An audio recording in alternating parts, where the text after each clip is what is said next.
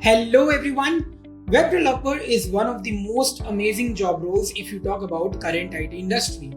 Reason being, every company needs someone who can regularly enhance company's website and takes responsibility for the coding, design and layout of the website according to the company's specifications. One more amazing reason of this job role to be in demand is it's easy to learn and easy to become a web developer for anybody, even if the person is not having a coding background. Sounds fascinating, right? Keeping this fact in mind, we at Great Learning came up with an idea on why not bringing up a full course on web development where you guys will be able to learn the in and out of the web development from basics to advanced. So without wasting much time, let's begin with this video.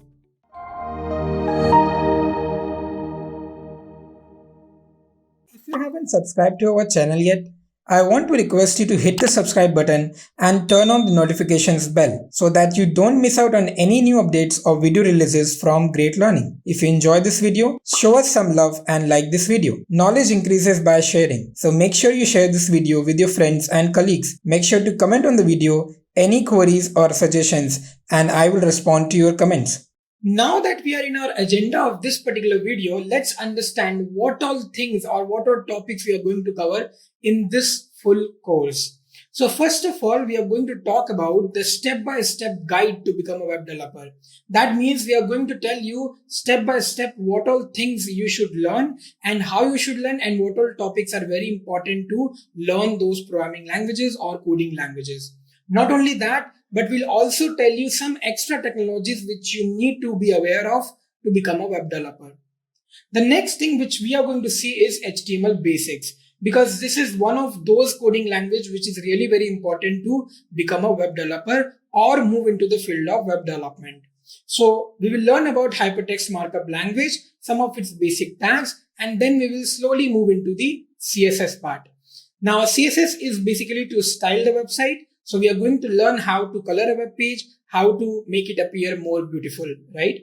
And the next topic, we are going to see the JavaScript basics. So we are going to understand how a particular web page is behaving, what are events, how we will use those events to make our web page behave, and some other topics related to JavaScript as well. Now, when we have already finished the basic web development architecture, which is HTML, CSS, and JavaScript, and then in the next, we are going to learn about ReactJS. What is it and what all topics are inside ReactJS? How does it work?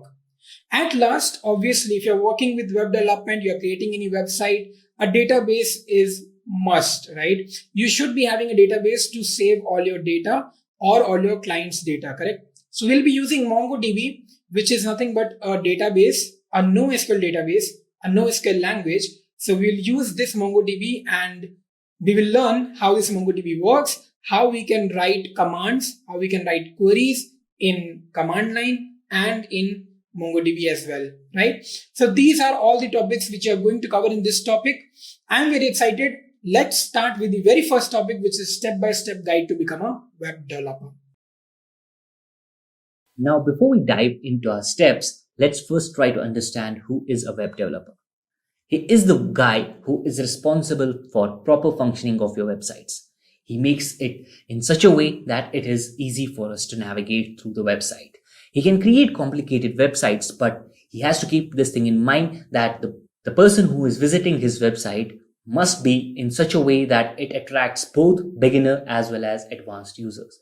He can be working on client-side scripting, server-side scripting, and database technology.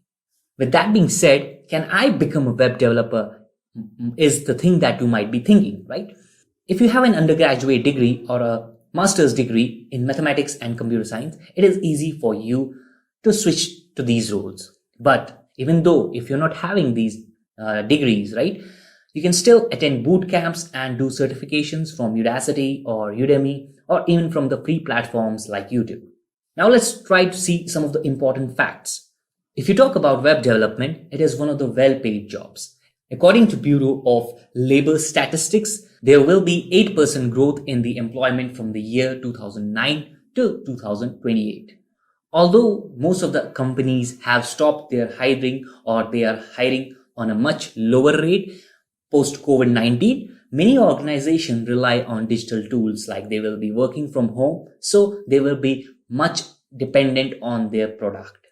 So this will not affect the job opportunities that are out there. If you don't have any exposure to programming languages, right, still you can stand with the person who is having programming experience. It's not compulsory to have a computer science. There are people who are from different backgrounds, like film industry, musicians, and they are from management. Still, they perform much better than the person who is having a computer science degree. So it is not necessary to have a computer science degree, but if it is there, it is good to have. Let's now see the types of web developer. You can become a full stack developer, you can be a front-end developer, or you can be a back-end developer.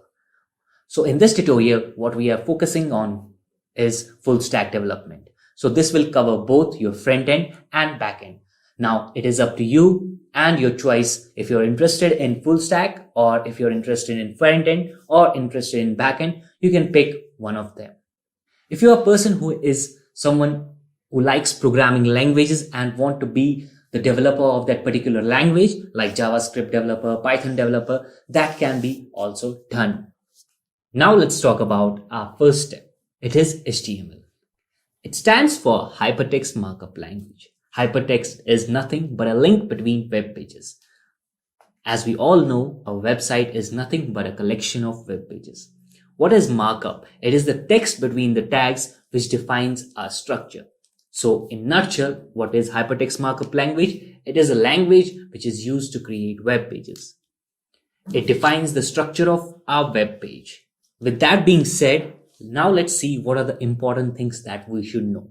We should know the basics of HTML. We should know forms and validations.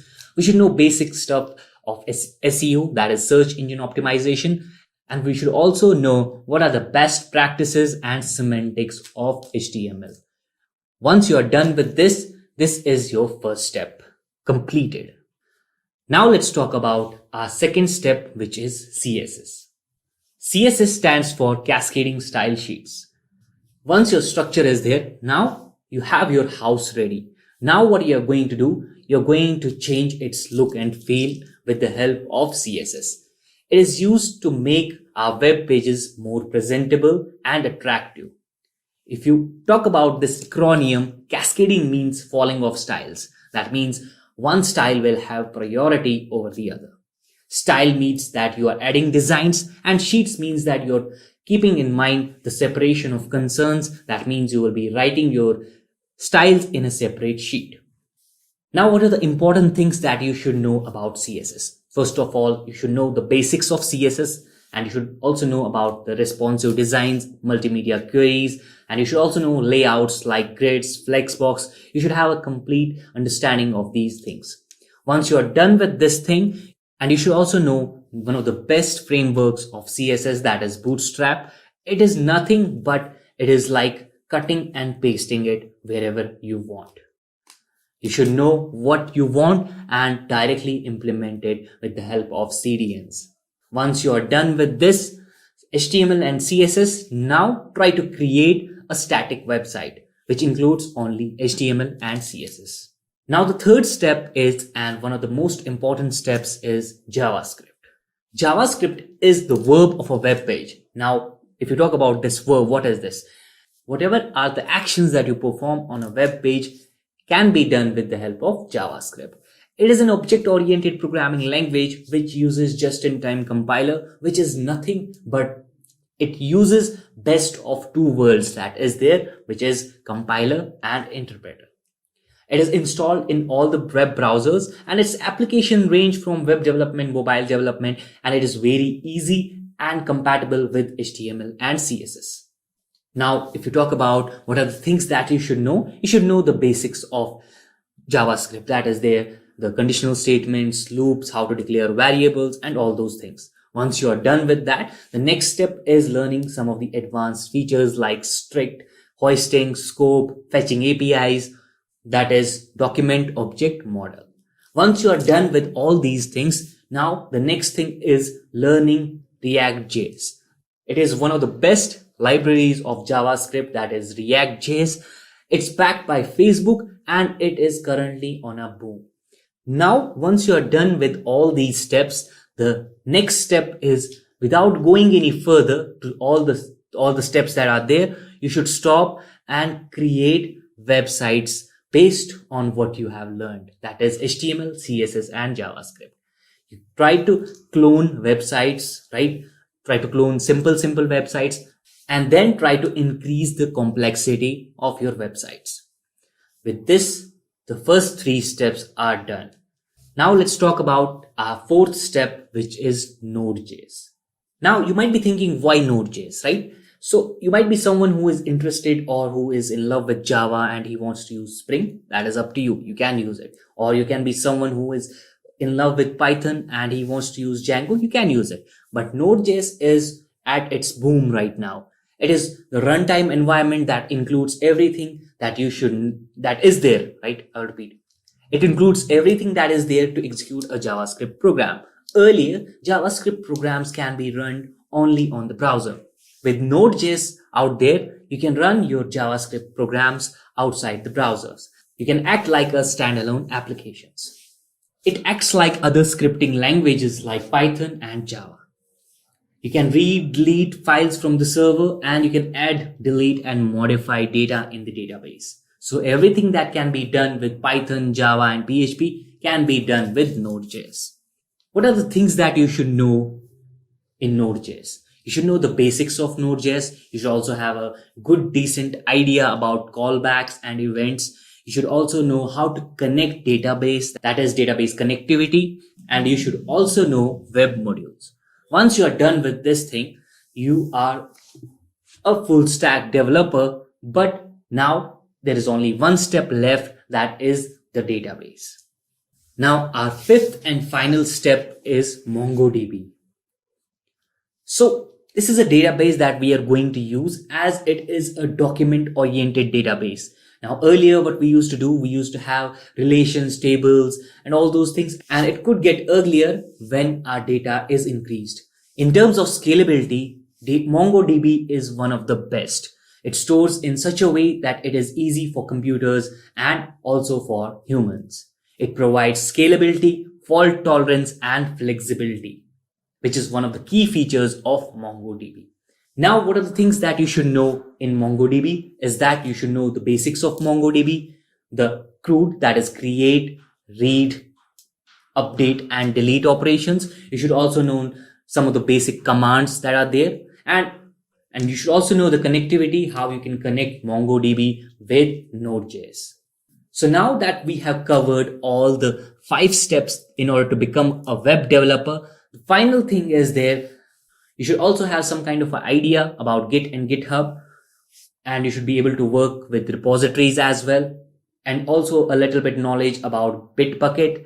And if you want to deploy your website that you just created, you can use Docker or AWS. That's it, guys. Congratulations, you are now a web developer. What is HTML? So you must be knowing, like, whenever you are a fresher or a beginner, and maybe you are in 10th class or 12th class, or you are in starting stage of your engineering, you must be knowing what is HTML. It's hypertext markup language. But what is the definition? Hypertext markup language is just the full form, right? But what is it used for? Why do we use it? So basically, hypertext markup language, this word is having a meaning, right?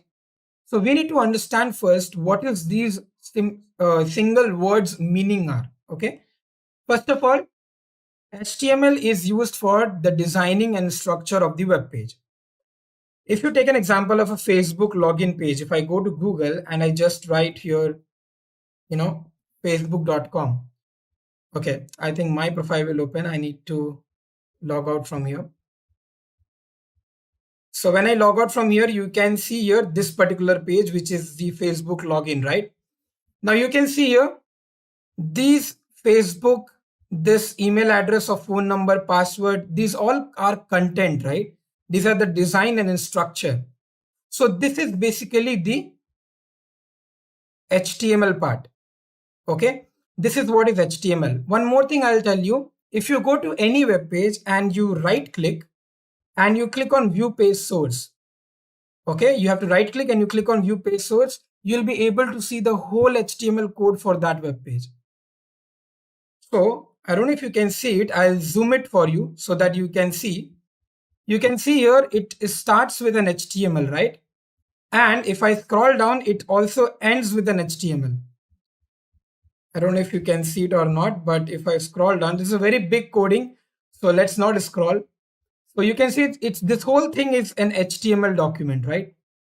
That means every web page in the internet, most of the web pages in the internet are developed using this particular HTML, right? This HTML is so much bigger and such an important language. One more thing, let's see something about Facebook Wiki. Let's open this Facebook Wikipedia. Do you remember I told you the full form of HTML? Hypertext Markup Language. There are three words here: hypertext, markup, and language, right? Let's first understand what is this hypertext, right? Let's first understand the first word, which is hypertext. Hypertext means, if you look here in this particular web page, there are several links here. Can you see these blue color links? These are nothing but hyperlinks, right? These are called as hyperlinks. If you click on any of these links, it will open up that particular web page, right? So these hyperlinks are in text format, right? That is why the name hypertext came. This web page is designed using HTML. Because of these hyperlinks, it is called as hypertext, right? So now we know the meaning of the word hypertext. Okay, let's go back to my slide and let's see what is the next point. So it stands for hypertext markup language. Hypertext means link between web pages, which I just showed you. Markup, what is the meaning of marking up? Okay, let's take an example. So when you want to cook something, you go for a recipe book, right? And in recipe book, what you can see the ingredients, you can see all the steps, what you want to cook, right? All these things are written. Okay, so it is mentioning that what all ingredients you want, and it's written heading as ingredients, right? The heading as ingredients, and then after that all the ingredients are present. So you are basically marking up that these things are ingredients, and the another things are the steps. Also in HTML, we do the same thing. When you write a paragraph, we mention that we are writing a paragraph. When we write a heading, we mention that we are writing a heading. So everything we need to mark up when you are writing an HTML code. That is why the word markup we use. Okay. For better explanation, when we will move into the coding part, I'll explain you what is markup. Language, it's a programming language. That is why it is language. It is a language to create web pages. HTML defines how the web page looks and how to display content with the help of elements. There is some word written here, elements, which you know that I'll be covering in the last portion of this session. So HTML forms or defines the structure of a web page, and it has to be saved in the extension of .html. This is very important, guys. Whenever you're saving a file of HTML, it should be saved with .html extension. Like in PPTs, we are saving it with .ppt. When you work with Word doc file, we save it as .doc, right? In the same way, when you're writing an HTML code, the file should be saved in .html. Let's move to the next topic, which is features of HTML. Features of HTML, see, this is all theoretical topics, okay? I know that we are here for practical. After reading this, I'm directly jumping to coding, and we will do some codings and we'll design some web pages, okay? So let's quickly finish this 6 points and let's quickly move to the editor. So in features, learning curve is very easy. That means even a 6th class student or 8th class students can learn HTML and can design web pages. Creating effective presentations. So yes, when you work with HTML, you can design and you can, show your creativity around the web page, whatever colors, which thing you want where. These all things can be managed using HTML. Adding links wherein we can add references. just like I showed you the Wikipedia page, that we can add many links wherever we want. So that we can do using HTML. Can display documents on platforms like Mac, Windows, Linux. So it can perform in, or it can work in any of the operating system. Let it be Windows, Mac, Linux, Unix, anything. Adding videos, graphics, and audios, making it more attractive. You must have seen some web pages where videos are there, audios are there, images are there, GIFs are there, right? So you can add these all things in HTML. There's no problem. How to do that? I'll show you. Very important topic which is written at the last. It's a case insensitive language. Case insensitive language means that you can write even the code in lowercase or uppercase. It doesn't matter. It's not a programming language. It's a markup language. Okay. So when you talk about markup languages or some other kind of languages, they are case insensitive. So even if you write the tag HTML in capital, it doesn't matter. It will not be like, there's an error. No, there's no error. Okay. HTML editors, we can use a lot of editors. So we have these 4 basic editors. You can use Notepad. You can use Notepad++. Notepad is already there in all of your systems. This is by default. Notepad++ you can download. It's a very easy download and installation steps for Notepad++. Atom and best editor is Sublime Text, which we'll be using in this session. And I'll be showing you how to download and from where. Let's first see how these editors look like. Notepad, you all must be knowing. So when you're using a Notepad for HTML coding, this is how it looks like. Okay. But if you look here, you can see everything is black in color. The whole code is black in color. So you are not understanding that which particular thing is a tag or an element or an attribute or whatever is there in this HTML coding. We are not understanding that in a very good manner, right? So we have Notepad++. In this, you can see several colors are there to identify what is tag and what is class, what is ID, what is attribute. These all things can be identified from here. Don't look at the coding. You will not understand any of it. It is just that I'm showing how these editors look like. Atom.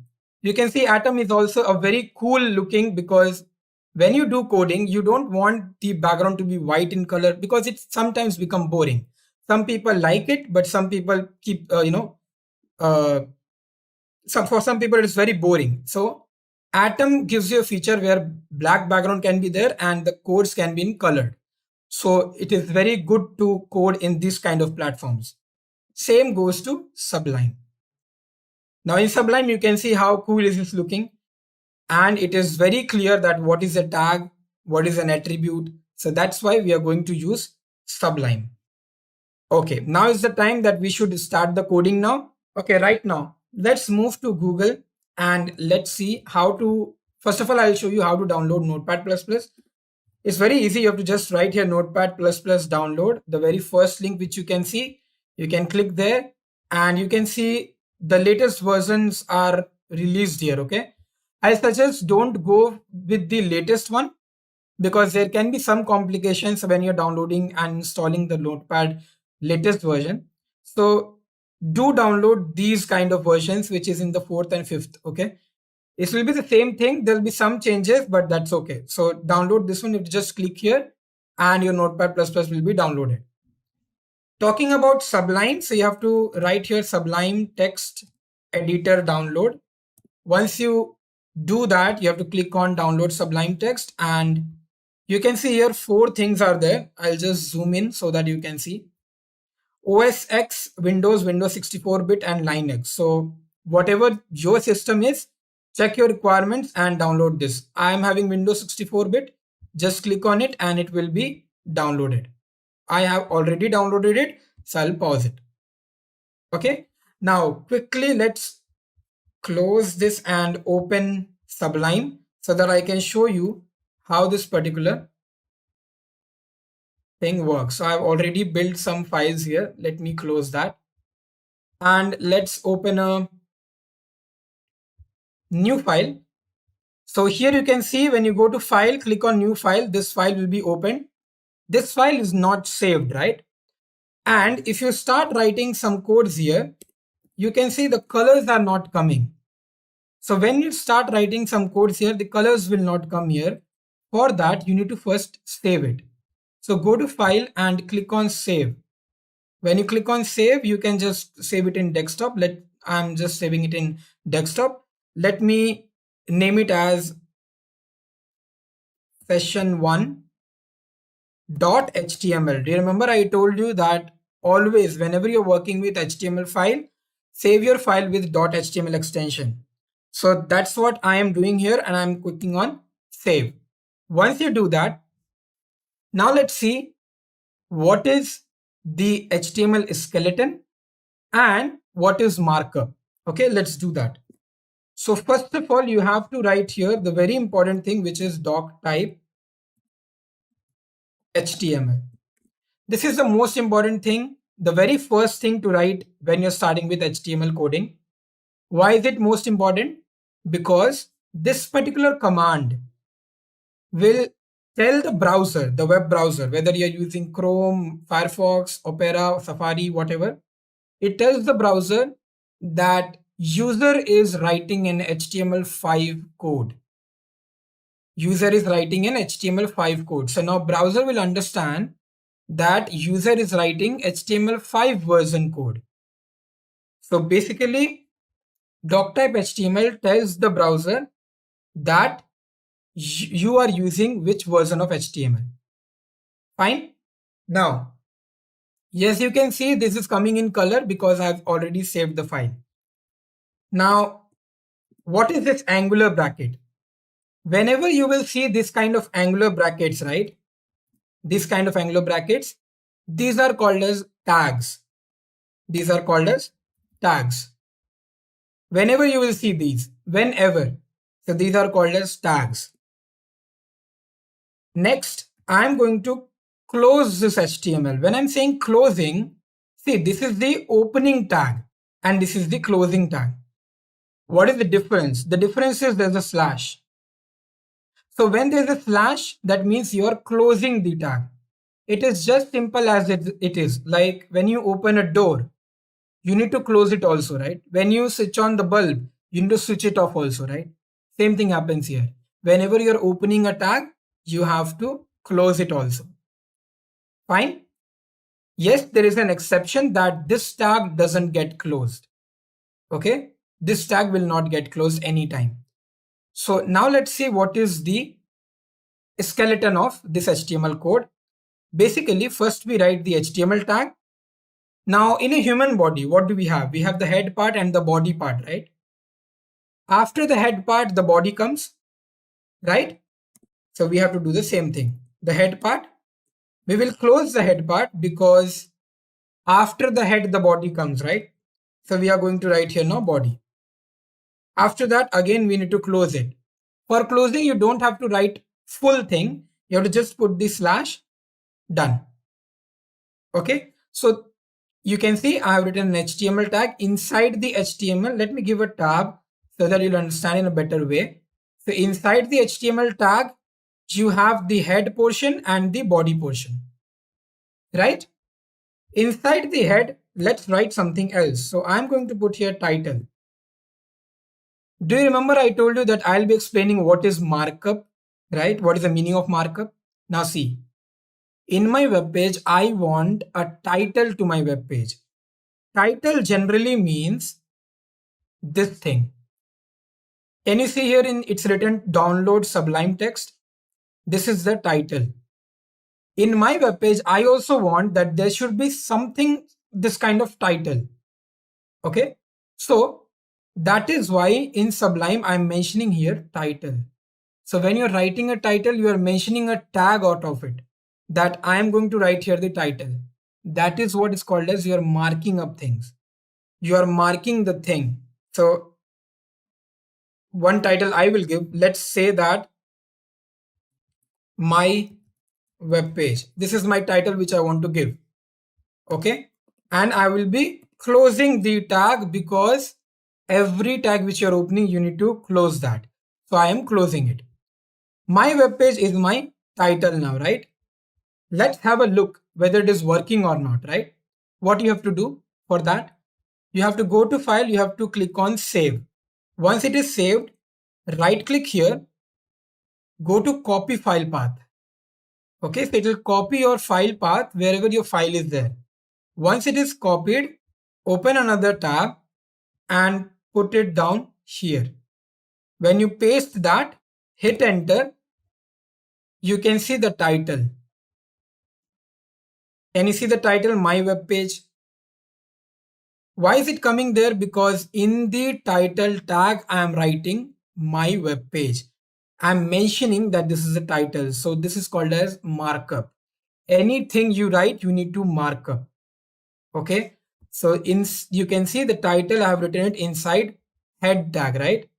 The head portion is basically this portion. Okay, this portion is nothing but head and this is the title. So we are writing the title. Now you will say, sir, this whole thing is blank. Why this white thing is there? Because I have not written anything there. This is the body part. This whole thing is the body part, this white color thing.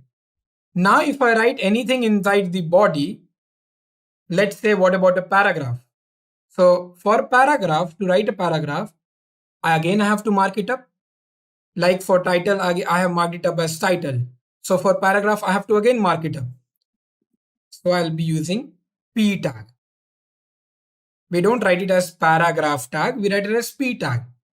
This is the format of writing the commands. Okay. Let me quickly write the paragraph and then I'll jump to the comments. I'll answer some of the questions and I'll again come back. So let me write that this is a demo web page for HTML. I have closed the paragraph tag. Let me save it. Control S I am doing. I'm not going from here, it takes time. So Control S will save your file. Once you do that, what you have to do, you don't have to again right click copy file path. No, you have to go to your browser, reload your page. Once you reload your page, you can see the paragraph is coming. Paragraph must be looking very small for you. So I'm going to zoom it. You can see I have zoomed in. Okay, this is not the real size of the paragraph. So I have zoomed in. This is what is coming in the body part. You can see that, right? Let me come back to the normal zoom. So I hope you understood what is markup, right? Everything we are marking up here. Okay, I'll show you some more examples. We have understood the basic skeleton of it. One thing I want to show you here, when you're using Sublime, you must be thinking that this is the basic thing, right? Why for again and again for a new file, I have to write this again and again, same thing, right? Suppose if I create a new file and I save it in the name of session2.html, then I have to again write here, right? Doc type, HTML, this will take much time, right? What you can do, I'll show you a short way of doing it. You put a angular bracket, you write HTML, okay? After this, you hit enter. Once you hit enter, you can find out what is happening. This whole thing is coming at once. The whole skeleton is there for you. You don't have to write it. So now you can start directly writing the title and the body, right? So that's how you can save time. For different text editors, there are different ways. Like one person told me how to do it in Visual Studio Code. For Visual Studio Code, how you can do it, you can just put an exclamation mark and hit enter. Once you do that, the whole thing will come. But here in Sublime, we have to do this. Angular bracket HTML, hit enter, everything will come. Fine. Let's quickly go to the slide and let's see, is the same skeleton there in my PPT? Yes, it is the same. You can see doc type HTML, head, body, HTML. So in head, what do we write? We write the upper portion of my web page. Whatever will come in the tab portion. In the body, we write the actual web page content.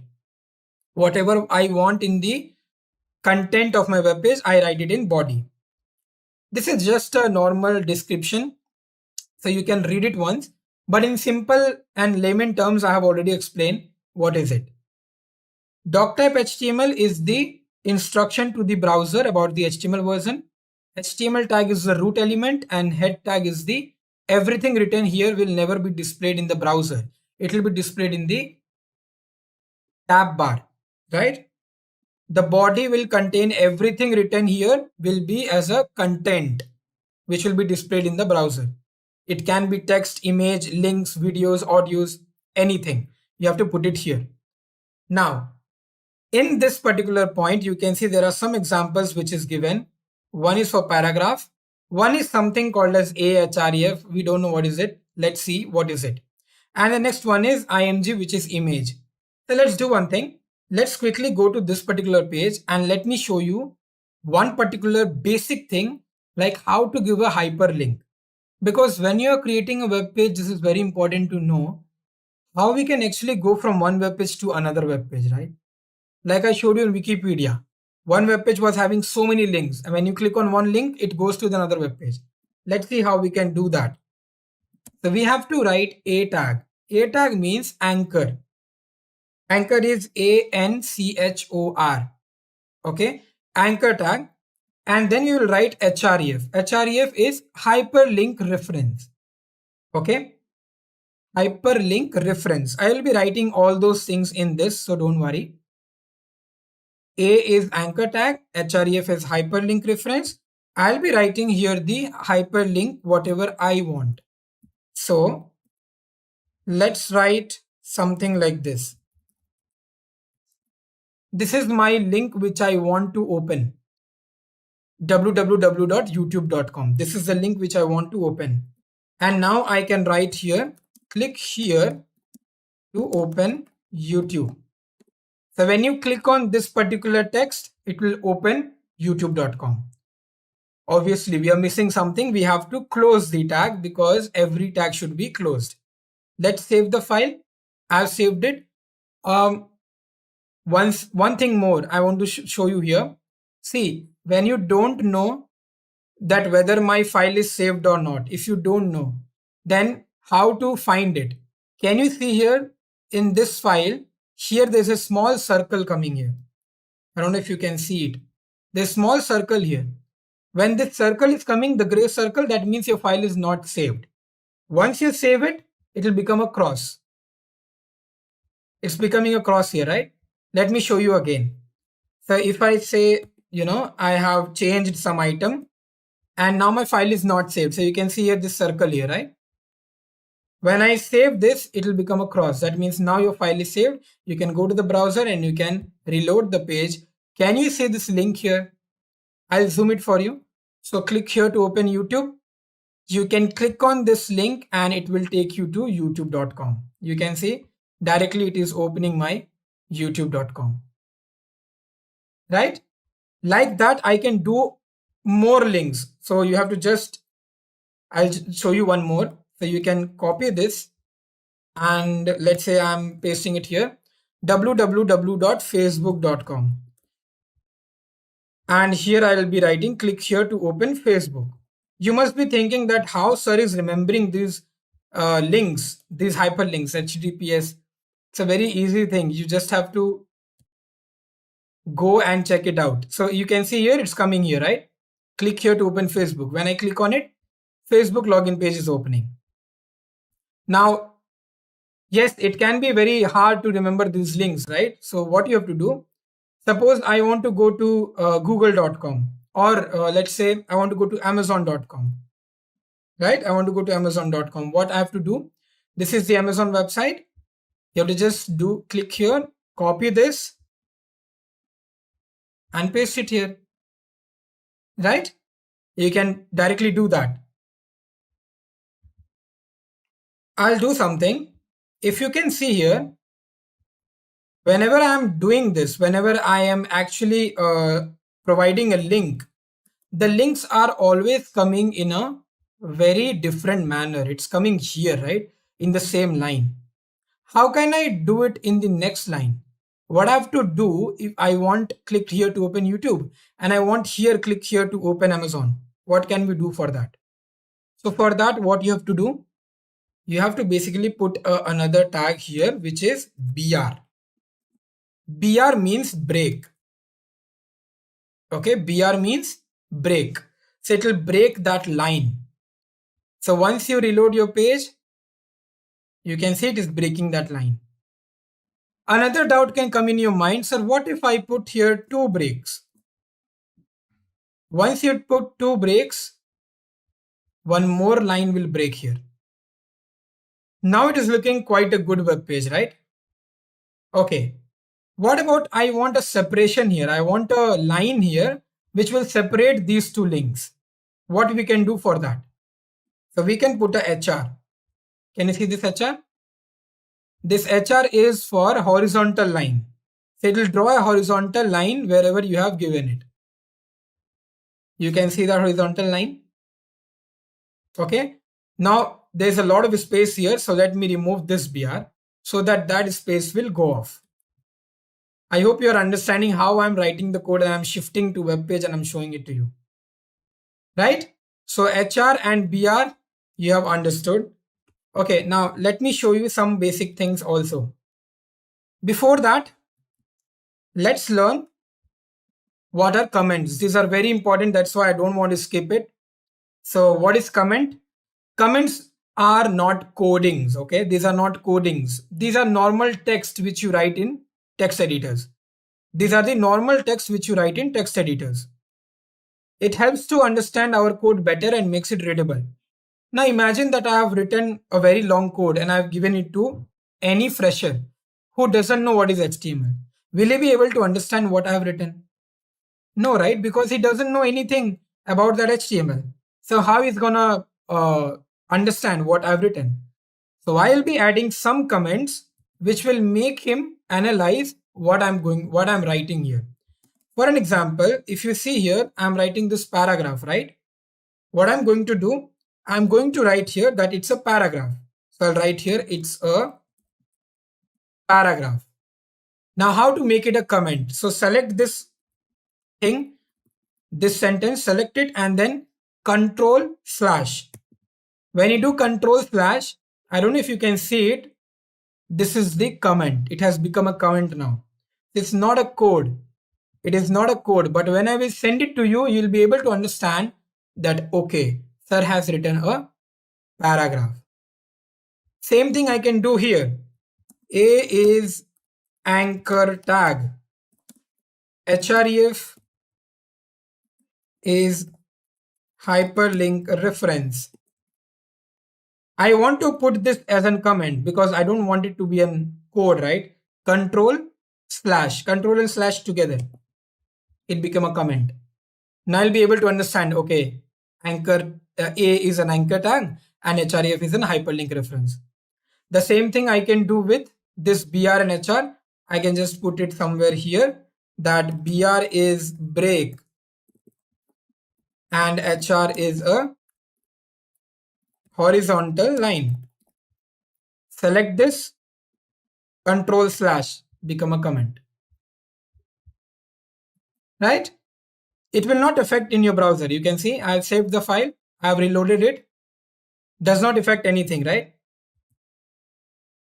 Okay, one more thing I want to show. If you right click here and you go to view page source, you can see this code here. Right? The same code is coming here, but you can't edit this. Obviously, you can't edit it here. If you could have done it, then you can actually edit all the web pages in the market, right? So this particular file you can't edit. If you have your original file in the editor, then only you can edit it. I hope you understood what is comments, right? If you want to comment this whole thing, like the whole thing, if you want to comment the whole thing, select everything, control slash. You can see everything is commented. Okay.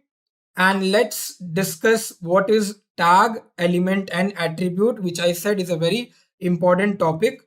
So let's understand what is tag, element, and attribute. Let me close this. Okay, now look here, guys. These are 3 things which are very important: tags, elements, and attributes. So first understand what is a tag. I've already told you tags are something where you can find these angular brackets. Wherever you will find these angular brackets, these are nothing but called as tags. Fine. Now, when you talk about elements, elements are the things which is written inside the angular brackets. Like body is an element, head is an element. See, when I'm saying body is an element, I'm saying like this. Body is an element. When I write like this, then this is body is a tag. Easy, understood? So body, then HTML, head, these all are elements. And when you talk about tags, so body tag, HTML tag, these all are tags. What is an attribute?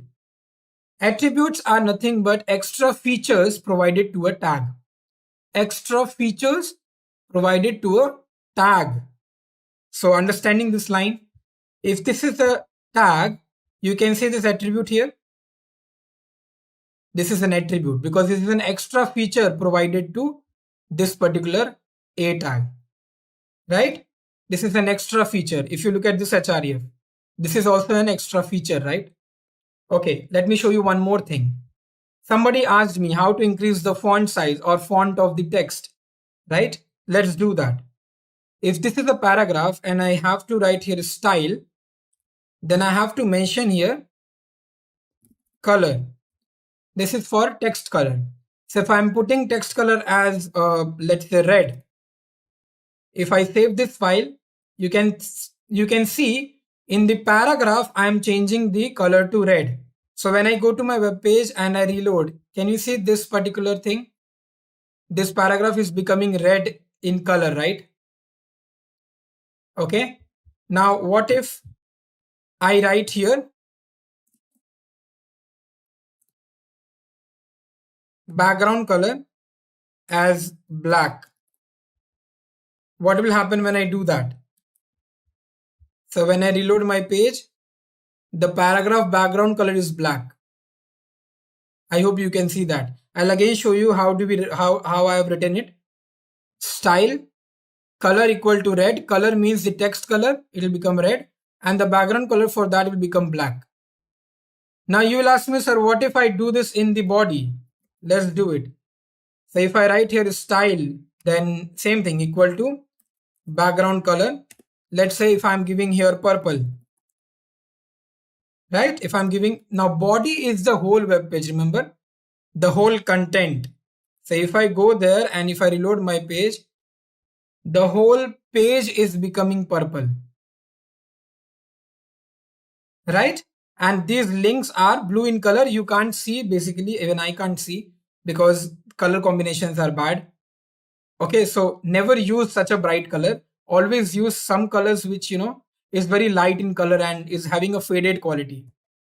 Something like that you can use. Let's say lime. So if I write lime here, this color will become lime. Right? I know these colors are very bright, so don't use it anytime in your particular web page. Okay. Why I have not closed BR or HR tag? Now look here, guys.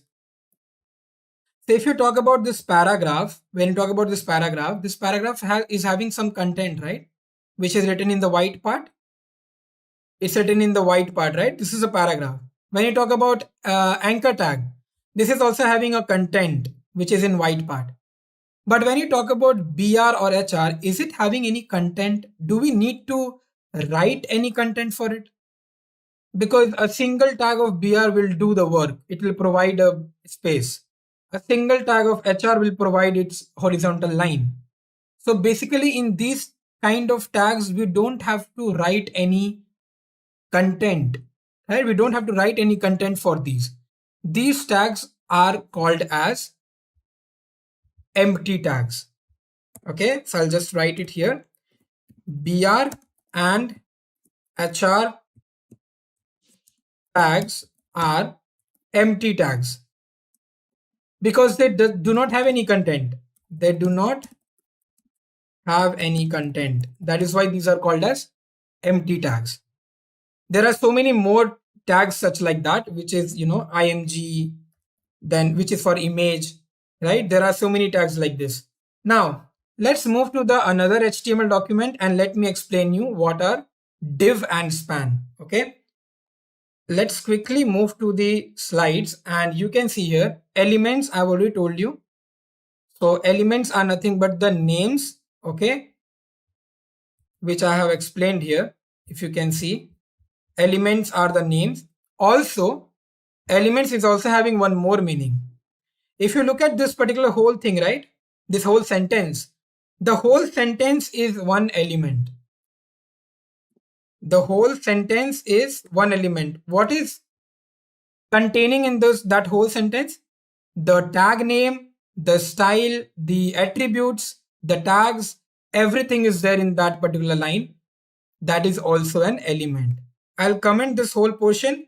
You have to select everything, Control/. It's all commented. Okay, one second. I missed out this portion. Okay, everything is commented. Now let's move to the session2.html. Let's move to the slide. Written some things about elements. We have already seen the whole thing. You can see p color red. This is our first paragraph. This whole thing is also a element, right? Start tag, end tag, attribute. I've already told you these things. Div tags are block level elements. Paragraphs, div, these all are block level elements. So what is block level? Let's say if I'm putting a div here and if I'm writing style and I'm giving a color here, let's say I'm giving the background color as red. And here I'm going to write this is div1. Okay, going to close the div. I'm going to create one more div and I'm going to write here div style background color. I'll be writing here yellow and this is div2. And now I'll be writing one paragraph and this particular paragraph also I'll be giving one style. I'll be putting one color. Let's say background color black. Let's say black. And I'll be writing this is the paragraph. Okay, when I do that, what happens? When I save the file and if I copy file path and I go to my browser, have a look what happens. So let me zoom it. Okay, the black color paragraph is not coming because the text color is also black. So let me change the color of the text. I'm writing color red. So the text color is changed to red now. If you can see here, can you see divs? Both the divs are very close to each other. But when you talk about the paragraph, it is containing this whole thing. So divs are the containers. This is one container, this is two container. Second one. And when you talk about paragraph, this paragraph is taking this white part also. Okay. So paragraphs takes an extra space, but divs doesn't take an extra space. Okay, that is why these kind of things are called as block level element. See, this is whole block, right? I didn't tell it to take the whole web page. I just said that this much it should take, but it is taking the whole block. That is why it is called as block level. So paragraph, div, tag, these all are block level. One full block will be taken. H1, H6, OL, UL, these all things will take the whole block. Okay. Let's see what is inline level. Block level, we have seen that it will take the whole block. Let's see what is inline level. In inline level, we will talk about span and all. So this inline level will not take the whole thing, the whole block. It will just take the how much ever space you want to take it. Let's take an example. That will be better to explain. So if I write a paragraph here, let's say I'm not giving any styles. Let's write here that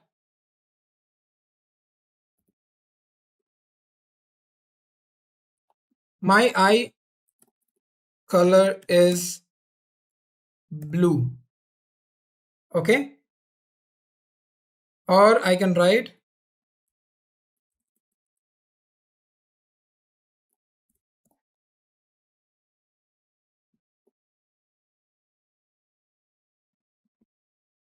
mom is having blue color eyes.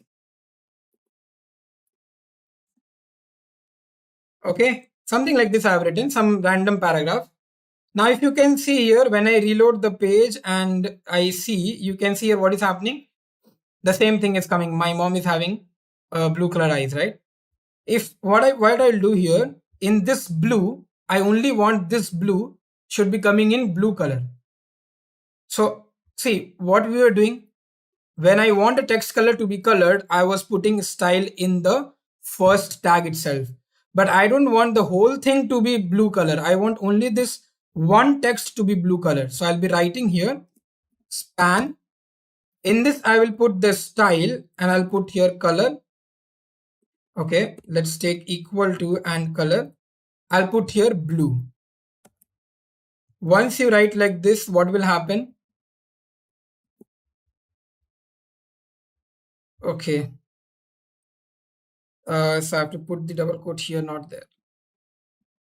Okay, and then I'll close this span here only because I want only this much to be blue in color, right? So I'll be closing it here. Once you do that and reload your page, let's see what happens. Can you see this? This blue, only this text is coming blue, right? That is what is span, inline, in one line. It's not a block. It's not anything bigger than that. It's one line, right? That is what is span. Okay, I hope you understood. So that is why the span is called as inline level, because in the same line you are doing something. So it's span. If I go here and if I write here mom, for mom, if I'm writing strong is a tag. So if I'm writing here mom in a strong tag and I save this and I reload my page, so you can see here this mom becomes bold. These are the inline lines, right? So now let's see how we can actually store our HTML applications or our web applications files and folders in our system. Yes, so there is a particular way how you need to store all your documents in a folder. Okay, so this topic will mostly talk about how you can structure your files and folders in your system. Now let's suppose that I have taken an example of this kind of documents folder, inside which I have many folders of mine. My personal documents are there and some all other stuffs are there. Okay, now if you can see here, we have the root folder. Inside the root folder, I will keep all my files of my web application, the project which I'm working on. Okay, so let's zoom into that root folder and let's see what we are going to keep inside this root folder. Okay, you can ignore this default.rdp and zoom. Just focus on this root folder. So you have created a root folder, and now inside that, what all things should be there? So there are mostly 4 things which should be there: 3 folders and some files. Let's see what are those files and folders. So the first folder will be CSS folder. The second folder will be the image folder, and the third folder will be the JS folder. It's not important that you have to name the folders like this only. No, you can just rename it like CSS, image, and JS. That's it. Okay, and then what is sam.html? I'll tell you right now. So some of you must have understood what is this happening here. I'll tell you in more elaborated way what is happening. All the .html files will go here in the top level of the folder. That means all your HTML files, index.html or aboutus.html, contactus.html, these all things will go here in the root folder. That means just in this top level. Those files will not be inside any of these folders. Okay, so one HTML file which I have created is sam.html and I have kept it here. Now all the CSS files, that means all the styling sheet files, will go in the CSS folder. Now what is CSS? We will see in the later part, but right now just understand that how HTML language is there, we have one more language which is CSS, and that will go inside this CSS folder. The next is the image folder, inside which all our images will go. That means in your web application, obviously you will keep some images, right? So all those images you need to store somewhere, and those images we store it in the image folder. Okay, now what is this JS folder? JS means JavaScript. Okay, this is also a programming language. So how you keep all your HTML files in the top thing, like here, and how you keep all your CSS files inside the CSS folder, we keep all our JavaScript files in the JS folder. So all the .js files will go inside this folder. Now why we are doing this? Why there is a file and folder structure for a web application project? Because you can see it is very well defined that where are your files. Let's suppose that you are creating a web application and you found some errors in the styling of the web page. So you know where to go. You have to open CSS folder and you have to open the .css file, because you know that a styling error will only come in the CSS part. If you have an issue with behavior means when your web page behaves, like suppose we'll take an example, Facebook login page. So when you click on the login button, your profile comes up, right? That means your web page behaves, right? Now, how it is happening? Because of JavaScript. Okay, because of JavaScript, your web page is behaving, correct? So those codes, those programming language codes will put it here. Now, if you find out that there is any problem in the login button or submit button, that the button is not working, it is not responding, it is not behaving, so then you know where you have to go. You have to open the JS folder and you have to correct your code there, right? Similarly, when you have a problem with the design of the web page or the structure of the web page, alignment is not proper, those things, then you have to go with the HTML files. So everything is very properly managed and well structured, right? That is why whenever you're working with a project, you should keep all your files and folders like this. It's a more better and efficient way whenever you're working with a project or a web application, right? Now, don't worry about JavaScript. Okay, JavaScript is totally a different programming language. So in this particular tutorial, we are going to only see the HTML and CSS part, right? Now, project root folder, which was the main folder, right? So this main folder is for the project and contains all other files and folders. On the web, it is called the root folder. Okay, because that is our main folder here, inside which all my files are there. If this main folder is deleted, then all your web application files will be gone, correct? Now, HTML files, these are all of those files that end with .html. Okay, this should be directly in the project root folder. You don't have to keep it inside any other folder, okay, because these are .html and not in any subfolders. You must have understood this. Now, CSS folder. So all the cascading style sheets, that means all your styling file, right? Those who are ending with .css, you can name the folder as CSS and you can put all your style sheet files inside this folder. Images folder, all the images like .jpg, any format, .png, .gif, and many more are there. You can name the folder images or img and you can keep all the images inside that folder. Naming of the folders are totally depend on you. So you can give any names, whatever you want to give. It's just that you should understand what that folder is containing. So if you're writing CSS, it will contain style sheet files.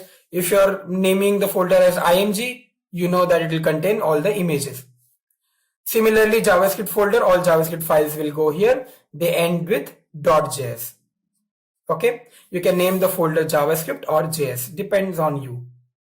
Okay, so I hope the file and folder structure, how it should be in your system, that is properly described. Now, let's see what is the anatomy of HTML tags.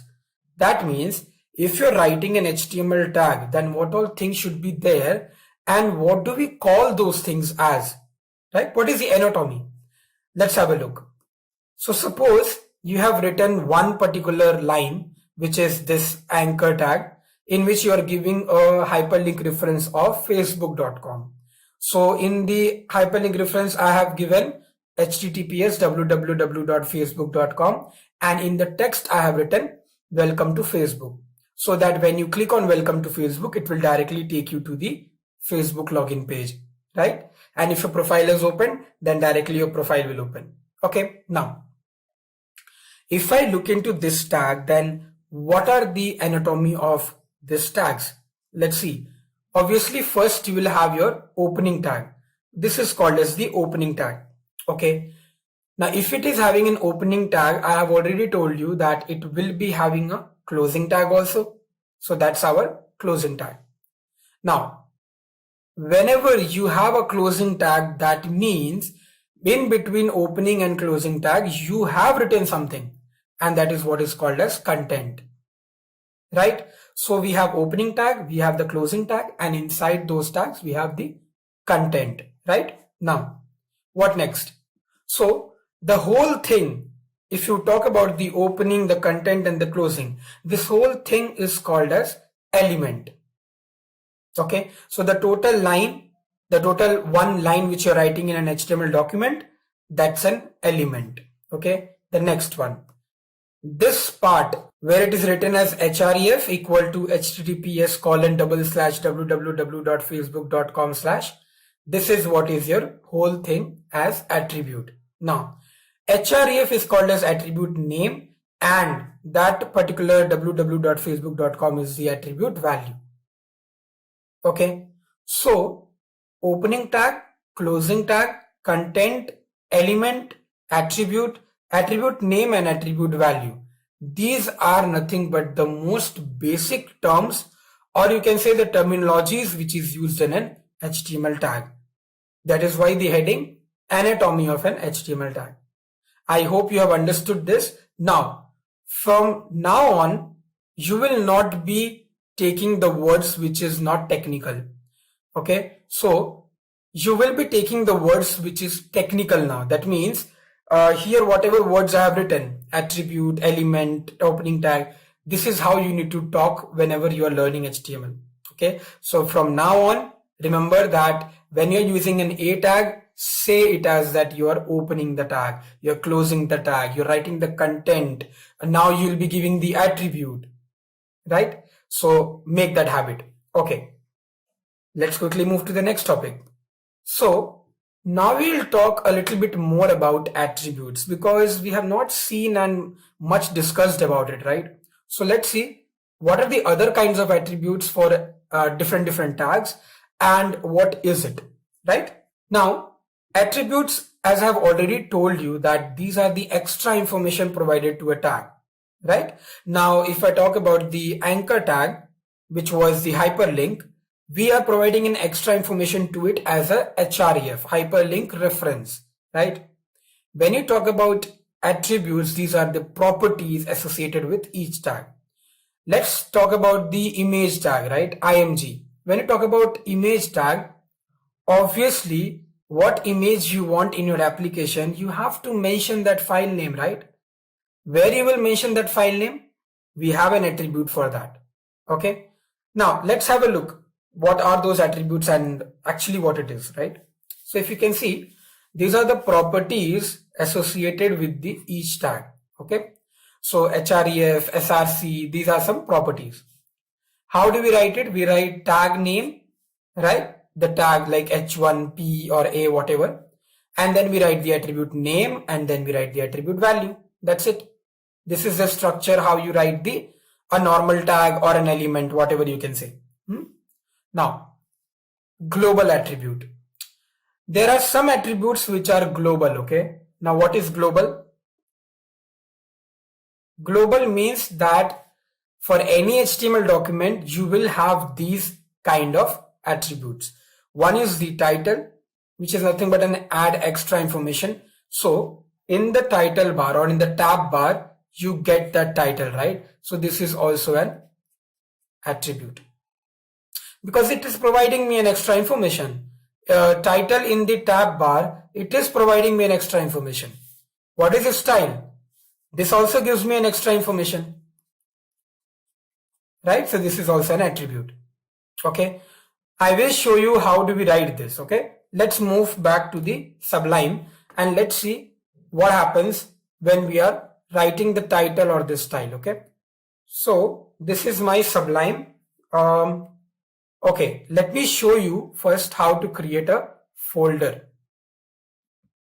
So if you see here in this, there's a folder which I'm creating.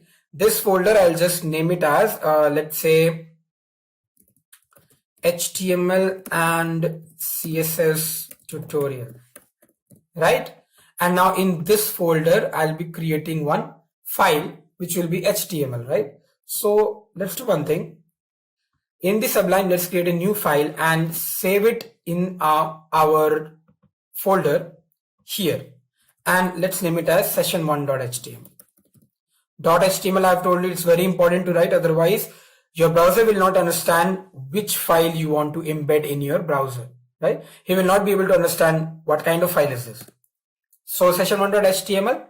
Now I've also told you that when you write htm and you hit enter, you get the structural body of an HTML. That means the skeleton part, right? So I've got all this. In the title, let me write, let's say, Great Learning Tutorial, right? So this is the title which I've given. And in the body, let's say I'm writing h1 tag. And in the h1 tag, I'm writing welcome to my first web page. Okay, this is done. Let's save this and let's copy file path. I'll go to my browser. So let's open one of the browser. Microsoft Edge will be fine. Now here, let's run this. So here you can see my H1 is coming. My zoom is 100%. I hope you guys can see it. If you can't see it, then I'll just zoom it. Okay, this is how my H1 is looking.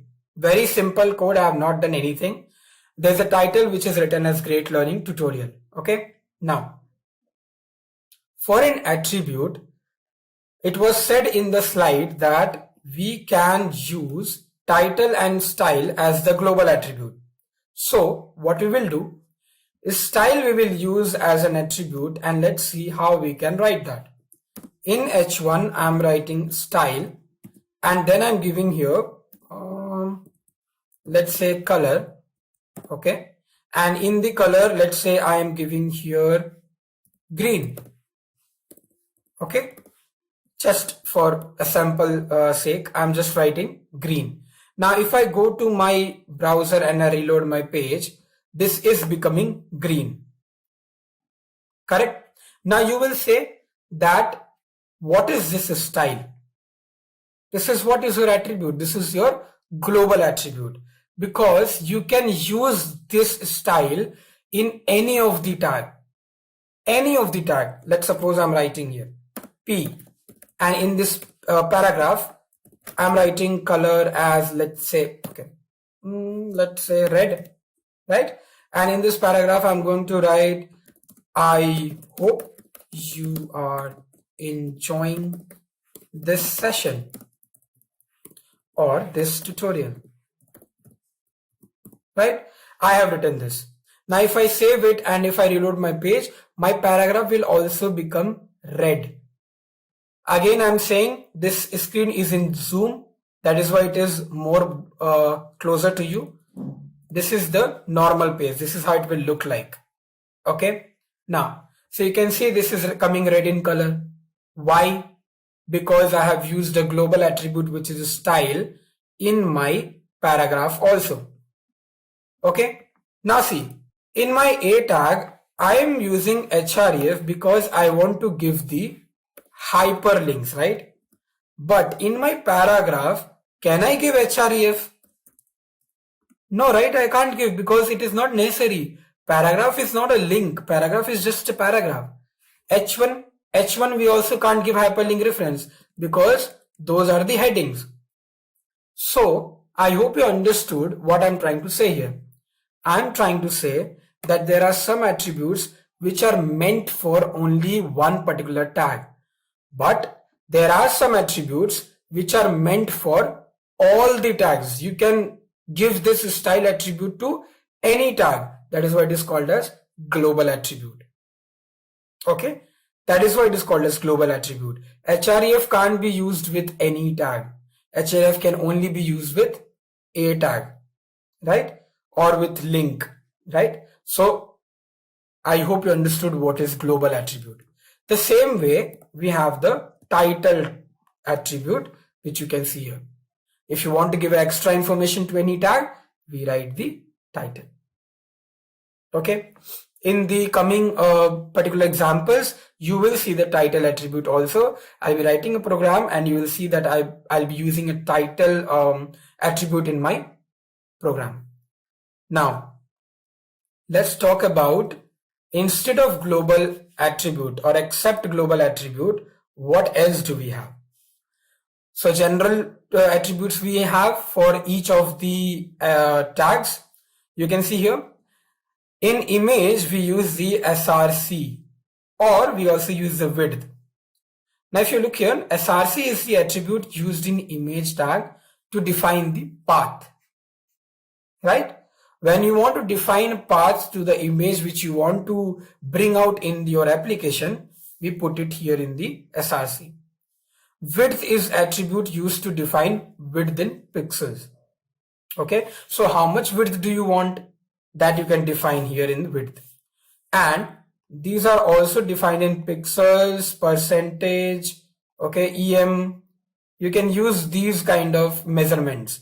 Like generally we have centimeter and meter, right? But system won't understand what is centimeter and meter. So they understand pixels, because in image, pixels is the measurement part. Percentage, em. We will discuss about what is em and percentage. What is the difference between these two? What is the difference between these two? We will discuss that, don't worry. But for now, just for, to see how the image comes in the web browser, I am saying this. Okay. Alt is also one of the attribute in the image. That is alternate text if image is not loaded. So if your image is creating a problem, like the image is not coming in the web browser for some reason, can be some mistakes, right? It can happen. You must have seen that some of the browsers, when any web application you open, the image doesn't show up. But instead of that image, one text shows up, right? Now, what is that text? That is the alternate text. So that user will understand that there is some problem loading that image, right? That is how your application will become user-friendly when you're connecting with the user. Okay. Now you will be thinking that when I will teach you this image tag and I'll show you in my browser that how this img is working. I will show you that when you will learn the basic tags. Okay. Let's move ahead and let's see this example. I have already explained you this example many a times, which is an anchor tag. I'll just write it for you. This is an anchor tag in which what is happening? We are giving the hyperlink reference. Here you will give the URL, right? And then you will give the name of the link. When you click on the link, your particular URL will get opened, right? This also I'll explain you in the basic tags. We'll be doing one example and I'll show you one more attribute of this, which is target. Okay, so let's move ahead so that we can directly jump to, or we can move to basic tags and understand how we can do this img and anchor. Now, so we are in the basic tags topic, and now we are going to see what are the basic tags which is very generally used in HTML, and we will see and we will use those tags and I'll show you in an application. Okay, so let's quickly move to the basic tags and let's see what all pointers we have written here.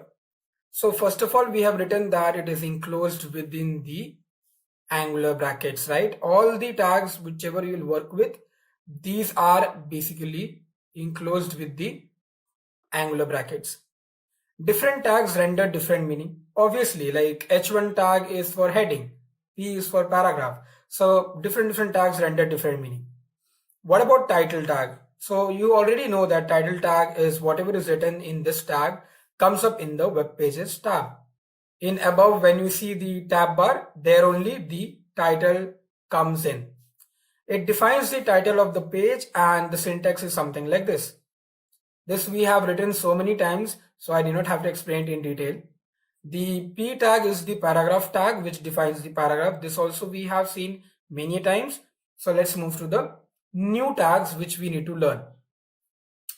Now, you must have understood that what is this H1 and H2, right? Not only H1 and H2, but this also goes till H1 to H6, right? There is no H7, there is no H8, okay? I'll tell you what is the reason. But before that, these 3 pointers are really very important to understand. See, search engines means Google or, all the other Yahoo, Bing. These search engines use the headings to index the structure and content of your web page. Whatever headings you will give in your web page, that will become the index of your web page. Okay, when people will search about anything, the search engines always look for the headings. When you search for any document or when you search for any keyword, it looks for the headings from our web pages. That is why these tags are really very important. User often skim a page by its headings. It is important to use headings to show the document structure. What users do, they don't write the headings, okay? They don't use H1 and H2. What they do, they write a paragraph tag and they increase the font size. So it looks like a heading, right? But you should not do that. When you are writing a heading, when you know that that particular thing, that particular text will become a heading, you have to use H1 to H6, any of the tag, depending on what boldness or what strength of that text you want. So it is important to use headings to show the document structure. H1 heading should be used for main headings. The very main headings, the very first headings, followed by a H2 because H2 is a little bit smaller than H1. And then the less important, which is H3 and so on. You should also consider this fact that you should not misuse the tags which is given by HTML. H1 is for main heading, so you have to use it for main heading. H2 is for subheading, so you can use it for subheading. H3 is something like subheading. Okay, so use it for that. When it is already given to you, then make use of it, right? Use HTML headings for headings only. Don't use headings to make text big or bold, right? I did not have to repeat this line again. You must have understood this. Now, let's move to the next and let's see what is this. This is something new which you are now seeing in the screen. This is called as pre-tag. Now, what is this pre-tag? Before learning all these things, whatever is written here, before reading that, let's move to our Sublime and let me show you some examples. Okay, moving to my Sublime. This is my Sublime and this is the code which we have written right till now. In the paragraph, what I'm going to do, I'm going to write here a normal paragraph, okay, just a normal basic paragraph. So let's say that please visit Great Learning Academy for free courses and after completion get a free certificate. So something like this paragraph I have written. Okay, now I'm going to save this and you know what will happen in the browser, right? One paragraph will come, correct? Now listen to this carefully. Now what I'm going to do, I'm going to break this paragraph in some portions, okay? Or I'll give some extra spaces just randomly. By mistake I have done it. Let's suppose by mistake I have done this. When I save this, please guys understand that I'm saving it. It's not important that you have to go to file and then save it. I'm doing Control S. You should also keep a habit of pressing Control S rather than going into the file and saving it.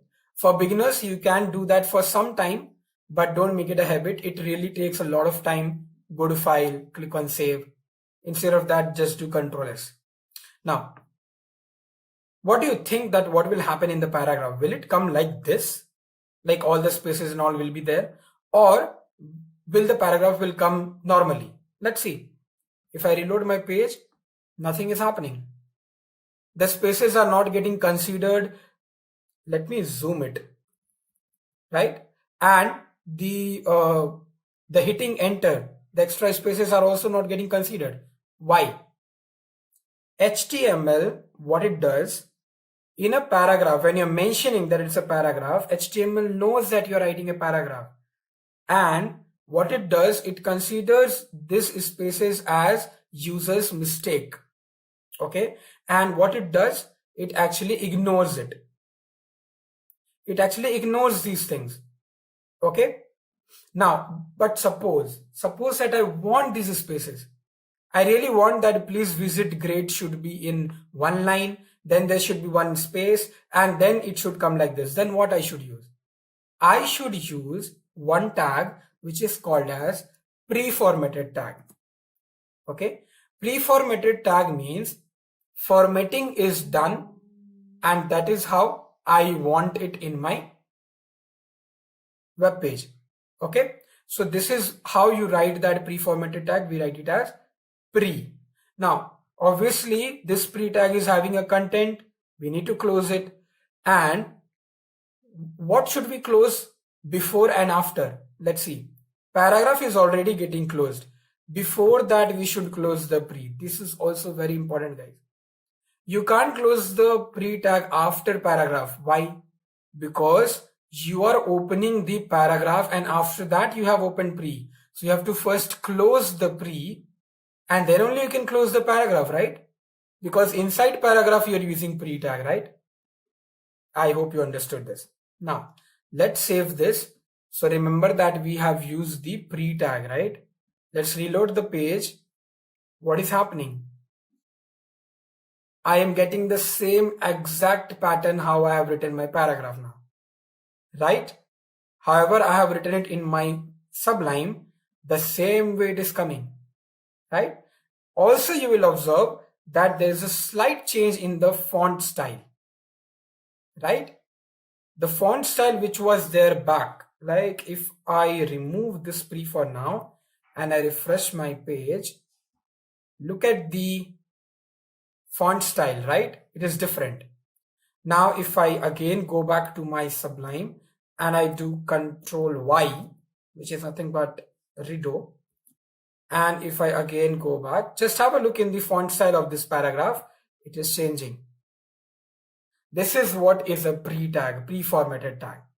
Okay, so when you want your any text to be written in the same manner how you're writing in the Sublime, then you have to use the pre-tag.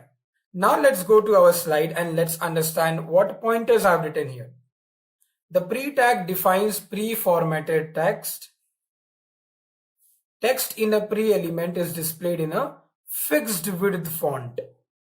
So this is totally in a fixed width. That means how much width you are taking, only that much width it will take in the web browser also. And the text preserves both spaces and line breaks. So spaces, line breaks, these all things will be preserved when you are using a pre-tag. Sorry, when you're using a pre-tag. Okay. Now, the text will be displayed exactly as written in the HTML source code. Okay. Two examples are written here. Now, if you look here in this example, there's a space here, right? So if you're using a pre-tag, this space will be maintained. It will be preserved.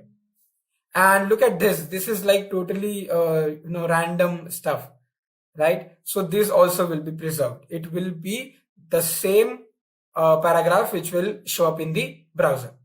Okay. The all spaces will be there. I've just showed you. Okay. Now, I hope you understood what is pre-tag. This is a new tag, right? Because we have right now only seen the HTML or the head, the title, the paragraph, the H1 to H6, but this is a new tag, right? Okay, let's move and let's see what all other new tags do we have. Now is the time when we will talk about the most of the new tags which are there in the HTML5, specifically HTML5 version. Okay, these are quotations, abbreviations, and citations.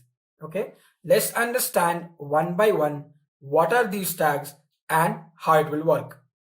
Okay, so now let's begin with the first tag from this particular section, which is the block quote. Now, what is this block quote? Let's understand in a theoretical manner, and then we will do a practical. So to define a long quotation or block quotation, we use block quote. What is block quotation? See, many leaders have given some quotations, right? Where there's a will, there's a way, right? When one door open, another also opens, something like that. So those are the quotations. Now, in some of the web pages, what happens? The developer write the quotations in the beginning so that when a user is entering into his application, the user will read that quotation and then he will start looking into the whatever content it is having in the application or in the web page, right? So when he reads the quotes, he actually understands and feels very good. Yeah, some developers does that. Some web page developers does that. So if you want to put a quotation, we use this block quote. Block quote tag indents the quotation in browser. Now please understand what is this indent. Indent means, see, how I've written these 1, 2, 3, 4, 5, 6, there is a space given here, right? I'm not starting 2 dot from here. I've not written it here, right? I have given some space here. This is called as indentation. Okay, I have given an indentation so that it will look nice. Imagine that if I have written this in the corner, so it will not look nice, right? But one small indentation will make your presentation or will make your web page very good looking, right? Now, so block quote gives the indentation for the quotations in the browsers. How do we write it? Right? That's our question. Let's move to our Sublime. Let's write a code for it. I'll keep this pre-tag as it is so that you can refer to that anytime while I am continuing with my tutorial. Here what I'll do, I will mention that block quote, and here I will write one basic kind of quotation, okay? A little bit bigger you should write. If you write a smaller one, I'll show you what will happen. Let me write the smaller one. Let me write the bigger one first, okay? So let me write this. Obviously, it's a quote, so we have to give the double quotations. Now, when one door closes, another opens. You can take any quotation. It's not important that what I am writing, you have to use it for your web page. No, you can write any quotations. Even your own will also work, right? But we often look so long and so regretfully. Also, this is just a sample thing. It's not important that in every web page there should be a block quote. It all depends on you. You want to put it. You don't want to put it, don't put it. In an HTML document, the thing which is permanent is nothing but the skeleton. In this skeleton of an HTML document, whatever you're writing, the HTML tag, head tag, title tag, body tag, those things are very important. Those things you can't skip. Those are permanent, right? And these H1P pre-block quote, these are temporary. If you want to write it, write it. If you don't want to mention, don't mention.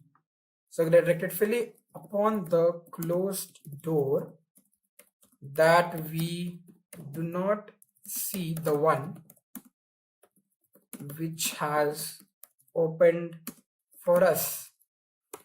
Now, I don't know if you have heard this quotation, but I have heard it. And it was a long one, so I took it out. And who told this. This is told by Alexander Graham Bell.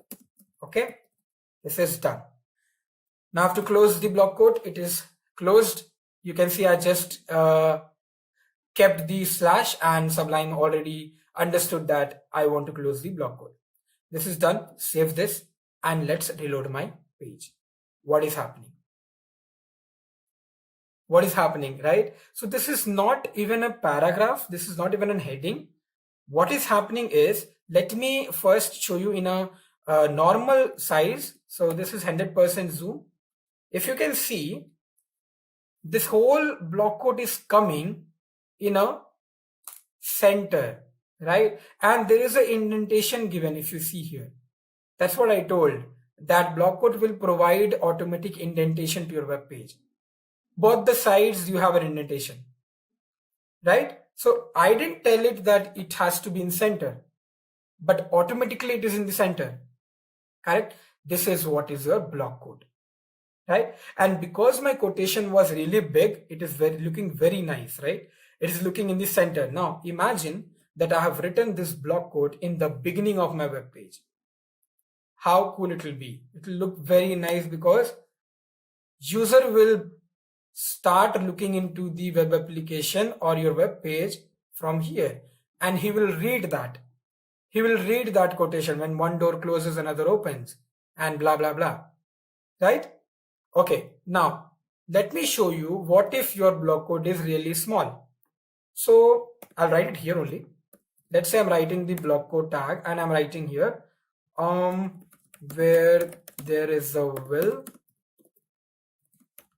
there is a way. Very small quotation, right? Let me give some exclamation mark, and here spelling is wrong. Yeah, done. Save, reload the page. What is happening? Is it looking nice? Well, it is looking structured. The indentation is there, but still this is not coming in the center. Why? Because my quotation is not that long and is not looking like it is coming in the center. When a quotation is long, it looks like that it is in the center of the web page.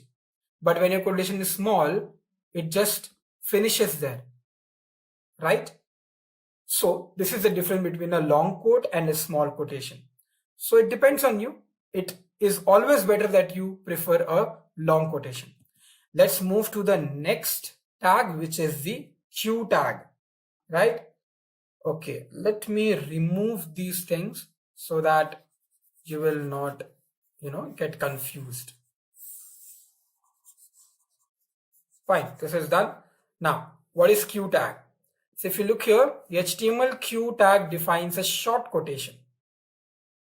I'll tell you what is this. Don't just think what about this short quotation. I'll tell you what is it. This is nothing but the double quote. Okay, so the Q tag will provide you a double quote. I'll tell you how. Browsers normally insert quotation marks around the quotation. Browsers normally insert quotation marks around the quotation. I'll show you how. Have a look. So here you can see in this where there's a will, there's a way. I have not given any quotation, right? I must have forgot it, right? Now I need to put it. I will not do this. What I'll do, instead of that, I'll put a Q tag. When I'm putting a Q tag and I'm saving the file, let's see what will happen. Let me zoom it if you're not being able to see it. You are getting a quotation here, right? You're getting a double quote here. I didn't give any double quote in my where there's a will, there's a way sentence. I've just written Q tag. I hope you understood what is Q tag. Q tag gives you the double quote. If I remove this and if I write here Q, and here also in the ending, if I remove this, if I just put a slash, if I refresh my page, same thing will happen because I was having that quotation. Okay, let me bring it back to 100%. And now let's go back to our slide because we have also understood this particular tag, right? Now this is done. Next one is ABBR. So let's see what is this ABBR tag. ABBR tag means the abbreviation tag. Okay. Now what is this abbreviation tag? This ABBR tag, abbreviation tags, means whatever short forms you have, right? Let's suppose for HTML, what is the short form? What is the full form? HTML full form is Hypertext Markup Language. Like that, CSS, then Mr., Doctor, all these terms we write it in a short form. Like as soon as possible, we write ASAP. Automatic teller machine, we write ATM, right? For all these kind of things, we use ABBR tag. Marking abbreviations can give useful information to browsers. Whenever you're marking some text as an abbreviation, it gives the browser an useful information that what it is you are talking about. What it is, right? Let's suppose if I'm writing HTML and a beginner will not understand what is this word. So what will happen? I will put this inside the ABBR thing. And when a user will keep their mouse, let's say this is the mouse, when the user will keep their mouse in this particular thing, it will show them the full form. Interesting, right? Right now it is not interesting because I have not shown you in a practical manner. Let's jump back to Sublime and let's do a code for ABBR tag. So let's read this point first. Marking abbreviations can give useful information to browsers, translation systems, and search engines. Okay, let's move back to Sublime. Here, let me write a paragraph after this, right? Here I'll write that we are learning HTML and CSS, right? Now this is just a normal paragraph, right? So when you will see into the browser, it will look very normal, just a normal paragraph, right? Now what I'm going to do here is I'm going to put the ABBR and here I'm going to write the title attribute. Okay, inside the title attribute I'm going to write the full form of that HTML. So I'm going to write here Hypertext Markup Language. Okay, now this particular ABBR is only for this HTML, not for and CSS. So I'm going to close it here. Right, now let's reload my page. Let's see what happens. Let me zoom in. If you can see in the HTML, I'm getting this kind of dots, right? And when you hover your mouse here, it is showing me the full form of HTML. How cool is it, right? So it's very, it is very efficient because any beginner who will see my web page will understand that what is that HTML. What is the full form of HTML? Okay, so when you hover your mouse, it is giving me the full form. Let's do it for CSS also. So it will be very good, guys, if you are writing this down in a notebook or somewhere you are just mentioning it, because later on you will forget all these things, right? And watching this video again and again will also give you don't have much time to again and again watch this video, right? So keep a notebook handy and keep on writing these tags, because there are 100 of tags which we are going to discuss. So you will not remember all those tags, right? Keep a habit of writing it somewhere. Done. This is done. Now let's close this ABBR and let's see whether it is giving me the full form or not. Yes, it is giving me. Okay. We are learning HTML and CSS, and you're going to master it ASAP. Okay, so here I'm going to again give the ABBR, the title, and in the title I'm going to give it as soon as possible. It's not important to write in capital letters. I'm just writing in capital letters so that you can see it very clearly. You can write in whatever manner you want, in small also. Let me save this, reload my page, and the paragraph will increase, and in ASAP you're getting as soon as possible. I hope you got what is ABBR, right? It is one of the fun thing to do. Now let's move to the next and let's see what is the address tag. Now address tag is also fun because whenever in a web page, you must have seen, like mostly in e-commerce websites, any startups or any business which is starting, people used to give their address below in the footer section, right? When you scroll down in the web page, below you can see the address written, right? Now what is this address tags? Let's see. The HTML address tag defines the contact information of the author or the owner of the HTML document or that web page, right? The contact information can be an email address, URL, physical address, phone number, social media handle, anything. Okay, so let's quickly move to our Sublime and let me show you how we can write this. So suppose this is my web page, right? This is how my web page is looking like. Okay, now I want to end my web page. This is my web page, I want to end it. So I want to give my address and all. I want to give my contact information basically. So I'll write here address tag, right? I'll write here written by, mention my name, Ritvik Raj. Here I'll give, okay, I'll give that later on. So now here I'll write here contact number, okay, something, and then I'll give the location, or you can write whatever state or something. I'm writing just location. Let's say I'm writing a random 567,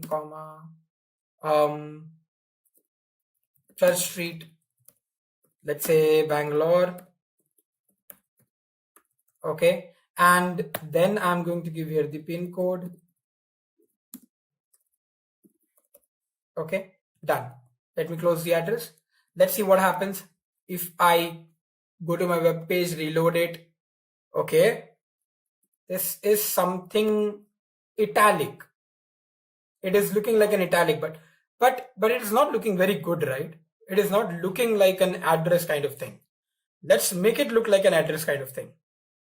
Nothing to do. You just have to add a BR tag here so that all the things will come in separate lines and will look much nicer. Let me show you. So if I do that and I reload my page, you can see this is how it is looking like. Okay, and this is what is the address tag. You must have seen this kind of things in many of the web pages, right? In italic, it must be written. Correct? So this is what is your address tag. Okay, now let's move to our next tag and let's see what is that. So this is called as site tag. Okay, now let's understand what is this site tag.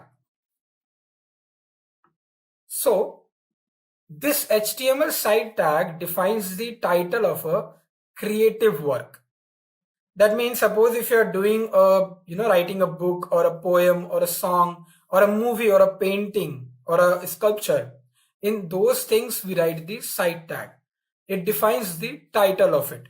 Okay, it's a very normal tag. So whenever you're creating a web page for your own book, or you're writing a poem, or you're writing a song, when you're writing a poem, you must be writing the author's names, right? So when you're writing that author's name, you have to use the site tag. For a song, when you're writing an author's name or the composer, right? So we write the site tag. Let me show you how does it look like. It's a very basic tag. So let's suppose beside this, okay, I am writing a normal just a poem name. Okay, just writing a poem name. Let's say I'm writing the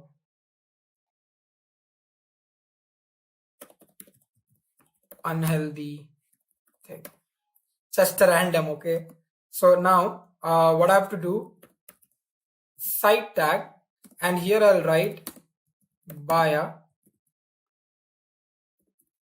Pankaj Jan, something like this. Okay, let me save this. I've not used any paragraph tag or something, just normally I've written it. Let's see what happens. So if you look here, okay, this address and the unhealthy thing is coming together, right? Let me give a what tag? BR tag, so that it will give a space there, right? Now let's reload. You can see, okay, I think I have not saved the file. I have saved the file. Let me give one more BR tag. Let me refresh this. Yeah, so I got this space. Now you can see where I have given the site tag, I have given it in the by Pankaj Jain, and you can see it is looking like a author's name because this is the title and this is the author name, which is by Pankaj Jain. It is nothing but an italic. Now you will ask me, sir, why can't we write this site tag instead of site tag? Why can't we write address tag? Because address is also looking like the same, site tag is also looking like the same, right? And you know what? There are many such tags which looks the same, which does the same task. Okay, like an I tag. If you mention any I tag, let's see, let's say I'm writing here I tag, and in this I tag I'm writing some random thing. Let's say welcome to quotations, citations and abbreviations tags. This I've written in which particular tag? I tag. I tag means italic. If you reload the page, can you see this welcome to quotations, citations? This is coming again in italic. So now the question is, what is the difference then? What is the difference between an I tag or a site tag or an address tag, right? Now see, the problem is browsers understand these tags in the same manner how we understand, okay? So suppose if you are giving this web page to a beginner or to a very unknown technical person, non-technical person, he will not understand what are you writing. He will not understand which tag have you used, but he will understand what content you're writing. He'll understand that this is a block quote. I mean, this is a quotation. He will understand this is a heading. He'll understand that this is a paragraph. He will also understand that this is the poem name and this is the author name. Why? Because it looks like that, right? He will also understand that this is the address because it looks like that. For that purpose, we mention the tag names like that. Now suppose if the user is confused, what he will do, he will right click, he'll click on view page source, he will see the whole code and he will see here that I have used the address tag. He will see here that I've used the citation tag. He will see that I've used the I tag. So he knows that which tag is used to write this web page. And that is what is very important for a developer. For a developer, it is not that you just make a web page and it is done. No. You have to mention those tags and all the commands very carefully because those web page or those projects are going to your client. The client will see your code. The client or the user will actually use your web application in a daily basis. Correct? So that is why we have a number of tags, but all those tags do a similar task. Okay. I hope you understood what is site. Okay, now let's move to the next one, which is video, and let's see what is this video. So many new tags, right? Let's see what is this video.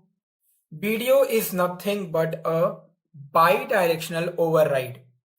The full form of video is bidirectional override. Now what is this bidirectional override? The HTML video tag is used to override the current text direction. So it will change the direction of your current text. Yes. Now you will not understand how it is, but let me show you a program on it and let's see what it does. So let me go back to my site. Okay, let me first see how my web page is looking. Okay, so I think I have to give one more BR tag here so that there will be much more space and you can see the difference also. Yeah. This is now looking great. Where should I give the video now? Let me give it around this thing. Welcome to quotation citation. Around this thing only I'll give. So here I have to use the video tag with an attribute of dir. Dir is nothing but direction. Let me write here LTR. LTR means left to right. Okay. And because I have opened the video tag here, which is after the I tag, so I have to close it before. Direction I have given what? LTR. Let me refresh this. Anything is happening to this line? No, because left to right means left to right. That's correct. What if I write here RTL? That means right to left. If I reload my page, if you observe here, I know this is very crazy, but if you look here, my whole sentence is reversed. Welcome to quotations, what I wrote, okay, citations and abbreviations tags, right? So the whole thing is now reversed.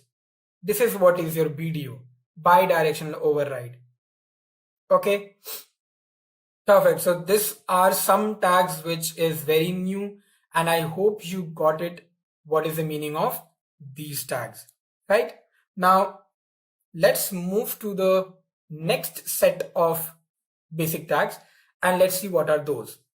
Okay, so now you can see there are so many tags which I've written here, and let me give you one by one an introductory to all these tags. These are very small tags but very efficient.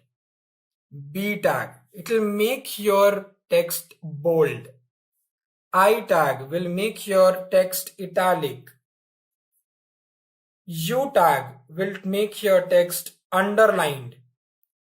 Now these all things you must be knowing, because in MS Word, if you have worked on, or if you have worked on any of your documents, you must have known these things.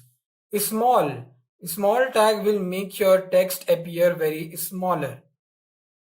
Then you have DEL. DEL will delete your text. That means if suppose you're writing a text like, let's say I'm writing Abraham. Okay. Oh, my mistake. I did not wanted to write Abraham. I wanted to write Raj. So what I can do, I can use the delete tag around this Abraham. It will get deleted like this. Cool, right? I'll show you this, don't worry. Now INS means insert tag. So when you want to insert something, you use INS. That means it basically is an underline. See, you remember in our school times, we used to have a fill in the blanks kind of thing in the examinations, right? Where one sentence will be there and there will be a fill in the blanks where you insert your answer, right? Same thing happens here. So whatever you're writing, let's suppose I'm writing Ritvik, an underline will come in the insert. You will say, sir, you said U tag is also the same. Yes, U tag INS is the same. Strong. Remember, I have already told you what is strong tag, right? In one of the example. This is for the bold, right? Again, emphasizing the text and making the text bold, it is not same. Making the text bold means that you're clearly saying that, highlighting that text. Emphasizing means that you're emphasizing on it. Okay. But bold and strong does the same thing. So bold and strong is the same tag. It does the same thing. Okay. I'm making these arrows so that you'll be able to understand the comparison between those all tags. Okay. Let me remove these tick marks so that you will not get confused, and I'll get some more space because later on I have some more tags which is very common. Okay, so I hope you have understood till strong. Sub means subscript. What is this subscript? Subscript means it will come down to the text. I'll show you what is it, but right now just understand this word down. Superscript is just the opposite of subscript, so it will be up. Okay, I'll show you that, don't worry. EM is for emphasized text. Now you will say strong is also emphasized, EM is also emphasized. but EM is emphasizing in an italic manner. So I tag and EM tag is similar. Okay. Now DFN. DFN is used for definition term when you want to specify any definition, okay, in your web browser. That time you use this DFN tag. This is also italic. Oh my god. So you will be thinking that there are so many tags with which we can actually make our text as italic, right?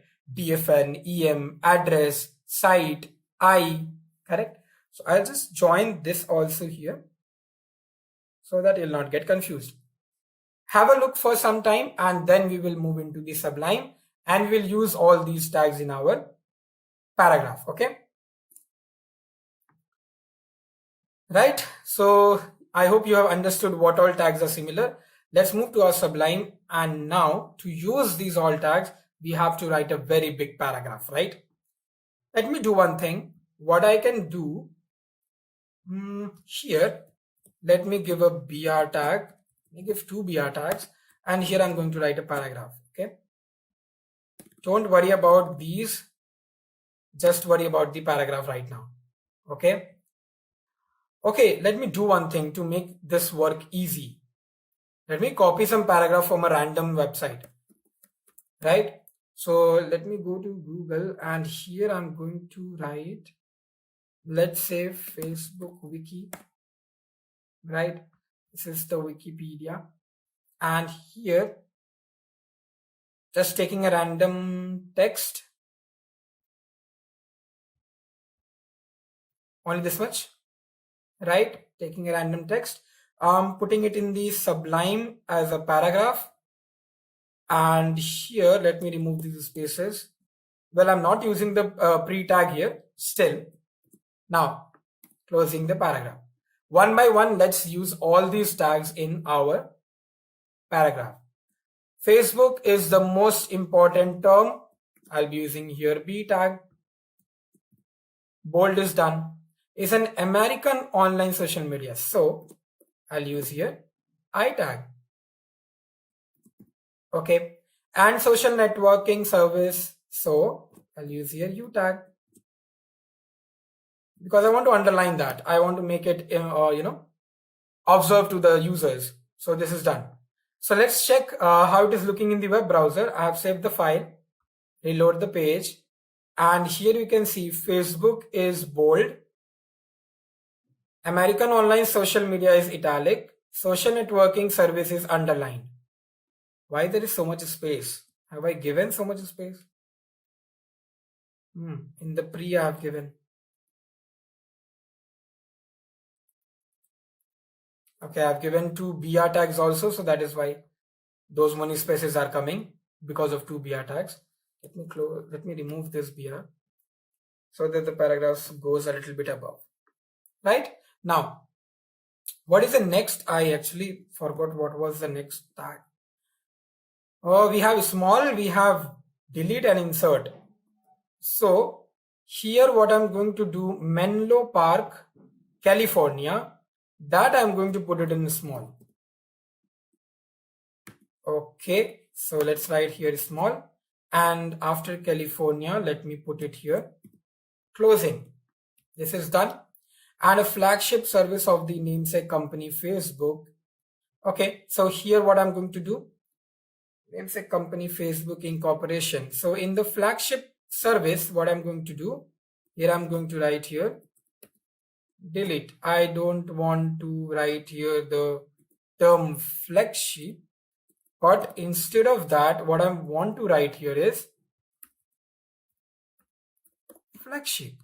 Okay, I don't want to write it in small letters. I want to write it in a capital letters. So I'm deleting that and then I'm writing it. So let me refresh my page.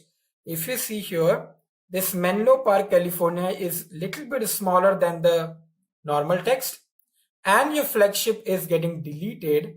That means getting cut it down, and then my capital letter flagship is written. Okay, let me show you the insert also. Company Facebook. So here I'll give the INS. Okay, sorry. Yep. This Facebook. Okay, till here I should give. Now I told you insert is nothing but a command which is nothing but the underline. So this is getting underlined. You can see there's no difference between U tag and the INS, but internally there is so many differences. So please use it specifically when you are using an insert tag or when you want to use an I tag. What is next? We have the strong. Okay. Strong, I think we should use it in Mark Zuckerberg. So let me write here strong that I've already shown you. Still, because I want to use it, because I want to use all the tags in one paragraph, so I'm showing you. Strong is done. Let's move to sub and sub, subscript and superscript, along with fellow Harvard College. So here I'm going to give sub college till college and roommates. Okay, these names which is there, I'll make it sub.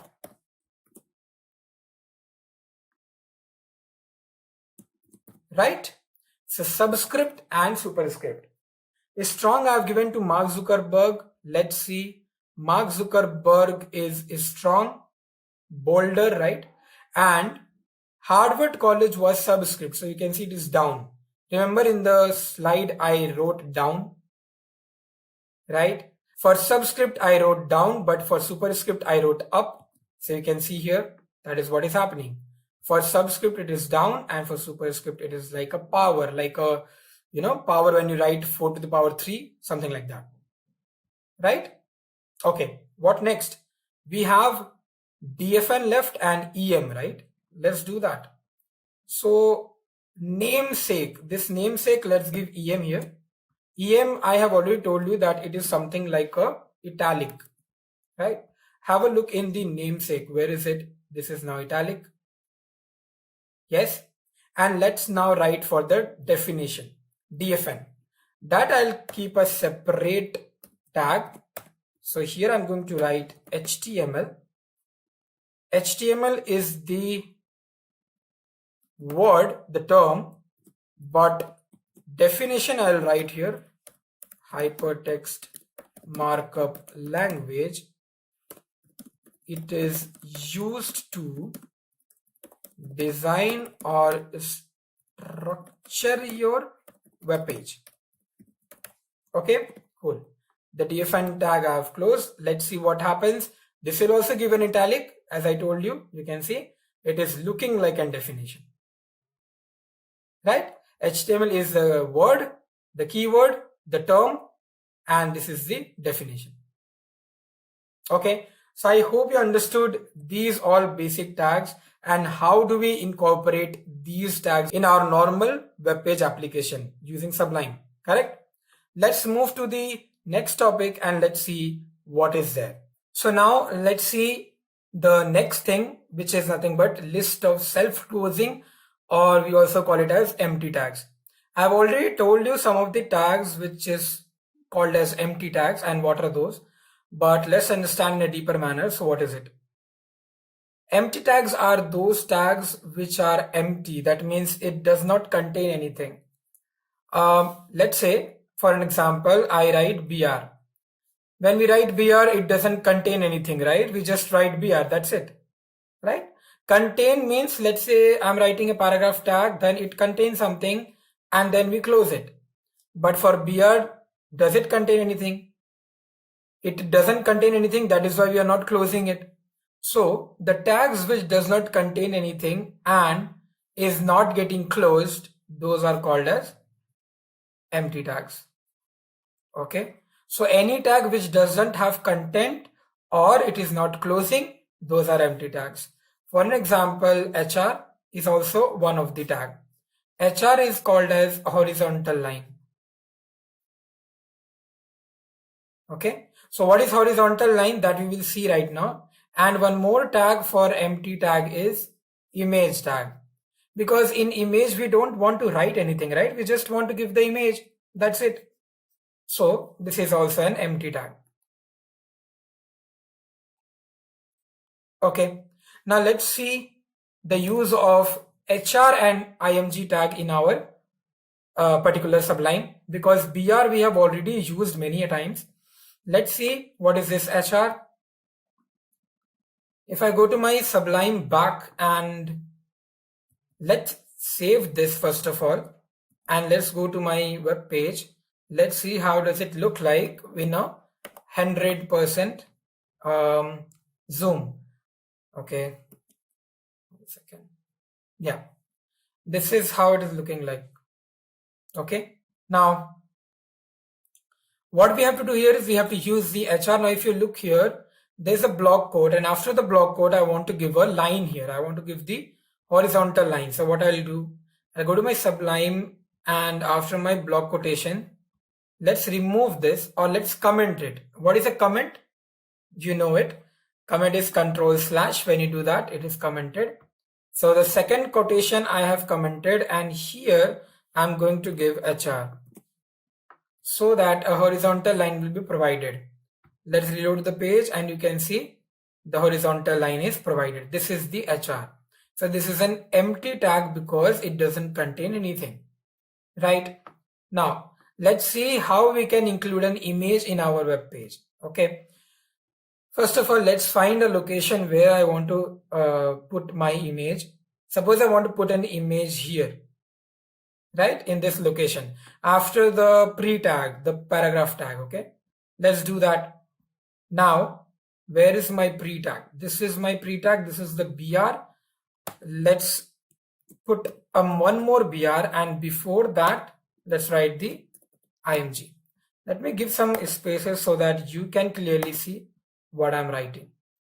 Okay, IMG, here I'll write source. Okay, for source, let's say I'm giving a name download.jpg. Just a random I'm given. There's no such file in my location. There's no such file I've downloaded. I'm just randomly giving. I'll tell you why I'm giving like this. And then alt is the attribute. Remember I told you that alternate is also one kind of an attribute of image tag. So let's see whether this is working or not. The image is not uploaded. This is what I have written in the alternate text. Close this.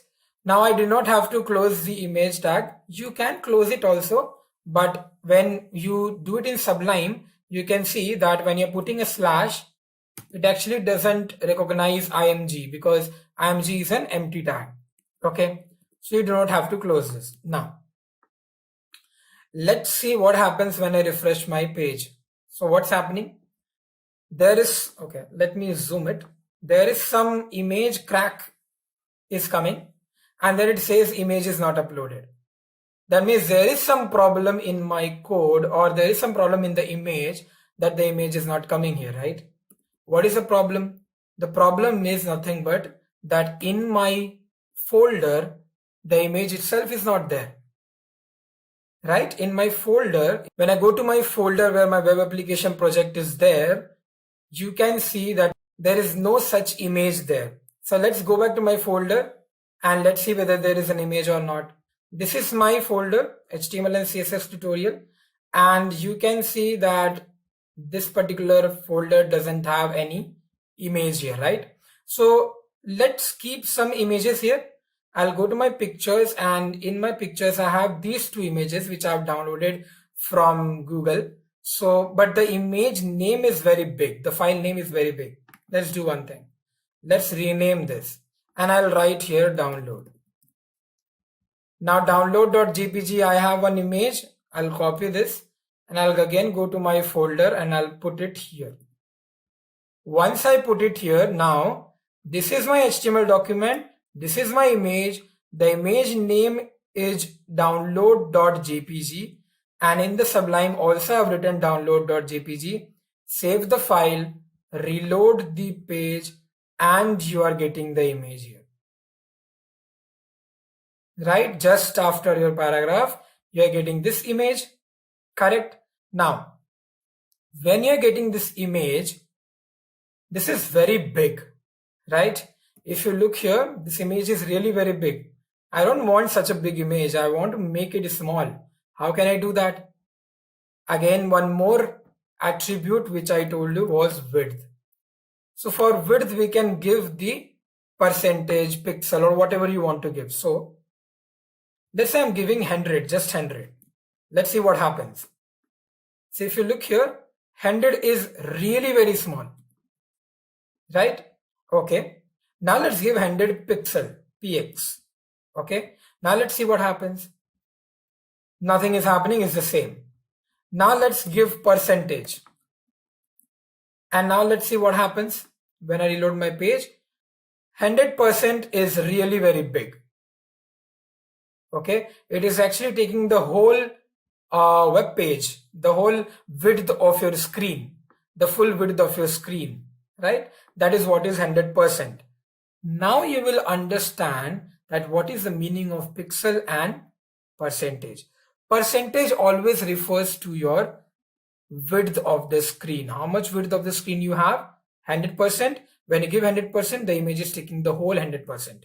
That means if I give here 50%, so my web page will take only half of my screen. You can see my screen is this much big, it is taking only the half of it.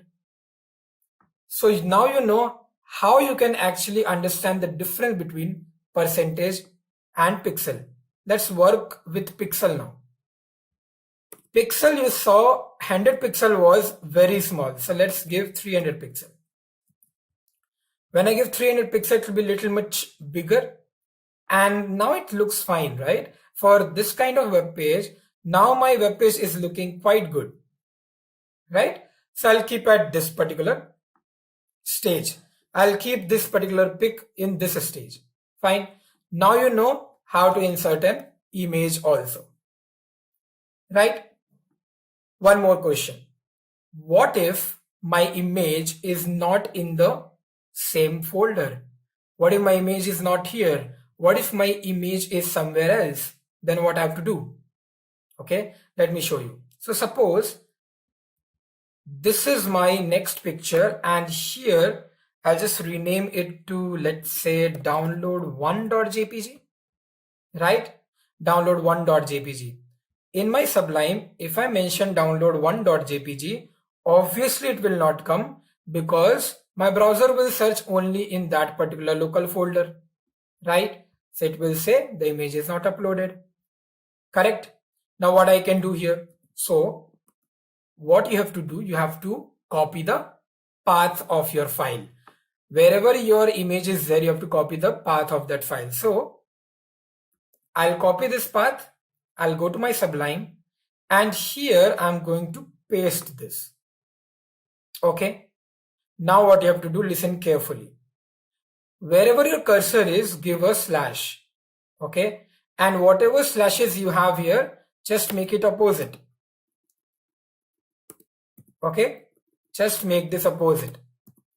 Because in a system, that slash means inside folder, and inside folder.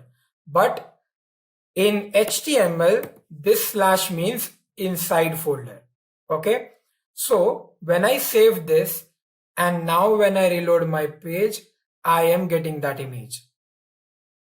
Because my browser knows that where he will get that image. He will get it inside C folder, inside users folder, inside Ritvik Raj, inside pictures, inside camera roll, download1.jpg.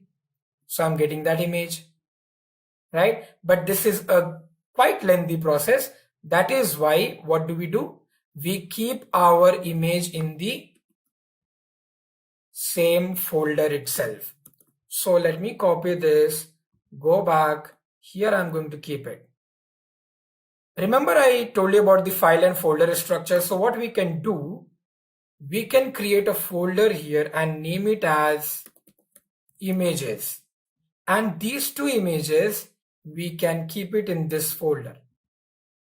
Now it looks really organized. Now what we can do, if I want that image, have a look. Because I have moved the image, this image will go now, right? Right now it will not go because in my picture already this image is there. So what I'll do, here I'll remove these all things and I'll just write here images. That's it. because my folder name is images, and inside the images folder you have download 1.jpg. I'm going to refresh my page. Am I getting that image? Yes, I'm getting it. What if I remove this one and write download.jpg? Am I getting that another image? Yes, I'm getting that another image. Perfect. I hope you understood how to insert an image in your file. Let's move and let's see what is next. So now we have some more tags, which is nothing but the div and the span. Div I have already explained in a very descriptive manner. Span also I've explained in a very descriptive manner, right? Both of these are used to group different tags. Acts like a container. So inside div, you can actually write whatever tags you want and then you can close it. It works like a container, okay? It doesn't do anything. It's a block level element, or you can say block level tags. So what it does is just a container which actually occupies all your different tags here. Fine. It is effective while styling because, if you want to style all these tags which you have written together, you want to style all these together, just give the styling to this div. When you give the styling to this div, all these 4 tags will be styled automatically, right? You don't have to give styles to them separately. Now, whatever I am saying, this is styling part, you will not understand because we have not started with CSS. So stick to the session. You will be able to understand what is this I'm saying here. And when I will tell about CSS, come back and then again, run this particular video. You'll understand what I have said here. Difference: div is block level, span is inline level, that we have very clearly seen, right? Now, img tag, it is used to add images in a web page. Syntax is this much. It's a self-closing tag. A tag also we have seen is used to add links in a web page. You put it like this. Okay. Now that we have seen and learned most of the things about HTML, we have seen what are the basic tags used in HTML.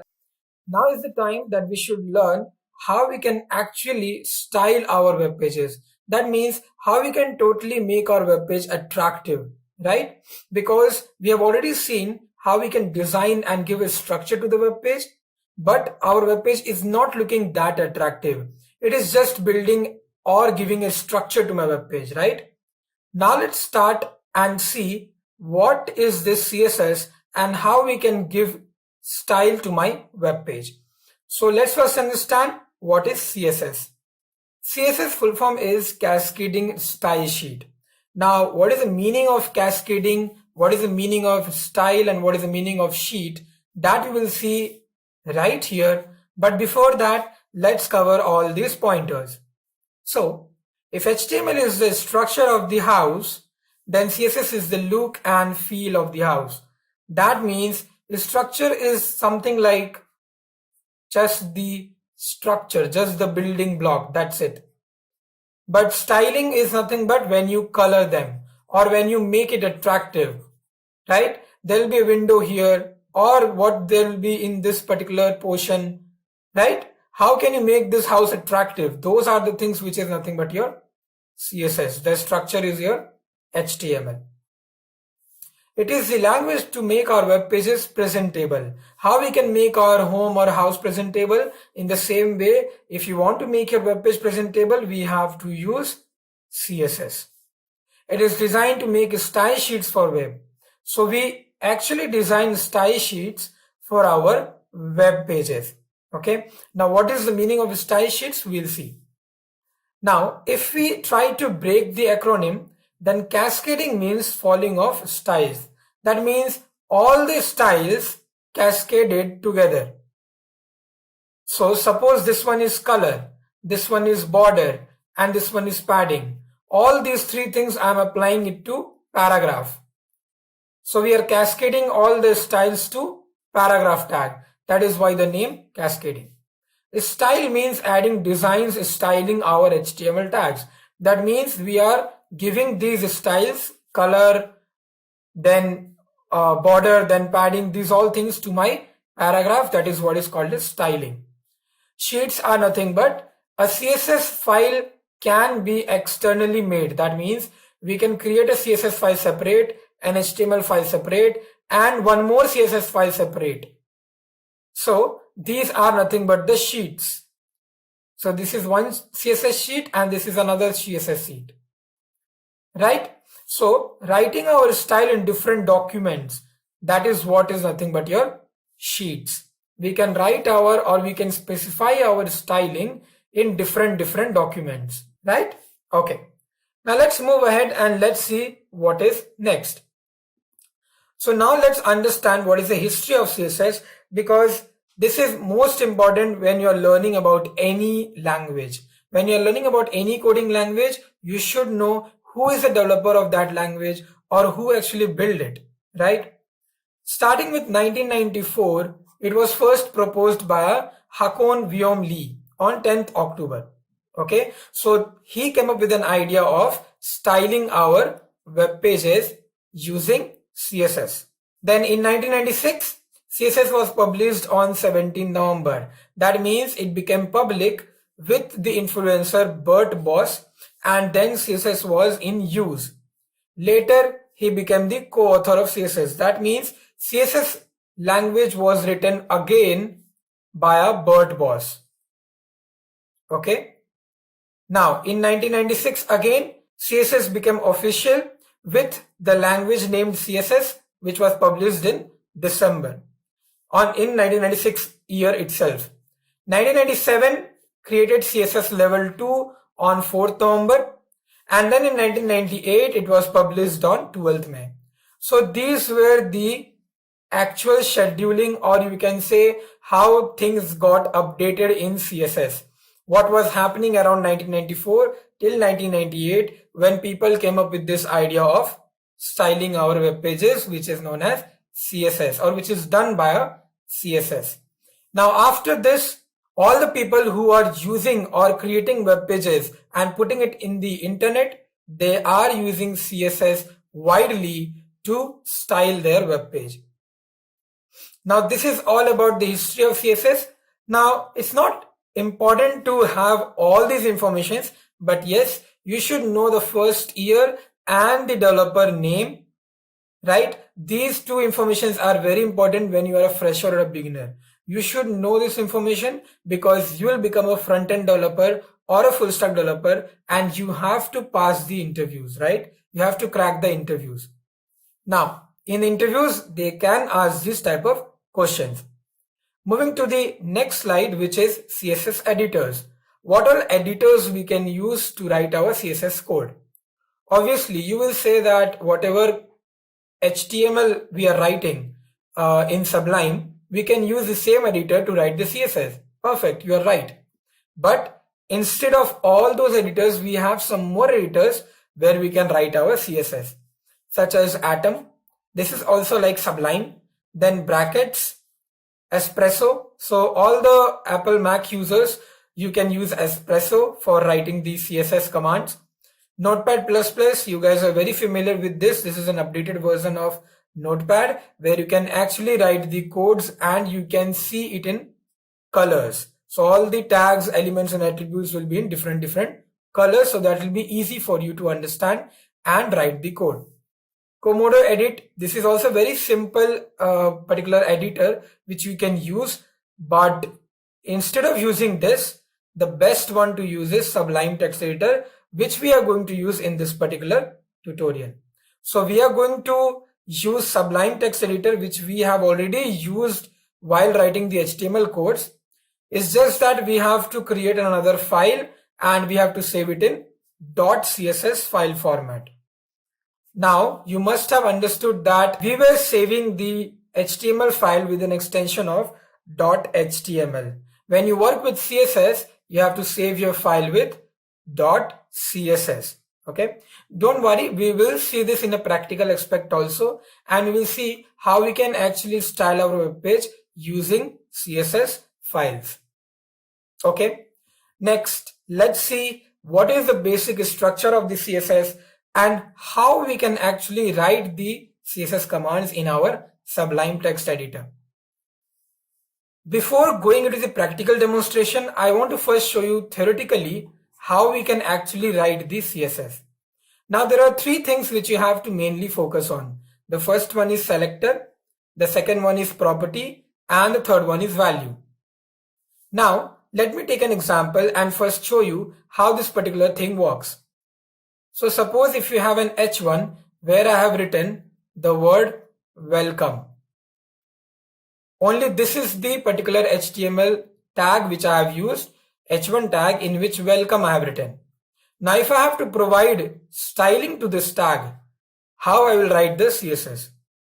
You have to choose which particular selector you want to provide the CSS. So I want to provide it in the H1 tag. So that will be my selector. So H1 is my selector. I have selected in which particular tag I want the styling. I'll put a curly bracket and here I'll specify the property and value. What is this property and value? That means what actually do you want with this H1? What actually you want it to do? So suppose I want the H1 to have the text color of red.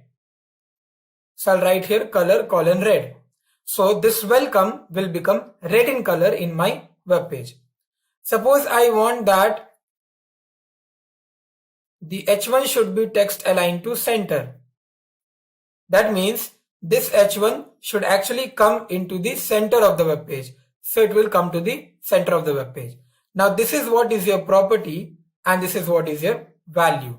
This is as easy as it is. Right? Now if you want to work with the paragraph tag, then you have to just type another CSS with paragraph selector, and whatever you want to give here, you can give that. Let's suppose I want to give here blue. This is a colon, not a semicolon. This is a semicolon. Like this, you can give the CSS to all your selectors. Right now in your mind, there will be many questions that how we can give same particular styles to all my tags, or can we give different styles to different tags, right? Those things we will cover it in the next topic, but let's see what are these pointers written here, and let's do one practical example of our CSS command. Now a selector means it selects the element you want to target. I wanted to target H1, so I have taken the selector as H1. I wanted to target paragraph, so I have taken the element as paragraph. There are few basic selectors like tags, IDs and classes. Don't worry about this if you're confused with this line. This is just saying that there are basic selectors, like this one is nothing but type selector. We call it as type selector. We have some more like ID and classes. We will discuss it in the next particular topic when we will jump into types of selectors. But right now, information of only this much is enough for you guys. Okay. Now, so we will skip this particular point. We will understand this in our next topic. All forms this key and value pair. So this property and value which you can see, this is also called as key and value pair. That means you have a key and you have a value to it. So all CSS will have a key and value pair. Keys are nothing but the properties, attributes like color, font size, background, width, height, text align, anything such like that. So if you want to change the color, if you want to change the font size, if you want to change the background color, the width, the height, anything you can do, and that is what is called as properties, the keys. The value is nothing but the values associated with these properties. Something like red, center, 400 pixel, 500 pixel, those are nothing but my values. Last point, it always remains same whether we apply it internal or external styling. Again, this particular line you will not understand now, but we will see it in the topic of types of CSS, which is our next topic. We'll be seeing what is this internal styling or external styling meant. Okay. So right now we have these two lines which we need to understand, and keep it in your mind, these lines, that what we are going to do or what we are going to understand with these lines, and we will see it in our next topic. So let's quickly move to our Sublime text editor and let's see what we are going to do with CSS and how we are going to write the CSS. So I have some files open here which we have already worked with, right? And let's go to our most first one, which is nothing but the basic tags one. And here I'm going to write our styling. So how I'm going to write that? I'll first of all write here inside the head tag, the style tag, because CSS when you're writing, you have to use the tag which is style tag. So if I have opened it, I have to also close that. Now this particular thing, inside this, I'll be writing my selector, property and value.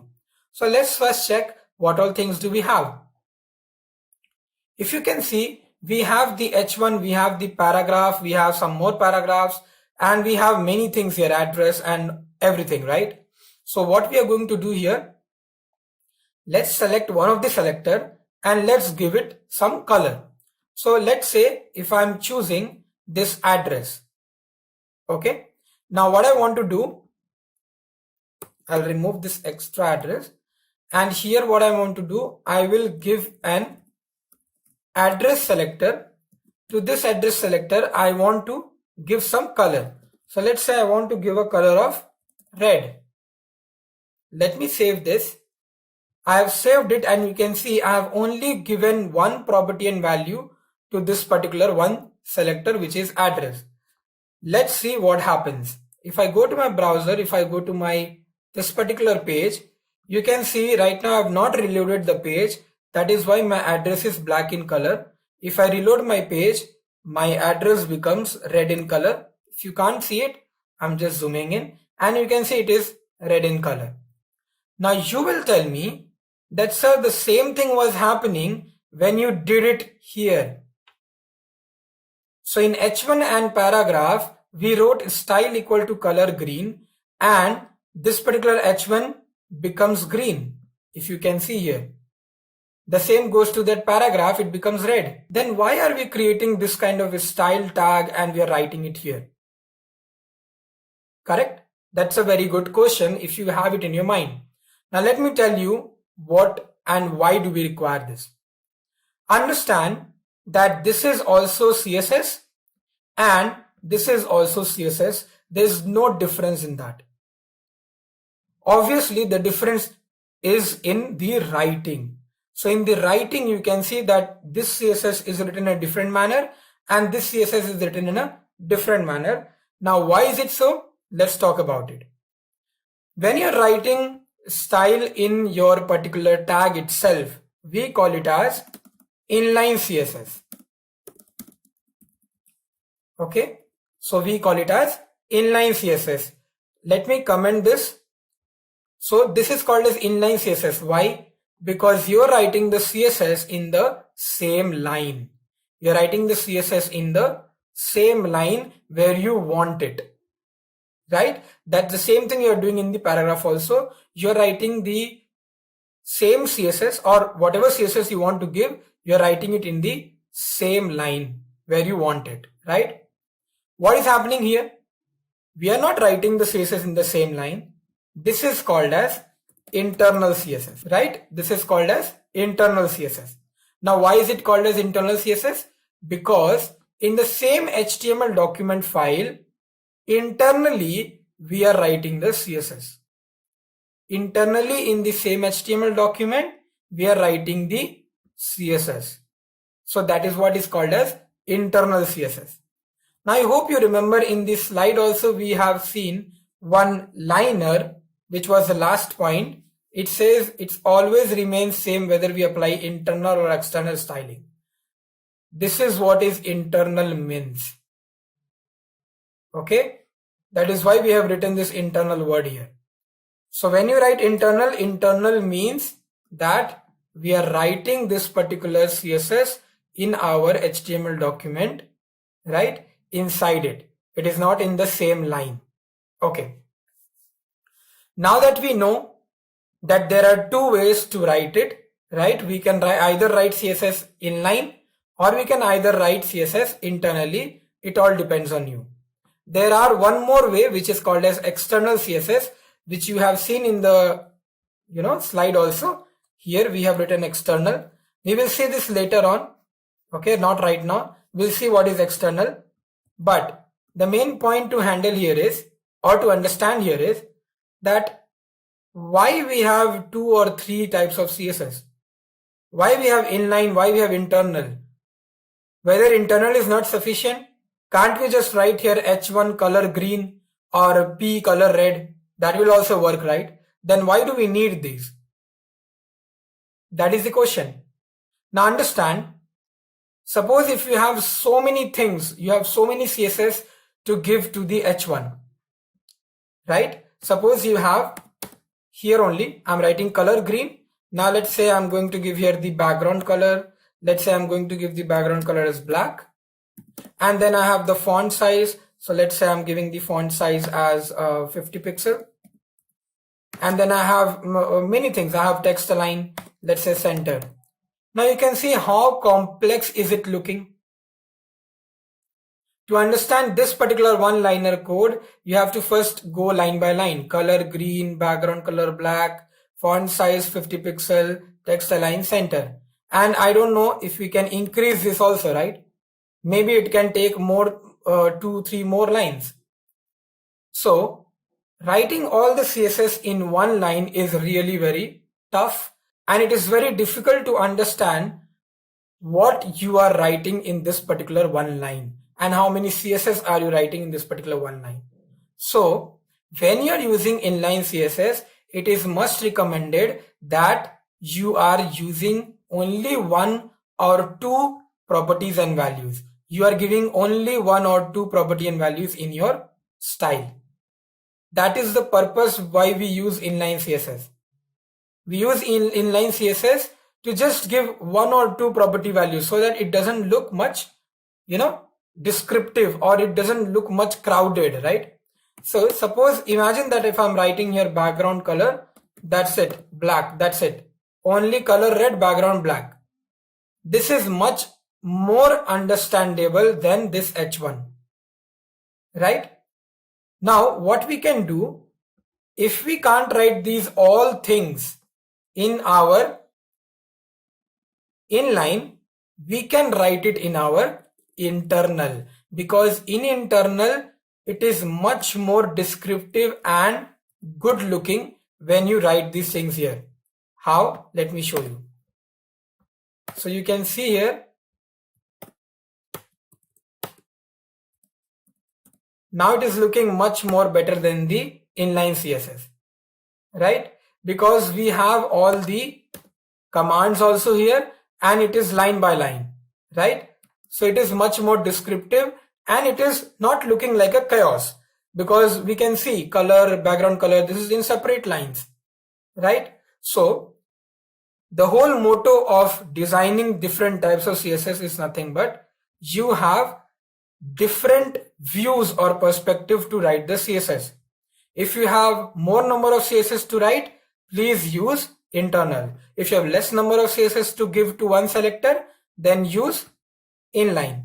Okay, let's see how it is looking in our web page. For H1 we have given color green, background color black, and font size 50 pixel, text align center. And for paragraph we have given the color red and background color black. So right now it is looking like this, but once I reload my page, it is looking something like this. So for H1 my text align is center, font size is also increased, it has come to the center, and the background color is black. Same goes to the paragraph. The paragraph background color is black and the color is red. That's what we have given in our CSS. So this is how you totally work with CSS. This is just the beginning of CSS. We have one more type of CSS which is pending. We have not understood. So that is external CSS. We will look into it in our next topic. But this is how we use CSS and write it in our HTML code. I hope you understood this particular topic. Let's move to our next topic and understand what is it. So our next topic is talking about CSS comments.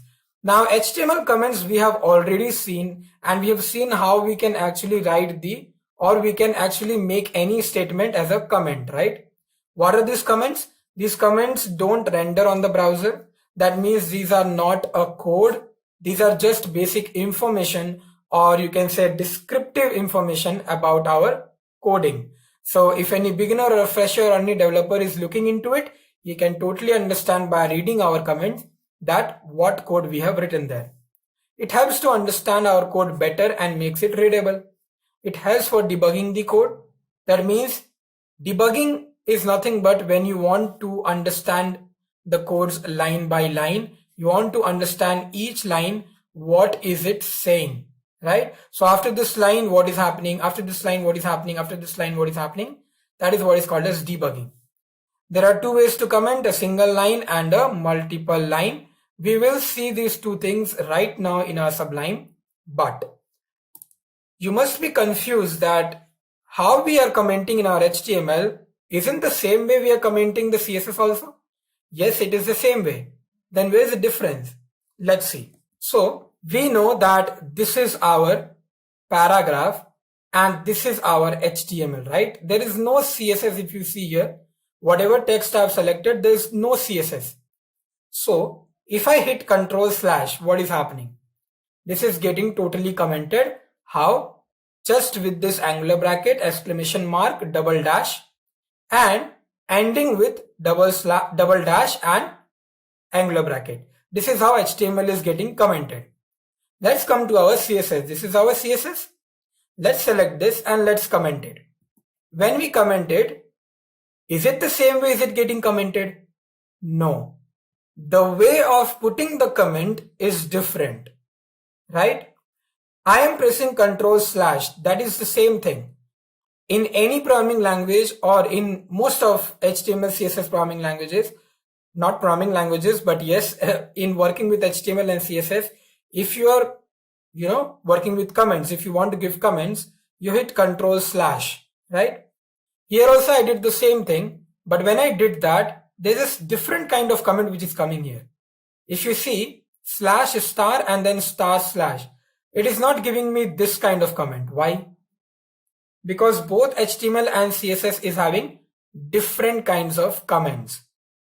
Okay, that is the reason I told you that if a question is coming in your mind that what is the difference in the comments of HTML and CSS, this is the difference. Now suppose these we have done it for multiple lines. What if I select only one line to comment, that is single line? So if I comment this, you can see it is doing it in the same way how it has done for the multiple line, right? Let me uncomment this.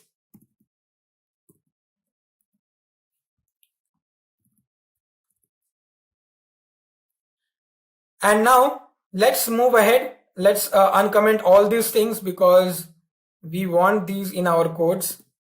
So let's uncomment these all things. So I hope you understood how different is it looking when you're commenting it in HTML and when you're commenting it in CSS. You can see here when I commented internal CSS, the same kind of CSS comment is coming. But when I commented inline CSS, you can see a different HTML comment is coming here. So I hope you understood what is the different types of comments which is given in HTML and CSS. The meaning of comment is actually same. It's just that it is not a code and it doesn't render on the browser. It is just an information or description for the user. That's it.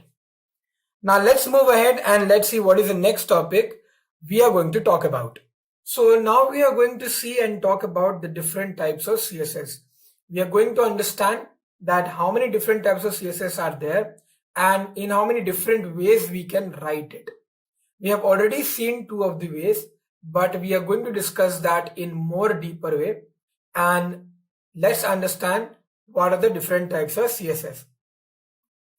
So there are three ways to write CSS in our HTML file. The three ways are inline CSS, internal CSS, and external CSS. Now, when you talk about inline CSS, it's nothing but when you write the CSS in the same line. That means if you have an h1 tag, then you write the style there itself with an equal to, and then you give the property and value whatever you want to give here. Well, this is what is nothing but your inline CSS. So we can write the heading to be anything. And now talking about internal CSS is nothing but when you are writing the CSS tags or CSS commands in your HTML document itself using the style tag. So inside the head you write the style tag and then you mention the selector, and then inside that you write the whatever property and value you want to mention. This is what is about your internal CSS. Then what is external CSS? We will have a look right now. Okay. So before going to the Sublime and do a practical on all of these, let's understand what is the priority order of it. Priority order means that suppose that you have written inline also and internal also for the same selector, then which will be followed? Obviously the inline one will be followed, because priority order for this particular types of CSS is inline is greater than internal, which is greater than external. So for h1 tag, if you are giving an inline CSS and an internal CSS, inline one will be followed. We will see it in a practical way also, that what I am saying. So let's move to a Sublime and let's see what here I am talking about. Now in Sublime we have already created so many files, so I don't want to work with these files. So let's close these files and create a new one. So I'm going to create a new file and I'm going to save it. So here I'm going to write session.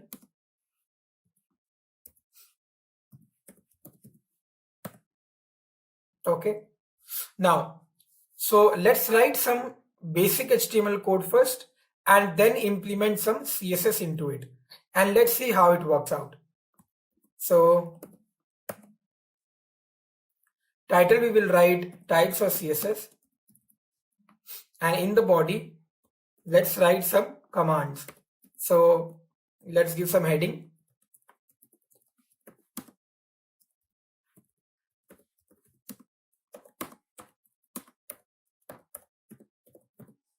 Okay, and let's give some paragraphs, or let's say a subheading.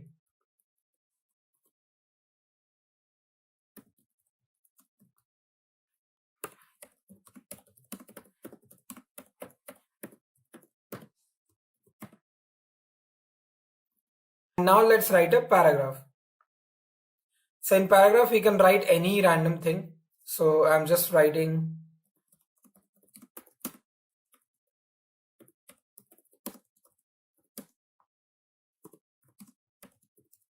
my name is Hrithik Raj. Today we are going to learn about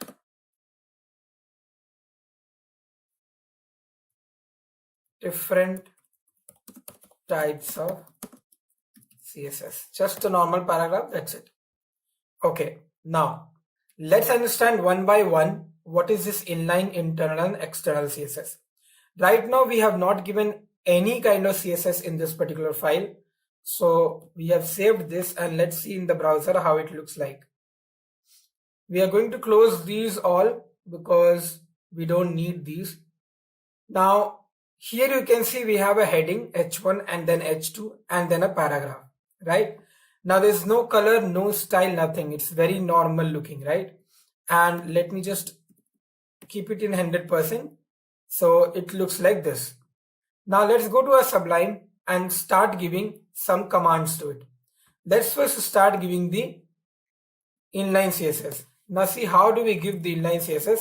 We write the style and then we give the equal to sign and then we give the color. Now it can be anything. It's not important that you have to give color only. You can give whatever particular CSS you want to give, whatever property you want to give. So in the color I'm going to write here, let's say red.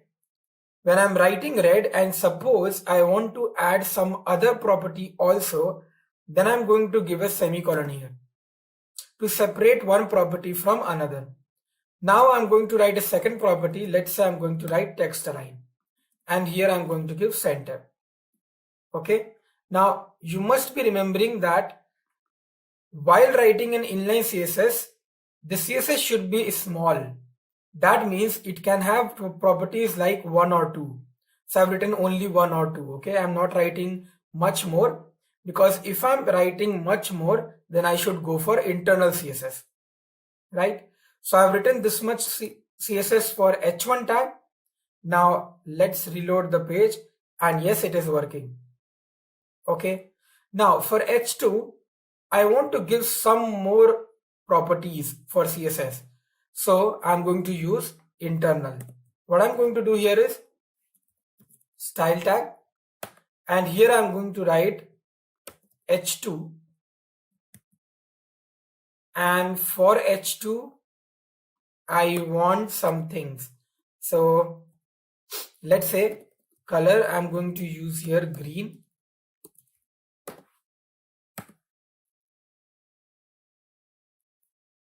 Text align, let's say center.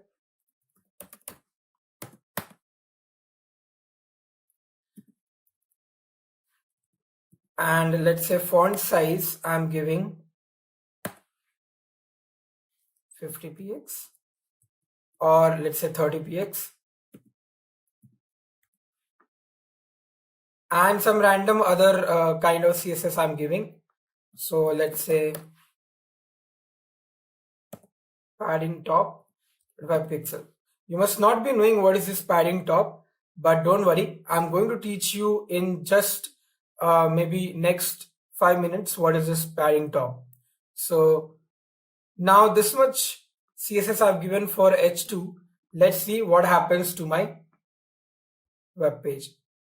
Okay, 1 second. So we have not closed the style tag. Let's close that and then reload my page. So you can see my particular h2 tag is green in color, it's in the center, and what else we have written? Font size is 30 pixel and padding top. From top there is some space. If you're not understanding padding top, don't worry. Specifically, I will explain about it in the next topic. So here you can see the CSS is working, internal CSS.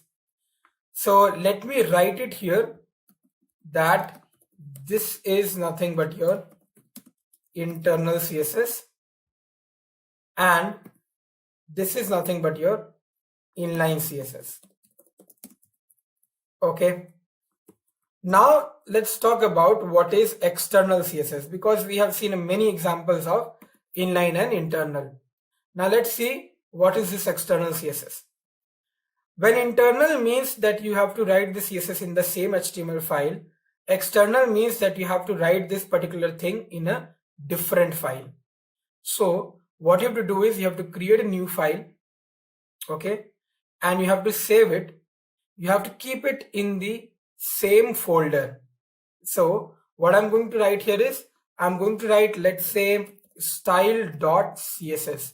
The name of the file I'm giving is style.css. You can give any name, but yes, .css is mandatory, because this file is specifically a cascading style sheet file. So I'm going to save this. Now this is my style.css which is saved. Now understand, when you're working with external, you don't use any tag here. Why? Because this is not HTML that it will understand a tag. This is a CSS. This is a different language other than HTML, right? So in HTML, when we are working, we write style tag. But when you are a separate CSS file, then you don't write any tag. You just write the whole CSS part. Okay, so it will look something like this. Now let's save this file, and let me remove this style from here, or let's comment this. Okay, So right now here I don't have internal CSS. I only have this file. Now in this HTML, let's save this and reload my page. Whether my H2 CSS is working? My H2 CSS is not working. Why? Because I have removed it from this file and I've kept it in a separate file. But this HTML file doesn't know that I have created a style.css and I want it to link to HTML, right? Because of no linking, that means no connection between these two files, this HTML file is not understanding that where is the CSS written for H2. Okay, so this HTML file is not understanding where is the CSS. For that, what we have to do, we have to link this particular CSS file to this HTML. How we can do that? Very simple. We have to use link tag. Once you write li, you will be getting some options. So you will be getting link tag as an option in Sublime. Just click on that. You will get some things automatically. Now let's see what are these attributes. REL means relation. That means the file which you want to link with this HTML file, what is the relation of that file? The relation is that it is a style sheet file. What is the type of that file? The type of that file is text/CSS. That means it's a CSS file. In the hyperlink reference, we are going to give the name of that file. So our name of file is style.css. That's what we are going to give. Save this and let's reload my page. In H2, I am getting that particular CSS here. That means these two files are now linked to each other and they know that this HTML file actually knows that he is having a CSS which is an external. So this is what we call it as external CSS, because we have written a separate file in which only CSS commands are available. Now you must be thinking why there are three ways of or three types of CSS.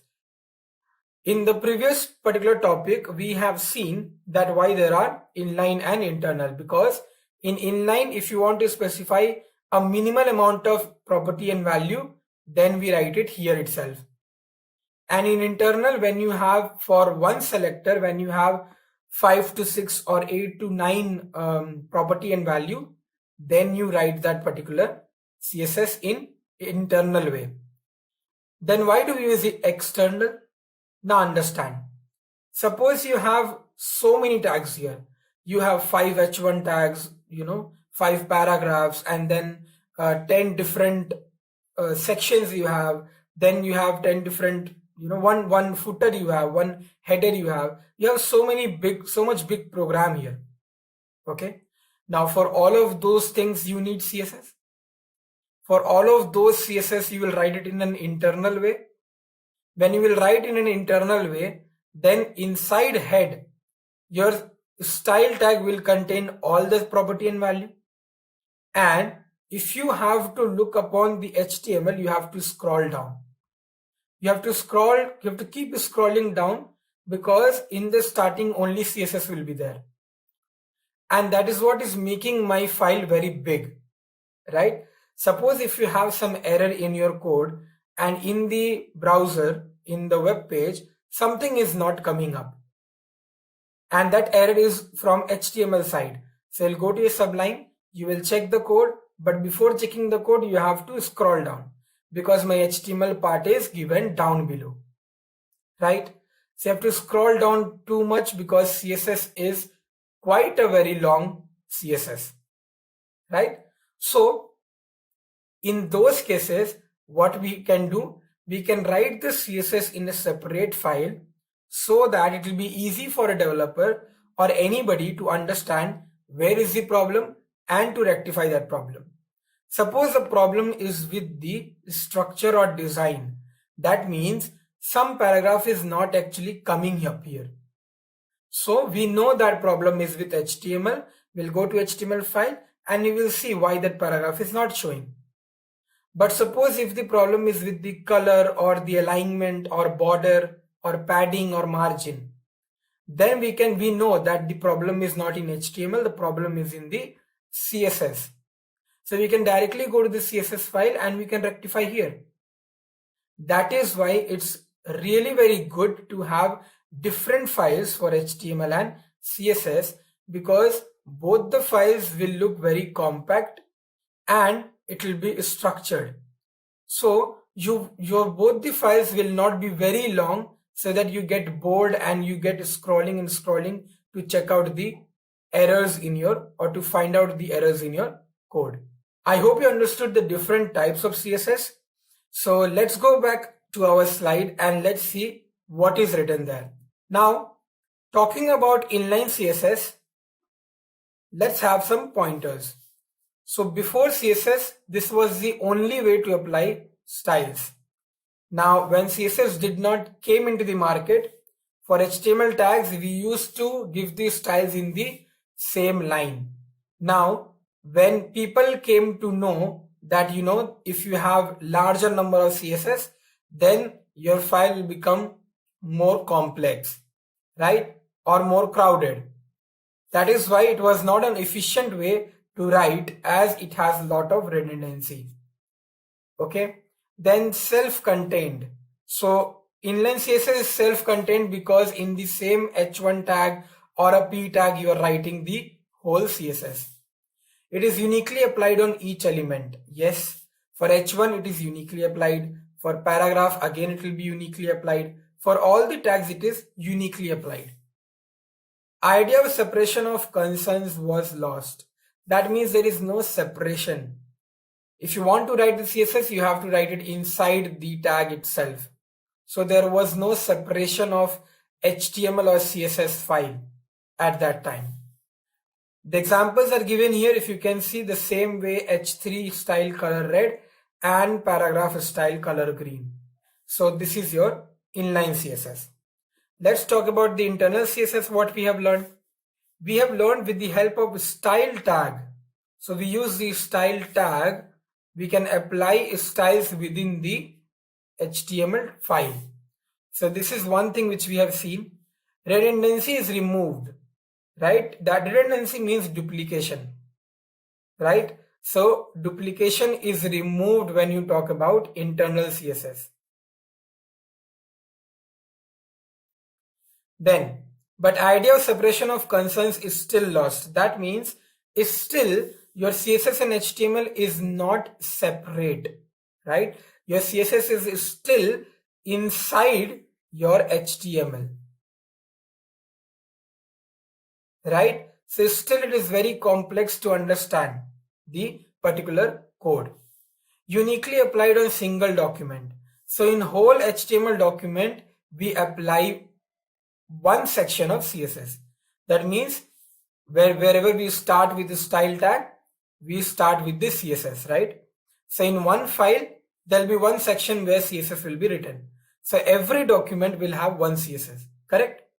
Every document will have one CSS. Understand this very clearly.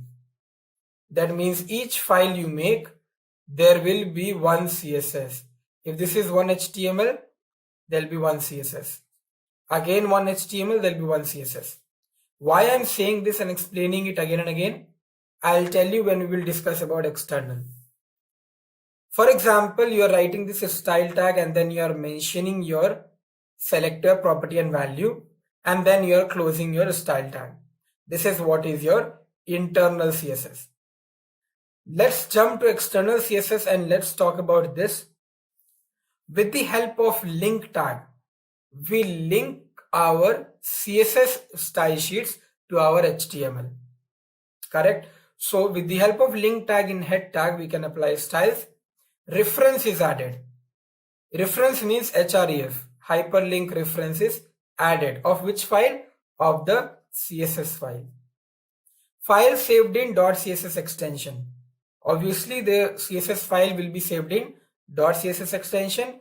Redundancy is removed here also because it's a totally different file.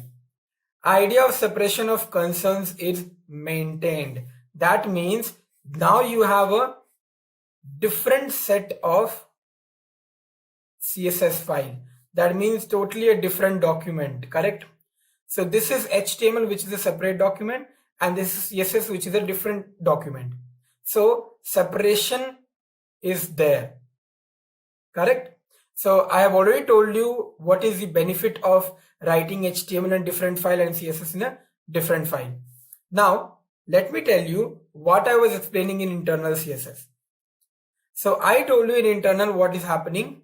For each document, for each HTML document, you will have one CSS in internal, right? In each document, you will have one CSS. So like that, you will have so many HTML documents, and every HTML document will have one CSS. But that is not the case when you're working with external CSS. Suppose you have a very big project to work with, okay? And you must have seen navigation bars in your web pages. So navigation bar, something look like this: home, and then about us, then contact, and there are login and many more things written here. For each of these pages, when you click on it, you get a different kind of web page. So for all these pages, we'll have separate HTML document, right? For home, we'll have home.html. Let me write it so that you will understand in a better way. For home, we'll have home.html file. For about, we'll have about.html file. For contact, we'll have contact.html file. Right? Now, when I'm writing these, or when I'm creating these HTML files, do we have to create separate CSS file for each one of them? If yes, then understand and think how many different files will be there. 3 HTML files, that means 3 more files of CSS. That means in total you will have 6 files to work with. And again, in Sublime, if you're opening 6 files at once and if you're working with it, it is more complex. So in external, this is not the case. In external, what you have to do: home.html, about.html, contact.html, and there will be only one file which will be style.css, and all the styles for these 3 files will come in this CSS file. So all the particular CSS, depending on home, about, contact, these all will come into this style.css. So now you have only 4 files to work with, right? This is why actually external CSS is more beneficial to work with, because you'll have only one file to write the CSS for all the other HTML files for the same project, right? So this is what I wanted to tell you, that external CSS is always better when you have a bigger project to work with. When you have single page to work with, you go for internal CSS. But when you have a bigger page to work with, where you have different HTML files, then please go for external, because there you will be using only one CSS file, and that is enough for you. Next point, it is uniquely applied on each document.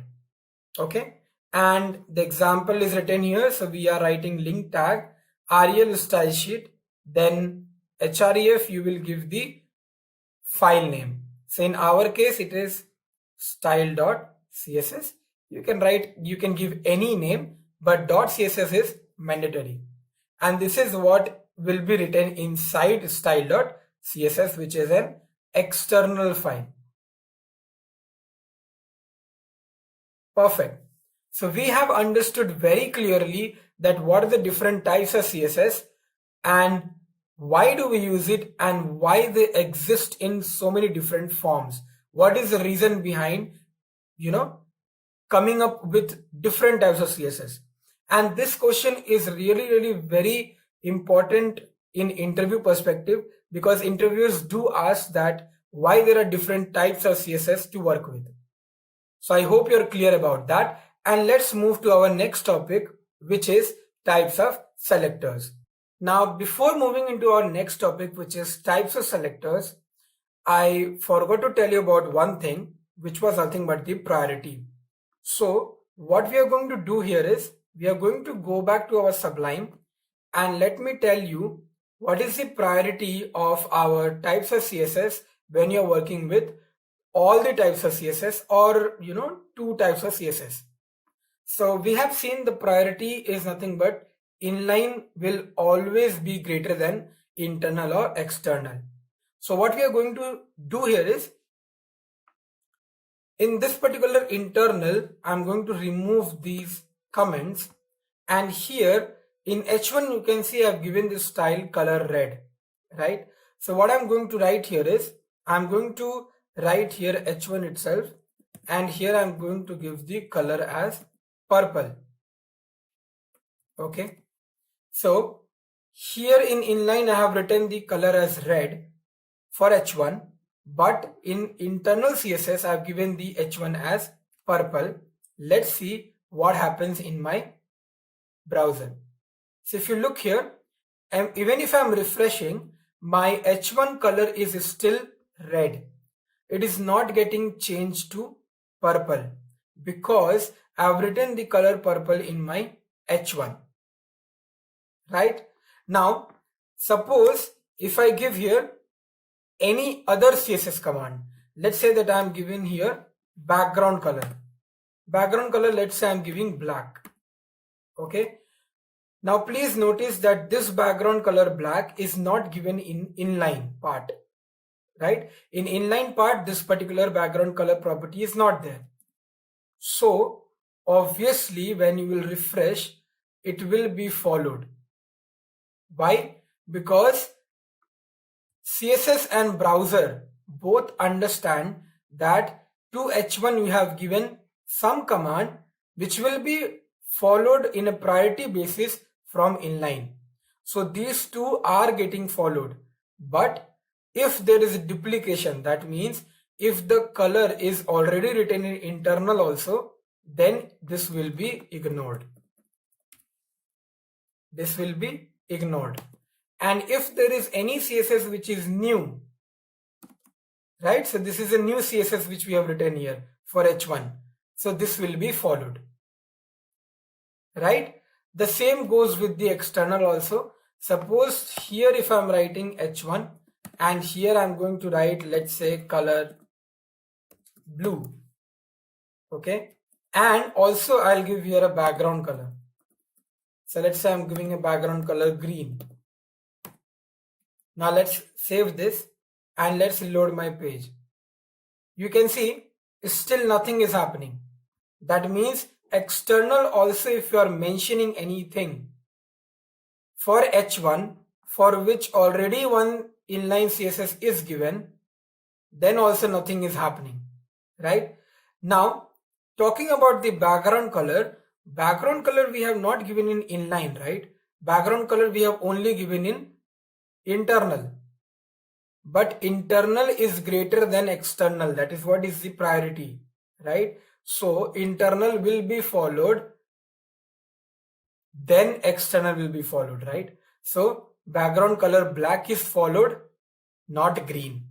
Okay, if I'll remove this from here or comment it from here, then yes, possibly your browser will become green. I mean your heading will become green background, will have a green background, right? So this is what is your priority. I hope you have understood that what is the priority basis of inline, internal and external. Now let me tell you that what is the correct way of writing a CSS. Again, reiterating, when you are working with minimal property and value of CSS, you go for inline. When you have a larger CSS, go for style. But if you have lots of CSS to give to lots of selectors, then please create a different file of CSS so that your HTML file doesn't get bigger and bigger. The next thing is, whatever CSS you are giving and you know that, suppose for H1 you want it to be red only, it is fixed, you will not change it, then give it in inline. Because even if you are changing it in your external or internal, it will not get changed because inline will already have that color and inline priority is more. Okay, so you need to understand and keep these things in mind when you're working with different types of CSS. Now let's jump to the topic of types of selectors. Now, if you remember, selectors meaning we have already seen that in CSS, when we choose some selector, we give the property and value to that particular selector. Now, this selector, there are different types. I mean, how we can have different types of selectors here, right? We have to just write that particular tag here, right? But no, there are so many things when you talk about this selector. Let's see what are those things. So when you talk about selectors are used as target elements. Target elements means that in that particular selector, you are actually giving your CSS, right? Now there are 5 simple selectors: element selector, ID selector, class selector, group, and universal. This element selector is also called as type selector. We have ID, we have class, we have group, and universal. We will see what are these things, but before going deep dive into this, or before understanding what is these selectors, let me tell you one thing, and I want you to keep this in mind. When you're working with ID, remember this hash. When you're working with class, remember this dot. When you're working with group, remember the comma. And when you're working with universal, remember this particular symbol, which is star. So before going into these topics, understand these particular symbols and remember it. Okay, so for ID it is hash, for class it is dot, for group it is comma, and for universal it is star. Priority of selectors are nothing but ID will be given more priority than class, and then it will be given priority to element. So ID will have the most priority, after that class, and after that element. Now let's understand one by one what are these selectors and how we are going to work with it. So starting off with the first selector, which is nothing but our element selector, let's see what is this kind of selector and what it does. We also call it as type selector. Let's understand what is it. It is used to select HTML elements by its name. That means if you have an h1 tag, or if you have an p tag, or if you have an h2 tag, so it selects the HTML elements by its name. What is the name of this tag? h1. So we write h1 curly bracket, curly bracket. What is the name of this tag? P. So P curly bracket, property value. This we have already seen in internal CSS, right? We have already seen internal CSS how we can write this. That is what is called as element selector. Okay, so normally in our Sublime, whatever code we have written here, this is nothing but your type selector, okay, which is also known as element selector. So this is your element selector. Let me refresh my page. Yeah, this is your element selector. Okay, now let's go back to our slide and let's read that particular sentence. So we select the heading tag and then change the color property, that is text color, to red. Now whatever is written in this tag content, whatever is written in the h1 tag content will have the text color as red. As simple as it is. Okay, this is what is your element selector. It is named as element selector. Why? Because in the selector we write the element name. Okay, now let's move to the next one, which is your ID selector, and please understand it in a very good way. So I hope you remember that I wrote that hash will be one symbol which we'll be using here. So we will come back to this hash later on. Let's first understand what is this ID. Okay, now before going and reading these pointers, Let me make you understand with an example. Now, suppose that in a school, there are two people, okay, and both the person name is Rohan. Okay, they have similar names. Now, if they have similar names, it will be very hard for their friends or the class teacher to call their names, right? Because if they call Rohan, then both will be able to hands up, right, or stand up. So what they have done, they have given a roll number to each one of them. In our school, you must be remembering we were having some roll numbers, right, in our school time. So why these roll numbers are given? So that all the people or all the students will have a unique identity of their own, right? So this roll numbers will give them a unique specification about themselves, right? Okay, so if suppose the class teacher has to call out their name, they will not call their name. Instead, they will call their roll number. So suppose this roll number is 82 and this roll number is 83. Now we can differ that which Rohan is which one. Correct? The same happens in our ID selector. Okay. Now let me explain you in a very simple way. So let me go back to my Sublime, and here what I'm going to do, let me remove these comments because now we'll be working with different types of selectors. So let me remove these different types of CSS comments so that you will not get confused. And this one also, let's get removed. Okay. So we have these commands. We have one H1, we have one H2, and we have one paragraph. What I'm going to do here is I'm going to write one more paragraph, and let's say that I'm writing here some random paragraph. Okay, let me close this, and one more paragraph. So let's say I'm writing, I hope you are liking this session, liking and enjoying this session. Okay, so this is one paragraph. Now if you look here, I have an H1 tag, I have an H2 tag, and I have three different paragraph tags.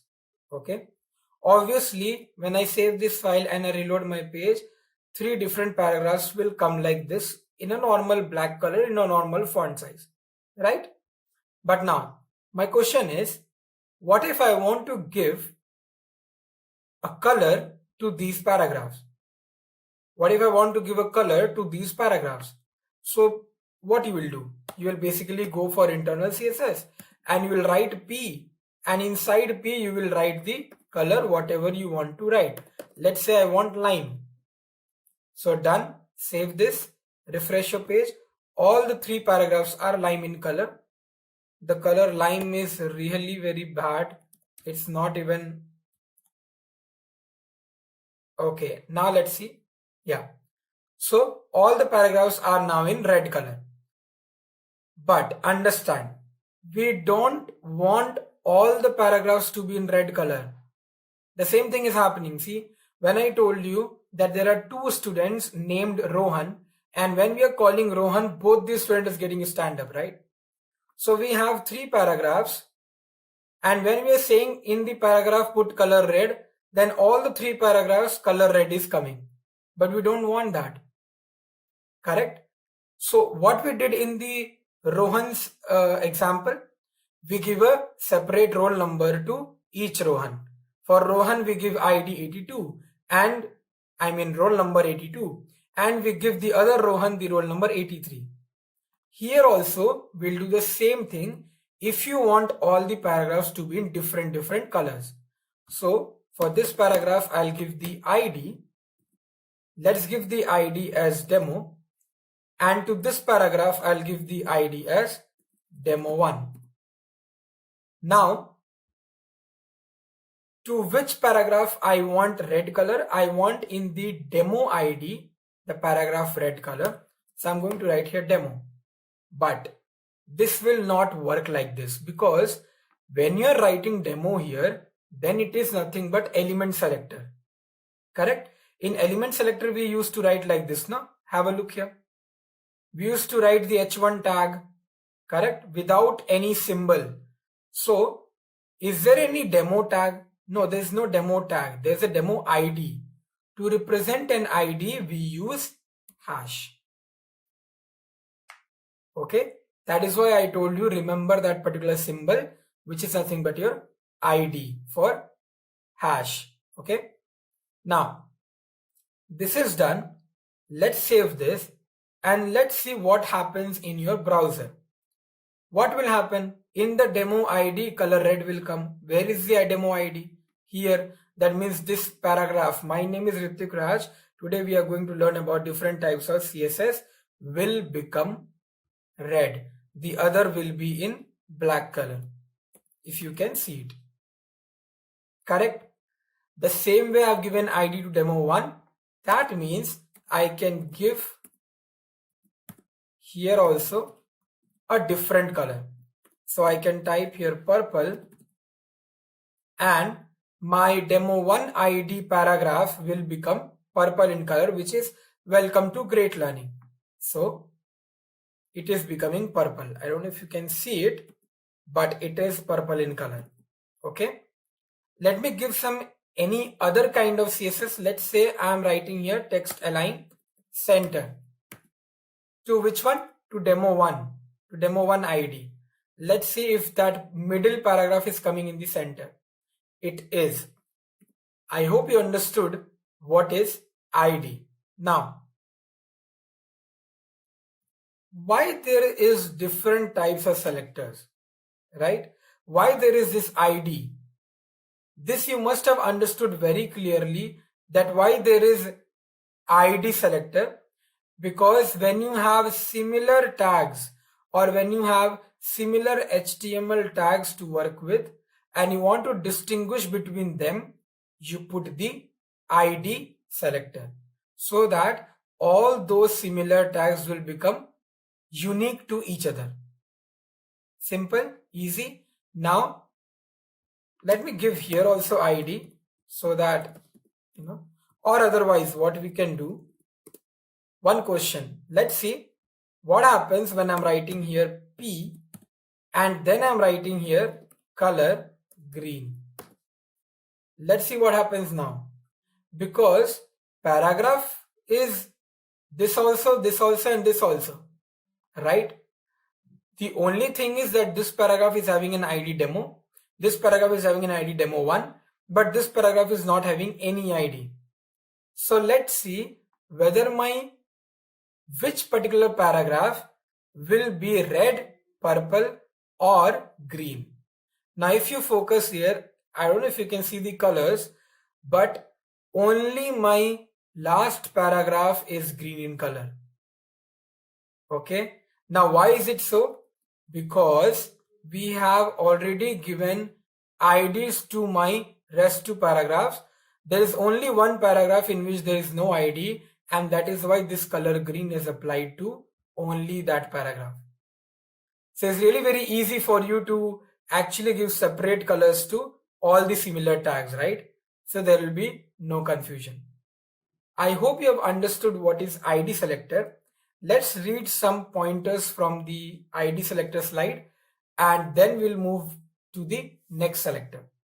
ID attribute is used to select HTML element, used to target a specific or unique element. This is a very good point. It is used to target a specific or unique element. How we do it? We use we take the h1 tag, we give the ID, any ID, you can write your name also, and then in the CSS we put the hash symbol and then we write that particular ID name and we give the style. We selected ID and then change the color property, that is text color, to red. Now whatever is written in this tag, that means the content, will be red color. Right? Now, I hope you understood what is ID. Keep this ID selector in your mind because I don't want that in later selectors you get confused and did not understand what is the other selectors. Coming to the class selector, I told you that you have to remember about one symbol, which is dot, right?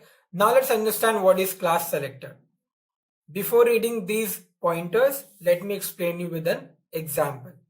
Okay, the similar way how we did it in ID. Now, when you talk about class, okay, let me talk about ID. When you talk about ID, what was happening? We were having similar tags, right? And we were giving different IDs to all of these, right? So this was different ID, let's say 1 and let's say 2. Different IDs to all these paragraphs, right? To make it unique, to make all these tags unique, so that we can provide unique styles to all of them. That is what we were doing. Now, this was happening in ID. In class, what happens? Understand this. In class, you will be working with different tags, not similar tags. These were similar tags. In class, we work with different tags. So, if you have an H1 and H2 and a paragraph, okay, and what I want to do here is, I want to give the same CSS to all three of them. I want to give the same CSS to all three of them. That means I want all three of them color to be red, all three of them text align to be center, and all three of them padding top to 50 pixel. So what I can do, I can give here a class. What I can write here, I can write whatever class I want, but the same thing will be written here also. The same thing will be written here also. Class equal to demo, class equal to demo. So for all these three different tags, I am giving the same class name. Why? Because I want to give the same CSS to all these three tags. Okay, let me give you a real world example of this. Let's say there are three students, Rohan, Mohan, and Ram. Okay, now these all students are roaming outside the, in the campus, in the school campus. They all three are roaming in the school campus. Okay, now one class teacher came and they told Rohan that what are you doing here? So he said, I'm just roaming in my campus and I am searching for my classroom. Okay, so what the class teacher will do, he will ask him that which is your class, or you are in which standard. So he will say that I am in 7th standard. The class teacher will send him to class 7th. Now behind Rohan, class teacher can see Mohan is also coming, and he will ask Rohan that, Rohan, do you know him? So he will say, yes, he is my friend. That means he is also in the same class. And behind Mohan, there is Ram who is coming, and class teacher will ask Mohan, do you know him? Or he will ask both Rohan and Mohan, do you know him? So they will say, yes, we know him. He is our friend also, and he is also in class 7. So then class teacher will send all three of them in class 7th. Right? What is happening here? All three are different person, but they are from class 7 itself. So class teacher has sent them back to class 7th only. Same thing is happening here. We have different tags, but we want the same styles to be given to all these three tags. We use class at that time. Easy? Now let's move to our Sublime and let's do some coding and let's see what actually we have learned here. So what we are going to do here is, so we know that we can't work with same tags, right? So these three paragraphs we can't use when we are working with class. What I'm going to do now is, I am going to remove this style from here, which is the inline one, and I'm going to give here the class as let's say I'm giving here sample. This is my class name. I want h1, h2 and this last paragraph to be having the same kind of CSS, exactly same kind of CSS to all the three tags. So I have to give the same class to all of them. Let me copy this and save this in my paragraph also. Done. So we have written class for all different tags. Now see, it is very clear for you, right? When you have the same tag, which is these two paragraphs, you're using ID. When you have different tags, which is h1, h2 and paragraph, you're using class. Very simple. Now in CSS, how we can mention it? Yes, it is very simple. You must be remembering about that symbol. So it is dot. You use the dot and then you write the class name and then you give whatever CSS you want to give. Now, suppose I want the color should be, okay, let me see what all things we have already. Let me save this. Let me go to my browser. Let's refresh it. Okay, so it's looking something like this. Why? Because in the external CSS also we have given the background color and all. That is why. So what we are going to do here is, let's give the color to be, let's say white. Okay. And the background color, let's say we'll give black, right? From here, I'm going to remove the background color black, or else let's keep it. Let's remove this color purple. Okay, because we have already given this color white to h1, right? This dot sample is also h1, so I did not wanted to give it twice, so I have given something like that. But that's a good thing. Let's see what happens if I'm writing color purple, because both color purple is for h1 is for this also, right? Let's see that. So if I reload my page, you can see my h1, my h2 and my paragraph, all three background colors are black and the text is also in white color. That means your color purple is not getting followed here, right? It is neglected or rejected or removed or ignored. Why? The reason here is that whatever new updates you are giving to the CSS, that will be followed. Okay, so if you are giving color purple and after that you have given color white, so white is the one which is the new updation, right? White is the new color which you are giving, so purple will be ignored. That is why at the beginning I removed this to show you that for one particular tag you have to give only one color. Otherwise what will happen? Your code will become bigger unnecessarily, right? So this is how you use your class. Now you can see for all my three different tags, I have the same kind of CSS. So I hope you're understanding the difference between ID and class, right? And why there are different types of selectors in market, right? So when we talk about ID, we work with same tags.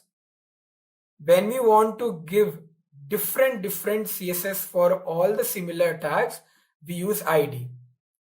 And when we want to give same kind of CSS to all different tags, we use class, right? We represent ID with hash, we represent class with dot. That's it. Let's go back to our slide and let's see what is that particular statement which is written down. So class attribute is used to select HTML element. It is used to target specific class of element. How we do it? We write the dot command, dot symbol, and then the class name which is written in the HTML tag, and then we specify this type.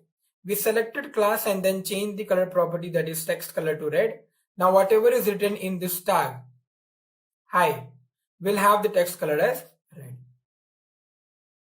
I hope there is no confusion in ID and class selector. It is very simple concept, but a very important concept in CSS.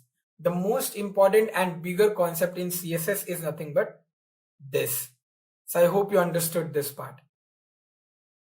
Now, let's move to our next selector and understand what is it. Okay. So I told you about something which is group selector. Okay. Now let's see what is this group selector. So what I'm going to do here is, here itself I'm going to write some more h1 and some more h2s. So let's say I'm writing here h1 and let's say, hi there.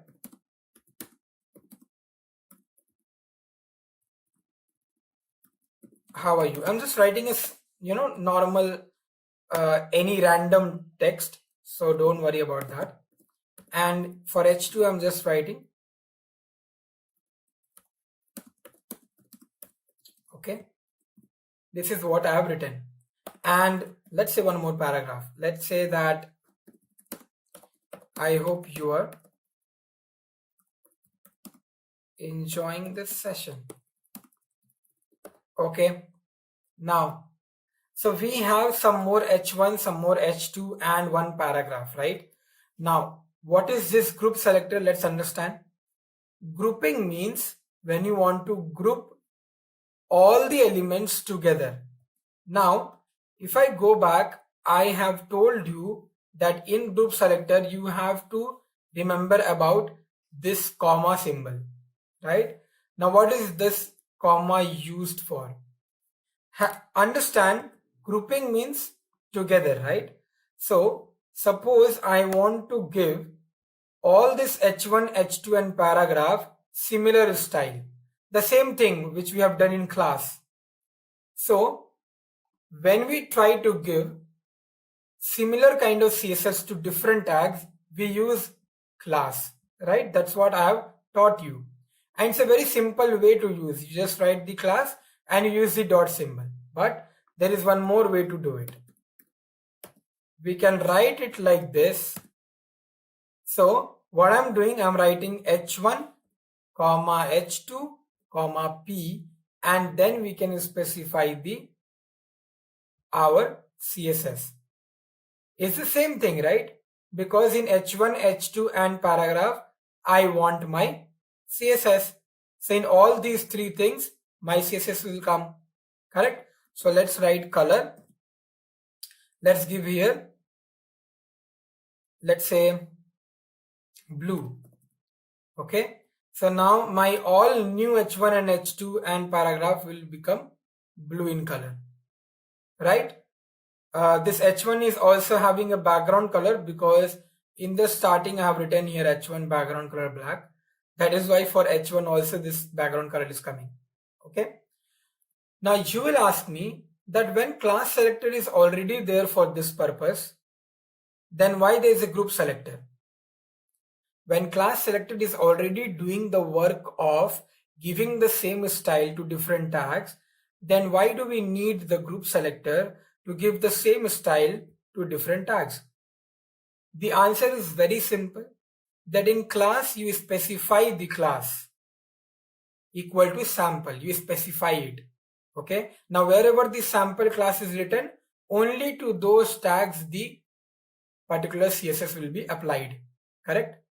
But is it the case in your group selector?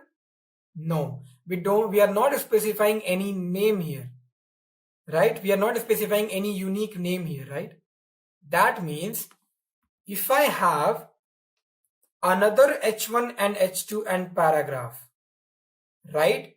So this CSS will be applied to those h1, h2 and paragraph also, right? But is it the same case in your classes? No, right? Suppose if I'm writing this again, okay, but this time I'm not mentioning any class. So will it have the same CSS? Will it have the same CSS which is written in sample code? No, right? Because I have not mentioned the sample, the class sample, correct? So if you see, it is not following that. The color is not white here, correct? So That is the reason why there are different selectors. Let me remove this H1 and H2 because it will get you confused, and this H1 and H2 paragraph also. Okay. So I hope you understood what is group selector. We use the comma to do this, correct? Okay. Now the last one, which is the fifth selector, which is nothing but universal selector. What is this universal selector and which symbol do we use it for it? We use a star. What is this star and what it does? Let's understand that. So if I go back to my Sublime and I have so many tags here now, right? Okay. Now suppose I want to give all my tags, whatever tags are there, I want to give all my tags a specific CSS to all of them. To all of them. Let's say I don't have this class written here. I don't have this ID written here. There's nothing specified. There's no ID, there's no class. There are just simple tags which is in the body in a normal tag. Okay, in a normal way. Correct? Now there is no ID, there is no classes, so I can remove these all things also. Right? Now what is happening? This is a very normal code of HTML. I'll remove this also. Right? Now suppose I want this all tags should be having only same kind of CSS, a very similar kind of CSS. So what I'm going to do, I can't write here h1, h2, p, whatever other tags are there. If suppose you have so many more tags, a, tr, td, you have so many, then it will go on, right? If you have a very long HTML code and you want to give the same CSS to all those, you won't be writing the group selector, right? Because it will go on, comma, how many commas you will give? What we can give? We can use the star. Once you give a star and once you give the color, let's say red, and once you give text align, let's say center, and once you give the, let's say background color, it will look awkward, but let's see. So this is nothing but a universal selector. Now what is the meaning of universal selector? That to all my commands, to all my HTML tags, the same CSS will be applied. Background color is totally black and my all the h1, h2 and paragraph are red in color. So how much code we have to write? We have to write only this much. Suppose or imagine if you have to write like this, h1 then same CSS, h2 same CSS, paragraph same CSS, it will be much longer. Imagine that you're writing like this, h1, h2, p, that will be also much longer. But this one is looking very precise and structured, right? So when you want to have a web page in which you want to give the similar CSS to all the tags, you use universal selector. Okay, so we have seen 5 selectors, which is nothing but element, ID, class, group and universal, and I hope that you have understood the differences between ID and class, because in interview this is the most and hot topic when an interviewer takes an interview of a front-end developer. They will ask the difference between ID and class. Okay, I'll tell you what is the reason that they ask about ID and class. Okay, if we go back to our Sublime, see, for ID and class we have totally understood what is the difference.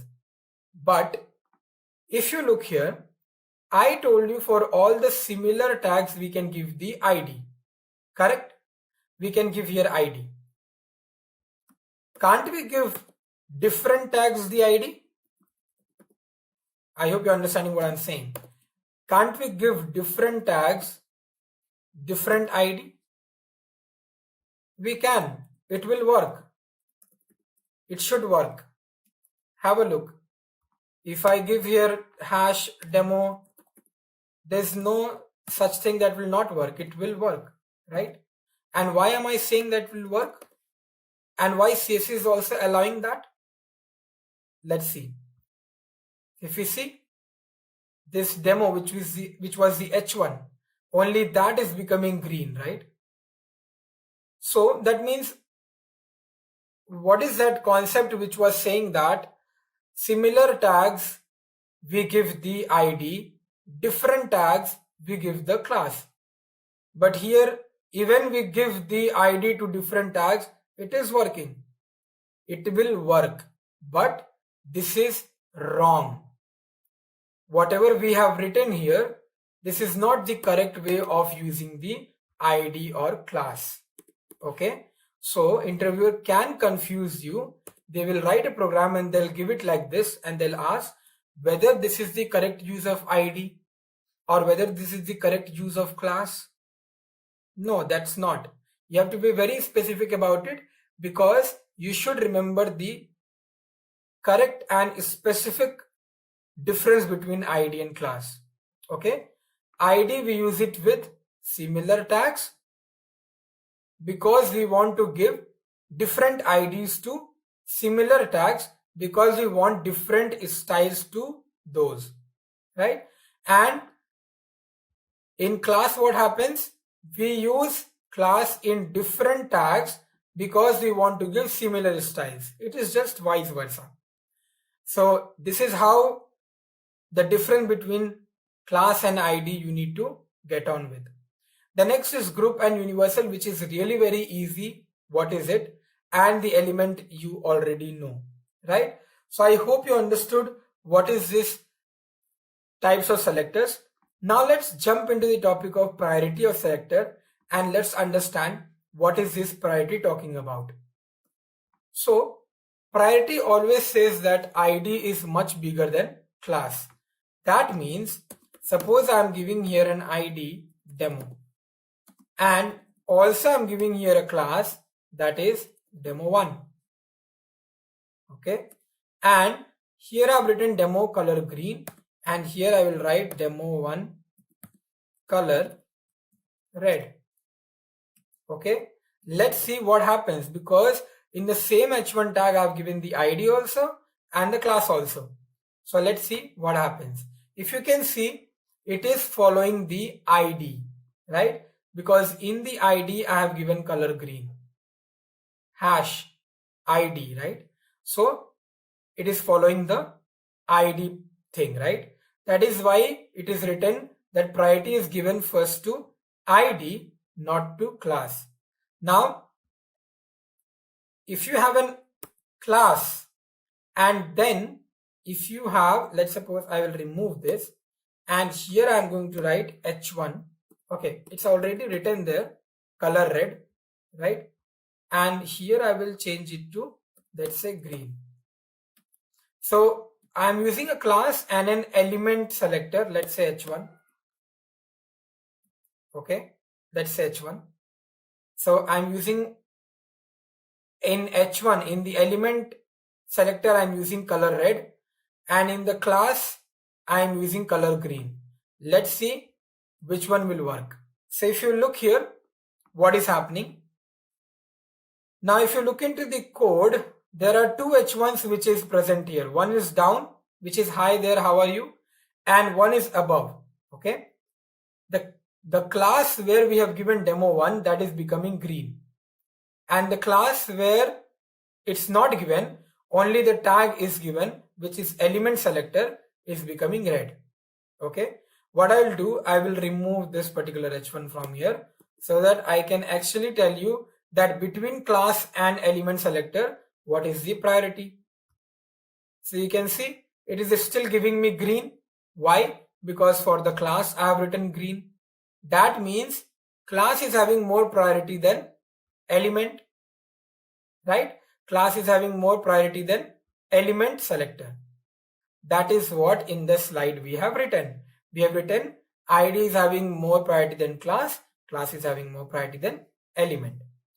So I hope this particular basic topic of CSS is understood by each one of you very clearly, okay, and very easily. I hope you liked the examples. Now let's go to the next topic and let's see what is it. So we are going to now talk about the CSS color. Now when we talk about CSS color, that means how many colors are there in CSS and how we can give it, what are the different ways how we can specify our color. Now you must be thinking that obviously there are 12 main colors, which is red, blue, green, and all the other main colors, right? But that is not enough. In any web page, you can see there are variety of colors which is used in any website, right? From where those colors are coming. Because if you talk about the blue color, then there are shades of it. If you talk about the red color, then there are different shades of it, right? How we can get those different shades of color? We don't remember all the names, right? We don't remember each shade's names, correct? So from where we can get those colors, correct? Let's see. Now in CSS, there are different coloring schemes, okay? Now two widely used techniques are RGB and hex. Now let me tell you what is this RGB. RGB means red, green, and blue, okay? Now these are the main colors, main components of creating any color. So if you want to create any black color or white color, blue color, or purple, violet, any such kind of colors, you have to use these three colors. You have to basically take a proportion of red color, take a proportion of green, take a proportion of blue to create whatever other colors you want to create. So these are the main colors which you need in designing any other color or forming any other color, right? This starts with RGB and takes three parameters. Three parameter basically corresponds to red, green, and blue.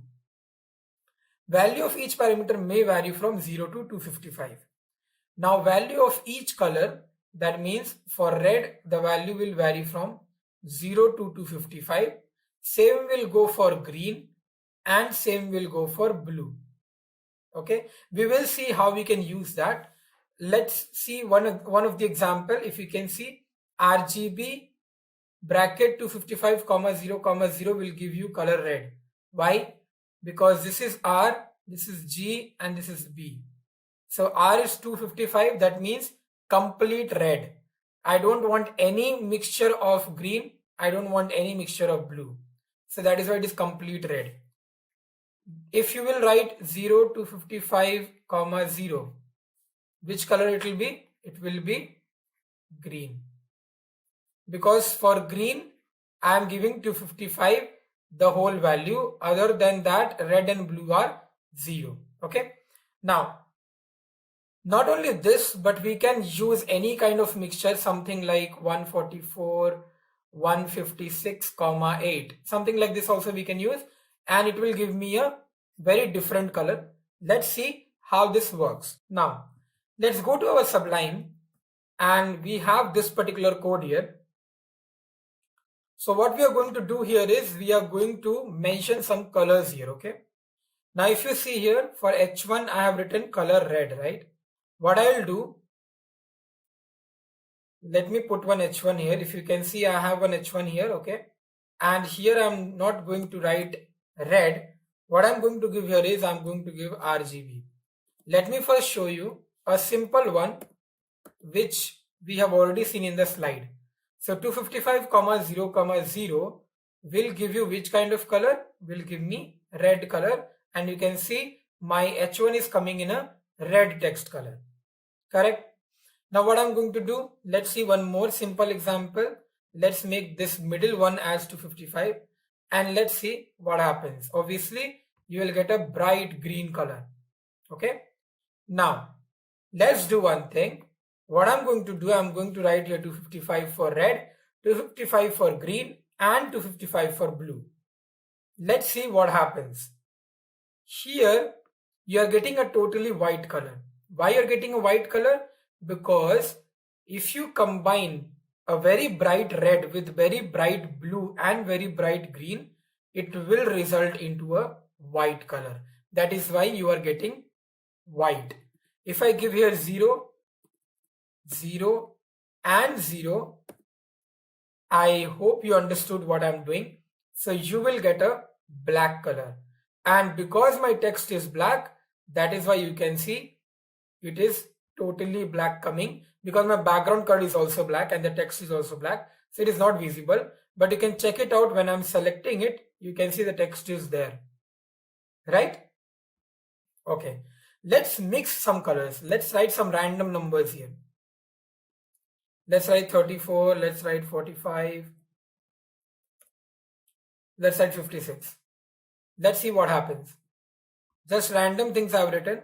I don't know if you can see this or not, but there is a slightly gray color which is coming here. Okay, slightly gray. Now if I write any other random numbers, let's say 145, so there's more red here, and let's say 200, now there's more green here, and let's say 176. Okay, let's see what happens now. So if you look here, some different kind of color is coming, some very light green but bluish kind of color is coming, right? Correct. So the question here is that you can't just do some trial and error method and you keep on writing the numbers till you get your desired color. You can't do that, right? It is impossible, because 255, 255, 255, you imagine how much probability it will be, and it is impossible for a human being to check out or get that particular color which you want just writing the numbers. Then what is the easy technique to do this? Well, what you can do, you can go to one of the website which is nothing but your HTML color codes. So you have to just write in your Google HTML color codes. Once you write that, click on the first link. When you click on the first link, it will open HTML color codes website. Now here you can see we have different kind of way to write the CSS: hexadecimal, RGB, HSL. HSL is nothing but hue, saturation, those all things. Okay, now have a look here what I'm going to do. So you can put up here any color, whatever color you want. Let's say I want to have a kind of a blue fade color. Okay, so I have kept it in the light blue portion. Now I can use this circle to keep it in any of the color position, whatever I want. Let's suppose I want this kind of color. Okay, so I've kept my mouse here, and now I can copy these values of RGB, which is red, green and blue, and I can put it in my Sublime. Okay, once you do that, just save this and check your web page. You will get that color. In the text, you are getting that color, right? So you can use these values. You can identify the numbers or the values, what you have to give in red, green and blue from this particular website. Every developer uses this particular website to get the color whatever they want. Let's say a very unique color I want, which is kind of a purple, and I want a very bright purple here. So I'm going to take this, going to take the values of RGB, and I'm going to put it here in my Sublime. Okay, let's save this and let's go to my web page, reload the page. You are getting your purple color here. Okay, it looks really cool, right? And it is very easy for you now to understand how this particular RGB works, right? Now let's go back to our slide and have a look what is the next one, which is hex. Now what is this hex? Hex means hexadecimal value. Now hex code starts with hash. Okay, don't compare it with ID. ID is a complete different thing. This hex is a complete different thing. It is a color concept. So we use hash, and it comprises of 6 numbers, okay, which is further divided into 3 sets. Now what are these 3 sets? I'll tell you. So what is going to happen here is you will write a hash and there will be 3 sets, making it 6 letters. So something like this will be there, FF, FF, and then again FF. So this is one set, this is second set, this is third set. Now what is this FF and all? Let's see. 255 in decimal is 255. In hexadecimal we call it as FF. Okay. So in hexadecimal it is called as capital FF. Okay. Now that means this is for red, this is for green, and this is for blue, right? And this is also 255, this is also 255. The only difference is in RGB we are writing the values, but in hexadecimal we are writing the hexa values of that particular decimal number itself. So its sets basically corresponds to red, green, and blue. A single set value can vary from 00 to FF. 00 is nothing but your 0 in decimal, and FF is nothing but 255 in decimal. Right? Now example, FF 0000. FF is red, so the whole color means red. Let's try to do this and let's see how this hexadecimal values we can write it in our Sublime and we can use it. So I will remove this particular RGB from here. I'll write a hash and I'll write FF 0000. Let's save this. Let's go back to my, okay, yeah, 1 second.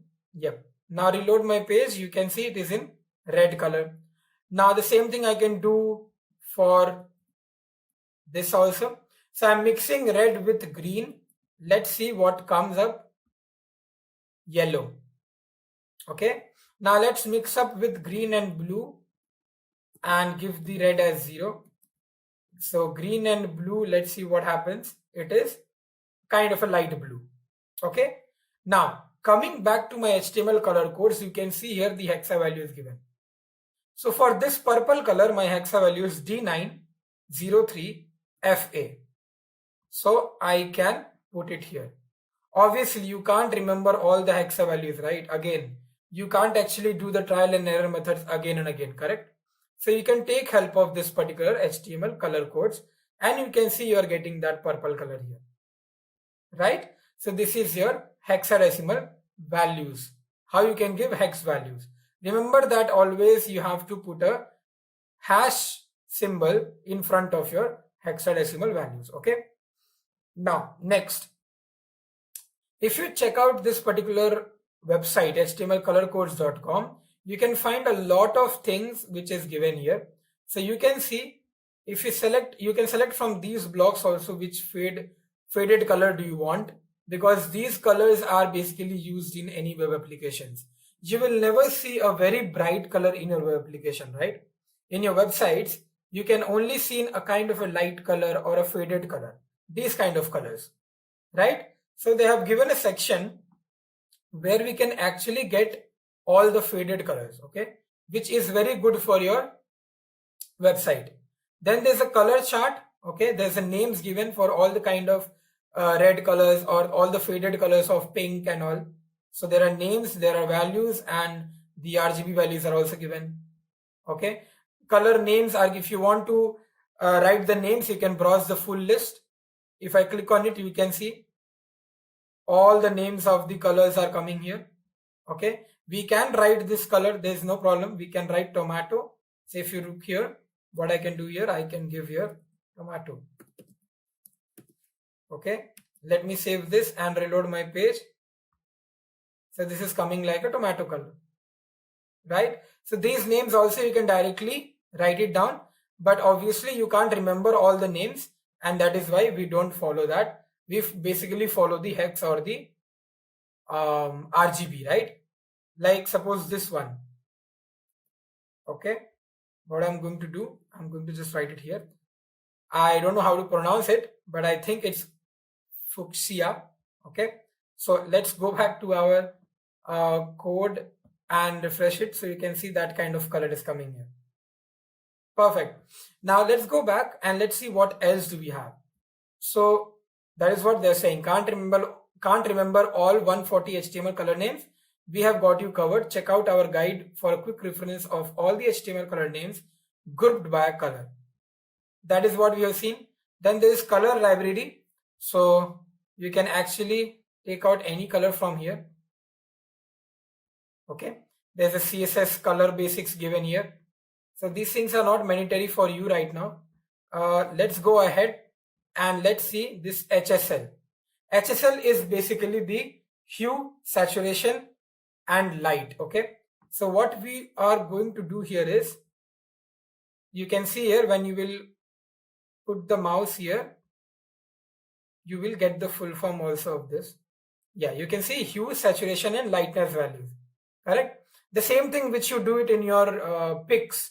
When you click a picture, you try to edit that, right? And you try to add some contrast, some hue, some saturation values. You increase the saturation value, you decrease the saturation value. The same values they are talking about. Okay. Let's see what happens here. So for this, how you will write? You will basically write it in the same manner how you wrote the RGB. So we are going to give the HSL value now. So let's go to our browser and here I'm going to select this particular command. So this is kind of a dark blue, some kind of faded blue kind of color. Let's give it here and let's see whether it is giving me the same kind of color or not, right? So hue is 204, saturation is 78% and 44 is your lightness. So let's reload my page and you are getting that color, that blue color, right? So it's always better to use RGB or hex rather than HSL, because HSL, hue, saturation and lightness, you can't actually identify, you can't actually understand that what are these values, right? So it's always better to use red, green and blue or the hexadecimal values, right? Now, I hope you understood how to mention these colors. And yes, in the starting, I told you that how many colors CSS can use. It's infinity. Okay. There are so many colors. So there is no count that how many colors you can use in any website. Okay. These are any numbers you can use. You can put any value, whatever you want in your RGB and you can get that color. Right. So let's move ahead. And let's see what is the next topic in our tutorial. We are going to talk about CSS background now. Moving into the topic of CSS background, let's see what we are going to discuss here and what is the meaning of this background. Is it background color or is it background image? Now, when you talk about CSS background basically means that in your website, in the background, you can actually put any image as your background product. Okay. So a whole image can be put down here and above the image, you can write the content, whatever you want to write. Now, how to give this background image? That is one question. The next is how the size of that image will fix to my screen width. That is second question. The third question is that can we repeat the images again and again? That means suppose if the content is really big and automatically there's a scroll bar coming in your web page. So you have to scroll down. When you scroll down, whether the same background image will repeat or will not. That is the third question. So let's find out the answer to these three questions and understand how we can use CSS background in any website. The first thing is background image. Now, obviously, first we need the background image, right? So the background image property is used to set an image as a background of an element. By default, the image covers the entire element. So by default, the image will cover the entire element. Okay. Now suppose if your image is of HD quality, that means your image is basically of this size. This is what is HD, right? If if this is the size of your image, that means it will cover the whole screen width of your laptop or whatever device you're using. But suppose if your image is a little bit smaller than that, then obviously it is not going to completely cover your screen. It will be slightly in the center. Okay, and the spaces here will be empty. The image will not come in this particular portions, right? So it totally depends on the quality of the image or the size of the image. Which image are you using in your background? Background repeat. The next one is background repeat. Let's see what it is. By default, the background image property repeats the background image horizontally and vertically.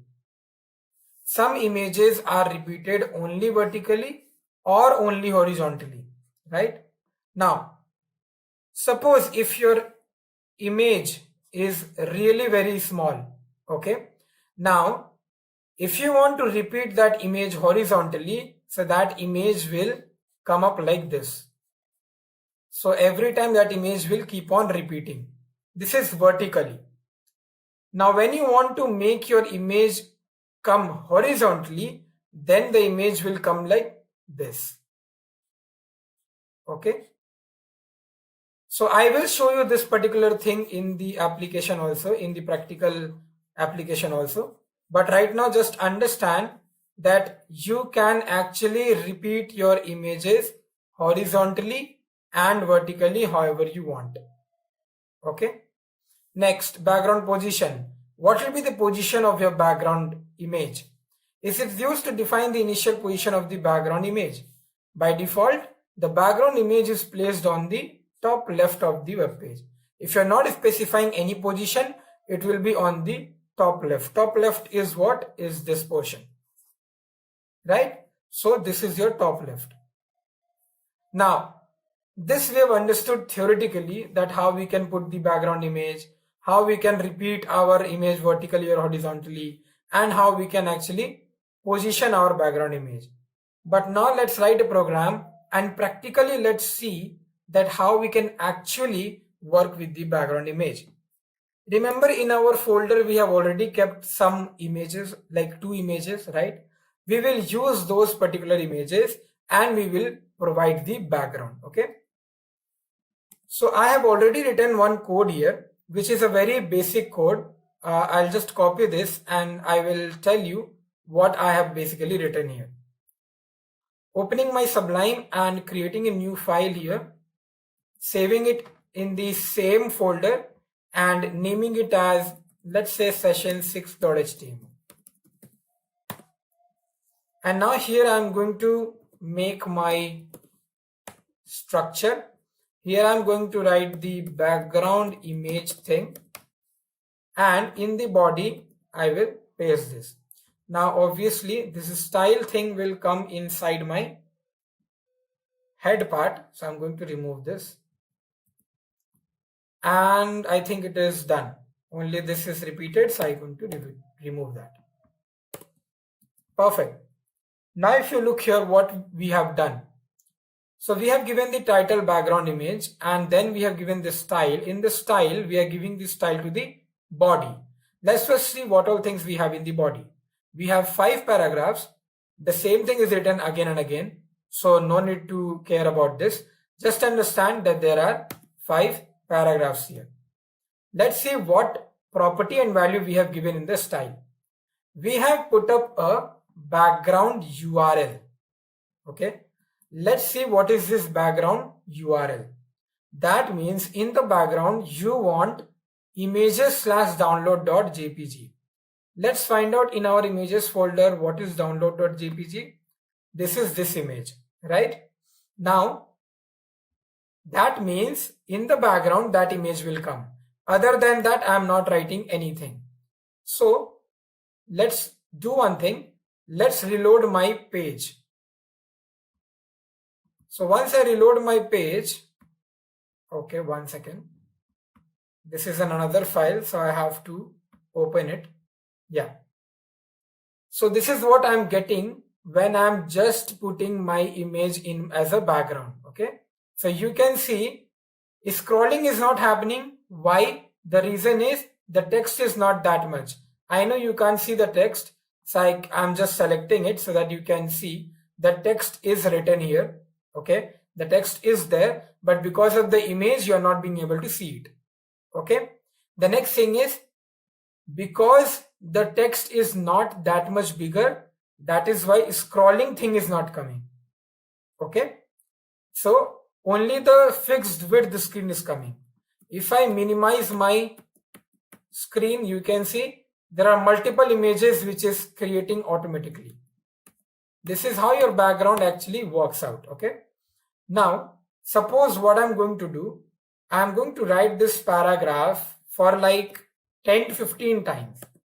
Okay, let's say I'm writing it like 10 to 15 times or 20 times, 25 times. Now if I reload, you can see the scrolling bar has come, and the scrolling bar is also giving me my background image again, right? So I hope you understood how this background image is coming only by writing this much statement. Okay, now let's do one thing. Let's go to my PPT and let's see what is this background repeat, no repeat, right? Now what is this background repeat, no repeat? Background repeat, no repeat means that you don't want to repeat your images. So if I reload my page, my image is now not getting repeated. Scrolling is happening, everything is working fine, but my image is not getting repeated. The actual size of the image is just coming in my browser. Now this background repeat is having more properties, like it is having 4 of them. It is having repeat, repeat X, repeat Y, and no repeat. Repeat means that it will get repeated, which is the default one. No repeat means it will not repeat, which we have just seen. Repeat X means horizontal. So you must have learned Cartesian coordinates in which X direction is nothing but the horizontal thing, right? So now let's reload the page and you can see horizontally my page or my image is getting repeated, right? There's no scroll bar on the horizontal side because the text is not that long. That is why there is no third image coming. Okay, but once you write a long paragraph, the third image can also come. Okay, now the next one is repeat Y. Repeat Y means vertically. So if I reload my page, the image will come vertically, right? If you write only repeat, then it will come horizontally, vertically, both the ways. Okay, I hope you understood this. Now what we are going to do, now we are going to go for the next one, which is background attachment fixed. Okay, so what we are going to do here is we are going to write background attachment is fixed and we are going to reload the page. Now you can see here, basically nothing happened, right? But if you look at the code, it was written here no repeat, right? So we have written here repeat. What we have to do, first of all, we will comment this and we will write here no repeat.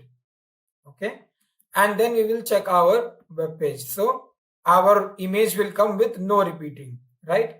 Now we are going to uncomment this particular section, which is background attachment fixed. And what is the meaning of background attachment fixed is nothing but this image is now fixed here. Okay, so if you now see, when I'm scrolling down, my text is scrolling down, right? And my background image is fixed now. It is not moving. I'm again going to show you. Suppose this I'm commenting. Okay, and right now if I reload my page, if I scroll down, my image is going above. That means my image is not fixed on the top left corner. It is movable. It can move once I scroll, right? But when I make this as uncomment and I save this, I'm actually making my background image fixed in this top left corner. So when I scroll, my text is scrolling, but my image is still there. Cool, right? So this is a very good feature which you can use in your web applications or your websites, right? So you have to just write background attachment fixed. Let's see what is next, and it's written here background position center. Now this is self-explanatory. That means your background image will come in the center, something like this. And because I've written fixed, so it is fixed. It is in the center itself. I can scroll the text, but the image is in the center only. Okay. The next one. The next one is very, very beneficial for you guys, because background size cover, what it will do, it will basically make your image cover the whole screen. So once I reload, the image is covering my whole screen, right? My whole screen is getting covered, and when I'm scrolling, my text is getting scrolled, but my image is still the same, right? So this is what is the use of background properties of CSS. Let's revise once. So we have used our background URL where we can give the image. Background repeat will decide whether your image should get repeated or not. If not, then it will be just placed in one corner, and if yes, then in which direction, X direction, Y direction, or in both. Background attachment will make your image fixed at one particular place. Background position will make it center, left, right, wherever you want to bring it. And background size will actually, using the cover, will actually make your image cover the whole screen width.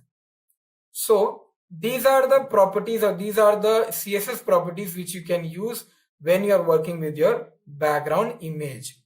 Now let's move to our slide and let's see what do we have in the next topic. Now we are going to talk about the CSS text and the font styles. Understanding CSS text and font styles is really fun. Now let's begin with the first one, which is the text, and let's see in a text what all CSS properties we can use. So beginning with text color. So a text color can be given to a text, which is nothing but we use the command color and then we give red or whatever color you want to give in an RGB format, in a hexadecimal format, or an HSL, whatever you want to use, you can use. This we have done quite a few times, so there should be no difficulty in understanding what is this color property, which is used to set the color of the text. Next is the text alignment. That means the text can be aligned in which particular corner of the page. That means whether it can be aligned to the left hand side, to the right hand side, to the center, or it can be justified. Now what is the meaning of justified? Let's understand. Now if you have worked with the Word document or MS Word, then you must be knowing that in that there is an alignment property in which the text can be aligned to the left hand side, the text can be aligned to the right hand side, the text can be aligned to the center, and the text can be aligned as a justified. Justified means that all the lines of the text will be equally proportioned. Okay, so all the lines will be equally proportioned.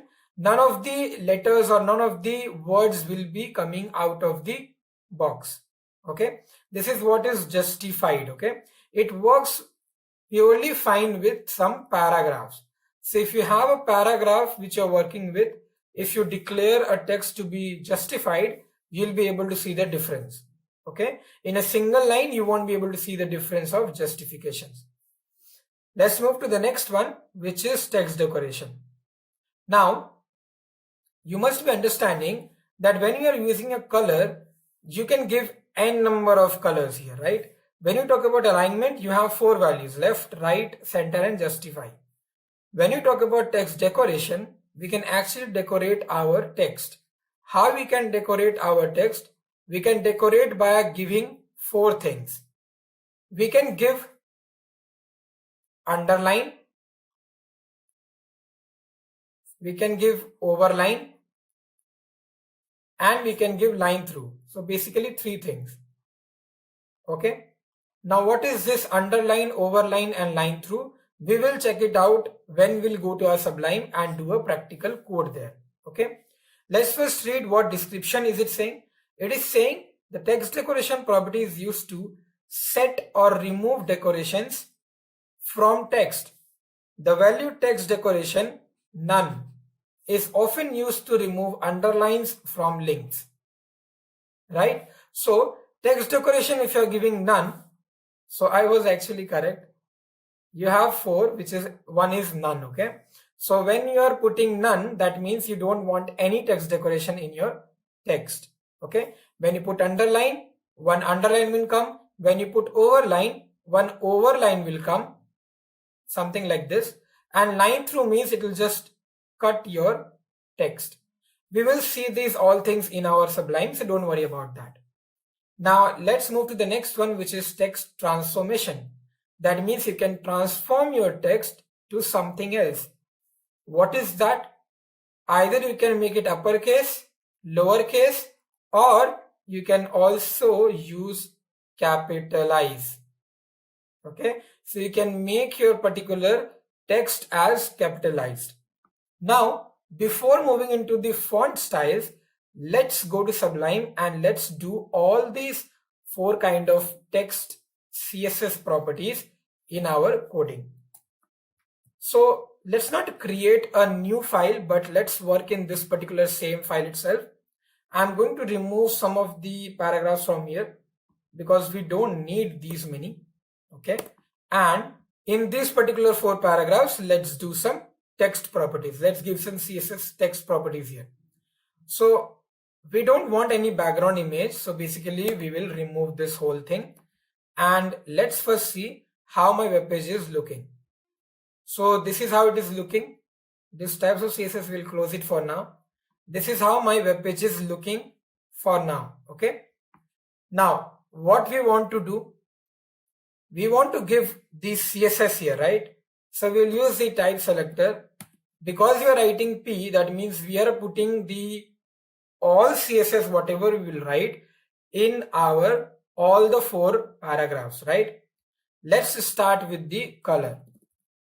So a color can be any color. So we are writing red and all the paragraphs will have the red color. Let me maximize this so that you can clearly see what is happening. Okay. The next one is what? The next one is text align. What I'm going to do here, I'm going to give center. Okay. And before loading the page, let me move back to 100%, because if I'll be zooming in, then you won't understand where is it getting shifted and all. Once I load my page, my all the things are coming in the center, my all paragraphs. What if I write here right or left? Obviously, it will go to that particular direction. Okay. Now, what we will do, we will see how we can actually use the justify thing. Okay. So I'm going to copy this one particular paragraph and I'm going to make it a little bit bigger so that we can see how this can be visible. So I'm writing the same line again and again to make it look like a paragraph. And let's see right now what is happening in my screen. Why is it on everything on the right hand side? Because my everything here is also on the right hand side declared. If you look here, it is set right, correct? Let me make it left, which is the default thing. Okay, so this is the paragraph. Now, if you can observe here, the paragraph which you can see, here some letters are not there. The space is coming here, right? After content also you can see some space is coming here in the corner, correct? Now, what I'm going to do, I'm going to write here justify. When I write justify, let's see what happens. Can you see? Now in the corner, I don't have any spaces left. Now my whole paragraph is looking very concised and very structured, right? There's no extra spaces which is left on the corners. That is what is the meaning of justify. Okay. Now suppose if I write here center. what happens? The whole paragraph will come in the center. You can see the lines are also coming in the center. So I hope you understood what is the meaning or what is the difference between center and justify. Now let's move to the next text property, which is nothing but text decoration. In this we'll be writing underline. Let's make it left because I don't want it to be in the center right now. Otherwise you will get confused. So text decoration is underline, and what I'm going to do, I am going to reload the page. You can see here my paragraphs are now underlined. All my paragraphs are underlined. You will remember that I told you why all my paragraphs are getting underlined, because I've written P here. If you want to only make one of the paragraph underlined, you can use the ID, right? So you can use the ID. Let's suppose I'm mentioning here demo. Only for this demo ID, I want my particular these CSS properties to be embedded. So I can go to my browser, and only to this paragraph, my paragraph is becoming an underline, and it is in the left hand side and it is red in color. Okay, let's write here overline. Let's see what happens. So overline will actually make my line come above the paragraph, right? Next is nothing but line through. So line dash through. Remember this, always that you should use line dash through, not line through. Otherwise it will not work. Line through is nothing but when you want to cut or delete anything from your paragraph. The same thing works with a delete tag, right? DEL. When you use DEL tag, the same thing happens. So this is quite the same thing. So we have seen all these things. Let's also write the fourth one, which is nothing but your none. So once you write none, what happens? You will not get any text decoration. It will be a simple paragraph with a red color. Also on the left hand side, because I've given the alignment. Okay, now next what? Let's write here the next one, which is your text transform. So from here I can select text transform and I can write here uppercase. Once you write uppercase, reload your page and you can see the whole paragraph has been converted into an uppercase. I can also make it lowercase again by writing lowercase. So all your paragraph will become lowercase. Also, you can use one more, which I have already told you, which is capitalize. What is the meaning of capitalize? That means every word first letter will be capital. So every word, each word first word is capital, right? So these are the text properties which you can actually use. And also if you want to look for more text properties, you can just write text and you can see you will get a lot of commands here. Text decoration, text align, text overflow, rendering, indent, shadow. If you want to give a text shadow, to the text, you can use this. So these are all the text properties of the CSS which you can use in your web application. Okay. Now let's quickly move into the concept of font styles and let's see what do we have there. Now talking about font styles in CSS, we have so many properties to work with when you talk about the font styling. Okay. Let's see one by one what are these font styles and let's understand how we can actually write these in our HTML code in the CSS part. Okay. So CSS font property is used to control the look of the text. Okay. And font style property is mostly used to specify italic text. Now let's do one by one. What are these? CSS font color. This property is used to change the color of the text. This is that normal color command. Okay. So this will also come in the font color kind of thing. And then we have the font family, which is nothing but if you are using MS Word, you must be knowing that in doc files or when you're using Word document files, there are font families given such as Arial, then Verdana, then you have Calibri, right? And then you have Cursive. These are some of the font families which you can use. We have serif also, right?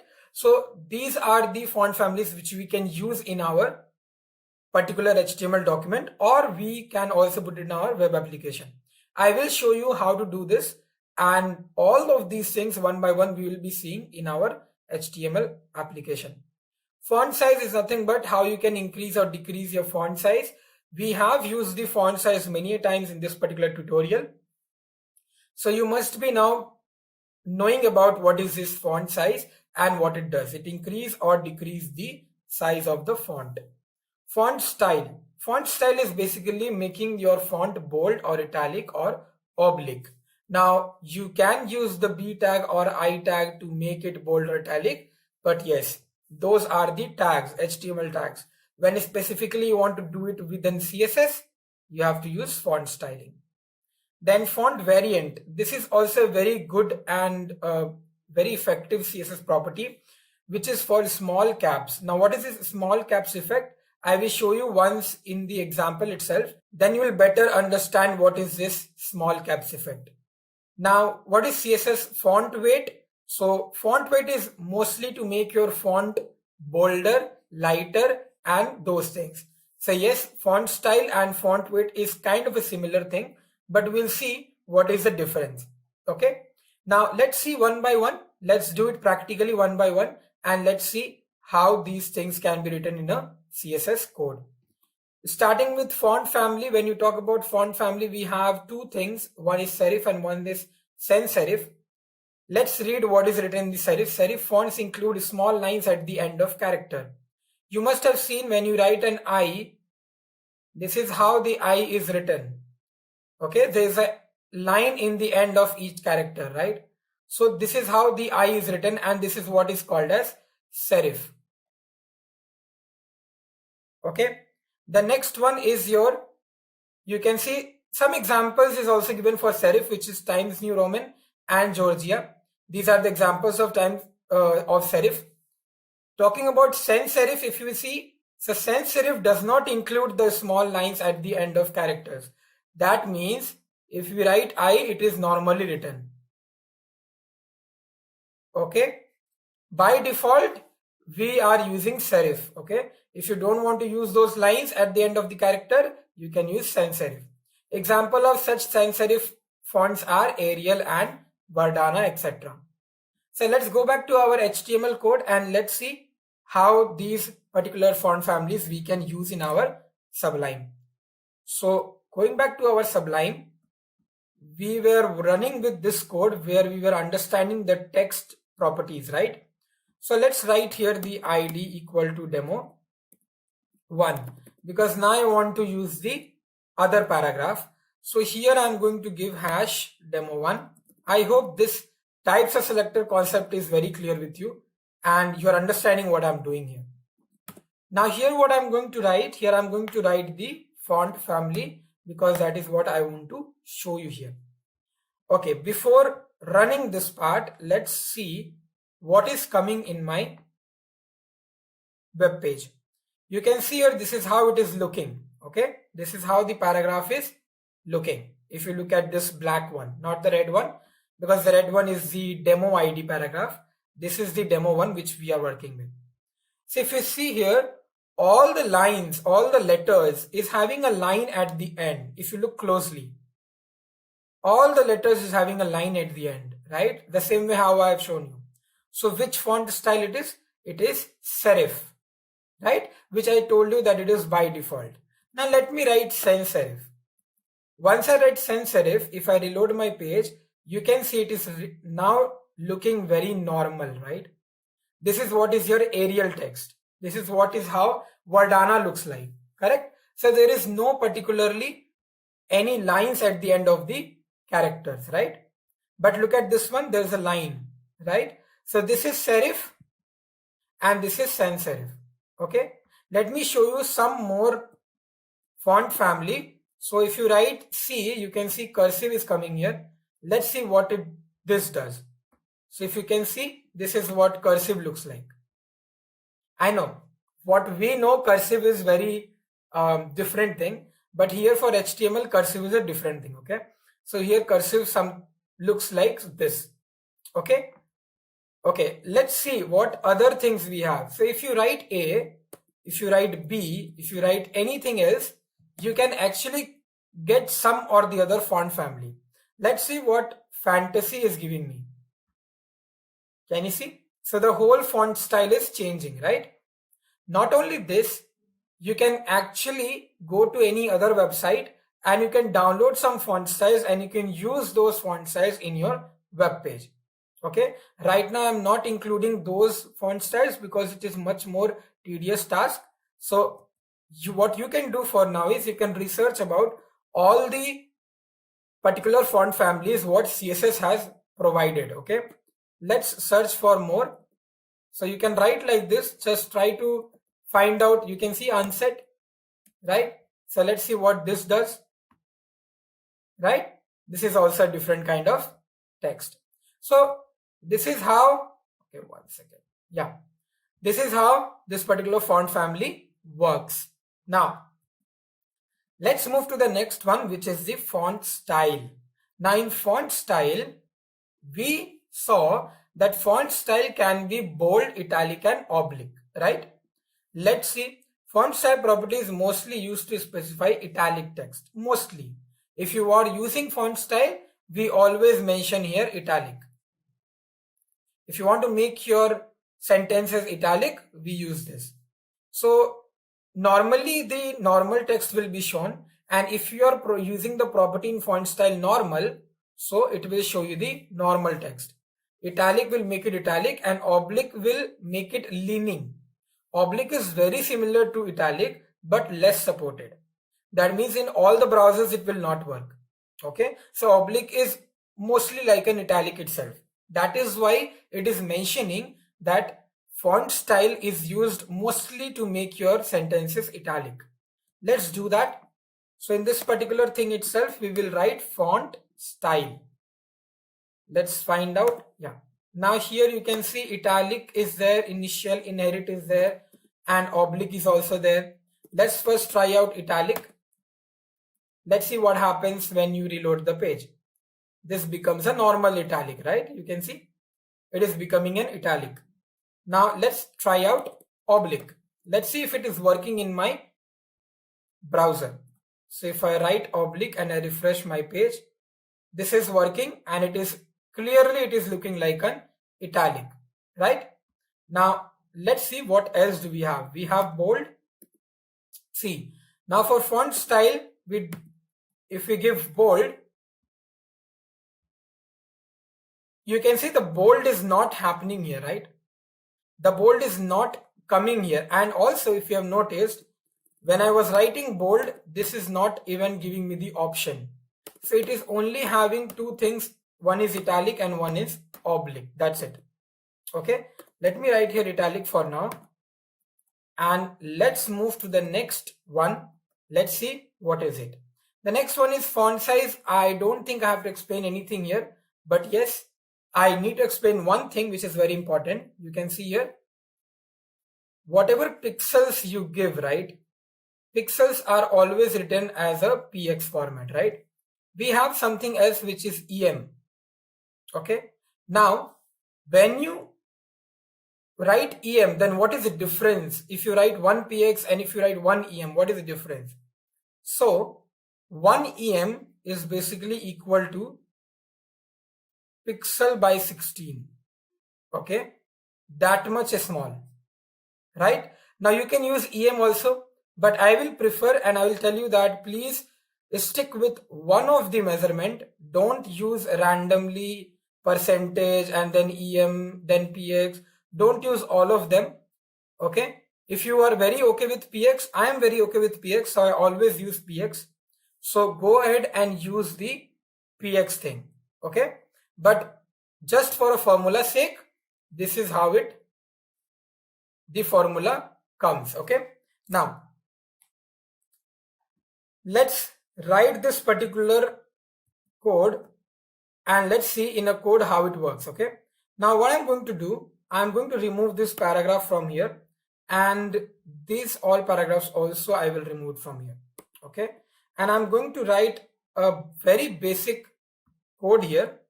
Let's say I'm writing here h1 and I'm writing here, this is heading. Okay, this I'm doing it for you because you will be understanding it in a very better way. Now here I'm going to give a class and I'm going to give here normal. Okay, now in this I'm going to give here, this is a paragraph in a normal style. The next one, what I'm going to do, the next one I'm going to write it as a italic, and the next one I'm going to write it as an oblique. But those are class, okay? I'm not writing the actual CSS here. These are just the class names. Okay, oblique. This is a paragraph in italic. This is a paragraph in oblique. Right? Now, these all three things are done. The body is also closed. Now, let's go to my CSS, and here what I'm going to do, here I'm going to write p.normal. Why I'm writing p.normal? Because my class is there, which is normal. So I'm going to write here font style normal. And then what else? We have p.italic. So let's write that p.italic. And here I'm going to give the font style as, where is my font style? Italic. The next one, we have what? We have p.oblique. So let's write that. And in the font style, let's mention oblique. Done. Now, let's talk about the font size. Okay, before that, let's see the web page. So I'm getting three things. One is one H1, which is this heading. This is a paragraph in normal style. This is a paragraph in italic. And this is a paragraph in oblique style. Now let's do some coding for your font size. So I'm going to write here H1 and I'm going to write here font size. In the font size, I'm going to mention here 32px. Okay. So H1 is already so much bold. And now what I have done, I have given font size 32px. Let's see what happens to it. 1 second. Am I giving it to H1? Right. Font size 32px. Okay. I think this is the height. Let's increase that. I think that is the normal height. Let's increase it. And now let's see. Yeah. So this is increasing, right? Let it be 32. It was looking fine. 50 is really very big. 32 is fine. Okay. Now, what else? So either you write H1 font size equal to 32px, or what was the formula for that EM part? It was nothing but 1 EM equal to pixel by 16. That means in my example, I have given 32 pixel, right? So 32 by 16 will give me how much? 2. Correct. So what I can write here is, I can write here 2 EM. Right? When I write 2 EM, things should not change.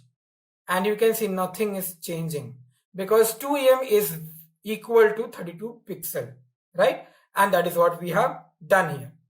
Now let's move to the next part and let's see what do we have here. So we have CSS font variant, which is nothing but your small caps and all. Okay. So let's try it out. Let's write. So it is only having two values. One is normal, one is small caps. Let's try both of them. One paragraph in small caps and one in normal. Let's do that. Let's see what it does and how this small caps looks like, right? This small caps is something new. So let's see what it does. What we are going to do is in this particular, which one should we give? In this one, in the normal one. Okay. In the normal paragraph, we are going to give here the font. Okay. I forgot what was it. Font variant. So let's write here font variant, small caps. Let's see what happens to this normal paragraph. Where is my normal paragraph? This one. Let's see what happens. If you can see here, the whole paragraph is now changed to capital letter, but it is not actually the capital letters. It is looking like a small capital letters, right?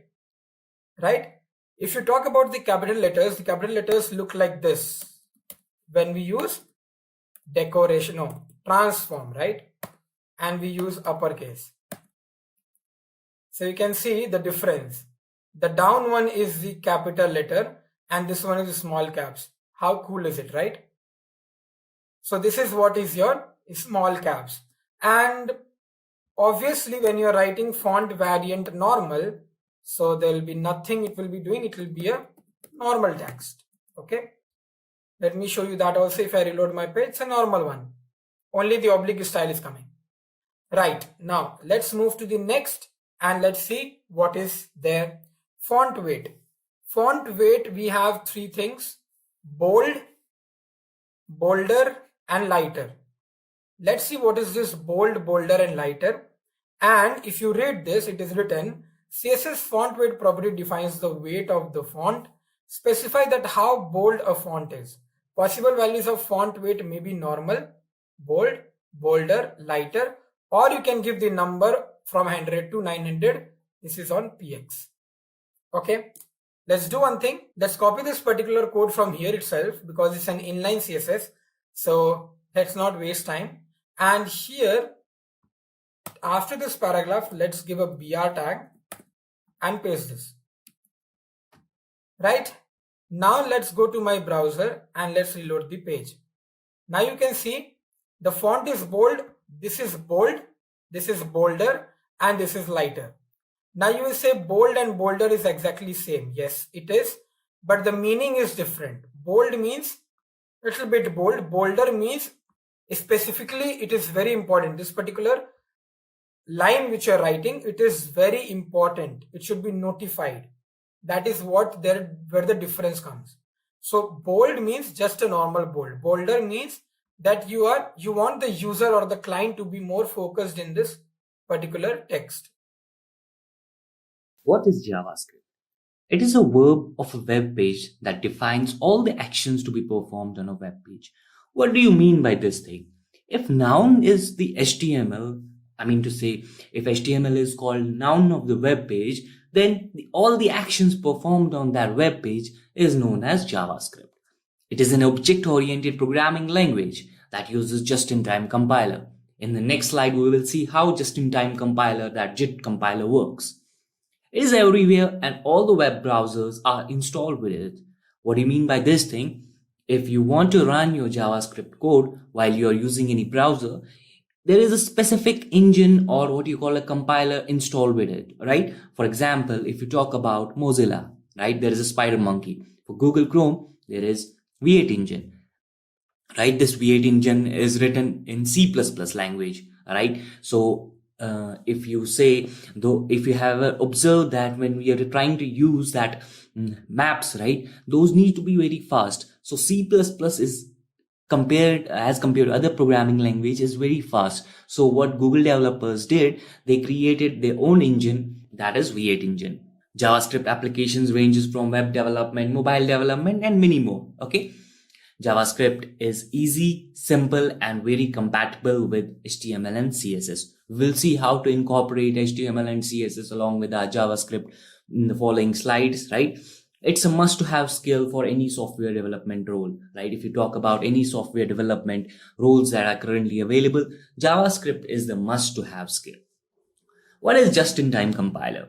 Basically, when we write our code, it is divided into tokens. That is the main objective of a parser, that it divides our code into tokens. What do you mean by tokens? It is, if you talk in a layman's term, so whatever is written, for example, there are keywords, there are relational operators, there are conditional operators. All these operators are divided into segments called tokens. Then it goes through the abstract syntax tree, right? The binary tree kind of a structure is formed. After that, what just-in-time compiler uses is the best of these two worlds. What? Interpreter and compiler. Basically, compiler is fast as compared to what? As compared to interpreter. Interpreter does the line by line checking. So whatever is best in these two, right? The compiler and the interpreter. The just-in-time compiler uses that, right? So there is interpreter also, there's a compiler also, What does the interpreter do? Basically, it reads line by line. And once it reads to some code, right, which is repeated, for example, if a loop condition, it meets a loop condition, that it sends that code to a profiler. What profiler does? It optimizes it with the help of compiler. Basically, compiler will help in whatever was the fault in interpreter, compiler will help in that, right? This with the help of this profiler. There is something called warm code and something called hot code. So warm code is a code that is repeated more than once, right? So that code is sent to this profiler and it deals with that and then sends it to compiler for optimization. So once we are done with this, all the process that is done here helps the JavaScript to be very fast, as we are doing everything in our browser, right? So this is the whole structure of a just-in-time compiler. Now let's talk about history.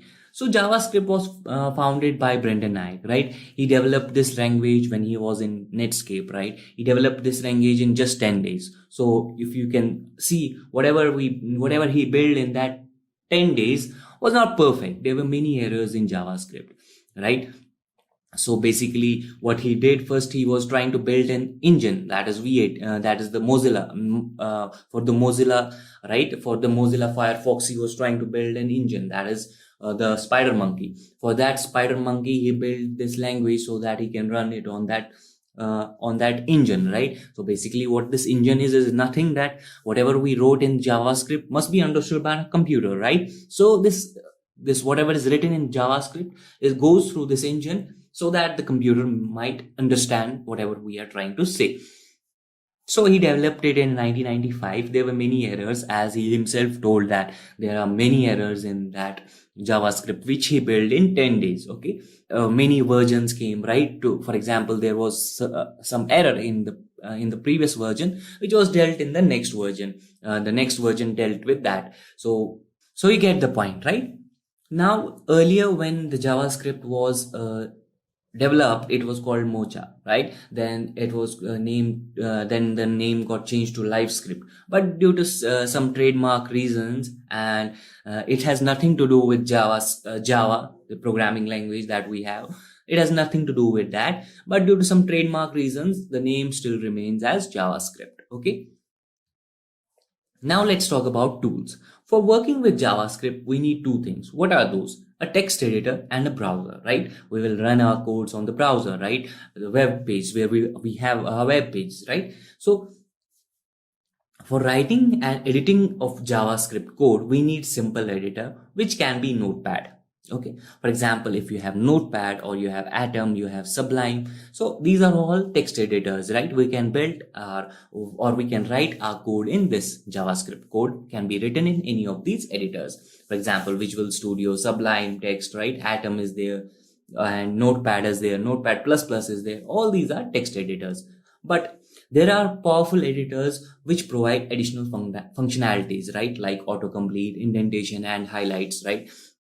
So if you talk about Sublime, right, it gives you an autocomplete, right? When you write just HTML, then you press a tab, it gives the skeleton of the HTML file, right? So these are some powerful editors, right? The more powerful the editor, the more functionalities you have. Okay. Now the text editor is done. Now what do you want? What do you need? The next thing that you need is the browser. All the browsers come with an inbuilt JavaScript engine, right? For example, if you talk about Google Chrome, we have V8 engine. If you talk about Mozilla Firefox, we have Spider Monkey, right? These are all JavaScript engines, right? Which help us to basically we write something in a JavaScript code, then it goes through this engine so that browser will understand this, right? The machine will understand whatever we're trying to say. They are used for executing JavaScript code and also for debugging purpose. We will see how we can debug our code with the help of console, right? Developer console that we have inside the Google Chrome, right? We will see that. Now the ECMA.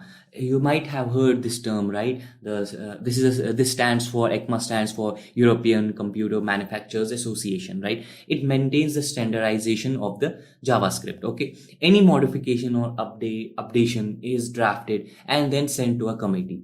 They do a discussion and decide whether to include it or not, right? The changes that we did, right? If passed, then it is added to the new update in the latest released version. So whatever the new version is about to come, or whatever the updates that we did in the previous version, will come in the next released version. For example, the latest version is ES 2020, released in June 2020. Okay, this is all about ECMA. You might have heard about this ECMA script, right? ECMA. So this stands for European Computer Manufacturers Association. This is all the standardization or updates or anything that new comes goes through this, right? So any new changes will be sent to a committee, right? Then they go through a process, and if they found this is okay, then it goes into the next updation or next version of the JavaScript, right? Now, how do we write JavaScript code? Before jumping right into the code, let's try to understand the different ways to write our JavaScript code. Okay, for example, JavaScript basically gets into HTML, which is the skeleton of the web page, right? If you want to incorporate your JavaScript, right, you want to write your JavaScript code, basically HTML will help us, some CSS for styling will help us, right? So these are all the things that you need to know. For example, if you want to do something in a JavaScript, basically you do it on some of the elements on the HTML page. So we can write our JavaScript code in 3 ways. What are the 3 ways? Console, we can write it in developer console. We will see the Google Chrome when we do Control Shift I, or when we right click and inspect that, we will get that developer console, right? Then we have the script tag, and finally then we can also write our JavaScript code in an external JavaScript file, which we then link with our HTML file. Okay. Now let's talk about how we will open this console. Okay, either just press a Control Shift I, or to open a console you just need to right click and then go to inspect. Now since you are in the console, you can start writing your code, right? Console.log is one of the functions with which we can print anything on the console, right? So console is used to print the output. Okay, then the arguments that we have in this console are strings. Okay, now let's see how the console will look like, right? I told you earlier, right? You either click on right click, then click on inspect, or you can just start by just typing Control Shift I, then the console will open. You see, these are the tabs that we have in that: elements, console, sources. You just go into the console and then start writing your code. Okay, console is used to print the content on the console. Okay, for example, if I have written here that console.log hello world, right? So after that I have written another again console.log, this is my first JavaScript code, right? So the output will be hello world, this is my first JavaScript code. Okay, this is how we do it in the console. Now let's go ahead and quickly check this thing out. Okay, how we do this thing. Okay, so we are in the browser, right? So just type Control Shift and I, you see the developer console got opened. Okay, now if I write clear, which is one of the functions that are inbuilt functions, which will just clear your screen. Now if you want to print anything, just write console.log. For example, I wrote hello, right, in the string, and then press enter, and this will be the hello, right? We got something that is written here undefined, right? So you don't have to worry about this for now, right? We will see why it came, how it came. Okay, so what I did, I just did Control Shift and I, and that's how I got this console. Okay, developer console, right? There's another way with which we can do this. For example, let me just cross this out, and if you try to just do right click and then do inspect, we will again get this thing. Then go into the console and then start writing your JavaScript code. Okay, so this is all about how we can start our JavaScript, how we can write our JavaScript code with the help of console. Now what are the other 2 ways, right?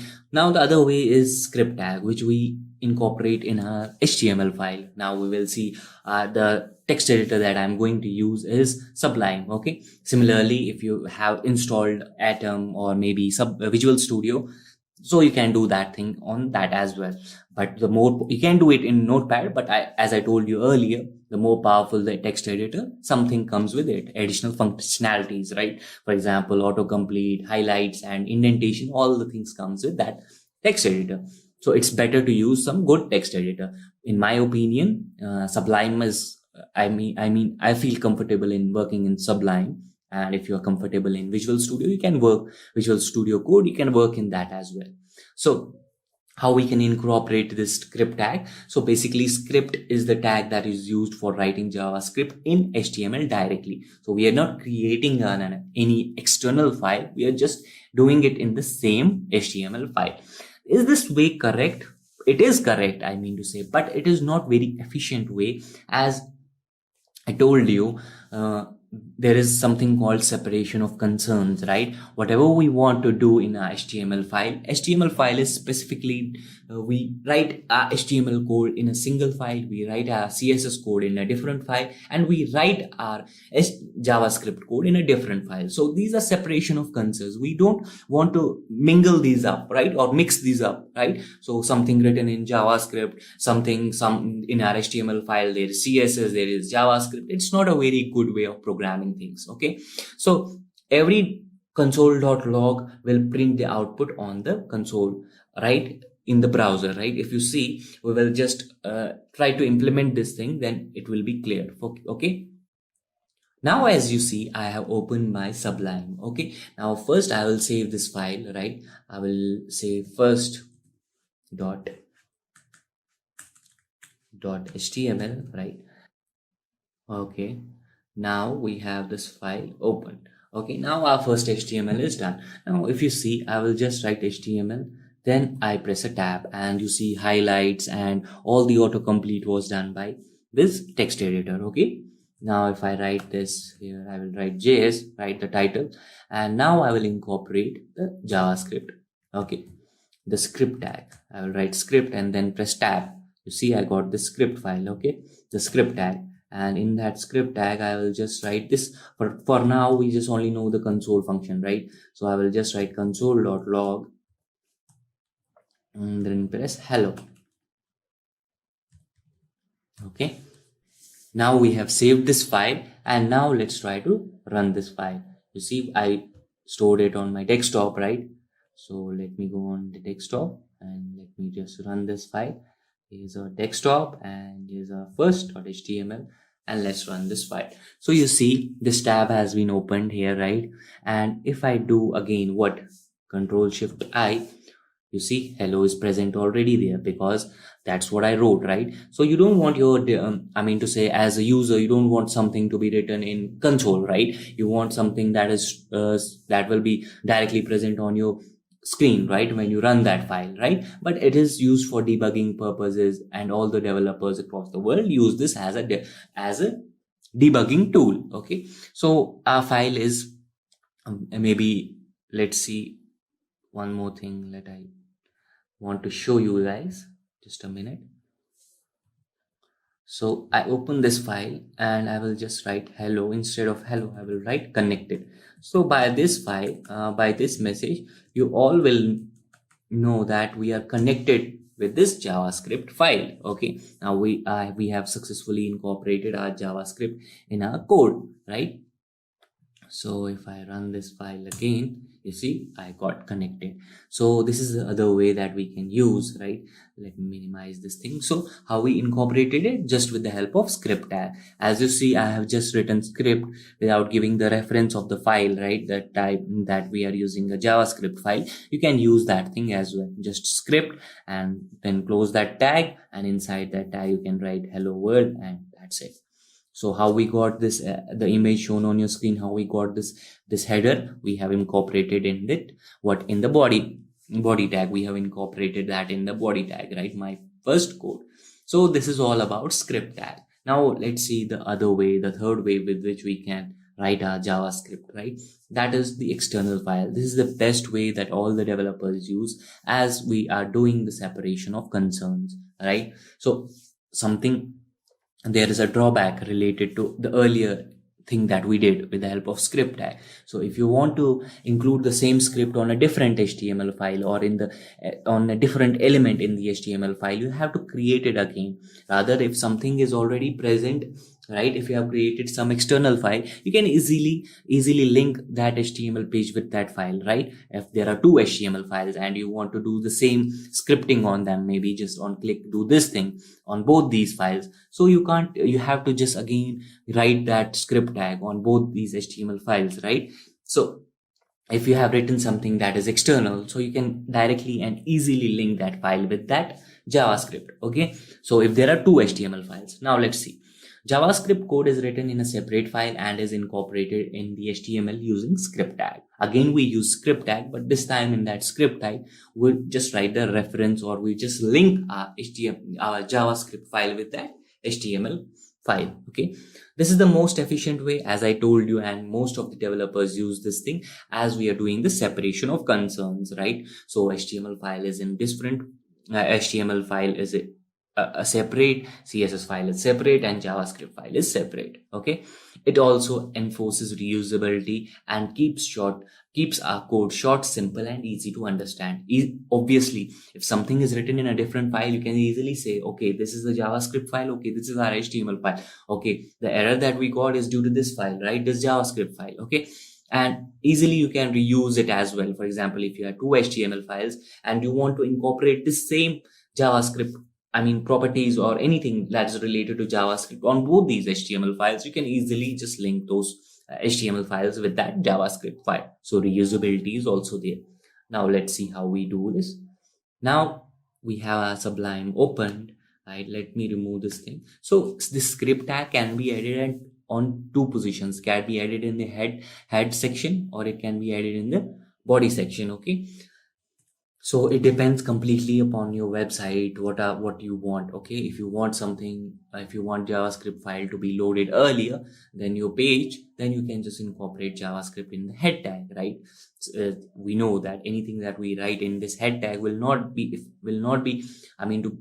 rendered or will not make changes to the web page, anything that we write in this head section.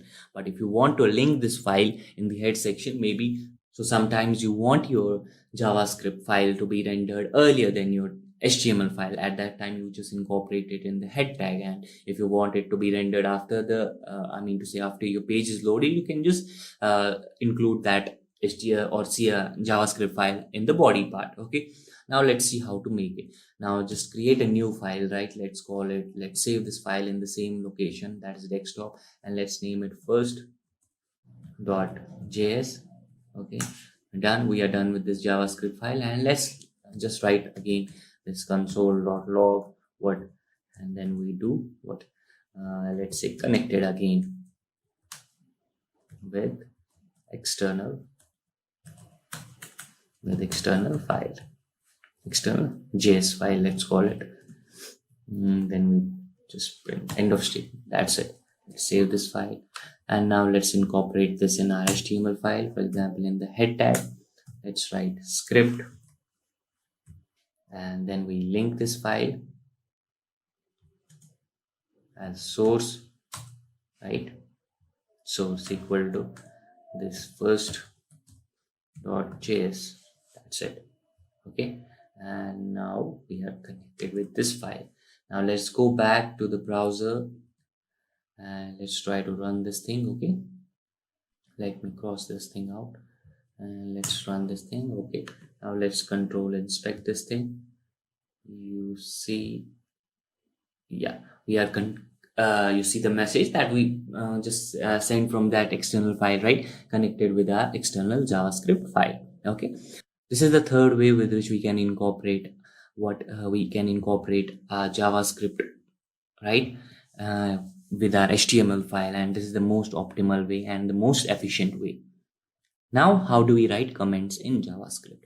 Comments are extra information that helps in understanding the code and is not passed on to the compiler, right, at the compilation. Okay, so whatever we write in this whatever the things we write in the comments will never be rendered on our browser. Basically, it adds information for the user, as not for the user, but if you're sometimes passing your code to a different developer, right, at that time he can see, okay, this is the thing that you want. Okay, for example, if or it can add to your information as well. For example, sometime maybe you were stuck in something, right? You found some error on a particular line, and then you utilized or you exhausted 2 hours on that part, right? Maybe it was a big error or maybe a small error that skipped your eye, right? You were not able to detect it. So after 2 hours of time, you just rectified it, and then next time you were again stuck in the same problem. So these comments will come in handy, as in you will write a comment on that. Okay, this was the thing that I was doing. I've wasted 2 hours, not so long. You can keep it simple so that you can understand. I'm just giving you an example.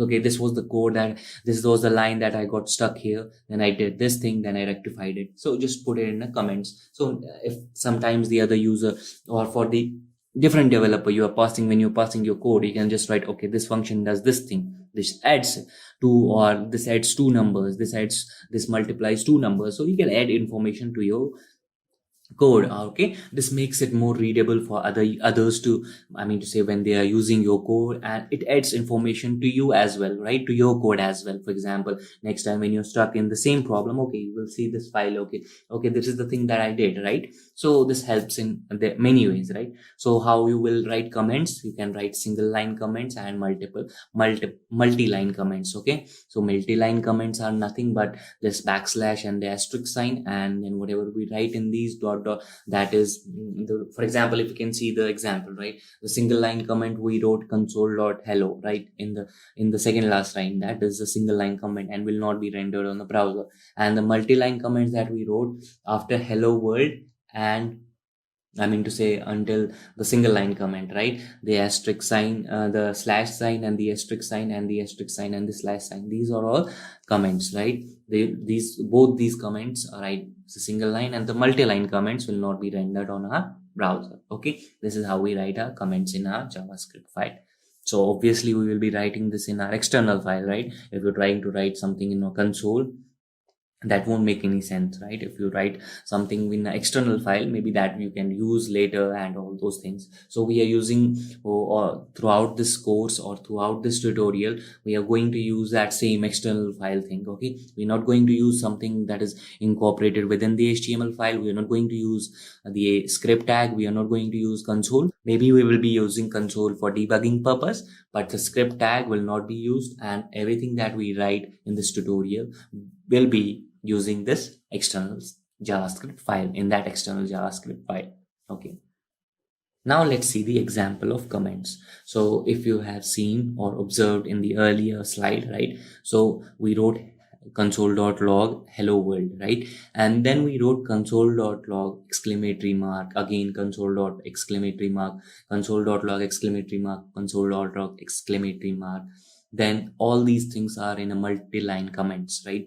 And then there is a single line comment that is hello, right? And after that it is console.log bye. So obviously all the things that have been written in comments will not be rendered. So the output that we will get is hello world and bye. That's it. Okay. Now let's talk about JavaScript properties. So JavaScript is a dynamically typed language, right? What does it mean? You don't have to specify the type of the variable explicitly. There is no need to define the data type for a variable like number or int or float, right? Number, string. We will talk about data types. What are the data types that JavaScript has? The primitive data types, right? So only let, var, and const are used for variable declaration. We will see after this slide, we will talk about var, and later we will talk about let and const as well. So you don't have to explicitly specify that this is a number or this is a string, right? So what does this mean? So if you're sometimes you are declaring something, right, you just have to declare it with the help of var keyword, and then var name equal to Faizan, let's suppose. So name is a string. Let's suppose you declared another variable, like for example var name equal to 10. Now this name will be this time a number, right? So that's what you mean by dynamically typed. Okay, JavaScript is also a weakly typed language. therein we have type cohesion. We will cover what this type cohesion means. It basically means you are allowing what to convert one type into another. Okay, when we are comparing two values of different types, the one type will be forced to change into another type, so that comparison is made possible.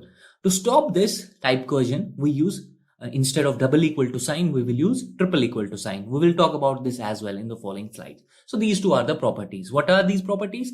JavaScript is dynamically typed and JavaScript is weakly typed language. Okay. Now let's talk about variables.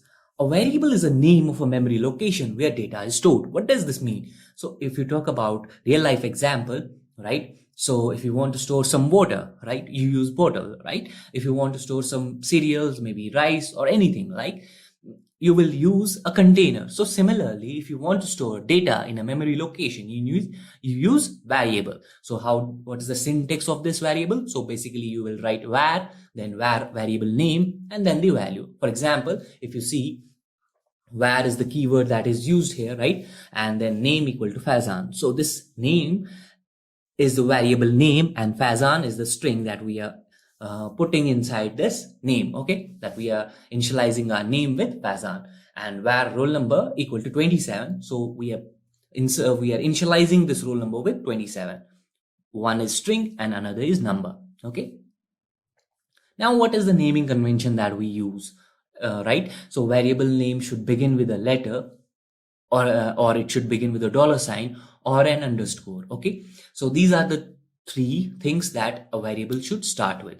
After that, there can be any possible number of combinations. It can be digits, it can be anything, right? So, but the first three letters should be what? A letter, that is alphabets, or a $sign or an underscore, right? Variable name cannot be same as the keyword, as keywords are reserved for special purposes, right? Variable name is case sensitive. For example, if you talk about apple, so everything is in lowercase, right? Now, if you try to access this apple, you have to use everything that is in lowercase. If you try to use everything that is in uppercase, that won't work. It will declare, it will throw you an error, right? That this variable has not been declared, okay?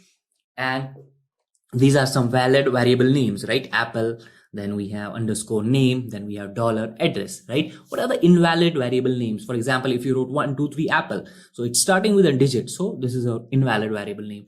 Something starting with an asterisk sign, that is asterisk roll number, is again a invalid, invalid variable name, invalid variable, okay?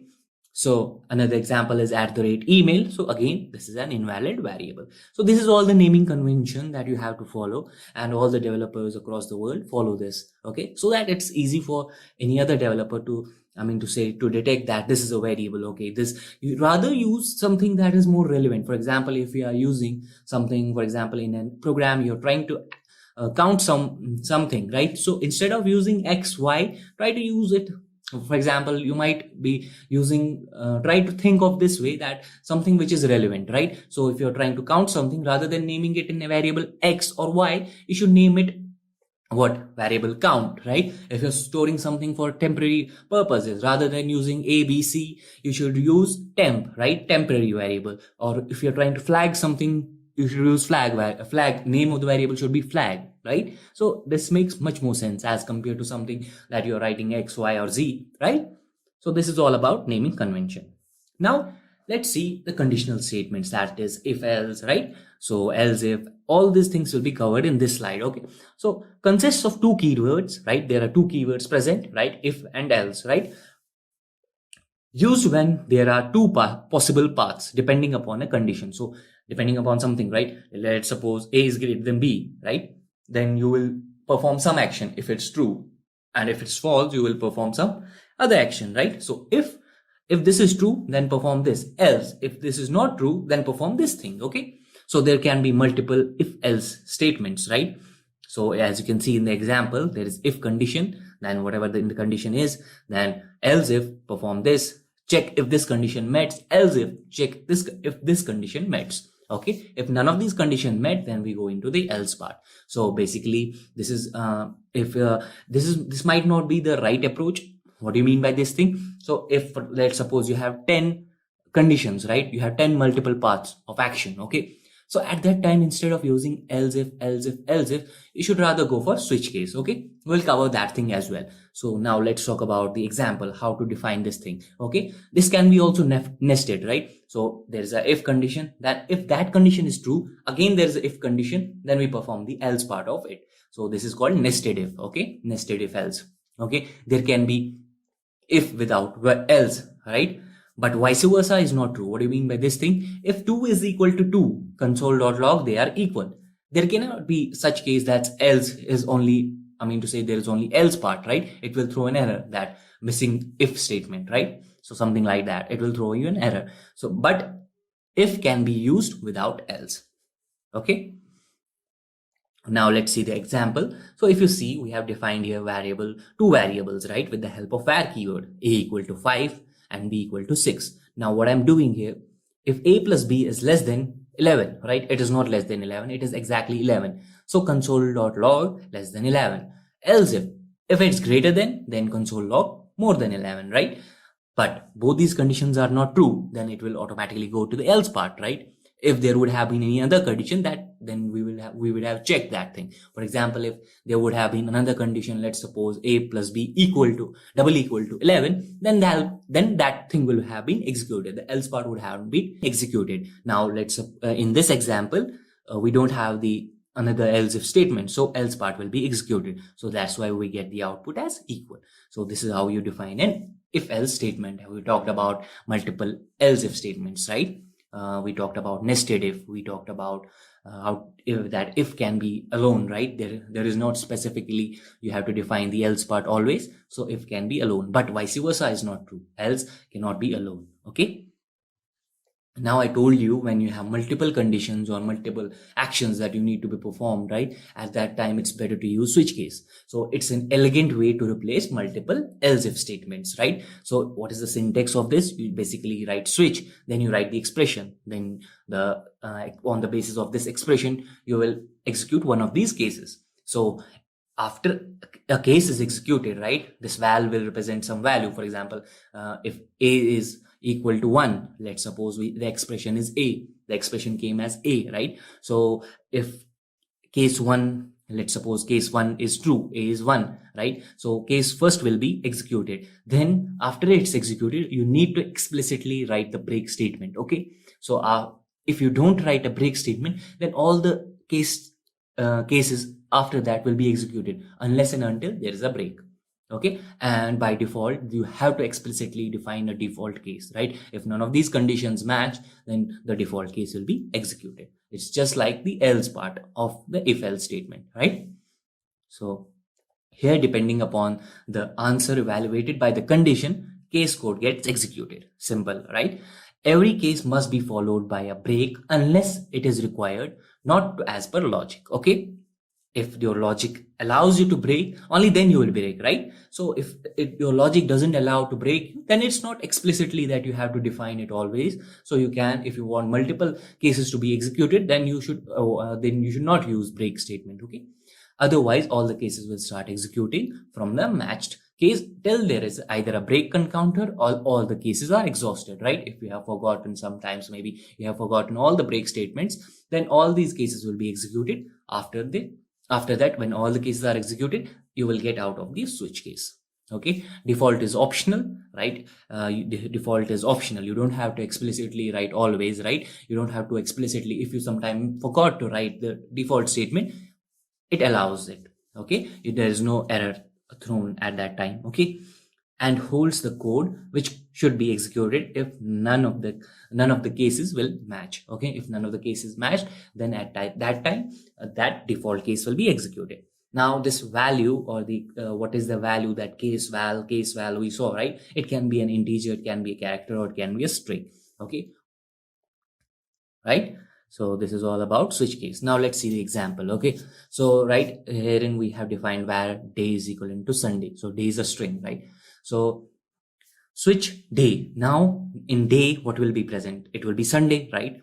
So once it will check case 1 is the first case and the second case, whatever the value of day is, does it match with the case 1? No. Does it match with twice? No. Wed? No. Thurs? No. Fry? No. Set? No. Then Sunday comes, right? Case Sun will be executed, today is Sunday. After that, we will just write the break statement, and that's it. The output will be today is Sunday. Okay. Now, before we move ahead into loops, let's see. We'll define a variable, right? We saw how to define a variable, right? Can I put this as a variable? No, 9A cannot be a variable, right? Because it's starting from a digit. So let's suppose, let's define some variable. Let's name it name. Okay. So name equal to, or let's name it an integer. Let's put some number in it. So A equal to, let's suppose 1, and let's define another variable. You can define it in a same line, right? Or initialize it in the same line, but I'm using 2 different lines for it. So now let's say if A plus B is double equal to what? Let's do 3 ifs. Okay. Is greater than 2. Is it greater than 2? Yes, it is. Let's suppose make it 4. Okay. If it's greater than 2, then write console.log what? Print A plus B, right? This will be printed. Now, if that is not the case, then let's suppose we will go into the else if part. Else if A plus B is less than 1. That's not also the case, right? It is greater than 1. Then print console.log what? A plus B again. Okay. Else. Then we go into the else part. So both these statements will not be executed, right? So we go into the into the else part. Then what we will do, we will print A plus B. Okay. Now I haven't wrote any curly braces on the last part, right? The else part, because if there is only one statement in the if else condition, right? If there is only one single statement associated with the if, then these braces or these curly braces are optional. Okay. Now let's save this file, and when we go into a browser, okay, let's refresh it, and then press Ctrl Shift I. Okay, I pressed N. Just a minute. Let me Ctrl Shift I. Then the console will be opened, and you see what I printed. What I got the output as 3. Now let's make it a little bit. Let's make a little bit change. Okay, let's open it again, and let's try to print high here. Okay, so that we know this statement was executed. Okay. Okay, now let's refresh it. Okay, high is not defined. Okay. Yeah, it thought that it is a variable, right? High is a variable, because we try to print, we have to write the braces, right? I mean to say the quotes, right? The quotes were missing. Okay, just a minute. So we just have to write double quotes, and that's it. Let's save this file, and let's go back into the browser. Okay, you see, hi. So this is how an if else will work, and we talked about variable, right? Now if you want to implement, you can implement the switch case as well, wherein if you want, sometimes maybe if there are multiple point of actions, at that time you can just use a switch case. Okay, now let's go back and let's talk about loops. So what is a loop? Basically, loops are used to do a repeated work until a specified condition remains true. So unless and until something is true, you loop around that same set of you repeat that same set of instructions, right? Do this until that condition is false. Okay, there are multiple variations of loops, right? Different types of loops are for loop. In that for loop, we have for each, for off, for in. These are all types of it. Okay, then we have while loop, right? Then we have do while loop. Okay, these are all loops. Okay, now let's talk about for loop. So basically, how a for loop will work, it is of best use when you know the specified number of times the code should be executed. For example, I told you to write give me print all the numbers from 1 to 5. So you know, right? You know how many times you want to print that number, right? For example, if I told you please print the numbers from 1 to 5, so you know this should be executed 5 times. So in the initialization phase, you will use a variable, right? So I told you 1 to 5, right? So you will initialize your var a equal to 1, right? Your var num equal to 1. And then the termination condition will be what? A is less than 5, right? Once it will execute the statement, then it will go to the updation part. Okay, then in the updation part, what will it do? It will just increment that num. Okay, num plus plus. We will see in the demo part, we will see it will be much clear. Initialization is used to initialize the variable which is being used for the iteration, right? What do you mean by this iteration? Basically, it's the number of times this loop will work. So when it will work 5 times. So this will be the 5th iteration. So when the first it will be executed, that will be the first iteration, then second iteration, then third, then fourth, and then fifth. At 5th iteration, it will stop its execution. So the second part is the termination part, right? It comprises of condition which determines till when the iteration will continue. What do you mean by this thing? This termination will be responsible for how many times you want to execute this the set of statements that is within this block, right? Within this for block. Okay, now the updation part, how our variables get updated. You can update it maybe a single time, right? In when I talked about give me a number from 1 to 5, so I wanted all the numbers. Let's suppose I told you give me all the numbers from 1 to 5, give me all the numbers which are even or which are maybe odd. At that time you will just change the updation statement, right? So it completely depends on the type of problem you are facing. Okay, now let's talk about the example. Let's suppose you have to print from 0 to 5, right? So what I did here, I declared the variable, right, I equal to 0. I initialized it within the for loop is the structure of it. This is the structure of it. For then a variable equal to 0, then I is less than 5 and I plus plus. So if you can see, the current value of I in the first iteration will be 0, right? Then it goes in the updation part, right? It increments that I, it will be 1. So similarly, you will get a current value of I equal to 1 and so on to current value of I equal to 4. Once 4 will be executed, then it goes to the updation part and it makes it 5. So is 5 less than 5? No. So this will be the termination condition. Okay.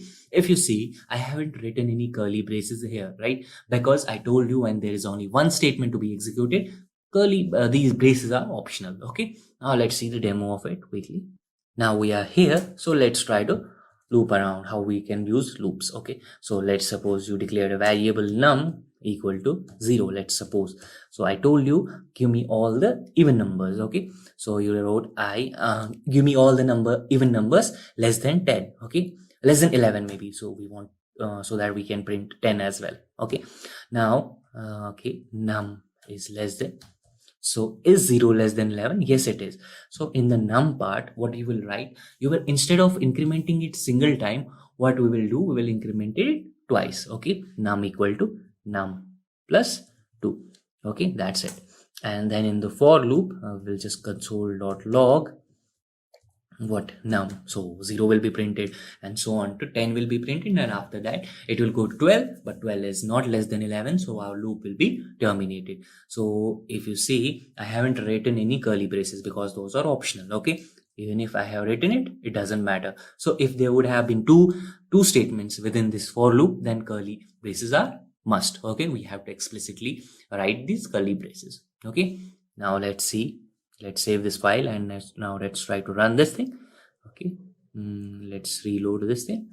You see, 0 is an even number, 2, 4, 6, 8 and 10. This is how you use a for loop. Okay, now let's talk about for each. This is a classic modification of for loop, right? Or what we call a rare modification of for loop, used when each element has to be passed or traversed, or you want to access each element, right? What is the syntax for this? For example, if you have declared an array, right? An array of strings, right? Apple, peach, orange. This is an array of strings, right? Herein, what we did, fruits dot, then for each, right? Then the item that is to be traversed, and then we printed that item. What do we observe here? Basically, this item will contain each element, right, in the array. That is, first time it will be apple, then we printed that. Second time it will be peach. Third time it will be orange, right? So this is for each loop. As you can see, the output is apple, peach and orange, right? So this is for loop modification, right? Then the other modification is, or the next type of loop that we see in terms of for, is for off, used for iterables like arrays and strings. If you see here, what we saw earlier, right? So if you try to access each element, herein what we write, for item of fruits, right? All the items of fruit, right? The item will contain, first time it will be apple, then it will be peach, and then it will be orange. The output is same, right?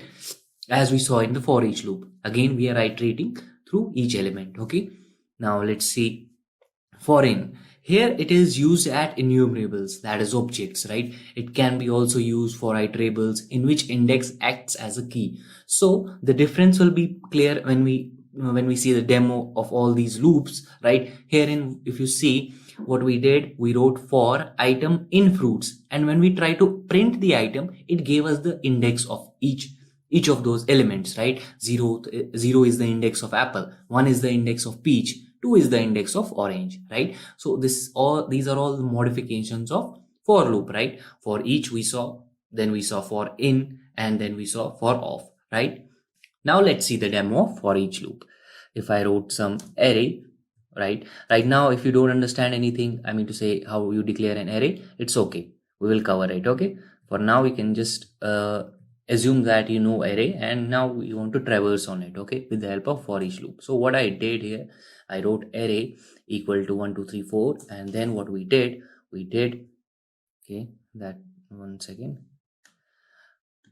Okay, what we did a dot for each item, then console.log. So what should be the output? It should be 1 2 3 4 and 5. Let's save this file, and when we open our browser, when we try to refresh it, you see we got 1 2 3 4. This output is for the earlier thing that we did, right? So if you can see, this is line number 25 and 25 and 25. All these lines are from this line number 25, right?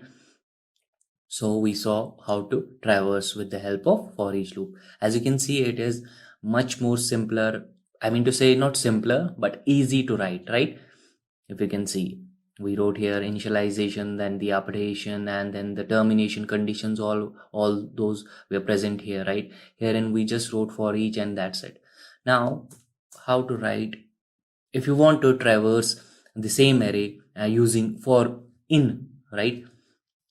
For, we wrote for, then what we did, we wrote var a, right, in what, this array, right, that is a.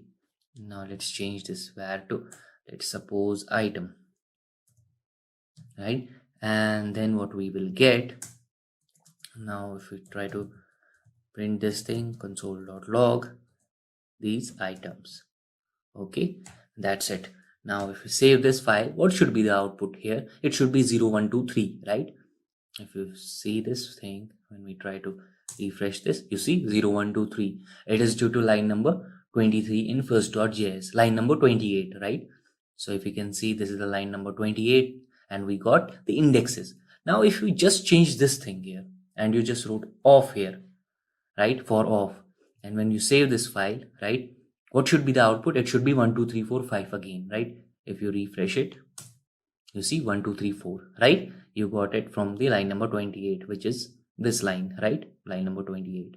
So the only difference between for in and for off is that if you want to access the elements, you will use for off loop, right? And if you want to access the elements, right, the indexes of the array, you will use what, for in. So similarly, this thing can be applied on objects as well, since we haven't covered the objects, right? And you might be facing some problems. What I wrote, this arrow and all those things will be covered, right? How to declare an array, all those things will be covered in the coming slides. Okay, so this is all about these variations of for loop. Okay,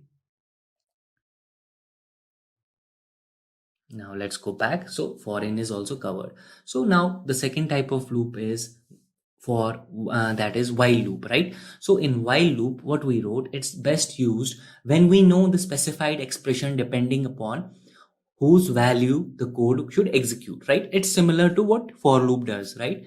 But in this, these termination conditions, these and the updation and the initialization, it happens on different locations, right? It's not, everything is not in a single place, right? As we saw, right, in the for loop, right? Expression is used to dictate the condition who is responsible for the loop continuation, right? For example, if you see the example, you see where I is defined above, while right, it is defined in the first line. Then in the while loop we check the condition if this I is less than 5 or not. If it is, then what we did, we just console.log the current value of I, right? That is 0, 1, 2, 3 and so on to 4, right? And in the same while loop, right, within that block, we just incremented I. So if you observe, or if you try to visualize it with the for loop, you see the for loop, everything was in a single line, right? Herein what we have, the initialization is above, the condition checking is inside the for loop, right? And the increment is also within the while loop, right? So this is all about while loop, right? Now let's see do while. It is best used when you know at least one code must execute once, irrespective of the condition. Whether your condition is true or false, right? It will always be executed once. Okay. Expression is used to dictate, same as the while loop, right? Expression is used to dictate the condition who's responsible for loop continuation, right? If you see, it says do. First it does the thing and then it will check the condition. So obviously whether the condition is true or false, still once it will be executed. Okay. If you see the example here, same thing, right? Where I is equal to 0, right? Console.log current value of I. Then we increment it, then we check the condition. So even if I is 0 and we are checking if I is greater than 0, still it will execute this thing, right? It will give us the output as current value of I is 0. Although we are checking that if I is greater than 0, but still once we will get the output, right? So this is the drawback, or this is something that is specific to what? Do while loop. Okay. This is how you write your do while loop. Now let's talk about operators. So operators are something that we used continuously, right? These are something, if you want to check if something is greater than something, right? A is greater than B. So these are all relational operators, bitwise operators, right? If you can see here, there are so many operators in JavaScript, right? First is unary operator, then the arithmetic, then the shift, relational, bitwise, logical, assignment, and ternary. Now let's see those things, okay? Now the unary operator, it needs one operand. There are two major operators here, right? That is increment and decrement. Each one have two variations, right? So increment has two variations, that is postfix and prefix, or you can call postfix, I mean to say the increment is done in postfix. The first we assign the value and then increment it. In prefix, what we do, we first increment and then assign. I will show you the demo part, then it will be much clearer. Okay. So if you can see, right, where a equal to 2 and then we are incrementing our a, right? Then we saw that the value of a is still 2, right? So why does it does such a behavior? Because it's postfix. First we assign the value, that is 2 is assigned to a, right? And then it is incremented. Then if you try to print that a in the next line, then it will give you what? 2. Okay. It will then, first it will give you 2, then if you try to print it in a second line, then it will give you 3. That's not the case in prefix, right? It will be incremented first and then assigned. If a is equal to 2, it will be incremented and then assigned. That is 3, then assigned to a. You see the difference between a postfix and prefix, right? Now let's quickly see the demo of it, okay? As we saw in the increment, right? Increment part where we were increasing by 1. Similarly, decrement does what it does. It increments by 1. Similarly, we have two variations of it, that is postfix and prefix. That will happen in the same order as we saw earlier. Okay. Now, before going to the arithmetic operators, now quickly just recap all those things and try to do some demo on it. Okay. Now let's see demo of these things. Okay. We saw while loop, right? We saw something that was written like this. A, if a is equal to nil, now let's say not a, if num equal to 0, right? I will show you something. If num is equal to 0, while num is greater than 0, right? So if that is the case, then what we will do, we will do console.log, right? Console.log, and we try to print a. And then what we did, we incremented. Okay, sorry, we are using num, so num plus plus. Okay, and let's put num here. Okay, you see the expression that we used here was that unary expression, right? Unary operator that we used. It is similar to something like this. We saw how to write a comment, right? Num equal to num plus 1. It's a shorthand notation, okay? increment operator. Now if you try to print this thing, right, so what we will get as an output, that is the last 4 lines will be, last 5 lines will be 0, 1, 2, 3. If it's greater than 0, okay. If it's, let's see if it's less than 5. Okay, now 0, 1, 2, 3, 4 will be printed. Okay, now if you try to save this file, then we try to run this thing. Okay, you see 0, 1, 2, 3, 4. That is due to the line number 33. If you see the code, the line number 33, this is responsible for that thing, right? Now, this was while loop, right? Now, if I just change this thing, right? I said do something, right? Console.log, right? On the same thing, right? On the num itself. Now, num has a value of 5, right? So it will print 5, right? So after that, I will write the expression while num is less than 5. Okay, now it shouldn't print, right? Num is not less than 5, num is equal to 5, right? So it shouldn't print it, right? And then we do the increment here. Now it will do this thing once, right? As I told you earlier, right? Once it will be executed. So since even if num is not less than 5, because here we have num equal to 5, so this shouldn't be executed, right? But it will still be executed. We will see. Let's save this file. And now let's try to run this thing. You see 5 is printed due to the line number 37 in the text. You see line number 37 is this line. So 5 is printed. This is the drawback or something that is associated with do while loop. So first do the thing and then try to check if that condition is true or not. Okay, this is all about while loop. Now let's see what we saw earlier, right? If you write something, let's suppose inc, that is increment, or let's see iterator, itr equal to 0, right? If you do something here, right, itr, now let's try to do this thing, console.log, let's put it 10. Okay, now let's try to put this thing, console.log, and now what we did here, we just write itr plus plus. So this is a postfix increment, right? Postfix, first assign the value and then increment, right? If you see, now if I write this thing, right, console.log here, and then I will try to print it here. Okay, so what will be the output of this line? Will it be 10 or 11? What will be the output of this line, right? It will be, obviously it will be 10. Why? Because we are using what? Postfix increment, right? So it first increments it. It first assigns the value and then increments. So the value will remain 10. And then when we try to run this thing here, it will give us the 11 as output. Now, let's see. Now, if we do the same thing, right, for the postfix expression, right, or the prefix, right, we saw the, if you try to do this thing here, now it will be 11 plus, first it will increment, that is 12, and then it will print that value, right, or then it will assign to this thing, right? If you see here, then we try to print itr here. So what will be the output here? It will be, obviously 11 is gone, then it will be 12, and again it will remain 12 here. So what should be the output, or what should be the output of all these 4 statements? It will be 10, 11, 12, 12, right? Now let's save this file, and now let's see what will be the output. You see 10, 11, 12, 12, 42, 43, 45, 46. Now we'll check. That's the thing we saw, right? So these are all about unary operators, right? And similarly you can do for a decrement operator, right, in the same fashion, right?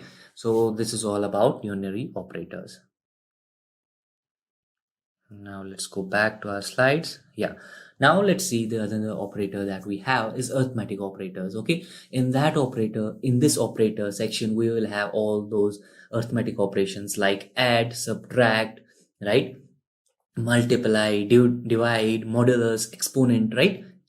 These are all arithmetic operators, and these, or for executing these operations we need 2 operands, right? It's a binary arithmetic operator. These are binary arithmetic operators, right?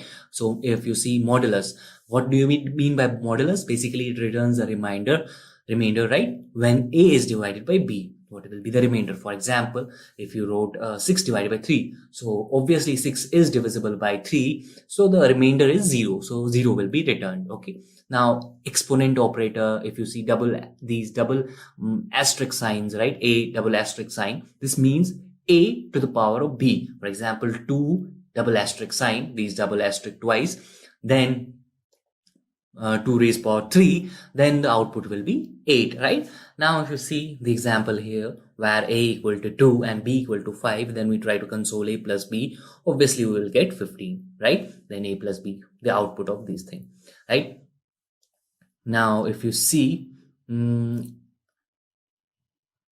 okay, if now then we have the decrement, I mean to say the subtraction, then multiplication, all these things are simple, right? And then we have division, right? 10 divided by 5, we have 2, right? A modulus b, right? 10 divided by 5, obviously we have 0 because 10 is divisible by 5. And now if you see, if what I have written here, 10, that multiplication sign, or if you call it asterisk sign twice, that is asterisk asterisk. So 5, that is 10 raised power 5, we will get what? 10 and 5 zeros. Okay. So these are all exponents. This was all about what? Arithmetic operators. Now let's talk about shift operators. Shift operators basically shift the bits by specified number of times in either left or right direction. Two variations of shift are possible, that is left shift and right shift. In left shift, we shift the bits in left direction for the specified value or the number of times we want to shift them in the left direction. Similarly, we can do it in the right direction. If you see, we have two variables here, a and b, right? So a is 8 and b is 2. Now, if you try to shift the bits, what? A, you want to shift whatever is in the a by 2 bits, right? I will show you in the demo, it will be clear. Now, when we shift the 8 to 2 bits, the value will be incremented, right? So 8 is shifted 2 times in the left direction. So obviously its value will increase.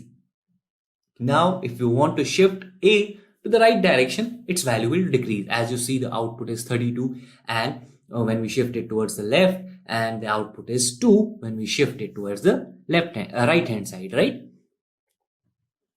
So this is all about shift operators. Now let me show you first, moving to the relational operators. Now let me show you first the demo part of it, right? Now let's see the demo of these shift operators. So basically, if you have var, let's suppose num1 equal to 8, right? Num1 equal to 8, and then we have num, let's suppose we call it n, and n equal to 2. So obviously, when we try to shift, let's see the binary of 8. The binary of 8 will be this, right?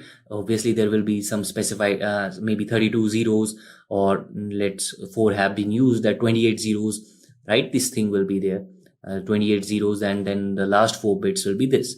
Now, if you try to shift this thing 1 towards this, I mean to say, if you want to shift this 1 2 times towards the left, so obviously now the value will be what? 0 0 0 0 0 0, and some zeros between, and then it will be 0 1 and 0 0 0 0. Obviously, earlier it was 8 and now it will be 32 when we try to shift it towards the left. So that's what a shift operator does. So it increments the value. It's similar to something, if we do what we do, we multiply 8, this number 8, it's similar to this thing. We multiply this by 2 raised to power number of times we are shifting it. Here we have 2, that is 2 raised power 2, right? So we have 2 raised power 2 is 4. It's similar to 8 multiplied by 4, that is 32, right? So this is all about left shift, right? Now if you try to do this thing, console.log, right? And what we will do, we'll just a left shift b times, okay? And what should be the output? What will be the output? Output should be 32, right? Now if you do something maybe 3, then the output should be 64, right? Output should be 64. Now let's see, let's run this thing. Something is wrong. Okay, we are doing a left shift b. we have to do num1, right? Left shift 3 times, n times, right? Let's save this file. Let's save this file. Let's see the output. Sorry. Let's see the output. You see 64, right? So we got our output as 64. Now, if we want to, what we want to do now, right shift. So obviously, there will be again this zeros, number of zeros, and then there will be 00, and then will be this thing. The 8 is this, right? Now, if you try to right shift it, right? So the number of bits will be moved towards right. So this will be 0, this will be 0, and then this will be 1 and 0. So obviously the number has decreased, right? It is now, earlier it was 8, now it's 2. So it's similar to something when we in left shift we were trying to multiply. Similarly, in left shift, whenever we do this thing, right, it's similar to just dividing it by something. 8 divided by 2 raised power 3 in this case, or 2 raised power 2. If we wrote 2 here, right, so it will be something 2 raised power 2. That is, right now we have 2. So 2 raised power 2 is 4. It's similar to 8 divided by 4. That is 2. Right? So we will get our output when we just left shift this thing, that is console.log, right? And then what we will do, we will just do num1 right shift n times, right? And the output should be what? Now above output will also change. So above output will be 32 and this output will be 2.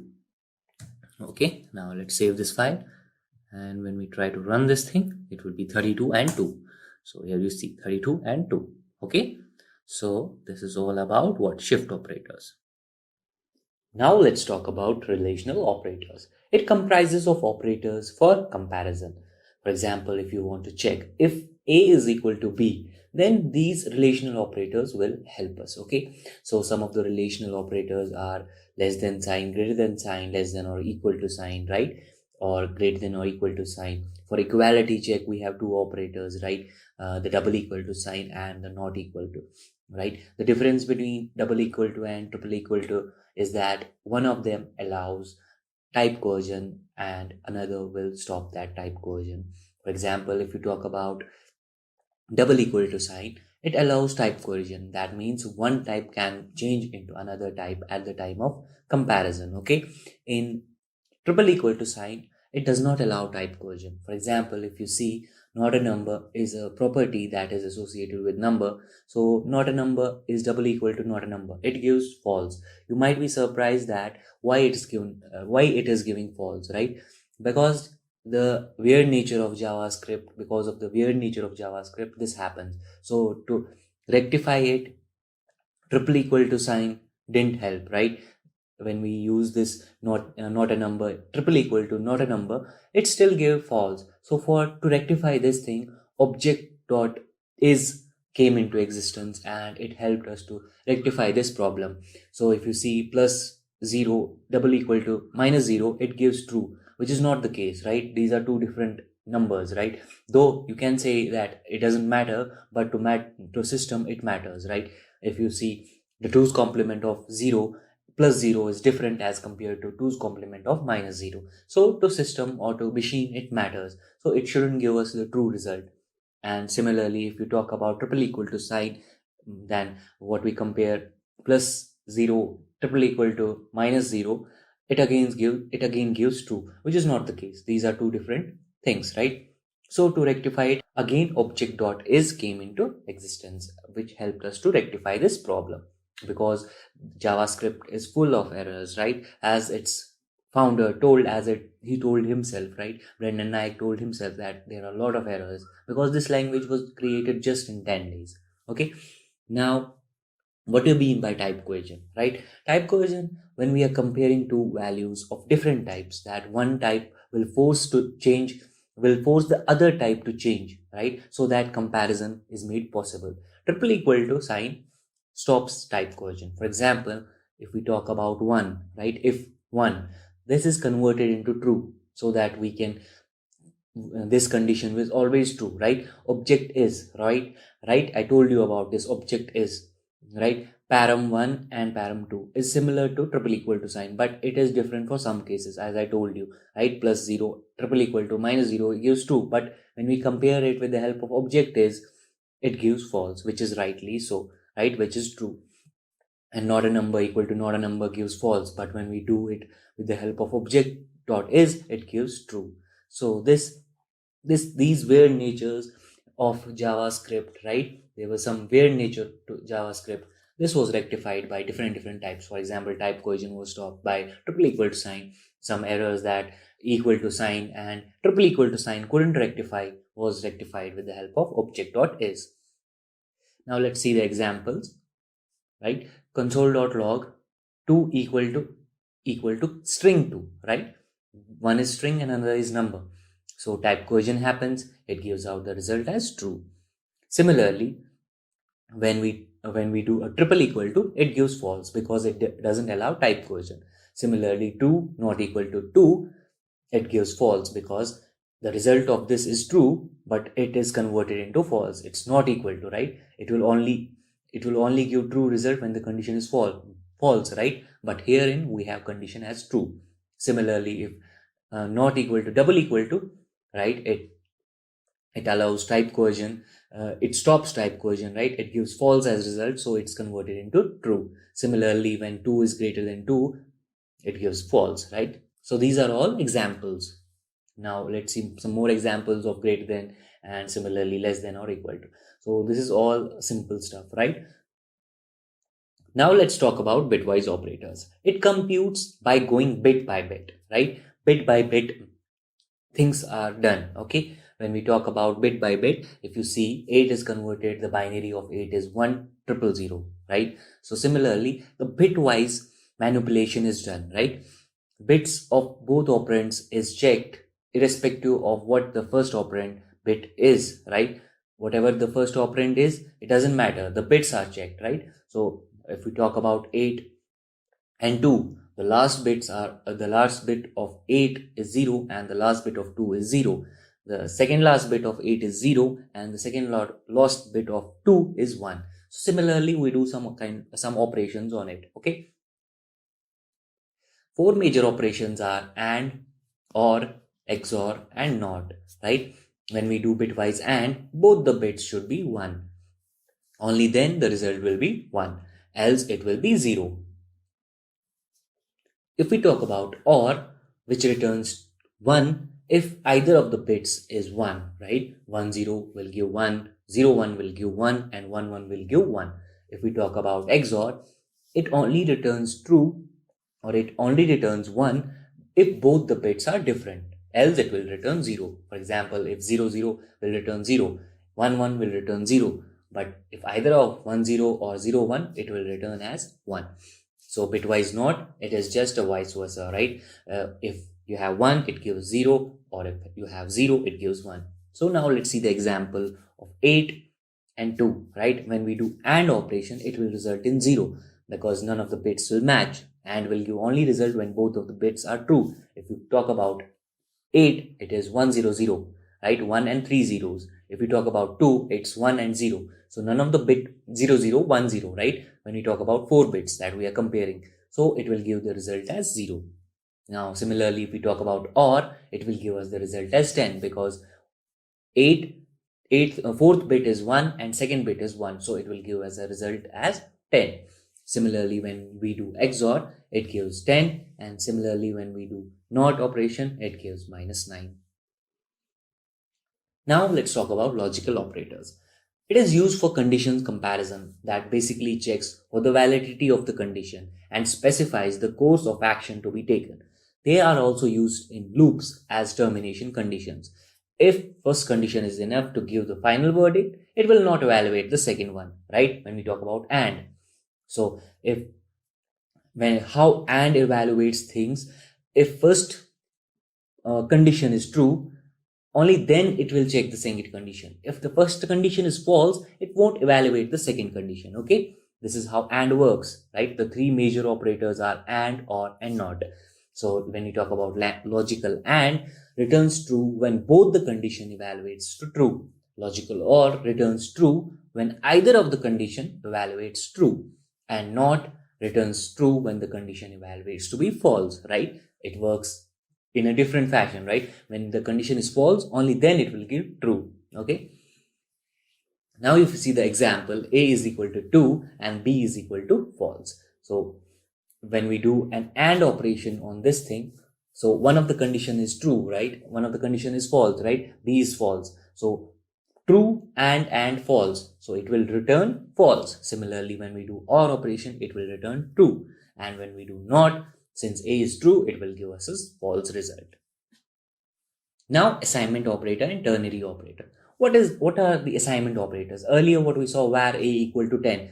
That equal to sign was the assignment operator used to assign right hand side the value to the left hand side variable, right? The left hand side variable was A. It was assigned 10. So A is equal to 10. This is the assignment operator. Now ternary operator works similar or is the alternative of if else, right? The condition placed before, right, the question mark sign, whatever is placed before the question mark sign is the condition, and whatever is between the semicolons, the first condition is the if part and the second condition is the else part, right? And if evaluates to true, then LHS of the colon gets executed, else RHS of the colon gets executed. Now if you see the example, what we have written here, A is equal to 2. This is simple assignment operator, then we print that thing, right? And the console.log A is equal to 2. Is A equal to 2? This is the condition, right? And after the question mark, console.ok is the left hand side of the semicolon, right? Now the condition is true. So console.log ok will be executed. And console.log not ok will not be executed because the condition is true. If the condition would have been false, then not ok would have been printed. So as you see, the output is ok. This is all about operators. Now let's talk about hoisting. What does hoisting mean? JavaScript engine allocates memory to the function and the var during the creation phase. Not before execution, but during the creation phase. We'll see what hoisting means. This is also done in the global execution context. So there are two contexts, right? Execution context and global execution context, right? Functions are fully hoisted, but for var, only left part is hoisted. We will see. If you see the example, right, in where we have defined var 1 equal to 1, JavaScript engine will hoist var 1 equal to undefined. When we define it again, at that time, it will see that left part was already hoisted, so it will not hoist this thing. Let const are not hoisted. We will talk about these as well. What are these? How, since until this point, we have only defined our variables with the help of var keyword, but there are two more keywords with which we can define our variables, that is let and const, right? As hoisting does not take place when we use these keywords, right? The var and the const. Okay. And when you see a function, when a JavaScript engine sees a function, every time it does hoisting. So if you see, we have declared a function twice. So both the times hoisting will occur. Since we have not covered functions yet, but we will see how these when we use var as a keyword to declare our variables, what hoisting means and how does it occur. Now let's see some of the examples. Okay. If you see var favorite food equal to grapes, and then we try to access it within a function, right? This function, the type of function that we have declared here is a function expression because we are using var keyword, right? So whenever we assign a function to a variable, it means that we are using function expression. Now, if you see, we are accessing what? Favorite food inside this function, right? So which will be accessed? It will be accessed the global one, right? The grapes. So original choice, grapes. Then we have reinitialize sushi, right? So favorite food is equal to sushi. So new choice equal to favorite food. So the new choice will be printed, and then the favorite food will be printed as sushi. So this is simple stuff. What happens, right? Now, how does hoisting help? What do you mean by hoisting? Now, in the same function, if we try to access favorite food, right? Now it hasn't been declared, right? We haven't declared a favorite food, right? It is declared after this line. So in other programming languages, this might throw an error, right? When we talk about other programming languages, let's suppose C, Java, or maybe C++, right? they will give an error showing that this variable is not declared, right? But in JavaScript, hoisting takes place, so it will just give you as original choice undefined, okay? And when we initialize it after this line, it will give original choice sushi. So this is all about hoisting. Now let's see the demo of it. Now let's try to see the demo of hoisting. So until this point, whatever we have wrote, let's try to remove this. So let me remove these things, whatever we have wrote until this point. So now let's see hoisting. So we will try to console.log what? We will try to console log a, but it hasn't been defined yet, okay? Now we define a equal to 10. And now when we try to console.log a, it should give us the result as 10. Let's save this file, and when we try to run this thing, just a minute. When we try to run this thing, okay, here, so when we try to refresh this page, so it gives undefined and then 10. It doesn't throw an error, right? So what happens internally is this thing. So what it will do, what hoisting does, it will just do this, where a equal to nothing, right? Where a, it just defines it. So it will give you as undefined, right? Since it has not been initialized with anything, so a is undefined, right? It is similar to this thing. This is what hoisting means. So variables are partially hoisted, right? As you see, if we define this thing again, so once it has been hoisted, it won't be hoisted again. We will see when we talk about functions, we will see how functions are fully hoisted, right? Every time when we call a function, when we talk about functions, we will see every time when we call a function, every time it gets hoisted. Okay, this is all about hoisting. Now, how to stop this hoisting? Since this should throw an error, right? There's no such thing that you will see in other programming language. So to stop this thing, let and const came into existence. So let, if you use let instead of var, and then you save this file, this will throw an error, right? When we refresh this page, you see, cannot access a before initialization. Similarly, when we use const, okay, when we use const instead of let, again, what happens? This hoisting will stop. Okay, when we save this file, then we try to run this thing, again, the same error will be given. Okay, so const and let helps us to stop hoisting. Okay, now let's go back. Now we have talked about let and const. Now what are these keywords? So basically these are also used for declaring variables. You can stop hoisting by using let instead of var, right? We saw that. It will throw an error, right? Favorite foods has not been already declared, right? This was the error that we got, right? Or we got the error that we cannot access a before initializing it, right? Before declaring it or initializing it. This is what we saw earlier. Now, the other example that other things that are associated with this let and const is that it enables block level scope. What do you mean by this thing? Basically, if you see the example here, let weather sunny.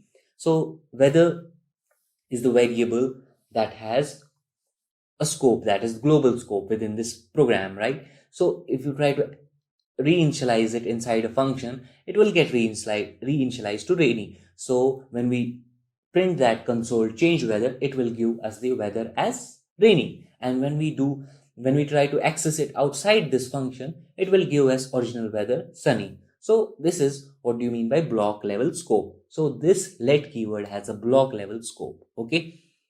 Now, when we talk about const is used to declare variables whose value is not going to change once it is defined. So const weather sunny, when we try to reinitialize it inside the function, it will throw us an error that assignment to constant variable is not possible, right? We are reassigning it. We want to change weather to rainy, but we can't do that with the help of const keyword. This thing stops it, right? Constant means that we are not going to change this as once we have initialized it. Now, let keyword. So we talked about block scope, right? If you see the example, now we are comparing this with var keyword. Okay, now the comparison of var with let. Okay, so if you see here the example, I have written console.log global scope, right? And then what I'm doing inside the for loop, I'm using var g scope, wherein I'm doing some operations. I'm printing from 1 to 5, 1 to 4, right? 1 to 4 I'm printing, and after that I'm trying to access this g scope, that is global scope, that variable I have defined inside the for loop, right? So in other programming language, right, this shouldn't work, right? Because the scope of g scope is inside that for loop, right? But var doesn't know this scope, okay? Var is not does not know this scope, so we can use this var g scope outside the for block. So that's why what we got global scope 1 2 3 4 that the loop did, and 5 for after the loop got terminated, the 5 was printed. Similarly, when we use let keyword, so when we try to access this b scope, that is block scope variable that I defined here, so at that time we got b scope is not defined because it doesn't know, right? We have defined it inside the for loop, right? Now let's see the demo of it. Okay, quickly let's see the demo of it. So what do I mean? Let's see. Now let's suppose we have for, and we defined variable, right? We defined variable n equal to 0, right?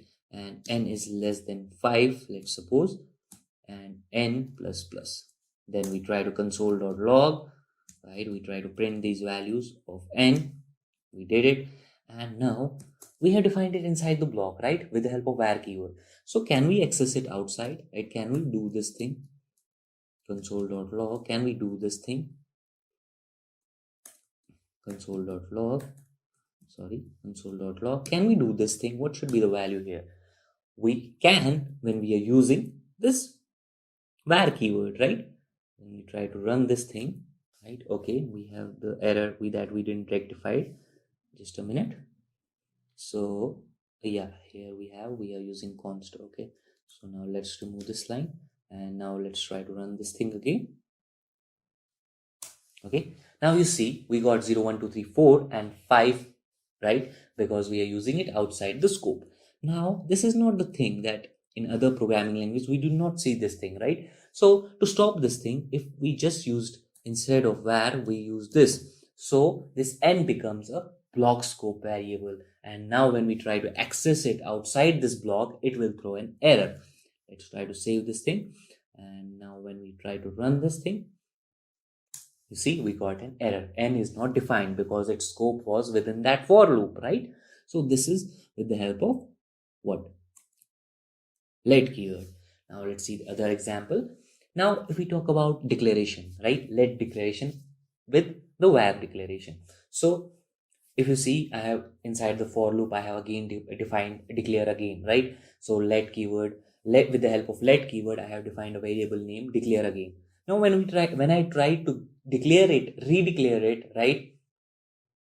Declare again with the help of var keyword, it shows no error. It gives no error, right? Because the scope of these two variables is different, right? Which is rightly so. Let's go declare again the scope of the variable that is defined with the help of let keyword is inside that block.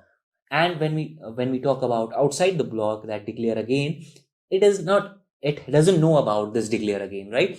Now when I try to define both the variables with the help of let and var, right? If you see the last 4 lines of the code, you see var declare is equal to 5. I declared a variable with the help of var keyword, and then I try to declare it with the help of let keyword. Since they are in the same block, it will show an error. Okay, the same block, you cannot do this thing. Okay, but in a different block, since it doesn't know about that declare again, that's why we were able to do it that time. The block was different. Now since here they are in the same block, that's why it showed an error. Okay, so this is about the declaration part. Can we declare same variables inside? With the help of var, you can define same variable multiple times, because the scope of that is not that doesn't have any scope. But when we use let keyword, the scope is within that block. Okay, so this is all about the let keyword. Now let's talk about const keyword. Const reference and the value through property can be changed. So if we talk about constant variables, right? When I define something with the help of const, okay, let's suppose we define const do not change 10. Okay, so now this variable cannot be reinitialized, as we saw earlier, right? We cannot reinitialize this, right? It will throw an error. But when I define the object which is constant, its property can be changed. If you see const object, we don't know about constant, we don't know about objects yet, but little bit of idea, later we will cover this thing. Okay, so object is equal to name Jimmy. So there is a property name that is equal to Jimmy. And now what we did, we just manipulated this object. We added one more property, that is age equal to 23. Now we again change the name to Jim. So when I try to print this object, okay, it will give us name equal to Jim, right? There's a name property which has a value Jim and age is a 23. Now since this properties can be changed, but when I try to change the reference of this, that object equal to Jimmy, I try to make this object as string, right, equal to Jimmy, it threw an error, right? Assignment to constant variable is not possible. We are reinitializing it, right? So when in the second image that is on the right hand side of your screen, that const do not change equal to 10, then I try to change that do not change to 100, it showed an error. Assignment to constant variable is not possible. Okay, this is all about constant data type. Now before jumping into data types, let's see the demo of this constant very quickly. Okay, now let's see the constant. Now what do you mean by this thing? If const a equal to 10, now let's suppose I try to reinitialize it to 100, now it will throw an error. Okay, because I have defined it, I cannot reinitialize it. Okay, it's once it is initialized, it cannot be reinitialized. Now let's see the error. Identify A has already been declared, right? So A was declared, it has been declared again. Okay, maybe this is some other error that we are getting. Yeah, because we have initialized it here. Okay, we saw this thing, right? Let's save this thing. And because we were redeclaring, the error was different, right?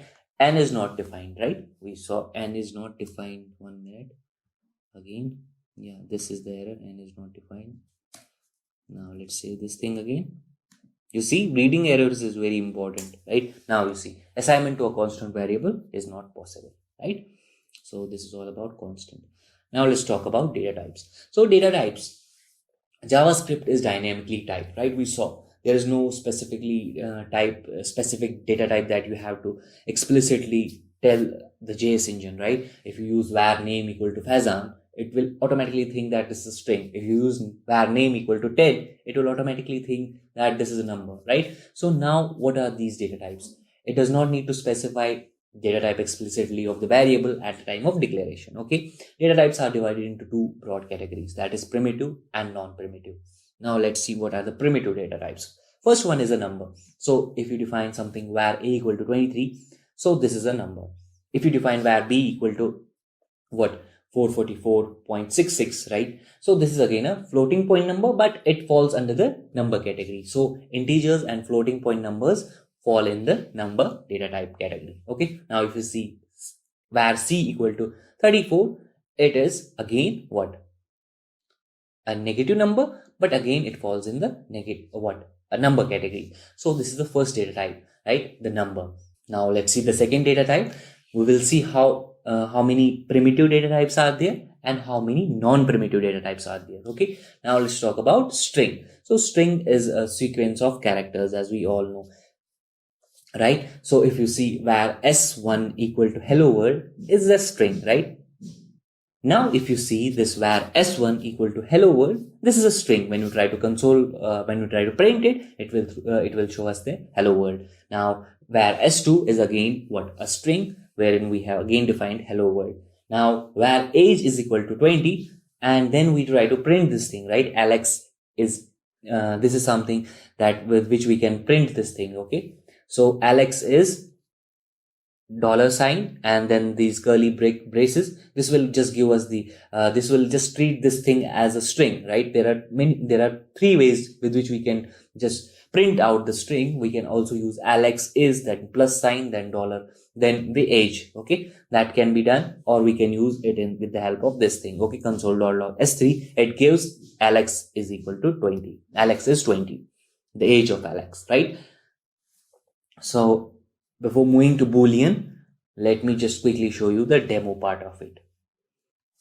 Now let's go to the console and try to figure out the things there. So if you see where a equal to 10, right? Now if we try to, okay, where has been, okay, let's clear this thing first. And since we have errors from the file, let's try to remove those as well, since we were trying to do this thing. Okay, now let's save this file and let's go back to this thing. Just a minute. Yeah, so now if we do var a equal to 10, right, we saw this thing. Now if we try to a has been already declared, okay, it's of the file. Okay, good. So var, let's say abc equal to 10. Okay, now variable has been declared. If we write type of a, so it will give us a type. So a is a number, right? We saw that. If we do var a equal to minus 10, right, abc equal to minus 10, then we try type of abc, what it is, it's number again. So when we do type of 10.999, then type of abc, it's again a number. Now we saw string, how we declare a string, var name, let's suppose var name equal to, right, let's suppose gbgr, then the string. Now if we do type of this name, it should give us the string, right? Type of name is string. Okay, now let's try to print this thing. I told you there are 2-3 ways with which we can print this string. Okay, now let's try to do that thing in the file, okay, the external file that we have created. Okay, now let's define var a equal to, let's name it Fazan. Okay, now let's try to print some things with it. Okay, the first way with which you can print this on the screen is console.log, and then what I will write as let's suppose name plus equal to, in the string, Fazan is 24 years old, is 24 years old. Okay, so this is the first thing. Then the second thing with which we can do this thing is this thing, console.log, and this is something that will be present on the tab button, right, in the it will be present somewhere on the keyboard where you have not sign. Okay, so you will write this thing when you shift it, and when you just press it, you will get this thing. Okay, now you will just write this $sign, and then you will just print your name, okay, without using concatenation operator, and is 24 years old. So you see the different ways with which you can print the string. You see, earlier what we did, we used concatenation operation, but with the help of this $sign and these curly braces, we'll get the same result. Okay, so now let's remove this thing because it will say that var has been already defined. Okay, now let's try to run this thing. You see, gbgr is 24 years old and gagr is 24 years old. Okay, let's go back to this thing.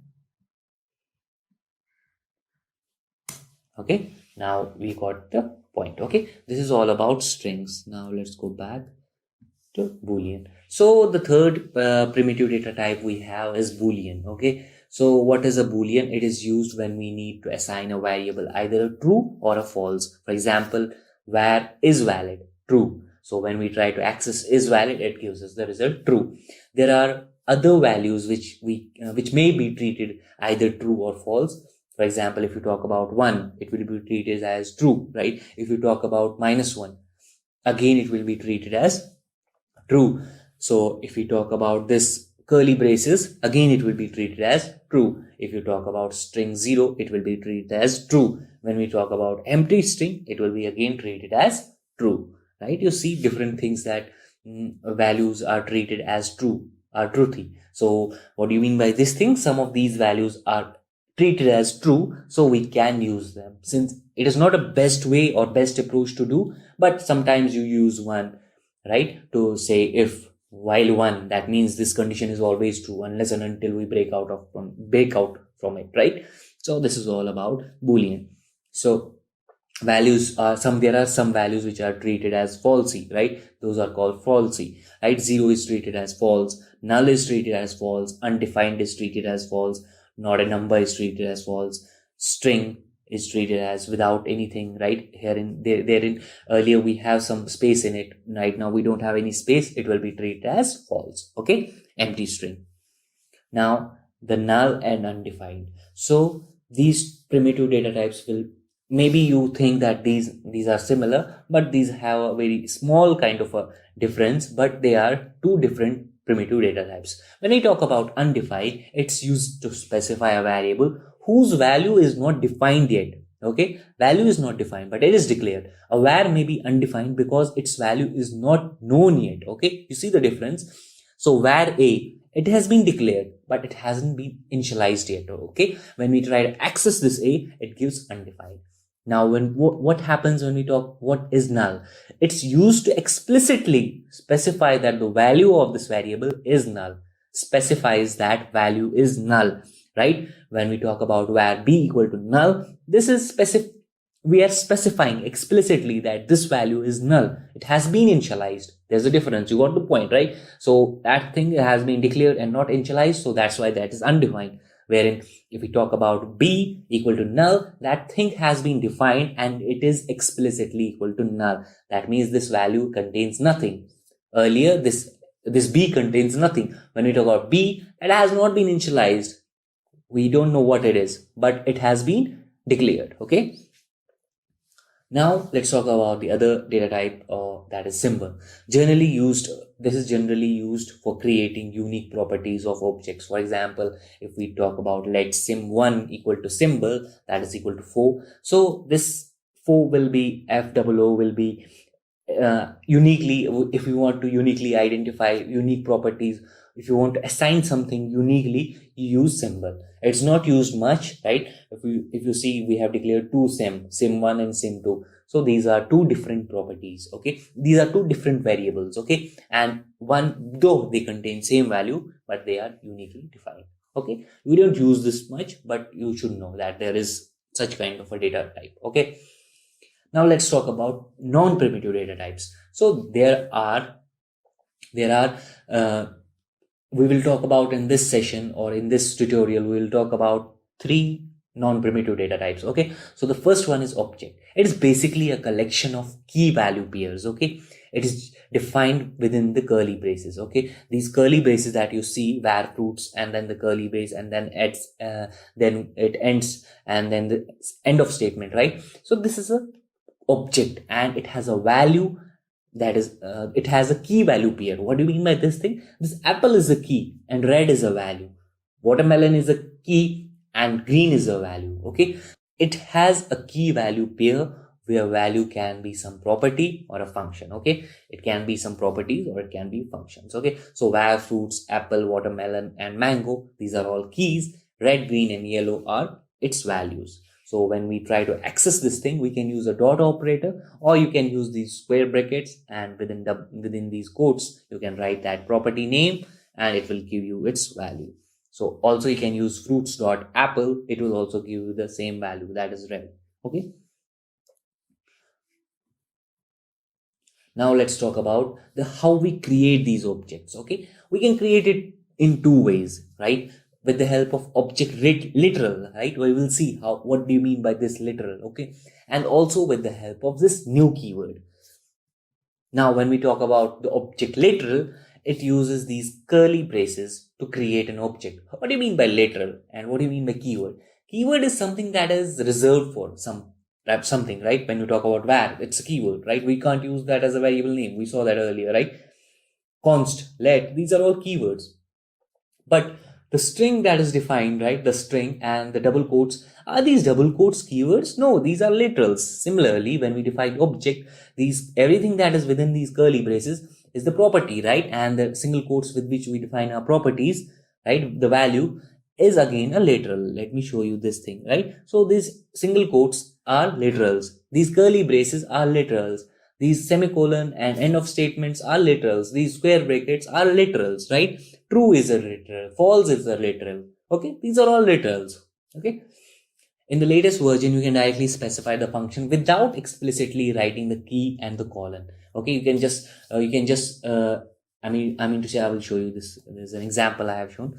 So this, you can see the function that is written directly. We haven't written that, okay, eat, then semicolon, then function, then these parentheses, these brackets. Okay, we don't use that thing in the new ES version. We can just simply write eat and then these bracket signs and then what the function does. Okay, now properties can be accessed with the help of dot operator, we saw, right, and with the help of these double quotes. Okay, now if you see this example, let animal is the object that we created, and the properties that it has is name, color, and eat.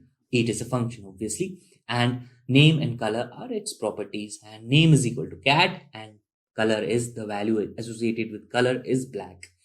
Then the function with the help of this, that means this is referring to this particular object. So this dot name will refer to cat, and cat is eating. So when we try to call this function with the help of dot operator, that is animal dot eat, we will get cat is eating. Similarly, when we try to access some other properties, not with the help of dot operator, we can also use these square brackets, and inside that we will write double quotes color. We can get the black, right, the value of that color. Okay, that property. Now let's see the demo of objects. So how you create an object is with the help of var keyword, right? Let's name it obj. Now here we will define our objects with the help of object literal. Okay, so object equal to, then these curly braces, right, then the name, and then semicolon. Let's name this thing as Fazan, right? And then we have the roll number, right? Roll number.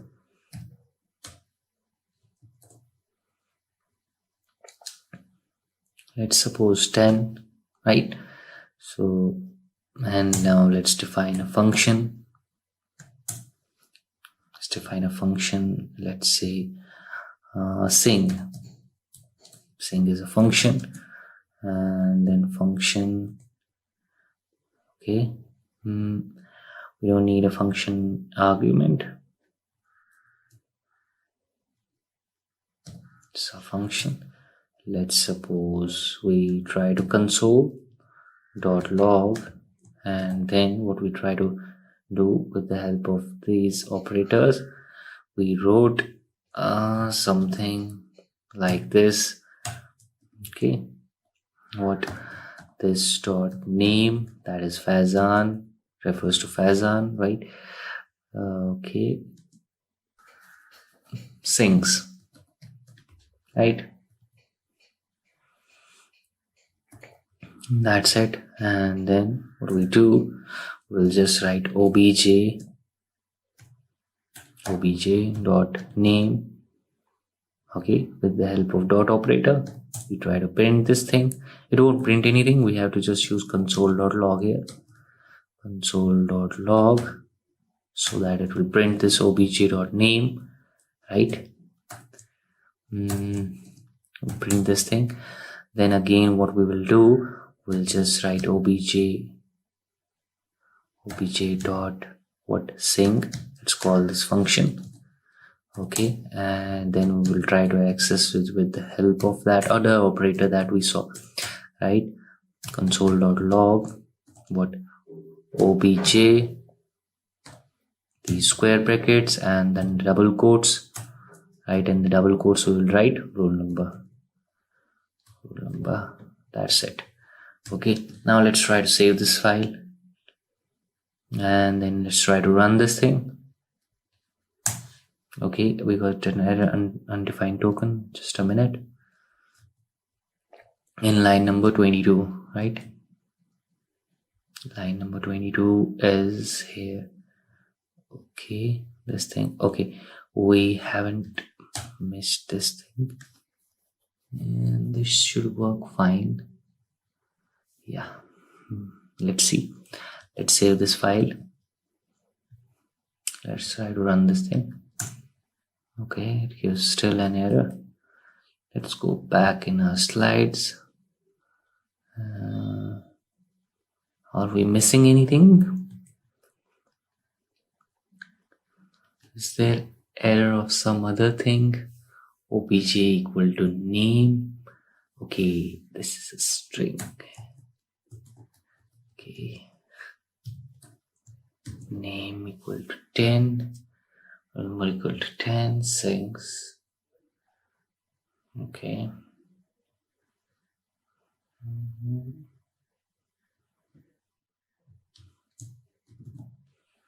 This thing.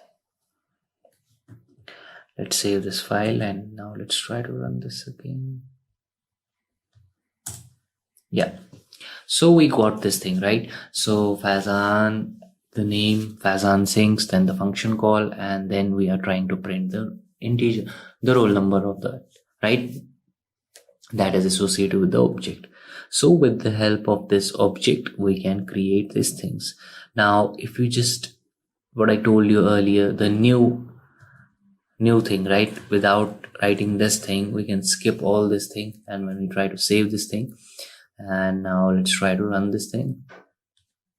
Okay, so it gives still the same output. Okay, this is all about how we declare a function with the help of object literal. Okay, let's go back to the slide. So this is how we did it, right? We saw both the approaches, right? With the help of colon, we call the function, and with the help of that new ES6 property that we can skip colon sign, right? And the function, so that can be skipped. Okay, so now with the help of this new keyword, we can use, right? Now with the help of this new keyword is used to create object via constructor. That is, through constructor we can create our objects. The second approach, dot or quotes can be used to assign properties of the objects, right? We'll see how we will when we cover object oriented programming in this session or in this tutorial, right? We will see how we can access these things and how to create these things. For now, let's understand how we can, what is the other way. Okay, let animal equal to new objects. This object is a constructor. With the help of new keyword, we will allocate memory to this, and animal is the name of the object. Now with the help of dot operator, we can manipulate this animal object, right? We can add properties to it. That animal name is cat, animal color is black, and animal has a function that is eat, which just says this dot name is eating, that is cat is eating, right? So this is the other way with which we can create our objects. So we saw the two ways. Now you won't be able to understand that much this time. Maybe after when we cover some OOPS, right? That is object oriented programming. At that time, we will declare this. We will define, or we will talk about this thing again. Okay. Now the object comparison. So we saw these double equal to sign and triple equal to sign, and object is, right, checks the referential equality, right? When we declare two objects, right, with the help of right, one is with the help of new keyword, right, animal, and then we assign this animal to cat and to dog. Now when we compared cat and dog, they are referring to the same object, so they will give true. But when we define another variable, another object, that is horse, new address will be allocated, right? So this cat and horse is not true, right? Because they have different references, right? They will give an output when we try to compare their references. They will be different, so they will give false. Similarly, when we do triple equal to sign cat and horse, again it will be false because they don't have the same reference, right? And when we do object dot is cat and horse, again it will give false. So there is another way with which we can compare our objects is with the help of JSON.stringify. So this thing is nothing but it converts whatever the data is present inside the object, it converts it to the string, so that the type of them becomes equal. So now if you try to use, right, now both these cats, the object cat and object horse, whatever the value was there, that was same, but the type was different. Now both of these are converted into strings. Now the type is also same and the content is also same. So that's why when we use triple equal to sign with these objects, right, cat and horse, they will give true. The result will be true. Now let's see the demo of these comparisons that we talked, right? We'll try to do it in here. Okay, so I told you earlier that just a minute, I told you that plus 0 double equal to minus 0. This shouldn't give the result as true, because something, when we talk about this thing, these are two different things. So what we will do here, we will just write object dot is, and then we try to compare these things, right? So this comes in handy when we have to compare these things. So this will give us false result. Now not a number, at nan, right? nan that we have, nan equal to nan. Again, the weird nature of JavaScript, it will give us the false result. But when we use object.is, that is nan equal to nan, it will give us the result as true, right? So this is all how we compare objects. Okay, now if you see nan triple equal to nan, again this would have given us the wrong result, right? That is false. But these not a number and not a number are same, right? So this is how we compare our objects with the help of equal to sign, triple equal to, and object.is.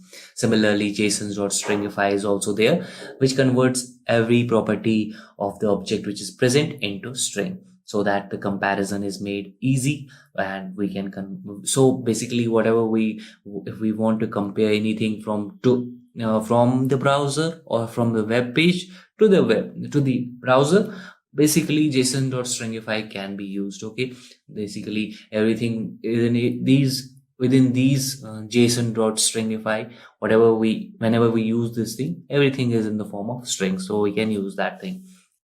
Now let's talk about arrays. So it is used to store ordered data together. Okay, what do you mean by this thing? So if you want to store some data together, let's suppose you want to store 5 numbers, right?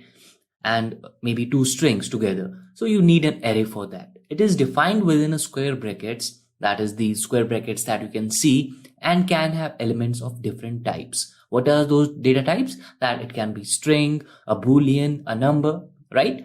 It can be null, it can be undefined, right? So all these data types can be present in an array.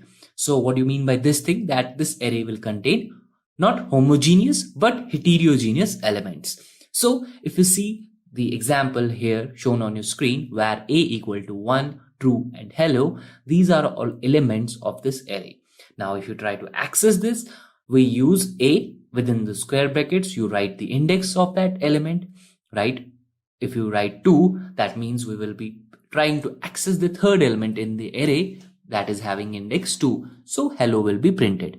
You can also leave some positions, right? If you see 2, 3, and then there is a space, and then there is 4. Now if you try to access that, it will give us an output as undefined.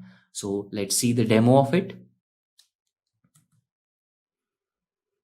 We go into our JS file, and then what we will write as var a, that is the array, let's name it arr, and then these square brackets, and then you can enter anything. Let's suppose I have entered all the numbers here, and then the end of statement, and then we try to console.log. Now we try to access this element or one of these elements. What do we write? This array and the index, that is 2, let's suppose. So we are trying to access the third element. That means we should get an output as 3, right? We should get an output as 3. So we can also leave some spaces. Let's declare another array, that is arr2. Let's suppose arr1, and then we define it and we initialize the elements, that is these elements are present in this array. Now let's leave some space so that we will get the undefined message for that element. Okay, we have left one space, and now when we try to console.log this element, what will be the output? So this is 1, 2, 3, 4, and 5th element. That means it will be present at index 4, right? So now what should be the output? It should be undefined, right? Now let's save this file, and now let's try to run this thing. So this is the file. So now write Ctrl+Shift+I, and you will get the console. You see 3 and undefined as the output. Okay, now let's go back to our slides. Now this is how you define an array, and this is how you access the elements, right?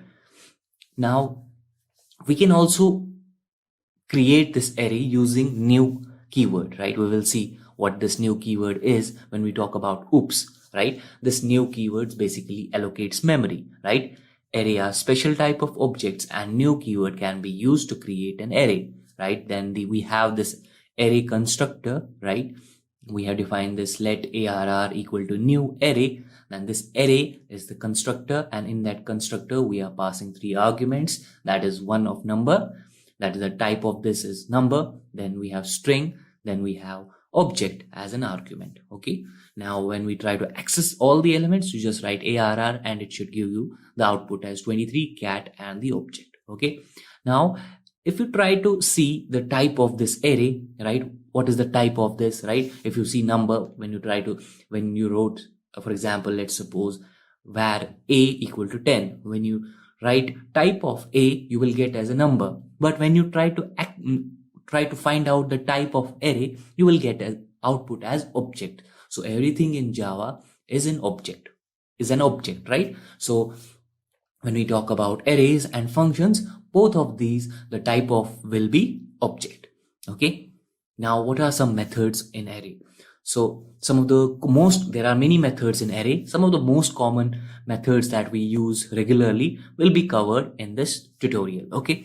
Now these push and pop are used to add and delete elements from the last respectively, right? If you use push, that we are pushing the element at the end. Okay. Now if you see, we have defined an array, right? 1, 2. Now we wrote arr.push 3. So this 3 will be added at the end. Okay. Now when we try to pop something, we don't have to specify any arguments, right? Here in push, we need one argument. That is the element that we are trying to push in the array at the last index. Now when you wrote arr, that is the array name dot pop, it will just pop out that element. Now let's see the demo of it. We will use the same array, that is arr dot push. We are pushing the element. Let's suppose it doesn't have to be a number, right? We can push string as well. Let's name it Fazan, that we are trying to push. So it will be push at the end. Now let's try to push again. Okay, so that we will when we pop out the element, we will find something. So now let's say Taz is the element that we are trying to push, is again of type string. Now when we try to pop the element, right, let's suppose pop, now it will return Taz, right? Now we will just write console.log, and we'll try to print that element which this function which this method return. Now let's save this file, and when we go into our console, just refresh the page, you see you got Taz as the output. And now if you try to access this arr, right, just write arr here, you see the elements present in this array are 1, 2, 3, 4, 5 and Fazan. We also inserted at the last index, we also inserted Taz, but it was removed later. Okay. Now this is about push and pop method.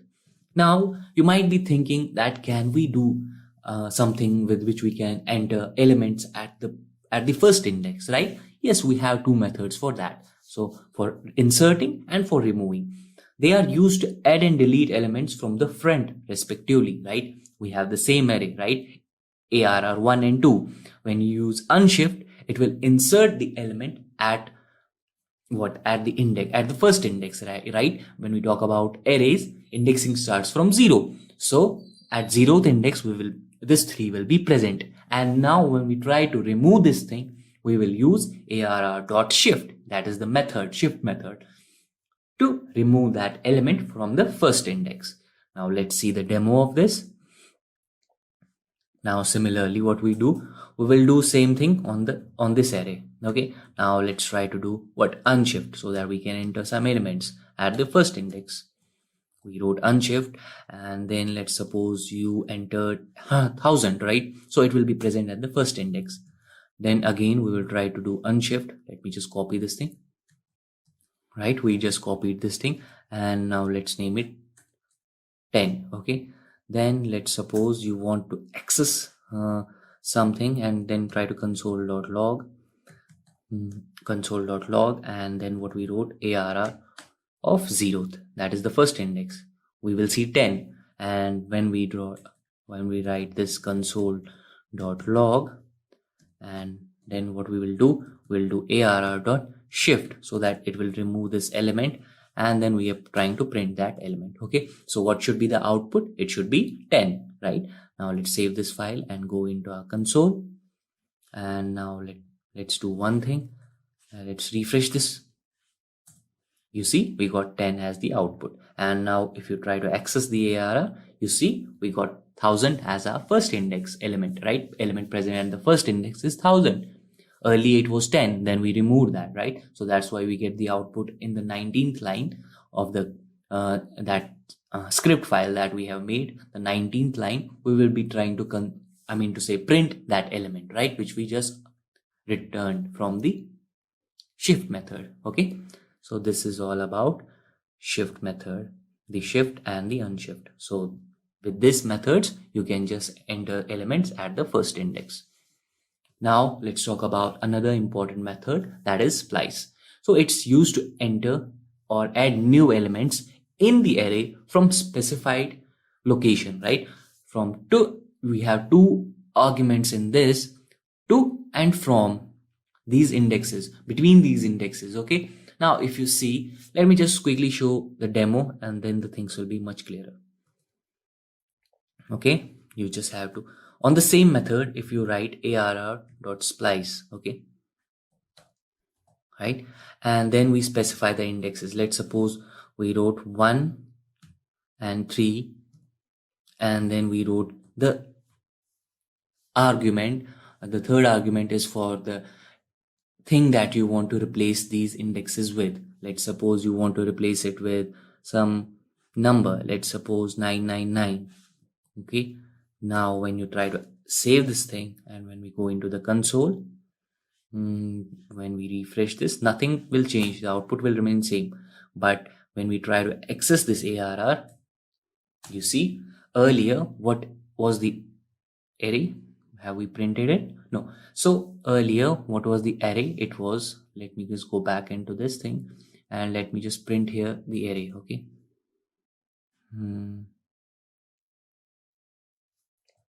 the first index,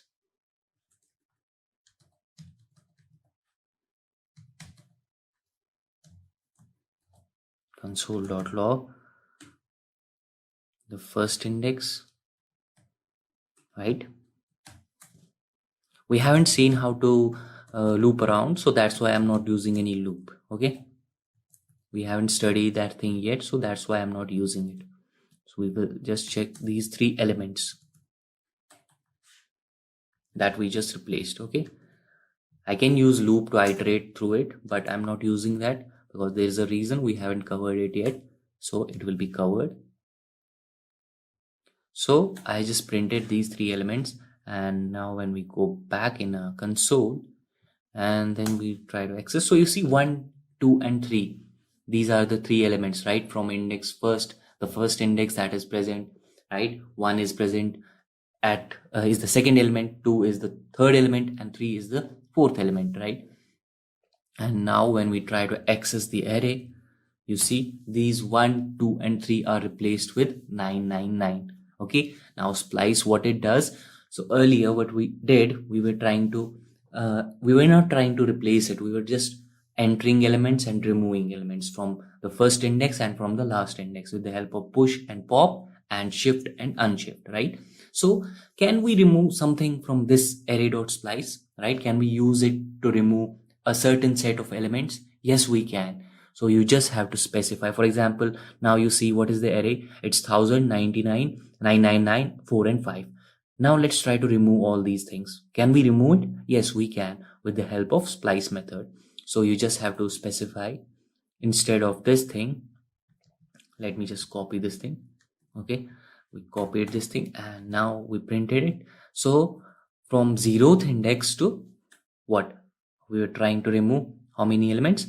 1, 2, 3, 4 elements. So we will specify it in the from 0th index up to including both of these are included. Okay, 0 is also included, 0th index is also included, and 3rd index is also included.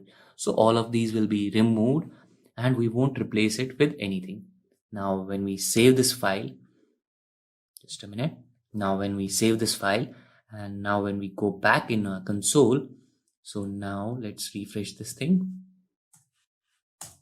You see what we got as 5 and Fazan as the string. So both of these elements are all the elements which were present in the array earlier are removed. Okay, now let's go back.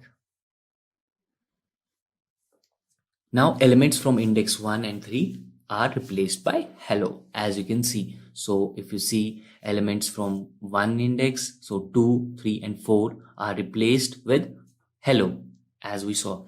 Now splice can be also used to delete the elements from the array. Okay, now let's suppose we have an array 1 2 3 4 5 and then we try to remove elements from first index to third index. That means element second, third and fourth will be removed, right? So as we just saw, right, 2 3 and 4 will be removed because we just used splice method. Okay, this is all about splice. Now there's another method which is very important, that is slice. Earlier what we studied was splice, now we are studying slice. So it can help to create a new array from the existing array. Okay, now what do you mean by this thing? If you see, let's suppose we have 1 2 3 4 as an array, right? Now when we use slice method and we gave argument as 1, so up to, that means this we are trying to remove elements what, 0th and the first, up to first. So 0th element will be present in this new array, that is array 1. If you can see the second example, we have defined an array 1 2 3 4 5 and then we use slice method. So 1 to 3, that means 2 3 and 4 elements are the indexes, right? We are trying to access here right now, right? So 2 will be included in the new array, 3 will be included, but 4 will not be included. So because in this the last index that we are trying to access is exclusive, right? And it will be assigned, it will return an array and that array will be assigned to this new array, that is array 1. Now let's see the demo of it as well. So earlier splice method that we use, both of the indexes were inclusive. Herein we don't have this thing. Now let's declare a new array. Then let me name it, let's say new. Let's name it BAR. Now let's declare a new array and put elements in it, that is 1 2 3 4 and 5. And let's name it 6 as well. Okay, so now when we use slice method, let's suppose we are declaring new, right? New BAR. So now what we'll be using, we will be using B array dot slice, right? Not splice, slice. Okay, now whatever will be the arguments, first argument will be inclusive and the second argument will be exclusive. Okay, so let's suppose you want new array, right? You want an array from element, what you want in that array is the first 4 elements. So what you specify here, 0 to 4, right? So 4 will not be included, but 0 1 2 3 will be included. So 1 2 3 4 elements will be present in this new array. Okay, sorry. And what happens if you just let me name another array, C ARR equal to 1 2 3 4 5 and 6. And now let's name another array, that is new CAR equal to C AR dot slice, and then what we will specify here, just this 3. Okay, now let's see what will be the output in both these arrays. So we are expecting as 1 2 3 4 to be present in the new array, that is new BARR, right? The new BARR array. And in the new CARR, what will be the output? Let's see. Now let's go back into the console and let's refresh this thing. Okay, now let's access the array that was B ARR. Okay, it's unchanged, right? Because we're not removing, we are just allocating new, I mean to say we are allocating these set of elements to a new array, right? What was that new? BARR. You see what are the elements present? 1 2 3 4. That's what we expected, right? And now if you see CARR, right, it's again unchanged. And now when we access new CARR, you see all the elements up to that index, right? So we wrote 3, so 0 1 2 will be included, right?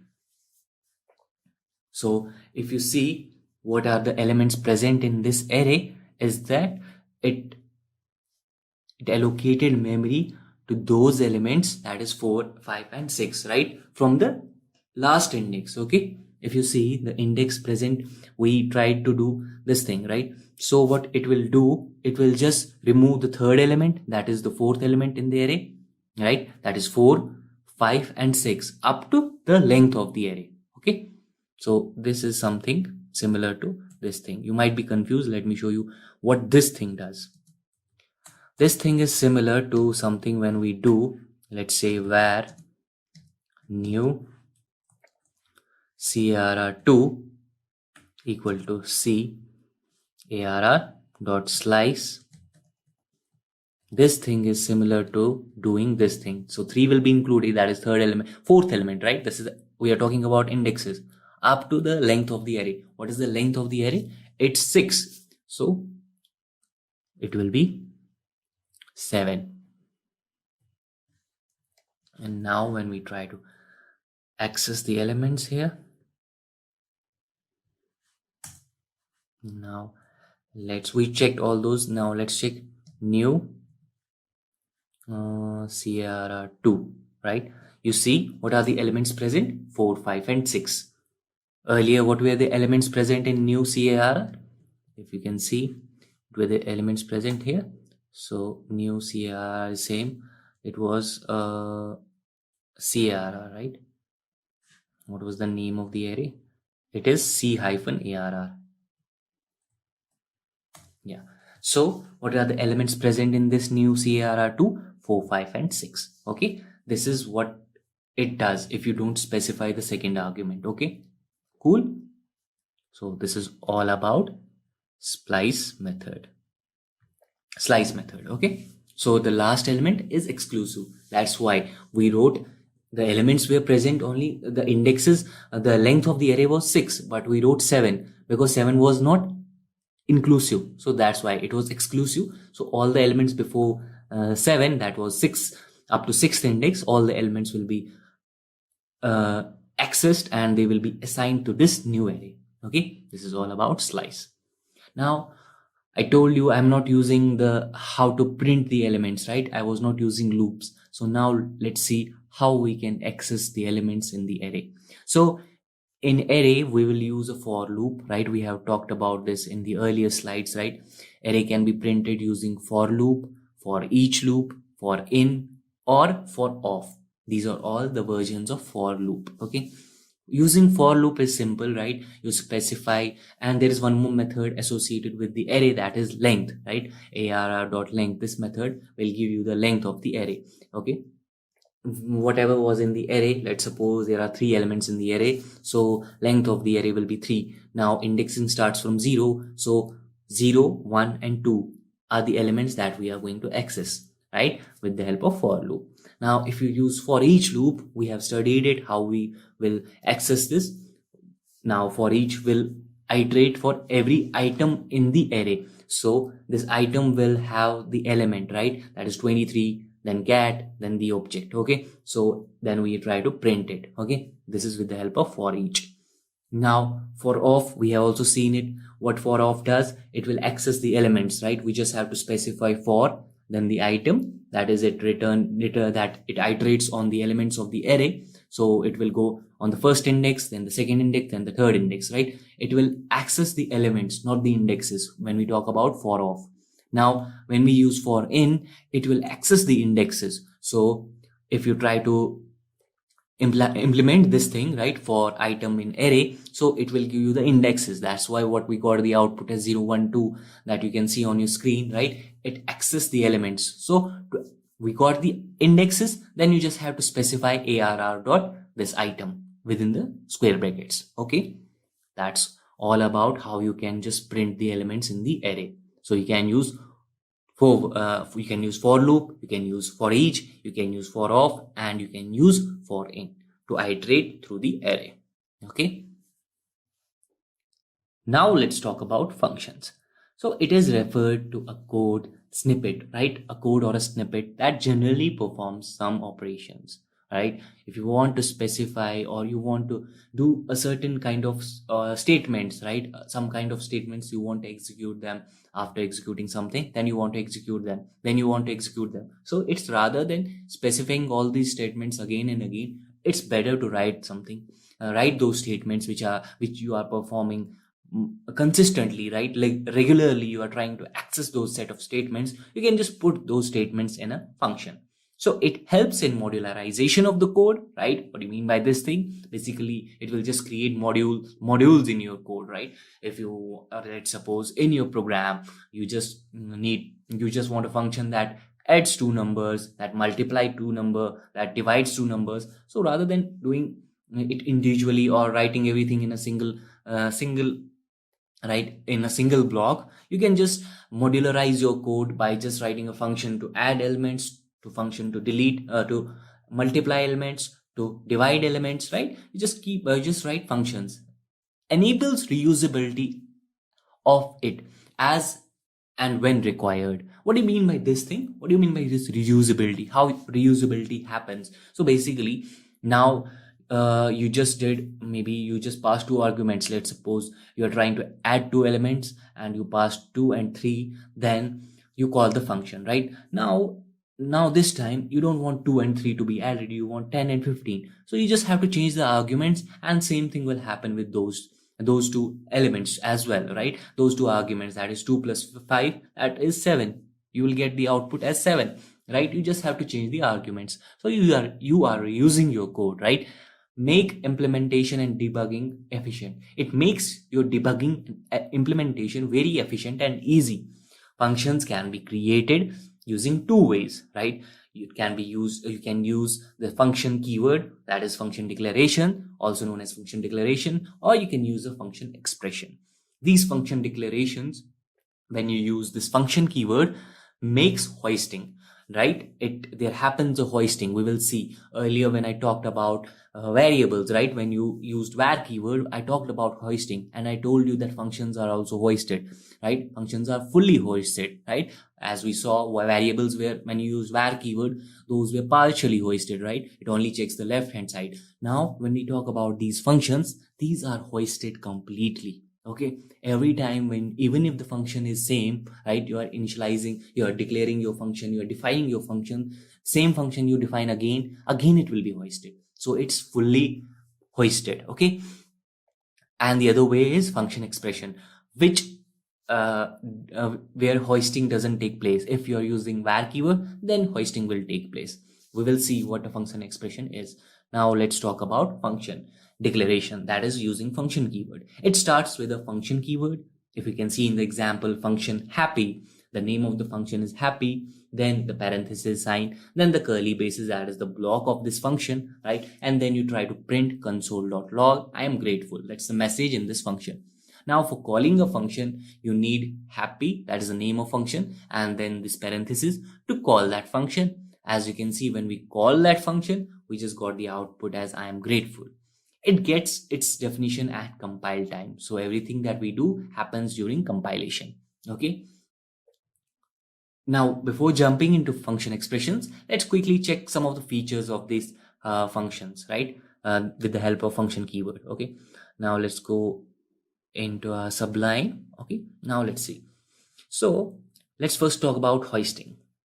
So we haven't defined a function yet, right? Let's name that, let's suppose name of that function was print. So we haven't defined it yet, right? We haven't defined it, but we're calling it. And after some steps, maybe I did something here, right? I did something here, and after that I am just defining it with the help of function keyword, right? Function, then name of the function, that is print, and then what we do, we just console.log, that is happy, that's name, that's the message that it will print. Okay, now if you can observe this code, you might be thinking that it might throw an error, but that's not the case. It won't throw an error. Why? Because hoisting happens. Now let's see first, let us run this thing and check if it gives any error or not. So let me refresh this thing, and you see happy is present without giving any errors, right? So you might be thinking that this is a weird nature of JavaScript, right? So what happens here, basically this thing happens, it will be hoisted. So something, this kind of thing happens. So the first statement will be this thing. So this thing happens. Now this happens automatically, right? So even if you are defining, you're declaring or calling it here, but it was hoisted, so you can call it easily, right? This is what hoisting does. Okay, so let's remove this thing. Obviously when you try to when you have defined it in the, that is the first line, that in the first line you have defined the function, then you can call it anywhere, right? That is what happens in all the programming languages, right? So here hoisting happens, right? So this is one of the features of this thing, right? Now you can also use something to return, right? If you write return, so this will return something. So let's suppose you returned a number, let's suppose you return 5. Now this return keyword is to return something. Let's suppose you wanted to have, after the function is executed, you want some number, right? Let's suppose you got 2 let's change this function completely. So in the print function you receive 2 arguments, right? Let's suppose a comma b, right? And in the print function what you did, you just passed 5,7, and then what you did in the return, right, you return what, a plus b, let's suppose. Now you're returning something, right? And now it comes in this print, right? The value that is returned will be 7 plus 5, that is 12. So when you do here console.log, right, and then you just want to print whatever was returned, so 12 should be the output, right? So when you go into the console and when you try to refresh it, you see 12 is the output. So this is with the help of return. So there is another few properties that is associated with this function. Let's suppose you have a var variable here, right? A equal to 0, and in this, let's remove these arguments now, we don't need them, and let's remove the return statement as well. So the block, the scope of this a variable, maybe we haven't defined anywhere. Yes, we haven't defined.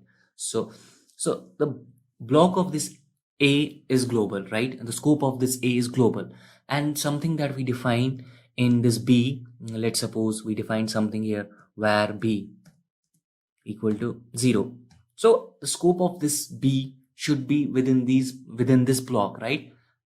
And if you try to, let's suppose you you change the value of a to 10, okay, and let's suppose you console.log here, okay, a, and after this function is called, right, let's call this function print. We haven't called it, right? Let's call this function as well. So print is called, okay, we haven't called it, right? Yeah, we haven't called it, so we call this print, and after that we try to access this a to check what will be the value. Since we have changed it, should the value will be changed or not, and can we access this b? Okay, let's see. And now let's save this file. Let's go into our console and let's run this thing.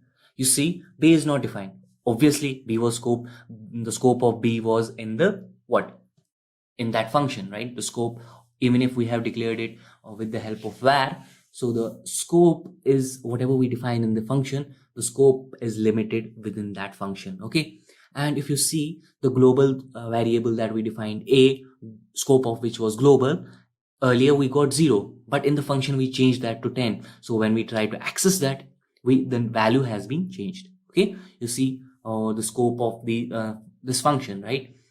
So this is all about this function, that is function declaration, right? So we saw how we compiled, how we called the function, how we saw return statements, right? All of this thing is covered. Now let's talk about function expression. It starts with a var keyword and then the assignment operator. So if you see var faith equal to function, that is the function part that we are declaring a function, and this faith is the name of the variable which is a function, right? And then we console.log hope, right? So when we call this variable, right, for calling it we need parentheses, so that's why faith parenthesis, we call this function expression, and then we got the output as hope. Gets its definition, what we saw, the function declaration gets its definition at compile time. These function gets its definition, the function expression will get its definition at runtime. Okay, now let's quickly see a demo of it as well. Okay, we are in this thing, let's go here. Yeah, so how you define it with the help of var keyword, then the name of the function, let's suppose let's name it again print with a different spelling. Okay, then the function, right? And we don't need arguments. And then the function body, in the function body, let's say we write console.log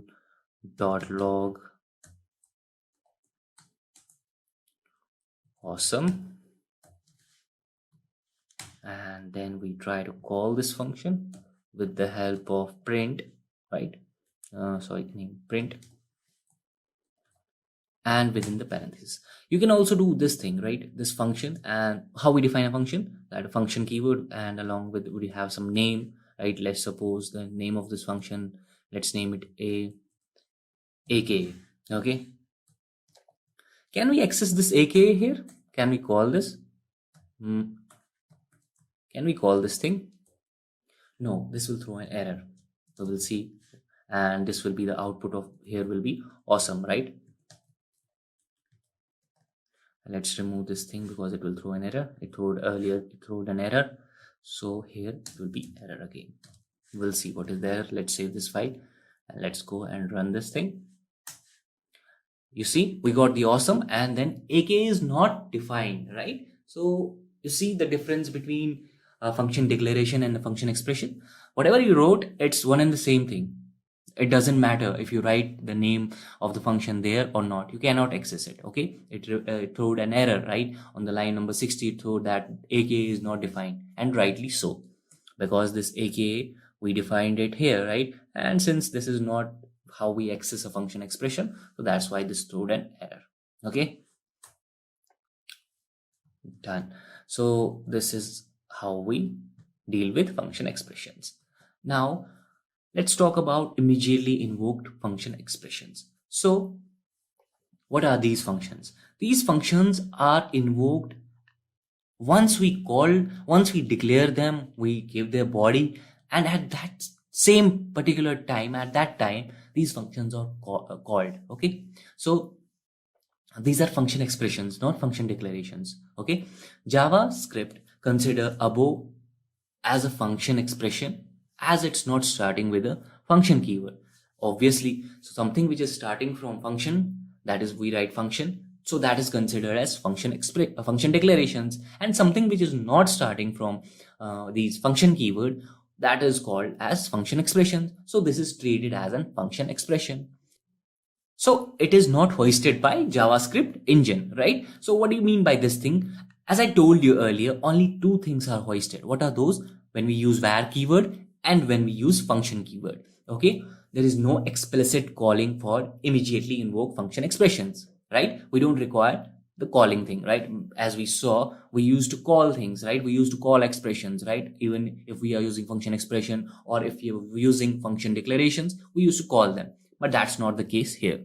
Function expressions can be invoked immediately, but function definitions cannot. So if you try to do something here, right? When you if you want to be smart, right, and now you want to do this thing, right, you want to what you want to apply this thing on function declarations, but it will throw you an error. Function is not executed as soon as it is created. So when we're using function keyword, it won't be executed as soon as we are creating it. Okay, if you can see the example here of this immediately invoke function, right? Function expression, rather, to be specific. So you see what you wrote is it starts from a bracket sign and ends at the bracket sign, right? So within these brackets and the last two brackets, we specify the arguments. So how we write it? Function, the two arguments that we passed, right? And then we are trying to add those numbers. Okay, and as soon as we have finished this writing, it will be called at that particular time. Okay, now let's see the example of it.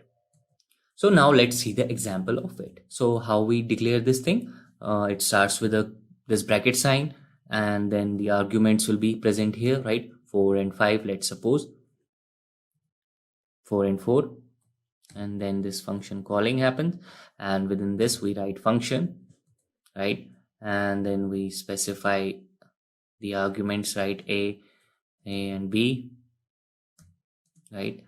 These are the arguments, and then this thing, right? And in this thing we write console.log, and then what we try to do, A plus B, and then the end of statement. Okay, this is how we do it. And if you want to be if you want to give some styling to it, so you can. By styling I mean writing everything in different line. So that's it. So this is how a function immediately invoke function looks like. So if you see, again, the name is not present here, right? The name of the function is not present. Then the argument, same as a function expression, how we declare a function expression. But there's only one difference, that so we put a bracket sign and then the function, how we declare function expressions. And after that, we will pass the arguments, right? Now let's go back in this thing. So now let's save this thing. It will be called at the same time. So what will be the output? It should be 8. 4 plus 4, that is 8. Okay. Now let's go into the console and let's try to run this thing. You got the 8. Awesome was earlier what we did, right? So this is all about function expressions, right? Immediately invoked function expressions. Now let's talk about some methods of functions. These are few methods of functions that can be used for various additional functionalities, like we have call, bind, and apply, for example. Now let's talk about what are these methods, okay? Now let's see call and apply. Where can we use them? Basically, these methods are used to borrow methods from another function. Okay, let me give you an example first, then we can relate to these things. Okay, let's quickly check these things. Okay, so this is our JavaScript file and this is the HTML5 file. Therein we have the basic structure of HTML, and we just uses the script tag to connect this first.js. Okay, now if I save these files and let's see if these things are connected. Now let me refresh this. Yeah, you see connected to external JavaScript file. Okay, now let's go back. Now let's go back to this thing wherein we will code. Now let's talk about call. Let's see, let's make a function first. Okay, let me create a function named print. Okay,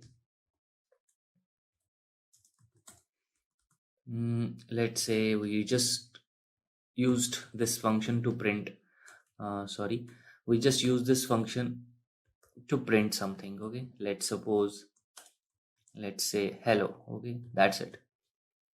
Now let's call this function. This is how we call the function, right? That's it. Let's save this file and let's see what is the output. Okay,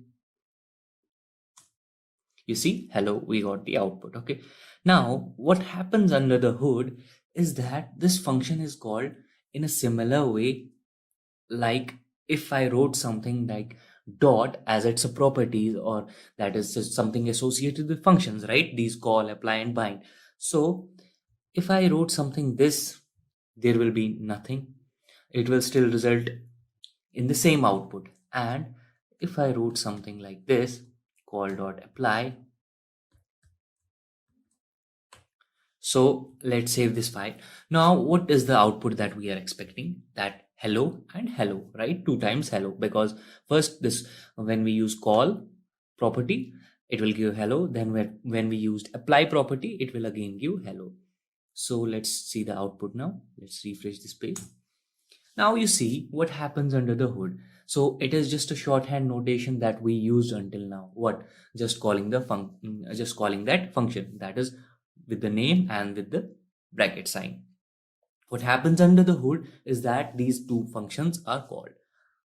Now the question is, if both of these are doing the same thing, then what is the difference between them, right? If you can see, both of them we used to call what?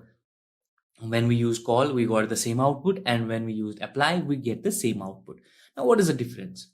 Basically, these methods are used to borrow methods. Okay, these methods, that is, these properties of function are used to borrow methods from another object. If you can see, therein we have two objects, right? Human is one object and animal is another object. Okay. Now, in animal, we have two properties, right? First is the name, and another is the function, right? So these are two functions, two properties. One is name, another is eat. And the another object that we have is human object, right? Wherein we have only one property, that is name, right? In the example. Now, if you see, when I call this method, that is eat method of with the help of animal object, right? So we get the output as apple, animal eating 5 apples. Don't get into the grammar. So it's just that I am calling this eat function with the help of animal, right? If you can see, now what I did, I called the eat method, right? And then I used call, passing him the object, the human object, and the other two arguments. Now what happened? You see, it's showing that this human is eating 2 oranges, right? You see how we borrowed the method of animal object, right? Let me show you an example. It will be clearer. Okay. Now let's go into this. Now you see, let's create 2 objects quickly. Okay. Now let's remove these things. Now let's see the differences. Okay. Let's create these objects first. Okay. So let's suppose, this is my first object, animal. Okay, equal to how you create an object with the help of literals, this thing, right? And then we press the end of statement, and now let's declare or initialize its properties. So the first property is, just a minute. So the first property is name, right? And we have this.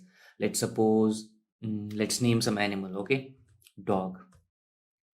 This is the first thing. Then, and let's see, eat. That's it. Okay, it's a function, so we will use the new syntax. We can use eat, then semicolon, and then the function. Then under the function we can use that as well. And this eat will have 2 arguments, a comma b. Let's name them a comma b. And then we have the function body, wherein we just used console.log, right? Now what we will do, we will just use this dog. So what will I do? I will just write this dot name. Now, so this is something that will be associated with this dog, right? Dog is eating. Let's suppose, let's name it something. Let's name what? Dog is eating bone, 5 bones. Okay. This dot name plus dog, that means we get the dog here, right? This dot name, and then is eating, then the number that we get from the function, that is the argument, is eating 5, and then what he is eating plus that thing, right? And let's separate them as well with the help of space, and he is eating 5 bones. Okay, we will pass these things. Okay, now we have this animal object, right? And now let's create something, let's create another object. let's name it human. Okay, now human will also eat, but does he eat the same thing? No. So let's name this human. Let's name any human. Let's call it Ravi. So that's it, right? Okay, yeah. So now we have another property for human wherein we just wrote what? Name equal to Ravi. That's it, right, guys? So you see, now one thing to notice, that animal is having what? Animal is having two properties, right? And human is having only single property. Now let's see how, with the help of this call method, how we can borrow the method that is present in animal. Okay, now let's call this function. How we will call this? With the help of object, right? Animal, right? Dot, let's call it simple first. Let's call eat. That's it, right? Now when we call eat, now we will pass him. In this name will be dog, right? Is eating 5 bones. Let's pass these arguments, 5 comma, and then the string, that is bones. Okay, now let's save this file. Let's see if it works and right now, if everything is in place or not. So dog is eating 5 bones. There is a spacing issue, it's rectified. So let's put another space, and that's it. So now we saved our file. So this is working, right? Now let's see how we can borrow this eat method for this human as well. Okay, now if we use animal, because it is present in that object, right? Eat. Now when we use call, this will help us to borrow that method. So first we will write the name, right, of the object that wants to borrow that method. Okay, so herein we will write what? Human is the object, right? Human is the object. Then the 2 arguments, right? Now let's suppose, what do you want to write? For example, let's say Ravi is eating 5 biscuits or chips. Okay, let's pass those arguments. Let's say 10, he's hungry, so 10 chips. Now you see, this method, that is eat method, is not present in the human. You are getting these things, right? So this method is not present here, right? So now what happens with the help of call? We are able to borrow the method that is present in animal. Let's save this file. Okay, and now let's try to run this. You see, dog is eating 5 bones, Ravi is eating 10 chips.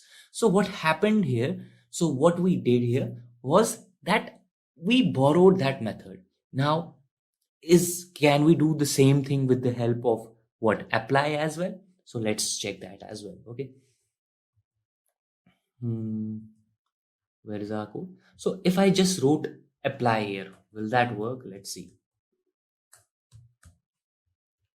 I saved this file and I try to run this. So you see what happened. Is this the error that we get? Okay, apply, yes. Now we got this error, right? Create list array like called on a non-object tag. So at line number 30. So if you see this apply, you got the difference, right? If we just replace this call, which we did in the earlier case, wherein we just called what was the function in print dot apply and print dot call, they were working in a similar fashion. But here we saw that this is giving an error. So how we can rectify it? We just, the 2 arguments that we passed for that eat method will be passed in the form of array. That's it. So these bracket sign, square brackets, when I put on these arguments. Now let's save this thing and let's see if it works or not. Now let's run this thing. You see, now you got the difference, right? There we passed the arguments in the form of whatever they were in the form of, right? There were 3 arguments. Now in here, when we applied apply, we had to pass an array of properties, right? Array of arguments, right? So you get the difference between how to pass an argument within what eat, within what apply and call. So this is one of the first differences. Okay, now let's go back to the slide. Now you see this. Now we use call method, therein we will pass the arguments, and when we use apply, we pass the array of arguments, right? Array in the form of array. Okay, now let's see how bind is. Now what does bind do? We saw call, we saw apply. Now what is bind? So bind returns the function definition that can be called later. What does this mean? So if we can see in the example wherein we have animal, same, this is doing the same thing, this is same just we did, and therein we have another object. So when we use this call, you see human eat is the example, and now what we are doing, we are using animal.eat.bind. Let me show you in the form of example first, so that we can just visualize it later. Okay, you might be get confused here. Okay, so now let's remove these things. We don't need these things anymore. Let's remove these things. Okay, now if I just replace this thing with bind, will this work? What is the error that we get? Let's save this thing.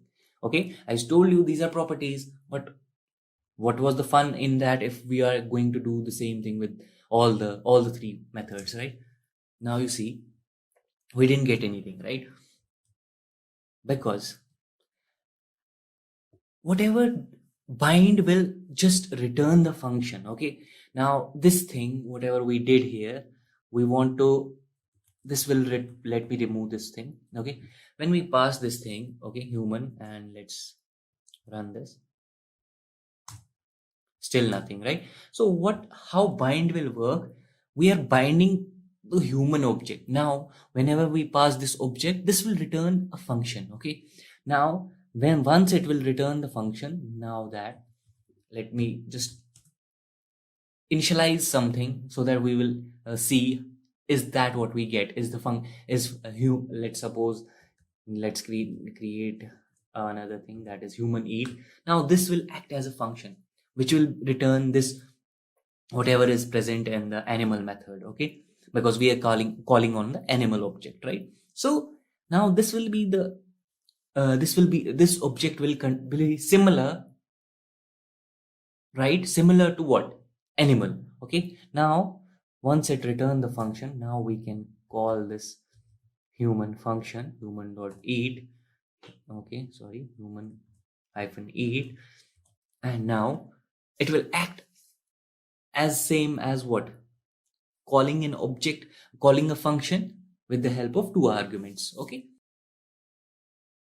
now what is React? React is a JavaScript library for building user interfaces. Now, there's a difference between a library and a framework. Library is a pre-written code that is developed already, right? Everything is done already. It is in its original form. That means there are no errors. There will be no errors, and it's compiled for us. We just have to use it. It is readily available for us. For example, map.js, day.js. These are some libraries. Now, a framework is something wherein the control of your application is not up to you. It is up to the framework, which is not in the case of library. Now, React was developed by Facebook in 2011, right? It was developed in 2011. Now, what is the beauty of this React is that you are able to divide your web page into components. Now, we'll talk about more and more about these components while we move ahead with this course, right? For now, you can think of these components as something which you can reuse again and again by making minimal changes. Okay. Now, why should you go for React? So there are alternatives like AngularJS, right? Vue.js. Now, AngularJS is a framework, and now the control of your application will not be up to you, right? So, which is not in the case of React. So reusing components, as we spoke earlier about what components, right?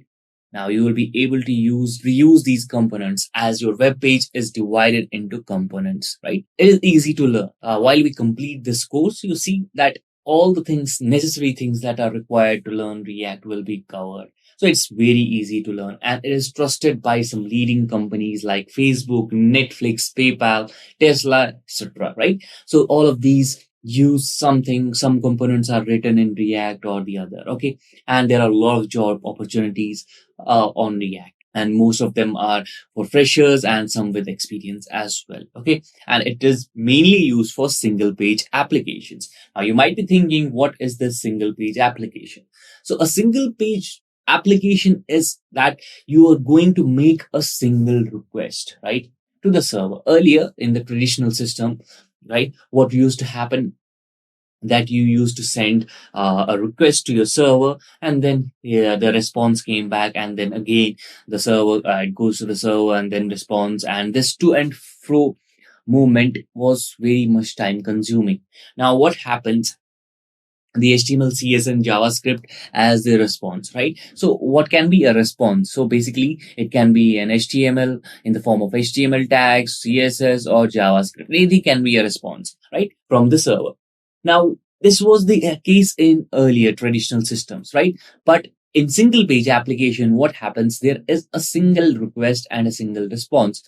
Now, how do we do that? With the help of virtual DOMs, right? There is something which is known as virtual DOM. That means part of that of your web page gets updated, or it gets refreshed, right, whenever you send a response, right, whenever you send a request, and that is handled by React only updates that object in the actual DOM, right? It first figures out which particular object needs to be updated, and then once that is done, and then only it updates the actual DOM. Okay, so there's the concept of virtual DOM and the actual DOM, thus making that to and fro movements that were done earlier minimal. Okay, which obviously improves time. Obviously, time is efficient, bandwidth is reduced, and it improves performance. Some of the single page applications that you might have been using already, like Gmail, Facebook, Twitter, right? So these are all single page applications. Now let's talk about local setup. So we are going to download and install Node.js. Now why?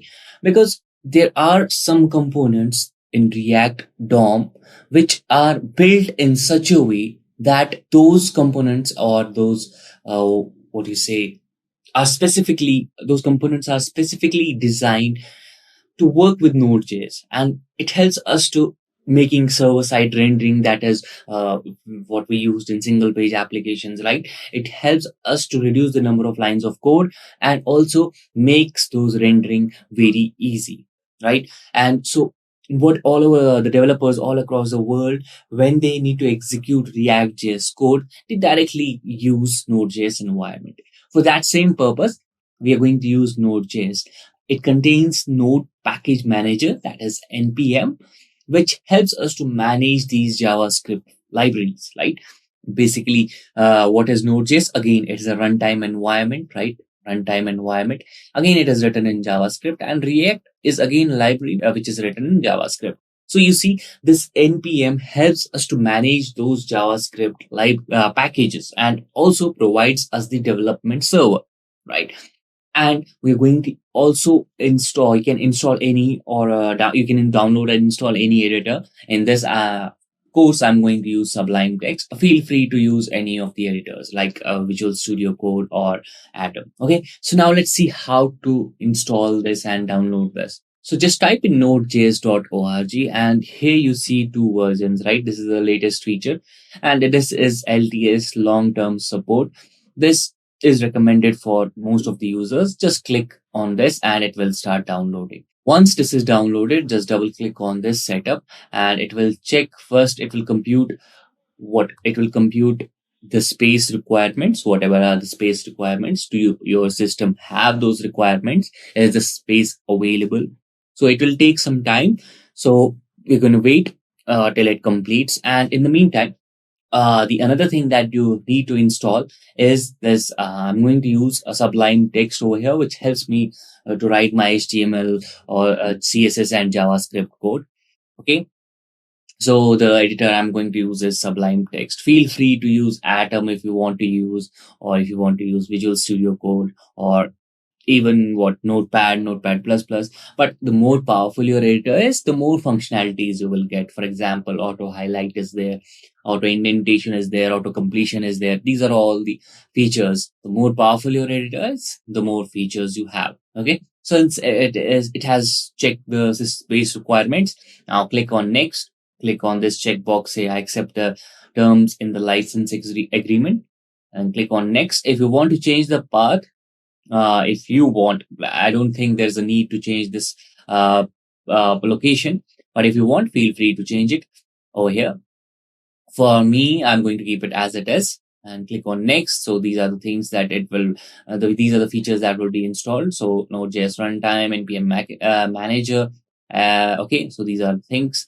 Click on next. So we want this to install this chocolatey. This script will pop up in the new window after the installation completes. So we don't want this thing. Okay, so click on next and click on install, and it will start installing.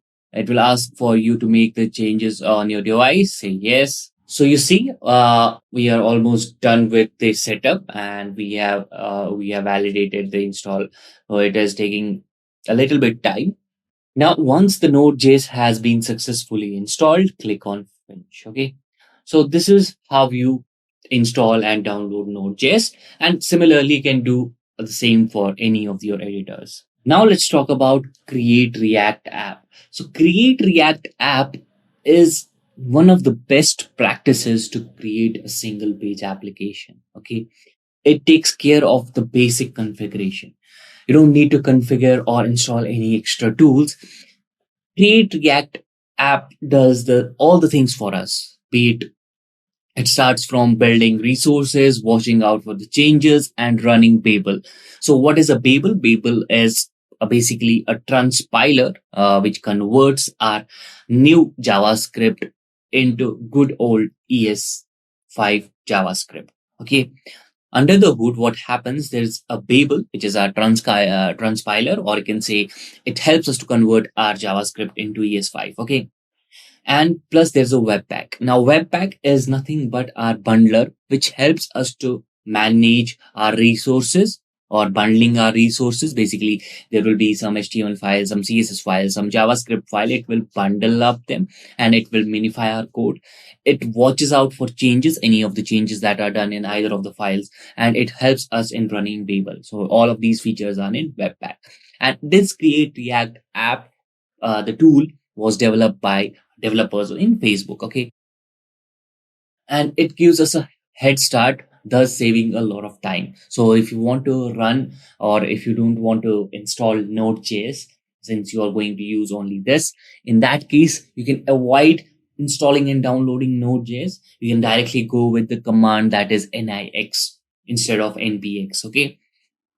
So if you have npm already installed, uninstall it. You can directly use nix, and it helps us to always use the latest version. But that is only for one-time use. Okay. So if you don't want to use this Create React App, so basically, if you don't want to use this, then you have to install Node.js. Okay. Now you might be thinking why we are going to use this Create React App. I have already covered these things. I will just rephrase whatever I have said in a much more compact way. Okay. So basically, these are the things that are provided with the help of Create React App. So we have a Webpack in that we can bundle, we can minify, we can compile our code, which is under the hood, which uses these things, right? Plus the managing the resources and running the Babel. And there's a compiler, or you can say there's a transpiler, right? Which helps us to convert our JSX code into JavaScript. There's npm with the help of we have this with the help of Node.js, plus development server, which is also with the help of Node.js. Getting started with Create React App.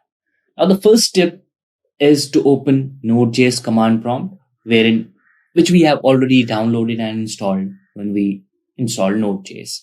Now let's go ahead and open this and write some commands and create or get through with all of these steps.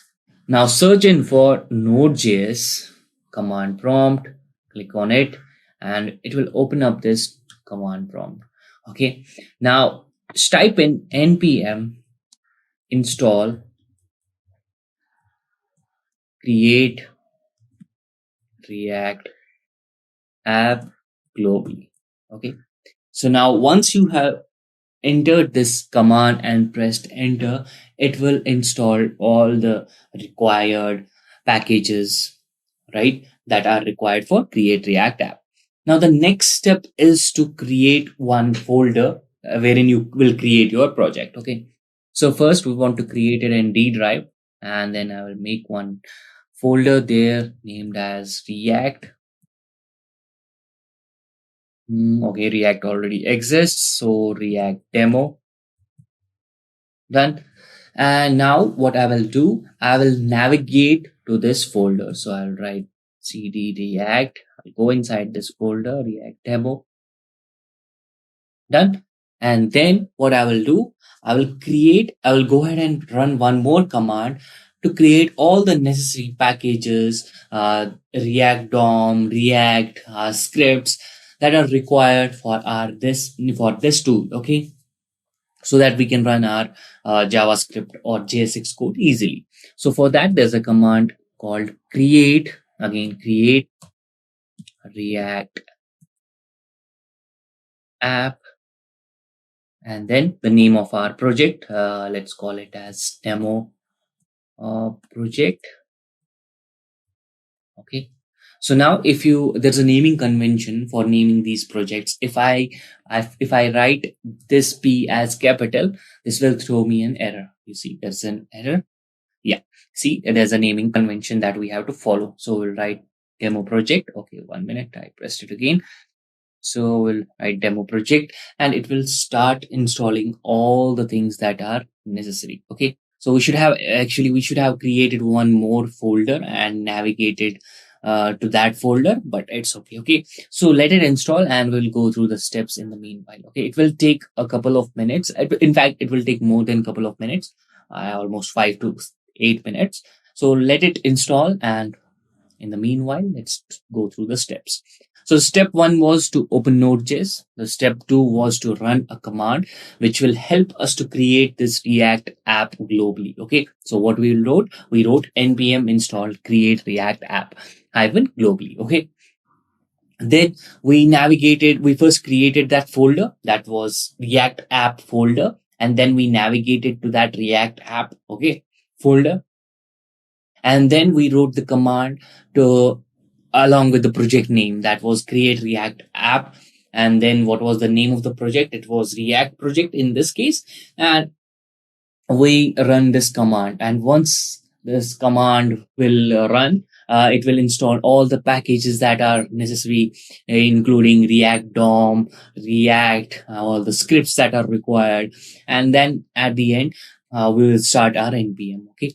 So now let's see how much it has installed. Now, as you can see that all the dependencies, scripts, and packages, all of those were installed.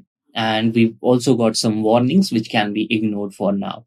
So once we have everything in place, now just navigate to that folder which we named React project, right? Just navigate to that folder and then press enter. Okay, I think we named it something else. Just scroll up to see. Okay, we named it as demo project.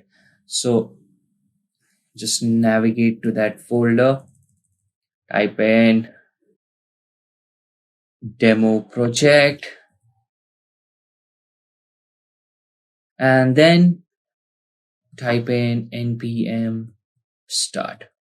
Now this will help us to run our applications on our local system, right? We'll see whenever we type in, it will be under the local host, right? I'll show you.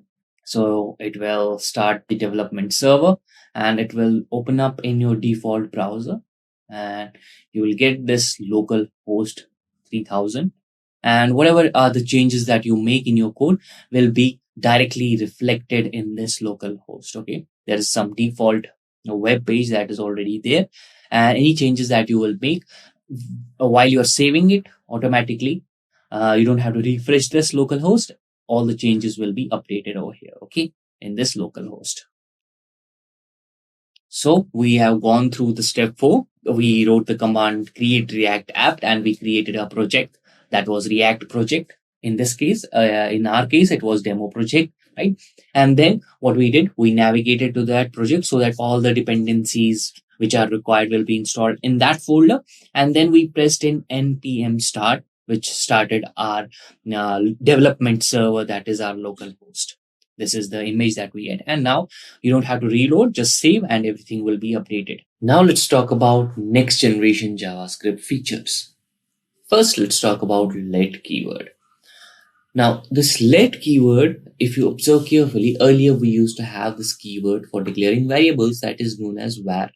Now, if I declare a variable that is with the help of var, right, we have this gscope, which is declared inside a for loop. What happened in earlier traditional languages like Java or C or C++, we cannot access this gscope outside this block, right?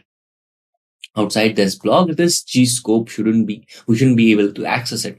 But var had a global scope. So that is why when we use this gscope outside this block, it didn't give us any error. We were able to access it. As you can see in the output, when we have this global scope that is associated with var keyword, we were able to access it outside the block.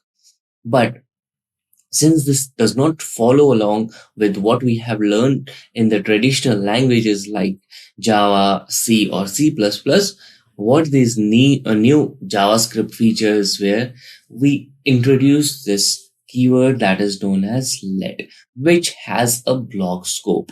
Now, if you declare your variable with the help of this let keyword and we named it as bscope, we declared it within this block, and outside when we tried to access it, it threw an error. It said that uncaught reference error, that is bscope is not defined, which is self-explanatory because this was defined in this block. So this was the problem that was associated with var keyword, and we introduced this keyword that is known as let. What else? There was something that is known as declaration, right? If you can see, we have declared declare again variable in this block with the help of let keyword, right? And we again defined this declare again, but this time around with the help of var keyword. Since they are in different blocks, right? This is in for block, this is in this block. As you can see, this variable has been declared in this block, and this variable has been declared in a different block. So since they are in different block, there is no error, and we can declare these two variables with same name, but in a different block. But if we define these variables in the same block, right, we have this declare over here, and this is also a declare, which is defined with the help of let keyword, and this is defined with the help of var keyword. Since these are in same block, this will throw an error. It will say that the identifier declare has been already defined because it was already defined, but with the help of var keyword. Now let's talk about the constant keyword.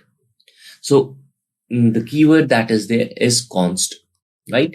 And it is quite self-explanatory that there will be a constant reference and the value of the object, right? Since we have this object over here, which is in which we have one property that is named as Jimmy, and in this we have this property that is named as name and which has a value of Jimmy. Since if we define a variable that is do not change, and we have a value of 10 in this, right? We talked about this reference, right? Do not change, and we have this value over here that is 10. Now, if you try to change it, it will throw us an error. That means value cannot be changed, but we can change the property. Like in this object, if you talk about this object that is, which has a property name, we added one more property that is age in this object. And now if we talked about, and we can also change this name as well. We had this property. In this property, we had the value Jimmy. Now we have this Jim.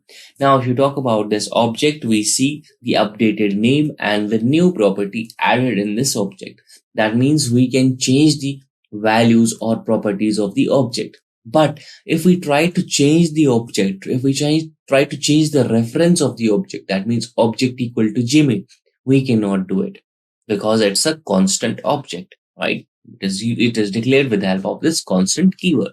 So in nutshell, you can think of this const as a thing with the help of which you can change the properties of the object, but you cannot change its reference. Now let's talk about functions. Now these are one of the most important features of JavaScript that you can declare functions with the help of two different methods. One is function declaration and the other is function expression. Now, this is the traditional system that this function loads at compile time when you define it with the help of this thing, what is known as function declaration. You have this keyword that is at the front that is known as function. Then you have this function name, which is known as the execute. And then whatever you do in this function, that is printing out hello, and you just call it. Done. Now this undefined, why do you have this undefined over here? Because your function is not returning anything. That is why you have this undefined over here. Okay.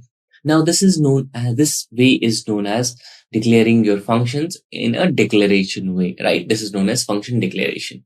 But if you want your functions to load at runtime, you will go for function expression so that you can store this function inside this variable execute. And now, if you can see that we have this function over here, which is the same as the old, but this time around, the only thing that is different is that you are using this variable to store it. And now you will be calling it with the help of this variable, that is this execute, and it will print out by.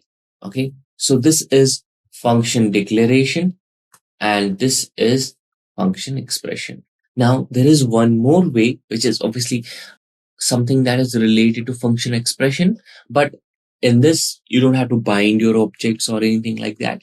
This is a shorter way of removing that overhead of binding your objects. That is known as arrow function. So you declare your in the same way which we used earlier in the function expression, wherein we're using this variable to store the function, but you see the function is gone. The function keyword that we used is gone. The name of the function is gone, right? We use this parenthesis and then the arrow sign, and then how you define your function, whatever your function does, that is, it prints out arrow, and you simply execute it with the help of this execute keyword that we have over here, and you call this, that's it, and it will print out arrow, right? So this is all about arrow functions. Now, there's one more keyword which helps us to import files from another JavaScript file. And for that, we are going to use these terms export, import very extensively. Var keyword, let, const, right? We are going to use these keywords, or we are going to use these features in our React. So that is why we are going through these next generation JavaScript features. We have this keyword that is known as export, so that we can export files from another JavaScript file. Now let's talk about export keyword. So this is the keyword that is used so that we can use something which is in a different JavaScript file into another file.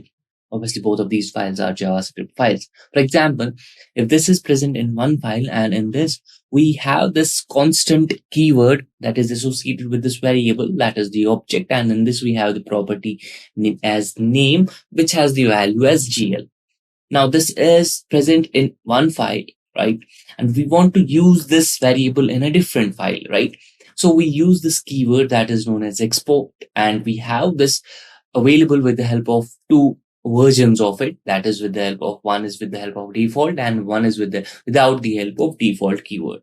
So if we use this default keyword, then there is a different way with which we will be using this or importing it in that different file or using in that different file, right? So we use this default keyword over here and then the name of the object. Similarly, we can export our objects, that is this object, another object that is over here.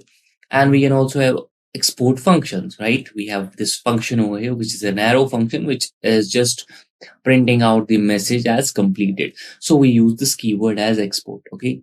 So this is with default and this is without default. Now this is about exporting. Now how you are going to use it? So for that, we have another keyword that is known as import, and we are going to use this import keyword. So when we used default over here, right, we use this default keyword. At that time, we can either go for the same name or a different name. Obviously, we have to use this default, this import keyword, and the name of the variable. It can be same or different. And then from which file you are exporting or importing it, the name of that file, that is this file. let's suppose the file name or file name.js. This is one file name and this is another file name. We have to use that same file name over here. Okay.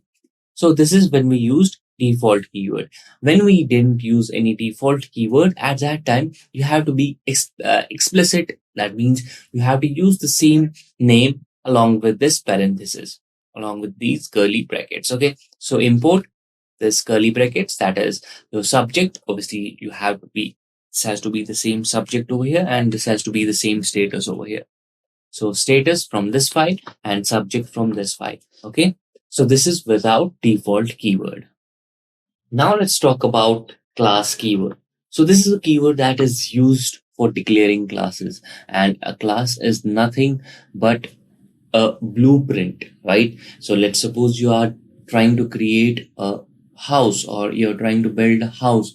For that, you need to know what are the things that you require. So this class contains nothing but methods, which are your functions, and properties that, for example, let's suppose you have the property that was associated with the object, great learning. That means what is the name of the company, right? The great learning, how many employees are there. So these are all the properties that are associated with this class, great learning, right?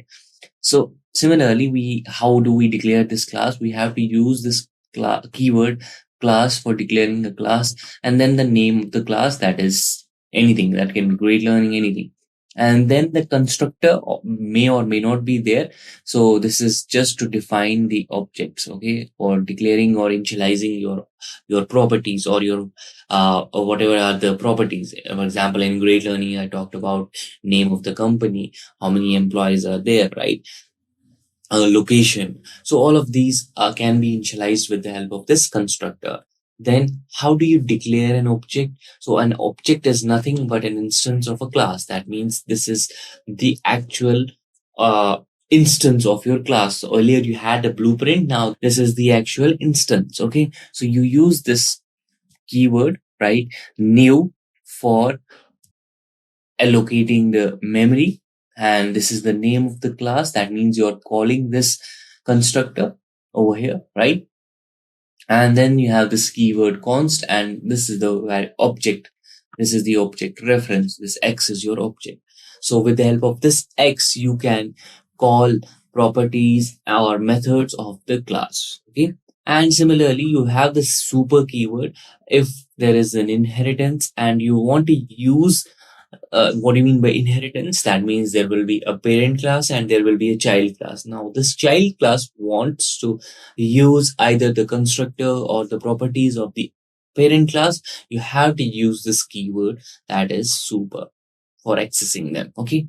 Now we have another JavaScript feature that is known as spread. So spread is an operator which is used with arrays and objects. Okay. So you have this array. This is how you define an array in JavaScript. So you have this const keyword that is for declaring, or you can use a let, or you can use a var. So you have this arr, and in this array we have 1, 2, 3 values.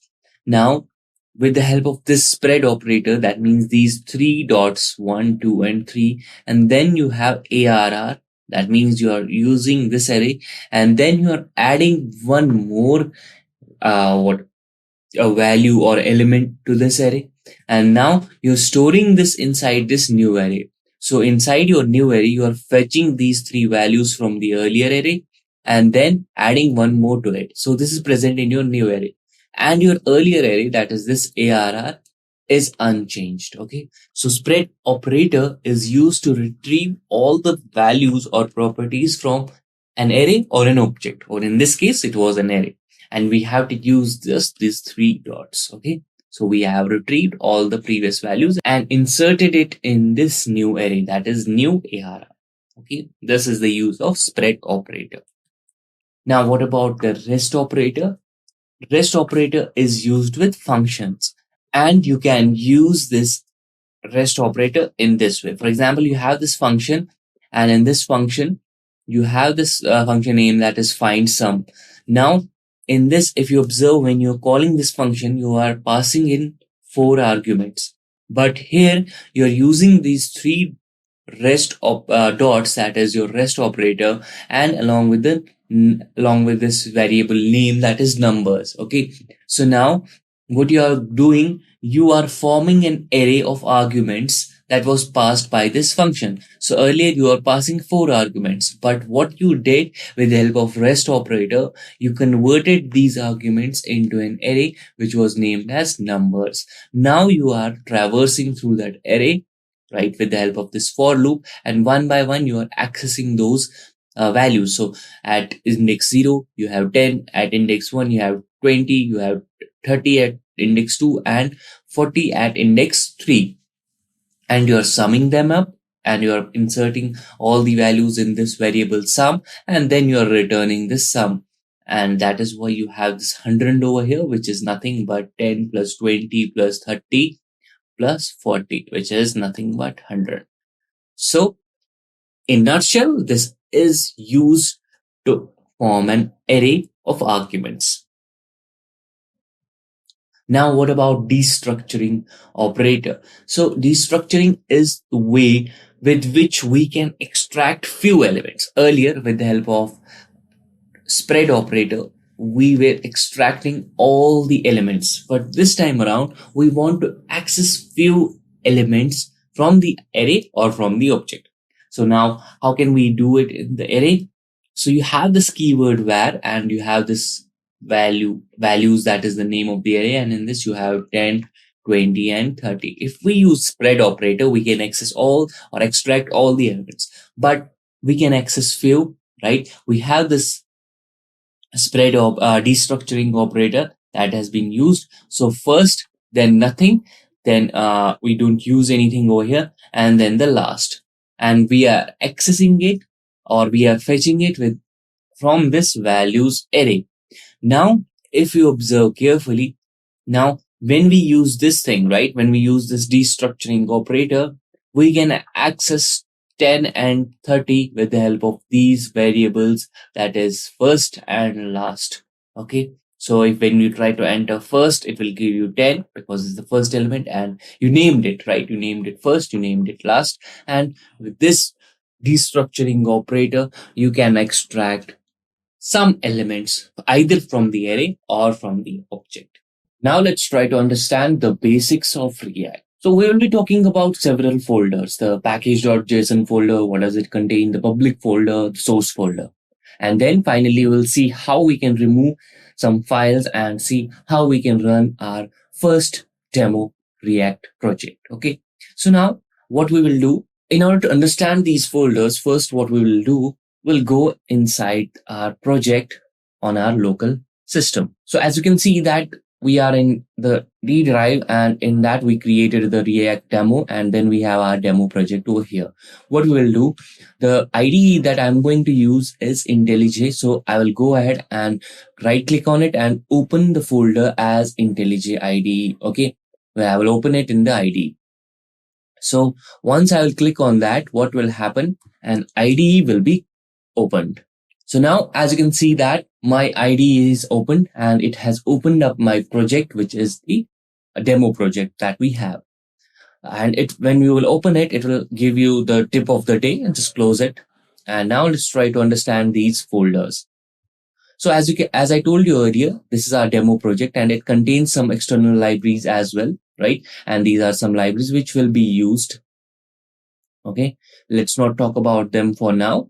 And then what we'll do, we'll focus on our demo project, which contains this IDE folder is from the IntelliJ IDE. Okay, then what happens, this next folder, that is node modules, this contains all the packages that are there with the help of npm. This also contains 3 most important folders for us, or packages for us, which we require are, I'll just scroll down and I will show you. One of them is React. Let me just scroll down. Now, as you can see that we are inside this R. As you can see that here we have React. You can see the folder over here. Then we have React scripts, and then we have React DOM, which is right over here. So React DOM, and React scripts. So these are most important folders for us. Now let's go back.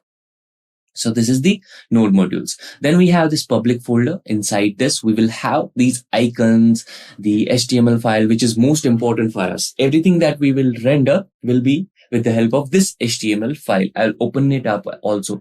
But now, what are these favicon, icon, and then we have this logo, then we have this manifest.json. What are these? These are different files that are associated with our project or with our demo project. Now, as you can see that over here, we have something that is written, that is the command prompt. We don't have to explicitly open up the command prompt. We can simply just write npm and then write start over here to start our project. What this will do, this npm start, it will open our project in our browser, which will be the default, whatever is the default browser for us, it will open it up in the browser. And in that local, that is local 3000, the HTTP local 3000 that we have on our browser will be our project. And you will see that it contains different icons, different images that are there. We will remove all those things. Okay. First and foremost, we'll talk about this, one of the most important files. And with the help of this, we'll render each and everything on our browser. Okay. Or you can say that on our server, which is local right now. So as you can see that this contains, the most important thing is that this will contain one ID, that is root. Okay. So we have this ID over here, which is over, obviously now we know what an ID is, right? So if we have to, as you can see that if you just put your mouse over here, it will give you the definition of ID. ID is a global attribute which defines the identifier. Like any manipulation that you want to do, anything that you want to render, right, on a browser or anything that is related to. This is opening up our local host. With that, whenever we did this npm start, you can see that it is starting our development server. So it is opened up in our local browser. For me, it is Internet Explorer. Okay. So now this is the ID root, and we will render everything with on this root. Okay. So it's a simple HTML file, but this is the most important HTML file for our project. Okay. Then it contains these icons, these images, and the most important file is the manifest.json over here. Then we have this manifest.json file, which is over here. Right. This contains all the sources and all the whatever is the color theme, background color, all those things are present in this manifest.json. So these two files, out of these two files, the most important file is HTML file. Okay. We will not change anything in this public folder, but the changes that we will be doing is in our source folder. So we have this app.css, which is the CSS that has been applied on this. Now you might be thinking, what are the changes, or what is the CSS file? What are we doing? We haven't created anything. But if I open my development server, you can see this. This is my default project. Now what we will doing, this is the image, this is the CSS that will be applied. You can see the color, you can see the underline. All of these things are CSS, JavaScript. Okay. So what we will be doing, we will remove these files. Okay. This contains all the CSS. Okay. So what I will be doing, I will just remove all the unnecessary files. I'll delete these files. Okay. It will ask me for deletion. I'll delete these files. Okay. I will delete each and everything. So in the meanwhile, what we will do, you can see that now it says that we have failed to compile this program. Okay. So now in this file, what we will doing, we will change our JavaScript file as well. Okay. And we will also change these logos. We'll delete these logos as well. We don't require these logos. Basically, we'll be dealing with only the things that we require. Okay. So similarly, you can add all the things. So we'll be dealing with JavaScript file and CSS file if it is required. And apart from that, we won't be dealing with anything else. So we'll delete all other files, all the other unnecessary files, and let it delete this thing. So in our source folder, we will be dealing only with two files, app.js and index.js. Apart from that, we will remove each and everything. So let it remove. In the meanwhile, as you can see that we have this something that is written over here, that is git ignore. Okay.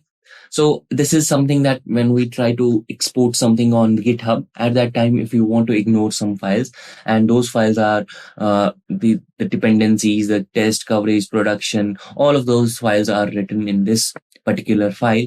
And at that time when you are exporting, these files will be ignored. So, or in order to save the memory. Okay, so we have this important file over here, that is package.json, which contains all the dependencies, right? Like React is there, React DOM is there, React script is there. Okay, all the necessary files which are required are over here. The scripts, then what we did in the earlier case, right? Start, build, test, eject. So start, we already seen npm start, right? So these are all the dependencies that you have over here, okay, in this package.json file.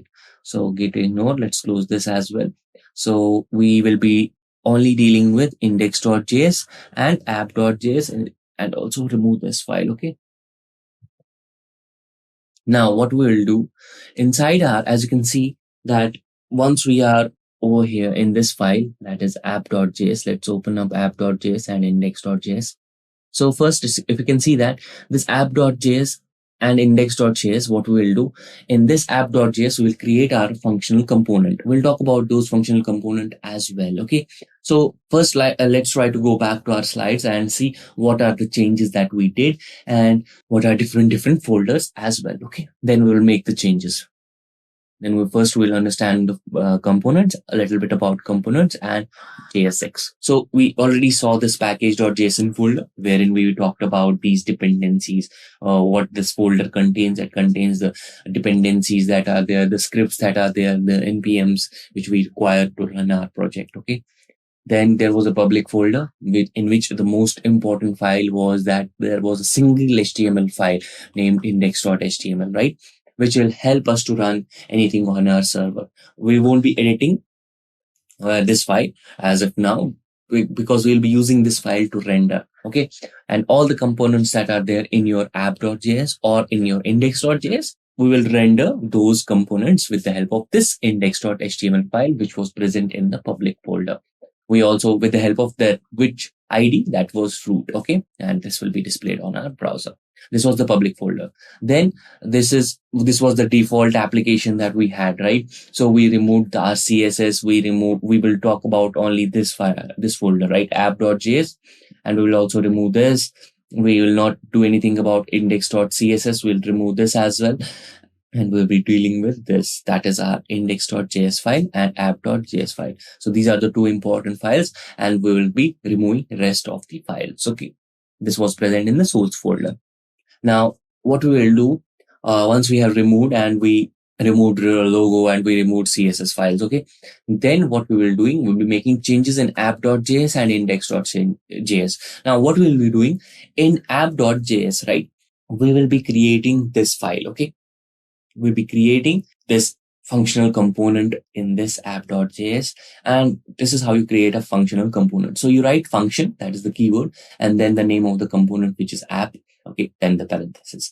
Then functional components will always return a single thing. That is, it will always return a single component. Okay, or you can say that it will always return a single element. So as you can see that this is the main div over here. Just like we write anything when we create div tags in HTML. This is similar to HTML, but this thing is something which we'll be covering later. This is nothing but our JSX. Okay. Now what we are doing, we are creating one div, and we are naming this as app. And then what we are doing, we are creating a header, naming it your first React app. That's it. And then we are closing our div. Then we are closing our return, and then we are returning this div. So at most, we are returning only single element, okay, from this functional component, and we can only return one. It can contain multiple divs inside, but that can be done. But here, what we are trying to keep it as simple as possible. Then we are exporting this app that over here with the help of default. We have already talked about these two different ways, with the help of default and without using a default keyword, right? Now what we are doing, we are exporting it. Now in our index.js, what we are doing, we are using this React. We are importing React from React. Okay. So what is this? This is because since, as you can see that we are using over here, we are returning something. So basically there is some internally, there's a different code that is there. We will talk about it, which is create React element. Okay. So as you can see over here, this is the functional component, this is the class-based component. And what we are doing internally when we are returning something, internally what is happening, we are using this thing, react.create element. So whenever we are returning that element, we are basically internally using this function, create element. But that is something which is way too complicated. So it has been simplified for us that you try to return your element in this way. Okay, so that is why we have to import this React from React. Similarly, same thing is happening over here. Then we are importing React DOM in order to render our components on the browser. And then what we are doing, we are importing this app that we have exported over here. Okay, we are importing that as well in this file. And then finally, we are using this React DOM. There's a method which is render, and we are rendering our component, we are rendering our element, which is app, which is what we imported over here. And we are passing it to the ID, which is root, which was present in our index.html file, which is present in the public folder. Do you remember that? Right, we'll talk about them as well. Now, there is, I have covered almost everything, but there is one most important thing, that you can create your components in two ways. One is the functional. You can create functional components, okay? And you can create a class-based components. Now, class-based components are not used that much, but you should still know, okay? To render anything on DOM, you require to create, you need that import React from React, right? Because you're rendering something, and plus internally it is using that create element function, right? So how do you create? We have already seen it. This is how you create your functional components. And if there is some CSS that is there, you can import that as well. But since we have already removed those files, so we don't require this statement as of now, okay? But you can always add some CSS. Similarly, you can create class-based components. How do you create them? Again, in this case, you have to import this component part so that you can extend it, which is nothing but you are inheriting these properties, okay?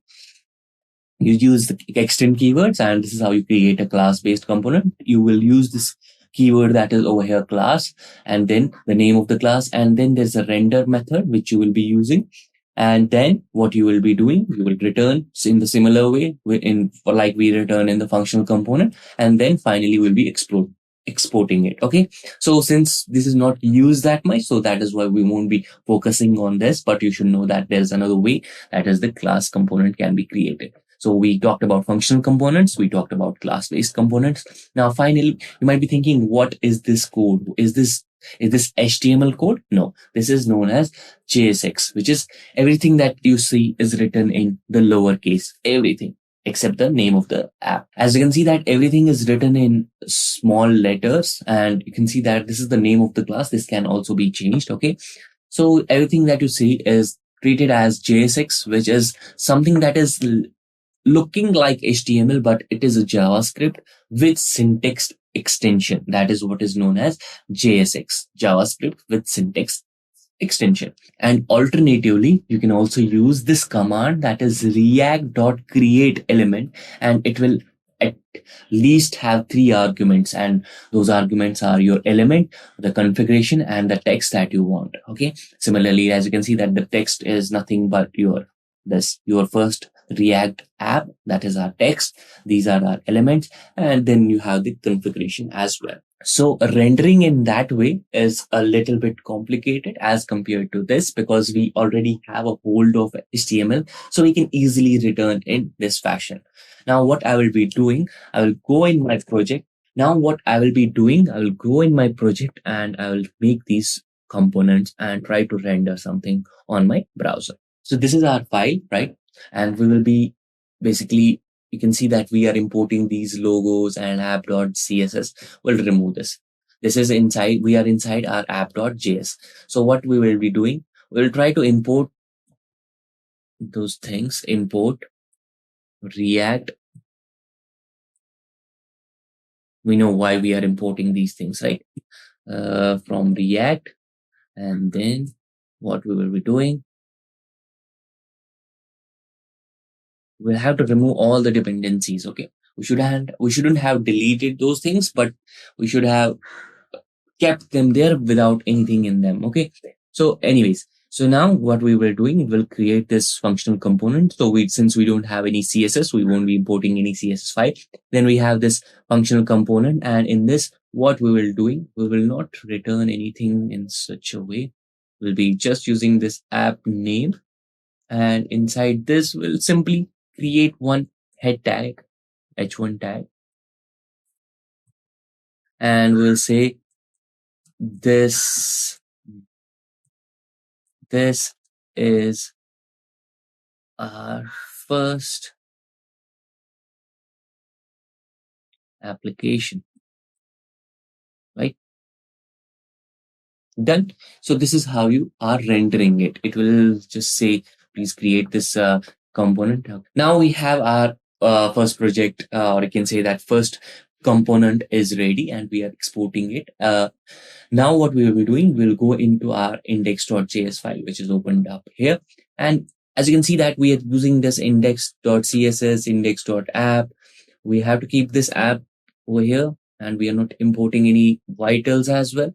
Now what we will be doing, we'll be rendering our component. So we'll keep it as simple as possible. So this is we removed, and what we will do, we'll say render our component, which is nothing. Render our component. Okay, let's remove these unnecessary spaces. We will render our component, which is nothing but app, right? So this is a way to create and close our components. Okay, so done, and we'll remove this as well. Okay, so this is how you render your component, that is app. Let's save this. Let's save this as well. And let's minimize this. Let's minimize this. And now let's try to run this. As you can see that in the start, we tried to run our program, right? Wherein we saw the logo and all those things. Now, once we are saving this file, we don't have to again and again run our project. It will be directly, we will be able to make the changes directly over here. So let's press enter. As you can see, we don't have any CSS, right? We don't have any CSS. We don't have any JavaScript associated with it. We just created one simple component, and it has been rendered on our browser. That is, this is our first application. This is our first application is written on the screen, and we don't have any CSS because we removed all those unnecessary files. Now you can create those CSS files. You can add some JavaScript. That is up to you. Okay. You can add some more components. You can render some more components. You can make anything, right? So this is a simple demonstration of how you can start your app, creating your application with the help of create React app tool. And these are all the folders that we talked about. Okay. Now there is this source folder. Inside this, we have only this. This is for Git ignore is for GitHub. Package.json contains libraries. All the scripts that you have, all the dependencies that you have. This is locking your dependencies. Then you have this readme file, you can read it, and this is something that is external libraries. Okay, so in this way we created our component. We created our functional component app. We rendered it with the help of index.js file. We rendered it, right? And then finally we rendered it on the index.html, which was the file wherein we had that root which was present in the public folder. Okay, so this is how you create. This is the basics of React. So what is this MongoDB, right? Now, the basic web development architecture is nothing but you have a web page, right? When you open any website like facebook.com, it goes to the server, the request goes to the server, right? And then from the server, the request goes to the database, because from the database only the all data will be coming back as a response. So all the data from the database is coming back as a response to the server, and then from the server it is coming back to the system, and that is why you can see your website, right? So suppose you're trying to open google.com, a very normal website, day-to-day life, you are opening this, right? So this particular website, same thing happens. It goes to a server, goes to a database, The same google.com page will come from the database to the server and then to the system, right? Now, when we talk about the www.google.com, we are basically talking about what? We are talking about the front-end languages, okay? Because front-end is what? Front-end is something which you can see it from your eyes. The www.google.com, whatever things you can see, the Google logo, the search bar, those all things are nothing but made up of front-end languages like HTML, CSS, JavaScript, these stuffs, right? Now, in the backend, that means in the server side, or what is happening when you're clicking a button, right? Those things are happening using the backend language, which is nothing but your Java or Python or any such language like C, those sort of languages. Obviously, when this is going to the database, then database is formed also using database languages. And here we have the SQL, NoSQL, right? These two things. Now, SQL is used to design the database, to design the table. NoSQL is also used to do the same thing. But when you talk about SQL, we design the table in which we have the rows, the columns and all, right? But in NoSQL, we do not design the table. We work with the document. So we do not create any table, or we do not create any sort of rows or column kind of thing. We only create the documents here. So there is no row, there is no column in NoSQL. Now, why is this that? Why is it that we don't create any table? That's what is our important point, and we are going to discuss it in the next topic. But right now, you must have understood that where is MongoDB coming? MongoDB is coming in NoSQL. Like for SQL, we have some languages. Let it be Oracle. We have MySQL, right? So for NoSQL, we have MongoDB. Okay, we have lots more. We will see what are those. Okay, so in this particular session, now we understood that we are not going to talk about any front-end language. We are not going to talk about any backend language. We are going to talk about the DBMS, Database Management System, right? Most probably RDBMS, okay? Now, a database management system provides the mechanism to store and retrieve the data. That we all know that any data will be stored in the database. If you want to retrieve that, you can use databases to do that. There are different kinds of database management system. We have RDBMS, we have OLAP, and we have NoSQL, which is not only SQL. Okay, so these three are the different kinds of database management system in the market. Okay, in this particular session, we are going to talk about the NoSQL, because here where the MongoDB comes into picture. Okay, so we have understood till here. Okay, now let's jump and understand what is this hype for NoSQL. Now we have 3 points, and we are going to understand these 3 points very clearly, because these are the limitations of RDBMS. That means drawbacks. Now, what are drawbacks? See, there must be some mistakes from RDBMS. That is why NoSQL came into picture, right? RDBMS is what? RDBMS is following the SQL language. Why there is a need of NoSQL? Because there are some drawbacks of RDBMS. That is why NoSQL came into picture. Now, what are these drawbacks? Let's read one by one.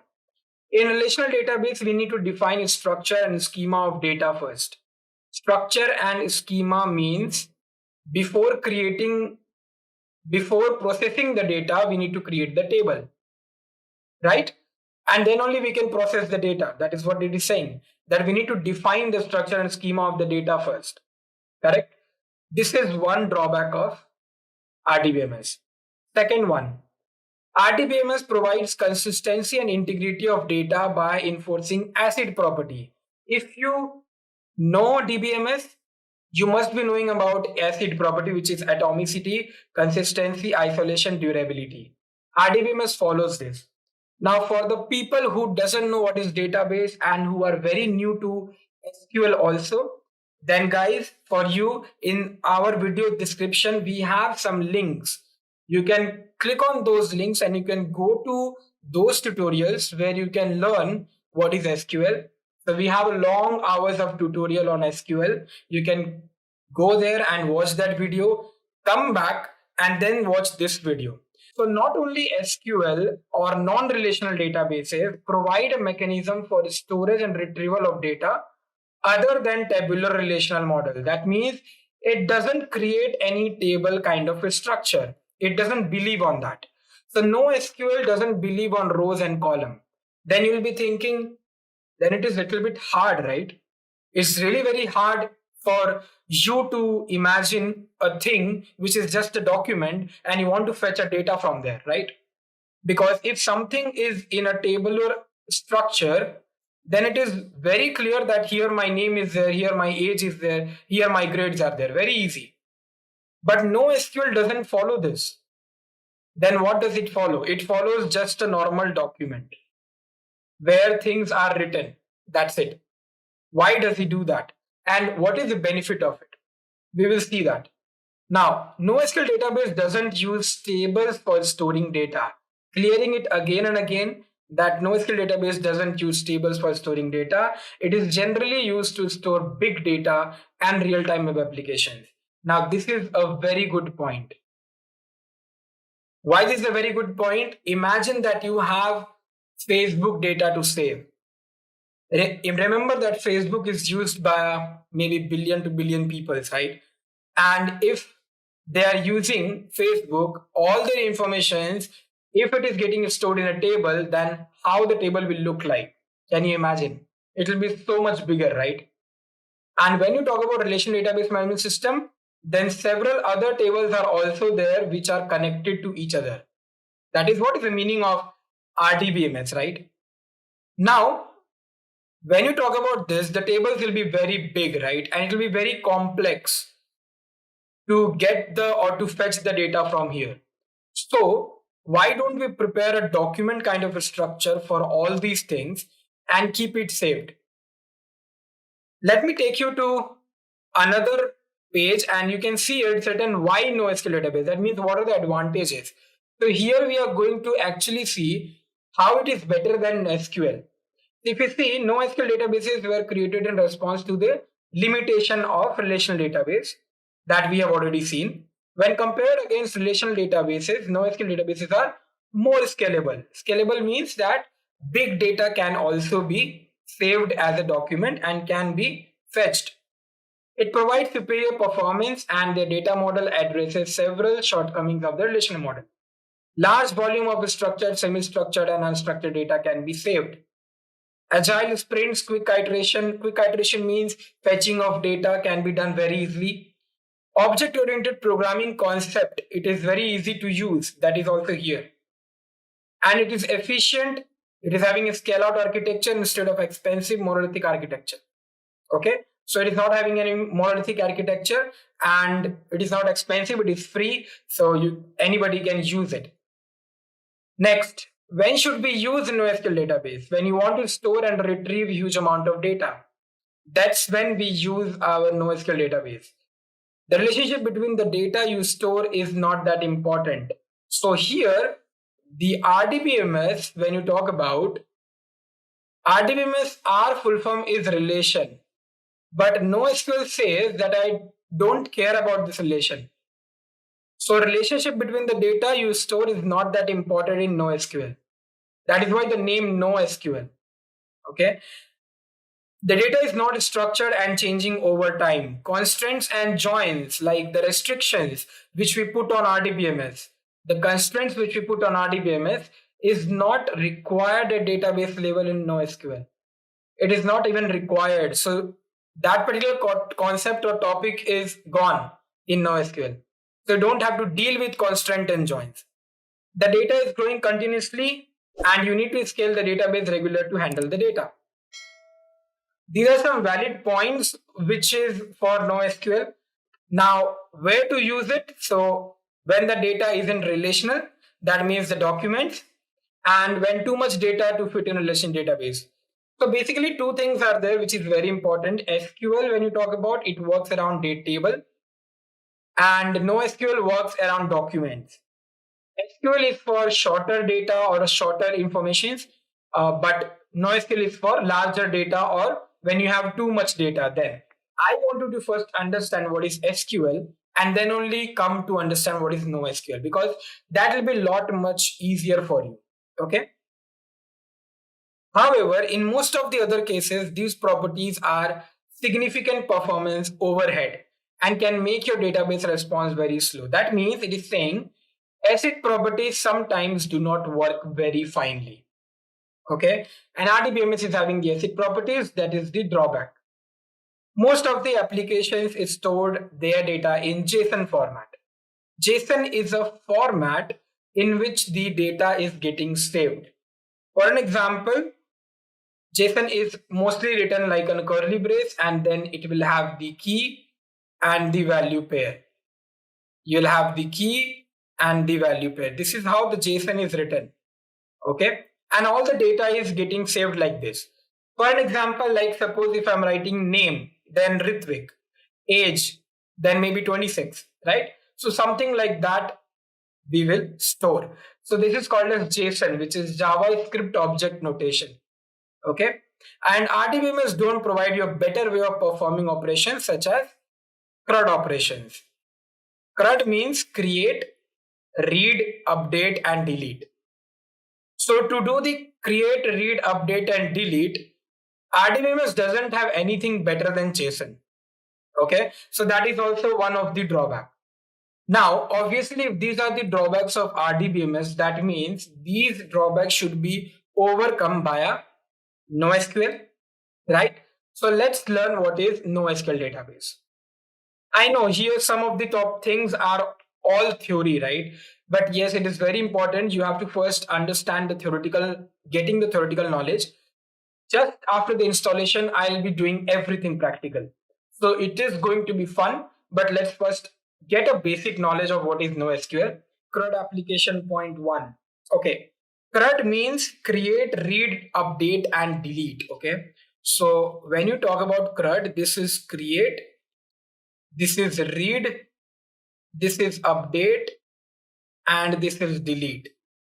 Now, what is the meaning of these? That means you can create the database, you can read the database, you can read the data, you can update the table, you can delete the data. Okay, so this is the meaning of it. And all the databases, if you're working with database, you should know these 4 things. Okay, so NoSQL actually does this really well, and in just 10 minutes I'll be showing you how does it do it. Okay, so how this creation of table and reading, updation, delete, these all things happen, I'm going to show you in just some time. What is the perfect difference between these two? Now remember that when you're learning these differences, right, remember that this question is really very important if you are attending an interview and in your resume you have written about MongoDB or SQL. If you have written also SQL, right, then also this question will be asked to you. Because if you know SQL, you should be knowing what is NoSQL. Okay. Now, SQL database are primarily called RDBMS or relational databases because SQL follows RDBMS concept. But NoSQL databases are primarily called as non-relational or distributed database because it doesn't follow any relation kind of thing. Okay. Now, SQL databases are table-based databases. These are table-based databases, but NoSQL is a document-based database which follows the key value pair that I'm going to show you really soon when I'll do the practical. MySQL uses SQL to query database, right? It uses SQL language, but MongoDB uses BSON to query database. What is BSON? Like JSON, we have BSON. Okay. Now, what is this JSON? JSON, I told you that it's a kind of a type format which comes like a key value pair. The same thing happens to BSON, but in BSON, the full form is bytes JSON. Okay, it's bytes JSON, bits or bytes JSON. Let me show you where you can get this difference. You have to just go to Google and here you have to just write JSON versus BSON, and You can see this MongoDB. This is the official web page of MongoDB. And if you look here, here's the difference between JSON and BSON, and they have given it really nicely. What is it? So if you see here, JSON and BSON are close cousins as they're nearly identical names. Okay, JavaScript object notation, and BSON is binary JSON. Binary means bits and bytes. So whatever is JSON, right? Convert that into binary format. That is what is BSON. So it's really more easy for NoSQL to work with, because JSON, where is it in a text format? BSON is converting it into binary format, which computer can understand really very easy, right? So MongoDB works with BSON. Okay. More about BSON. First, you can learn about JSON. This is how the JSON looks like. You can see the curly brackets, and then whatever is your ID, whatever is the name, whatever awards and all, these all things are mentioned here. The key and the value. This is what is JSON. I'll show you how BSON looks like. If you look here, so if this is the JSON, then this is the BSON. It's everything there. It is in binary format, right? So this is your JSON. This is your BSON. Okay. This is how the BSON looks like. The comparison is also given here. JSON can be read by a human and machine, but binary codings cannot be read by us, right? Can you understand these codes? We can't, because system can. So machine only readable. The machine can only read this BSON file. And obviously, it is very easy if machine is reading these things and doing the task, correct? So this is a very good document. If you want to go through it, you can go through this, or you can find it from the docs file. Okay. Now let me go back and let's complete this. So SQL was developed in the 1970s with focusing on reducing the data duplication. Okay, so that means duplication of data. To reduce that, then RDBMS came into picture. But NoSQL developed in the 2000s. Yes, it's not very old. It is not very new. So it is from 2000, and it is focusing on most of the rapid applications, which is from Agile and DevOps. So most of the Agile and DevOps things are related to larger data. Okay.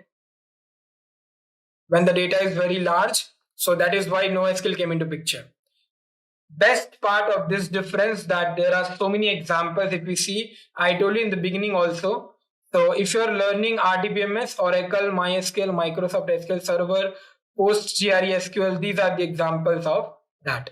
When you talk about NoSQL, MongoDB, CouchDB, Redis, DynamoDB, Cassandra, which is a very famous one, right? So these are the examples of your NoSQL database. We are learning MongoDB, so we will stick to MongoDB, and now we are going to jump on the topic of the installation.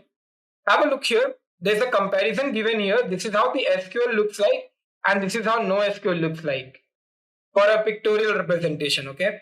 Now, one thing I'll tell you, that these things are called as rows, right? And these things are called as columns. Okay. These columns are also called as fields, correct? And the whole thing is called as table, right? Okay. Now, this is when I'm talking about SQL, right? When you talk about SQL, we have this kind of table in which columns comes as fields. Then the table is called as table, and the rows are there, right? But when you talk about NoSQL, there's no table, right? There's no table as such. So what do we call it as? The whole thing is called as collection. Okay. The whole thing is called as collection. Now what is next? If you look here, these small things, these data, these are called as documents. Remember this, because in the practical we are going to do this in the same manner. So the whole thing, this whole thing is called as collection. Then we have the documents. Documents means these data. Okay. And so this is what is your collection and documents. We'll learn some more keywords when we'll move next.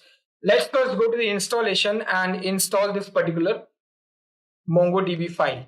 So if you look here, right now we are in our MongoDB website. Okay.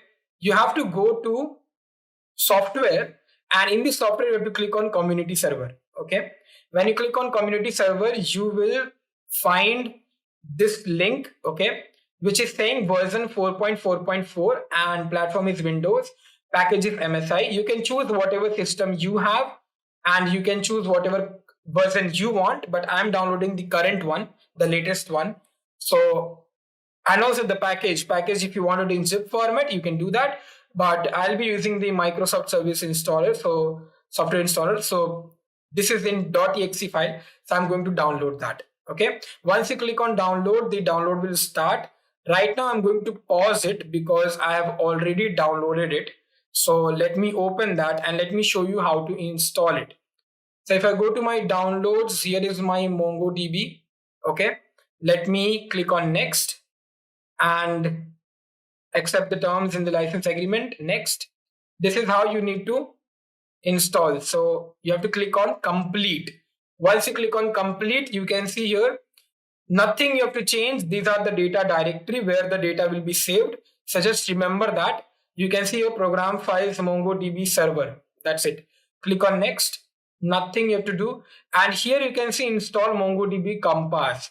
If you want to work with Compass, if you want to research about it, you want to work with it, you can tick on that. If not, you can leave that. Only one difference will come, that it will, if you will tick that, it will install Compass for you. If you don't want it, it will not. When you are installing MongoDB Compass, it will take much longer time. So I am just skipping this for now. I'll click on next and I'll click on install. You will get a pop-up of yes. Okay, and then the installation will be continued. Now let it install and then I'll show you what you have to do. So you can see this setup is done, finish. So my MongoDB is now installed. So what I have to do now? Now basically I'll go to my folder and I'll go to my C drive. Okay, in the C drive I'll go to program files. Program files I have to search for MongoDB and I can find it here. Here is the server folder, here is 4.4. I'll go to the bin and in the bin you can see my mongo.exe, mongod.exe, mongos.exe. 3 files are there. Okay, we need only mongo.exe, so it's perfect. This is there, right? Now, how to begin with, how we can start working with it. First of all, if you look at this particular path, right, this path is really very important for you in the beginning when you're starting your journey for MongoDB. So this path, what I will prefer you to do, I want you to copy this and keep it somewhere. Like what I have done, I have kept it here. You can see, I'll just show you in this mode. So you can see here this path, the same path I have just copied and pasted here. And I have written mongo.exe in that. What is the meaning of that? Let me show you. So what we will do is we will open the command prompt because MongoDB will be starting from here only. And I will be pasting this particular path here. Okay. After pasting the path, I'll be writing here mongod.exe. Okay. Once you write mongod.exe and once you hit enter, you can see it is saying that program is not recognized as an internal or external command. Does it mean that I have not installed my Mongo? No, it doesn't mean that. The only thing is that you have to put a double quote and inside the double quote, you have to do the same. Okay, this is kind of a syntax of MongoDB. So once you do that, you just hit enter. And as you can see, these all files are from the MongoDB and it is getting executed. One more thing, let me show you the version, which version we have downloaded. You have to just write /version and you can see here that database I have installed this MongoDB, right? MongoDB means Mongo database. So version 4.4.4. If you want to install or if you want to start up the shell, MongoDB shell means the command line. Okay, MongoDB has its own integrated shell. So what we can do, obviously we have to put the double quote. Let me put it like this and let me remove the D from here. So as you can see, I've written mongo.exe. Okay, and now I'll be hit enter. 1 second. Okay, so you can see here now it is written MongoDB shell version 4.4. Upper it was written MongoDB version, so that was the database. But now I have already installed the shell also. So now it is ready to go and I can open my MongoDB and I can start coding. Okay, I can start creating my databases. Again, you can see here, these all informations are in JSON format, JSON, right? These all are in JSON format, the key and the value. So everything in MongoDB will be in JSON format that you need not have to worry about.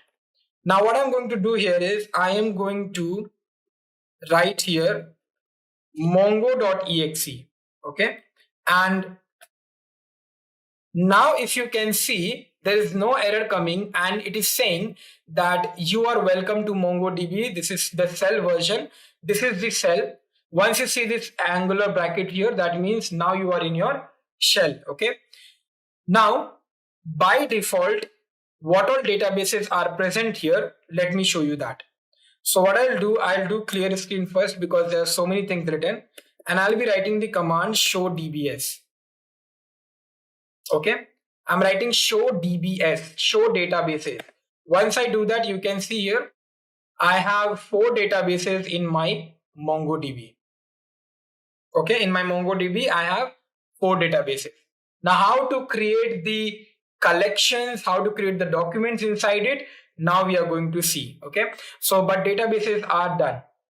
Okay, now let's say that I am pressing Control C. Once I do Control C, it says bye. That means it is saying, you know, you have been out from the MongoDB. So I can close this. Now let's say that I want to open MongoDB again. I want to work on it again. So what I have to do?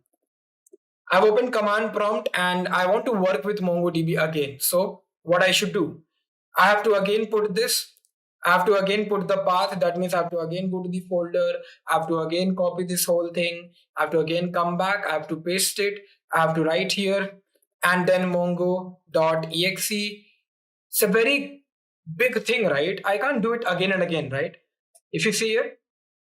So I don't want this. This is very clumsy and this is very chaotic, right? So what I want to do is I want to just write Mongo and things will be done, right? I want to do such kind of thing. One more thing I want to show, if you want to quit, you can quit directly from here also. This is now quit. And suppose if I write only Mongo. So you can see it is saying Mongo is not recognized as an internal external command. That means CMD or command prompt is not understanding what are you writing. Okay. What we have to do for this. So you have to go to your environment variable. You have to just type here env. Env is your environment variable. Click on this first thing and then you have to click on environment variable. You have to set your environment variable for MongoDB path. So there is the path. Click on edit, click on new, paste that, move it up, click on OK, click on OK and click on OK. Now let's close this CMD because things should be restart, right? So in that CMD that will not work. Right now, let me show you if I'm writing the same thing again. If I'm writing the same thing again, the same thing I'm writing, this will work, right? There's no problem in that. Let me quit it from here. And now let's try Mongo. And you can see I just wrote Mongo and it is running. So now I don't have to mention the whole path here, right? I don't have to mention this whole path. I have to just write Mongo. What did I do? What basically I did is I have set the environmental variable path. I have told my system that, you know what, I'm showing you where is my MongoDB path. Okay, you go there, I'll run one command and you have to bring me Mongo database here. So I just wrote Mongo and it is giving me that your MongoDB is presented. You can start writing your code. Very easy, very crisp, and there is not much you have to do when starting working with MongoDB, right? So I hope you understood the download and installation part of MongoDB. As you can see, These are the things which we have used in all our installation part, right? We have used this for version checking, this for version checking for the database, this was for the shell, then this was the command for starting working with database, and this was the command for starting working with shell. And this was when I actually set up the environment variable path, right? Perfect. Everything is going good. Now let's create some databases. Now, how you can create the databases, let's figure it out. Now, how to create this database, right? How to work with this particular database, right? Once you're on MongoDB shell, use the following command to create a database. We have to create a database, something like this. Use database name, whatever database name you want to give. Now, before doing that, we will do that. But before doing that, let me tell you one thing.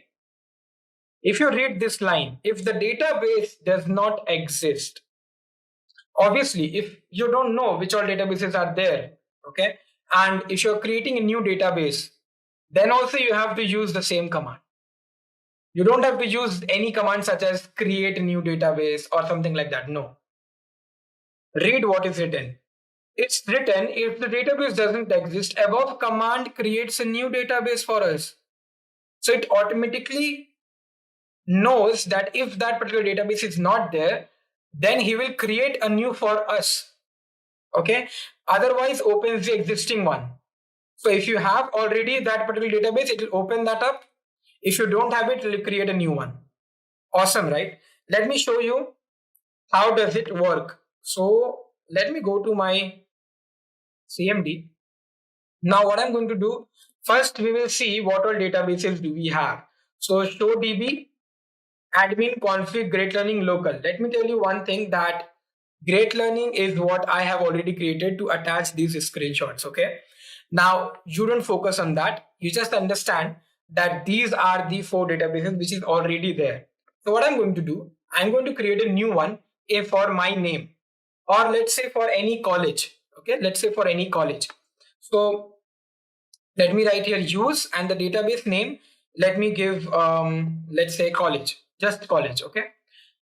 What else? So if I hit enter, you can see what is coming. It's coming switch to DB college. College database is not there at all. If you can see, right? We have a proof that college database is not there. Still, it is saying that switch to database college. That means now the college database is created for us. A newly created database college is there, and we can save our data into it. Once, let's recheck. Okay, let's recheck our databases. So let's write show DBS, hit enter. Okay, but in my databases I can't see college, right? So I can't see the college database. Why is it so? The problem here is that in MongoDB, databases hold collection of documents. Now, if you remember that I told you what is a collection and I told you what is a document. Collection is nothing but the whole file, right? The whole table. If you talk about, if you learn about SQL, so the table is nothing but the collection, and the document is nothing but the fields, the columns. But in our database, did I save anything? I did not save even a collection, not even a document, obviously, because if collection is not there, where you will do the document? Inside collection, document will come, right? Inside the table, columns will come, right? So we have not created any such thing in our college database. That is why it is not showing here anything. It is not showing me the college database. Let's do one thing. Let's create something. Let's create some collections inside our database. How to do that? Before that, you should understand how to delete a database. So if you can see here, db.drop database, right? So this db.drop database will delete your particular database. What I will do here is I'll write db. db is, whenever you write db, right, that means your current database. Okay. So we were deleting that particular database. So have a look here, db dot, I'll be writing here drop database. Okay. And once I hit enter, now you will tell me that which particular database are you dropping? I have not mentioned it here, right?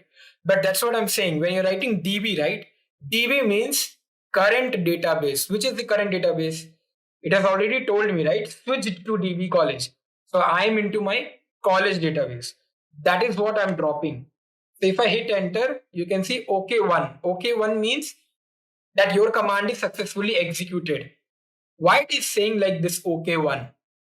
Because it is in a JSON format. Everything here is in JSON format. So now your database is dropped. If you look here, you're not getting that because we did not create any collection. So let me create it again. So I'm switching it to database college. Now list all databases. I've already told you how to list all. So we have to use this show DBS, okay, and it will show like this. Now, as you can see that the database Great Learning that we have created is not present in the list of all databases. This is because the database is not created until you save a document in it. Until you save a collection or a document in it, your database will not get created. It will be just a sample thing, okay? Now let's create a collection and let's see how to do that. Okay, what is collection now? I told you that when you're working with SQL, right, you have a table in which you find out the rows and columns, right? But in NoSQL, we have the document, okay? Now this whole document is actually called as the collection, okay? And inside this, whatever data you are bringing up, that is your document, right? Now MongoDB stores documents in collection. That is what I told. Collections are analogous to tables in relational database. That is what I have told. That if these are tables, then in NoSQL, these are collections. Just the name change. Collection exists within a single database. Collections do not enforce a schema. Collection may store documents, those which are not same in structure, because it's a schema-free database. Okay, what is schema-free database? That means you don't have constraints. You don't have something like rows and column because you're working with NoSQL. So collection may store documents, those which are not same in structure. So it can have as many documents as you want, and it should not be same as it is in the structure. Now, how to create these collections? Let's see one by one, because there are two methods. One method is this one, and the other method we will see. What I'm going to show you now, have a look. So MongoDB, you need not to create collection before you insert document in it. With single command, we also create the collection and we also create the document, okay? So have a look here what they have done. So let me go back to my command prompt. And here what I'm going to do, okay. Now I'm in my college database. So I'm going to create one collection here inside the college. So inside the college, let's say I'm talking about one of the branch. So let's say I'm talking about electronics branch. Okay, so this is my collection. Database is my college. Yeah, I'm using the database, which is this DB. Inside the college DB, I'm creating one collection, that is the table electronics. Okay, now here I'm going to insert the data. So there are two commands. One command is insert one and one command is insert many. I want to right now only insert one command, so I'll be using insert one. Okay, and how to insert it? You have to use these curly brackets and bracket parenthesis, and here you need to put your key and values. That means your all the data. So what I'm going to do, I'm going to save one of the data for my electronics table. So how I'm going to save it? So let's say in my electronics branch, who all people are there. So let's say name. For the strings, you have to give the double quotes. I'm going to give here the double quote. As you can see in the double quote, what I'm going to do, I'm going to write my name. Okay, then a comma, then the second thing what I want. So maybe the age. So let's say age. And because it is a number, so I'll be giving just like this. Then what's next? Then let's say marks, right? Now for the marks also, again, I don't want to give a double quote. So I'm going to do this. And the next thing what I'm going to do here is subject. For the subject, again double quotes, I'm going to write here maybe wireless communication. Perfect. So this is done. Now what we are going to do is, this is one data, the whole data for electronics collection. So this is whole one document for electronics collection for college database. Understood? This is one document for electronics collection for college database. So what I'm going to do here is, I am going to hit enter. Once you hit enter, you can see it is saying acknowledge true. That means now this is done. Your ID is this much. Remember in SQL we were having primary key and the IDs, like every data will have one ID, each one of them, very unique ID. In NoSQL you don't create your own ID. NoSQL does it for you. So NoSQL does it for you, and it automatically gives you the particular ID. So you can see one ID it has given me, right? So like this you can actually get your all the documents in the collection. If I want to again insert some more, so what I can do, I can change these things. I can write here like maybe the subject name operating system. Maybe the marks I got here is 90. I will show you the last thing, like, okay, 45 is really less. Let me give something else. Okay. Yeah, these things, let me change the name. Right now you can see here what I have done. I'm recording a next item, so the next database, and the ID is different here. Okay, you can see here this is 842E and this is 842F. So IDs are also synchronized. Now this is how you store or insert your data. Now what is next? How can we see the table, or how can we see the collection? Have a look here. This was method 1. You can use insert one, or insert many, whatever you want. The method 2 is you can use create collection. Okay, you can use create collection to create this particular collection. But what I have done is I have created the collection and I have inserted the document also inside it. Right? So I've done two things at once. So that's a good idea, right? Now have a look here. What I'll do here is, you can see this. If I write here DB, I'm in my college database. It is saying college database. If I write here show collections, you can see electronics is the collection which I created. Correct? So everything is precisely, it is telling that what are you on and what are you working, which database are you working on. Right? So you can get a confirmation from here itself. I will show you this data also in the next slide. So you can see here, if you look here how to delete the collection, then it is dot drop. So you can just use dot drop and that collection will be gone. But right now I won't use that because I want to show you the documents. So that is here. So what you have to do is have a look here. Let me go to my CMD. And now what I'm going to do, I am in my college database. So what I'm going to use here is, so I'm going to use, okay, 1 minute. Let me do it here. You can see DB dot, I'm going to use my electronics. What is this electronics? This is my collection name. Inside the collection name, I want to find all my data. Can you see this? If I maximize my screen, this is the two data which is there, right? The ID is also coming, the name, age, everything is coming here. So you can see here that this is not coming in a table format. It is not coming in a row or a column format. It is coming in a document format, right? This is how it's called as JSON format. This is what is JSON format, and this is how it is appearing. Okay. Now it is very long, right? It is not like I have to make it full screen, correct? So what I can do here is I can use one more command. I can write here pretty. Once I write pretty, you can see now it is giving me in a simple manner, more simpler manner, and this is your JSON. This is how NoSQL databases are recording their or storing their data. Okay, so you can see this is how it looks like. How many data you can store at once also? For once, you have to use here insert many if you want to insert many data at once. But I have done it for once at a time. Okay.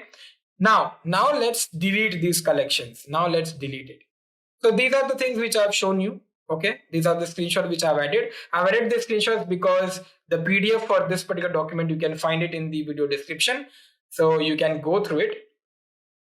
Let me show you what is document. You can see this is what is document.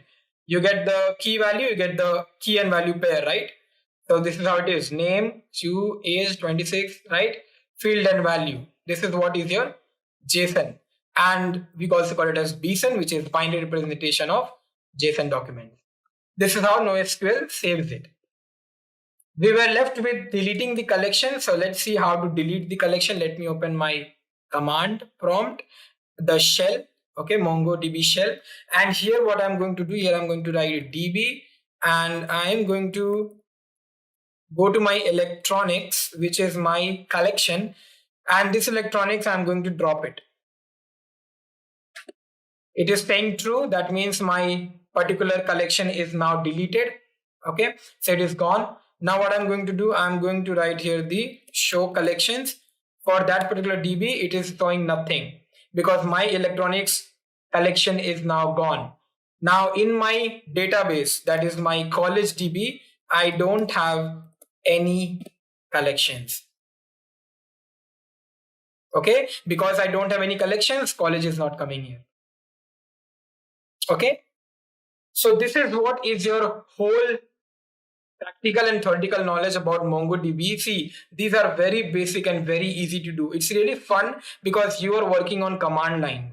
So it's really very fun when you're just writing some small commands and you're looking into something which, you know, it's coming very clearly, right? So small commands are there. You have to just remember those commands and you'll be done with it. So now that we have already seen how we can create the databases and how we can create the collections, now let's do some operations in one of the database and let's see how we can read or update or delete something from our databases, right? That led us to the new topic, which is nothing but CRUD operations. So we are going to see the 4 operations which you can see here. CRUD means, the C means create, R means read, Q means update, and D means delete. So we are going to create the database, we are going to read the data from the database, we are going to update the data in the database, and we are going to delete the data from the database. These 4 things we are going to do in this particular topic.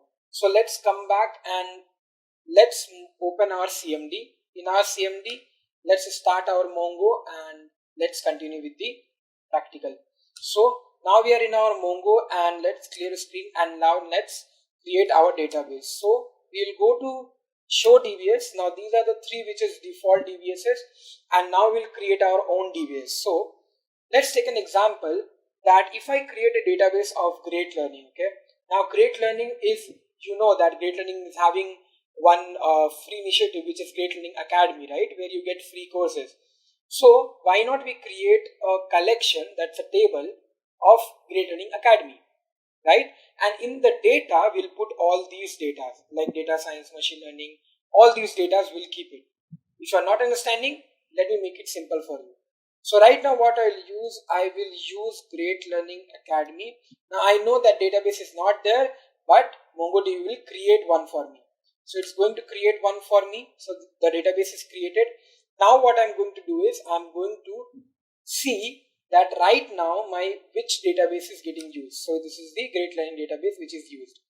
Now I'm going to go to my database and I'm going to create a Great Learning Academy collection, which is a table.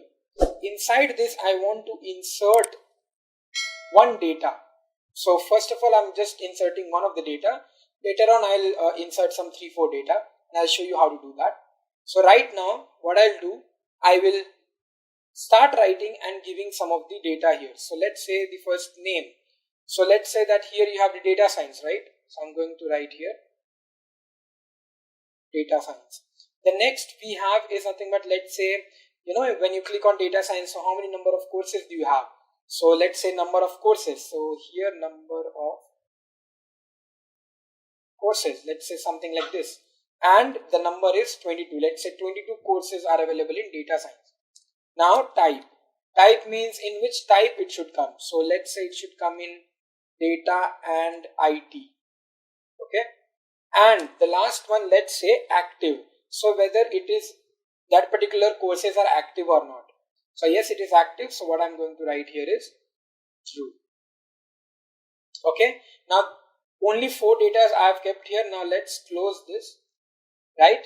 And let's hit enter. Now if you see, so I'm getting the object ID and I'm getting acknowledged true.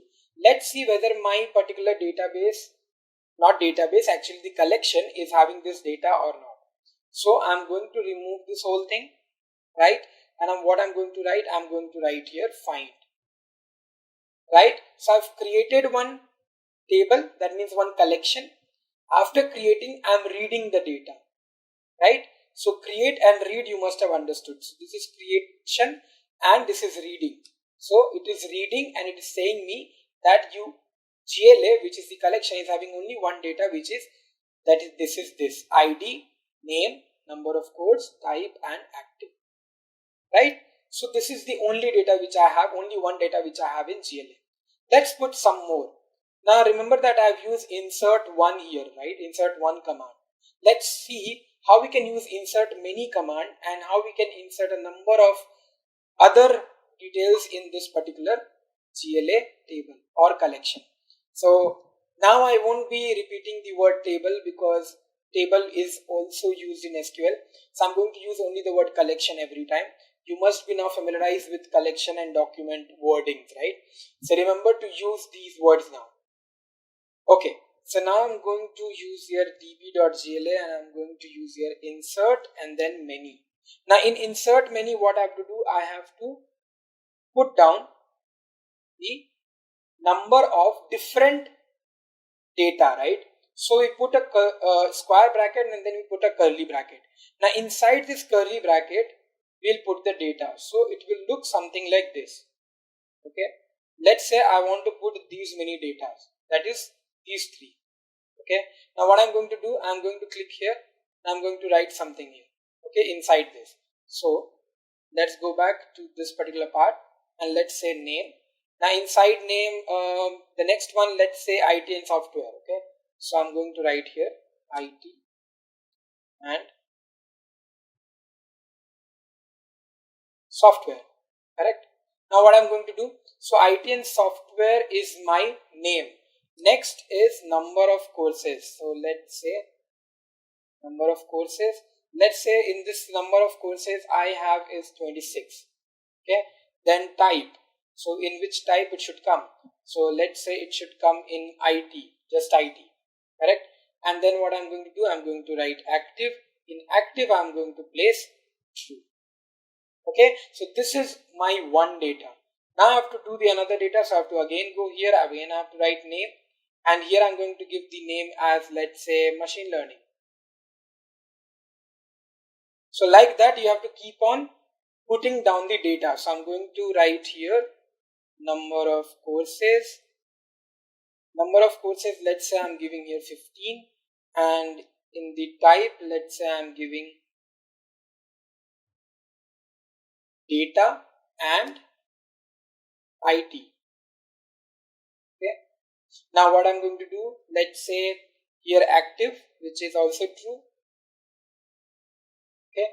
Okay, so this is my second data which is completed. Now I'm going to write the third one. So name, and here I'm going to write, let's say a smaller name. So let's say big data, and here I'm going to write again the same thing. So number of courses. Here I'm going to give, let's say 20, and then the next thing is type. In type, I'm going to give here data, and in the last one, which is active, I'm going to again mention true, right?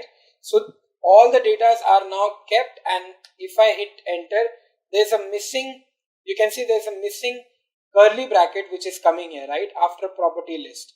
So there is some error in my code. Let's see. Now if you see here, db.gla.insert many, and then I have one bracket, then I have one square bracket, then the curly bracket. After the curly bracket, this curly bracket should close here. It is closing. Okay.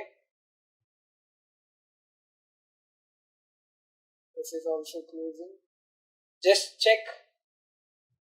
So there was one error which was coming here, which is this double quotes. If you see, this is the double quote which was missing, and once I kept that and I hit enter, so now all the three object IDs for different values are created. Now what I'm going to do, I'm going to just see that is it giving me all my 4 data. So if you can see here, it is giving me all my 4 data. So inside GLA table or inside GLA collection, we have these 4 data which I have kept, right? So name is data science, ID software, machine learning, big data, number of courses, type and active, right? Now, so we have created our database, and inside the database we have created our collection. Inside the collection we have the documents also, right? Now what we will see, so we will read one particular data from this particular table or collection. So how to read is nothing but this gla.find, right? Now this is very complex, right? If you have a larger number of collections, then this particular thing you have to scroll down, right? And you have to keep scrolling. So what I'll do is, we can write here pretty, which I've already told you. So once you write pretty and hit enter, so this is how it is coming now, right? So now this is better to look upon, because now we can clearly observe that we have these 4 data, right, with different object IDs, correct? Now what we are going to do is, so now suppose I want to find only one data whose name is data science, okay? Suppose I want to find only that particular data. So how to do that? Like in SQL, you must have understood the queries, right? How do we write a query? So here what I'm going to do, I want to find only that data which is having the name data science, or which is having the name machine learning. So how to write that? Firstly DB, and inside that DB which particular collection? GLA. Now here I'm going to write find, and inside the find I'm going to mention that which particular name I want to find out. So let's say I'm going to write here machine learning. Okay. Now I have written machine learning, and what I'm going to do, I'm going to close these things. Now if you see, machine learning name is not exactly the same. The L is small here and the L is capital here. Let's hit enter. And if you see here, it is doing nothing, right? So it is not being able to find that particular machine learning in my data. So what I'm going to do now, I'm going to write this, and you can see it has given me the particular data, that particular data which is having the name as machine learning. So which particular data you want, you can mention that, and once you write the code, you will get that particular thing. Okay. Now what I'm going to do, let's say I want to make it in a pretty way. So I'm going to write here pretty, and this is how it looks like. So now let's say what I want is, I don't want the whole data, I want only this particular column which is name machine learning. I want only this particular thing. Then what I have to do? So from this particular data, I want only the name section to be displayed. So what I can write here? So here what we will do is, gla.find machine learning dot pretty will be the same thing, okay? But here I am going to include something extra, which is nothing but, we'll give a comma and we'll give the curly brackets. Here we are going to write name, and inside the name I am going to give 1. What is the value 1? That means I want only the name to be displayed. Only that particular name to be displayed. I don't want anything else to be displayed. And I want it in a pretty format. So I'm going to hit. Okay, so there is one error. Let's see what's the error. Okay, so the error is that I have closed my bracket here. This bracket is getting closed already here, so I don't have to close that. These things you have to notice and do it correctly. So don't do any mistakes when you're closing anything. Now let's hit enter. And once you hit enter, you can see you are getting only the name. But you will say, sir, I'm also getting the ID. Now understand, when you're writing this particular code, right, the MongoDB says that whatever you want I'm going to give it, but I will give it with ID also. So I'm going to display the ID also. Okay, so now the question which I asked, that I want only the name to be displayed, that is not happening here. With name my ID is also coming, right? So how can we sort this? How we can actually make it clear that only name should be displayed? Remember I said that when you write name equal to 1, that means only the name will be displayed, and if you write 0, then name will not be displayed, right? It's like a boolean thing, true and false. What I'm going to do here is I'm going to make underscore ID, and this ID I'm going to give 0 because I don't want them to display the ID. And now it is not displaying me the ID, it is just displaying me the name, which is machine learning. So this is how you can actually find that particular data which you want, and from that data which particular column do you want to display. That particular things you can do from these kind of codings. So till now we have learned how to create the database, right? And then we have also seen how to create the collection. Inside the collection, how we can use the command which is insert one and insert many. After that, we have seen how we can find the whole data. So this is the whole data, right? How we can make it pretty using the pretty method. And after that, we have seen that if I want to find only one data, how we can do that.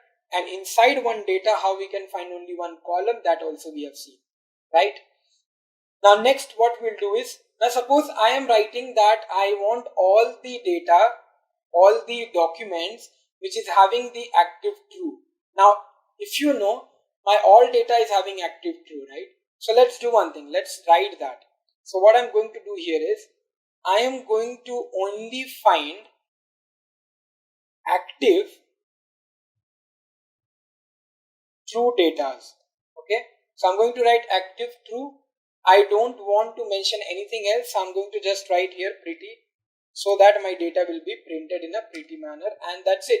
Now you can see I've written active true, and all the data which is having the active true is showing here, right? So obviously because my all the data has active true, that is what is showing.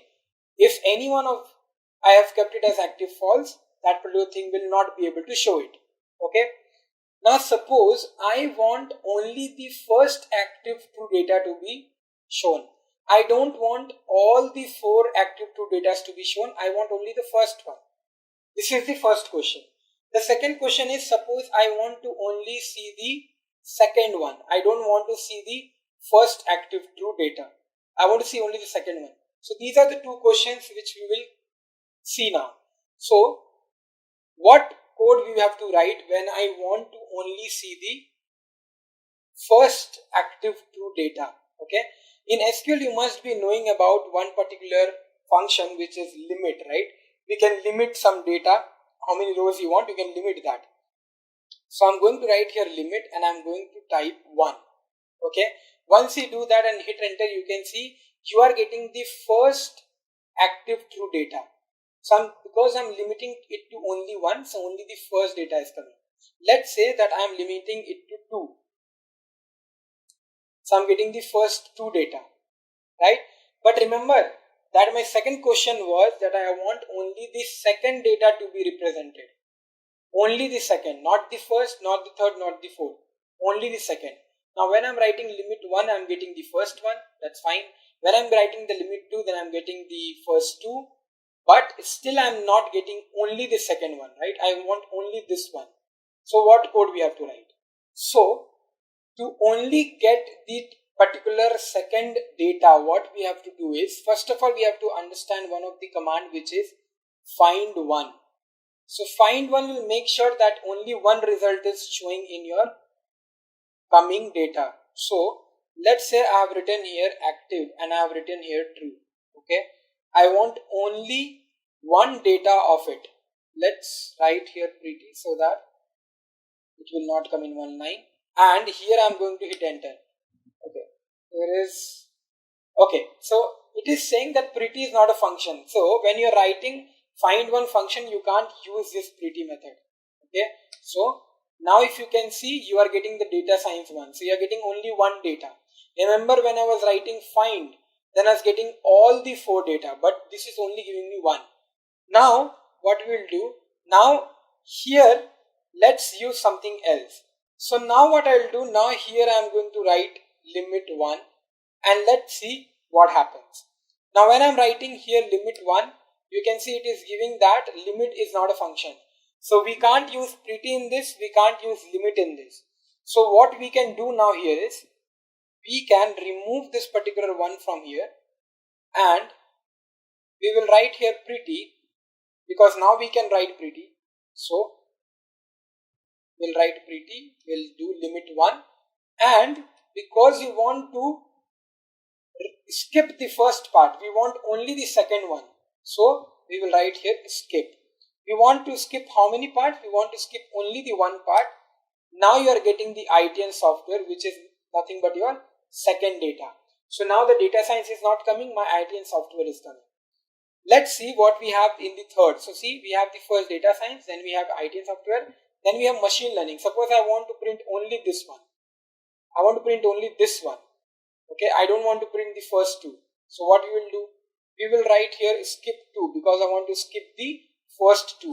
So now I'm getting the machine learning. Correct? Now this is how you will actually solve your queries. When you want to find a particular data, this is how you need to solve your queries. So now we have seen how we can actually read the data from our databases, from our collections, all the documents, how we can read, right? Now let's move to our update, because in CRUD, C is create, we have seen that how to create. R is read, we have seen how to read. U is update, and now we will see how we can actually update some of the data. So let's move to our database. Inside the database, let's move to our collection, and inside this collection, let's move to, let's say, update 1. What is update 1? Update 1 is a method which we use to update one single data. There is also one more command which is update many. So you can update, when you want to update many data, you can use that command. We will use it in a later time. But right now, let's use update 1 and let's update one of the data from here. So what I'm going to do here is update 1, I'm going to update some of the data. Let's say I want to update, so these are my 4 data. So let's say I want to update this machine learning name with cloud computing. That is what I want to do. I want to update this machine learning name with cloud computing.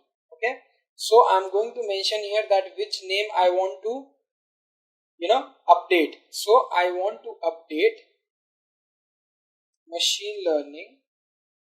Okay, and here this is the name which I've given. Now I have to write that what I want to set it to. So this name I want to set it to what? So you have a syntax which you have to follow. So you have to follow set and then again curly bracket. Now you want to change its name, right? So let's say name, and here I want to write cloud computing. So I'm going to write here cloud computing, because that is what the name I want to give. One curly bracket closed, second curly bracket closed, and then we have the bracket closed. Now if you see, it is said that matched count is 1. That means one particular data is matching. Acknowledge true, that means the thing which you want is done. Modified count is 1, that means one thing is modified. Now if I write here db find, let's say db.gla.find pretty. Okay, and if you see here, now it has become cloud computing, right? Let's do one more thing. So let's say I want to go to ITN software, and in this ITN software I want to update the type. Okay, so I'm going to go again here. Here I'm going to remove this name from machine learning, and I'll write here IT. Remember, the names you have to write very correctly. If the names are not matching with here, then it will not update that. Here I'm going to remove this name and I'm going to write here type. And this type I want to make it, let's say I want to make it as, so this is your ITN software. Let's say I want to make it as software development. Right? This is what I wanted to change. That's my type, okay, not my name. I want to change the type. So let's hit enter and let's see. So yes, one modification is done. Let's see whether it is modified or not. So if you see here, my IT and software type is now software development. Okay, now let's do one thing. What we'll do is, let's say this big data also I want to change my type to software development. So I'll just write here big data. In the big data also the same type will come, right? Let's see if it is happening. Yes, it is happening. So you can see now I have two data. One is IT and software, one is big data whose type is software development, right? Okay. Now I'm going to write one query, something like this, that wherever the type is software development, I want to make the active as false. So all the software development field, all the software development courses, I want to make it stop right now. Correct? So I want to make it active false. So how we can write that? What we have to do is the same thing you have to follow. The only change which will come is we will use update many, because now we are doing the changes in two of the data, right? Those data which is having the type software development, all those data active will be false. So we are changing or updating in many of the fields. So we are going to write here type, and in the type I am going to give here software development.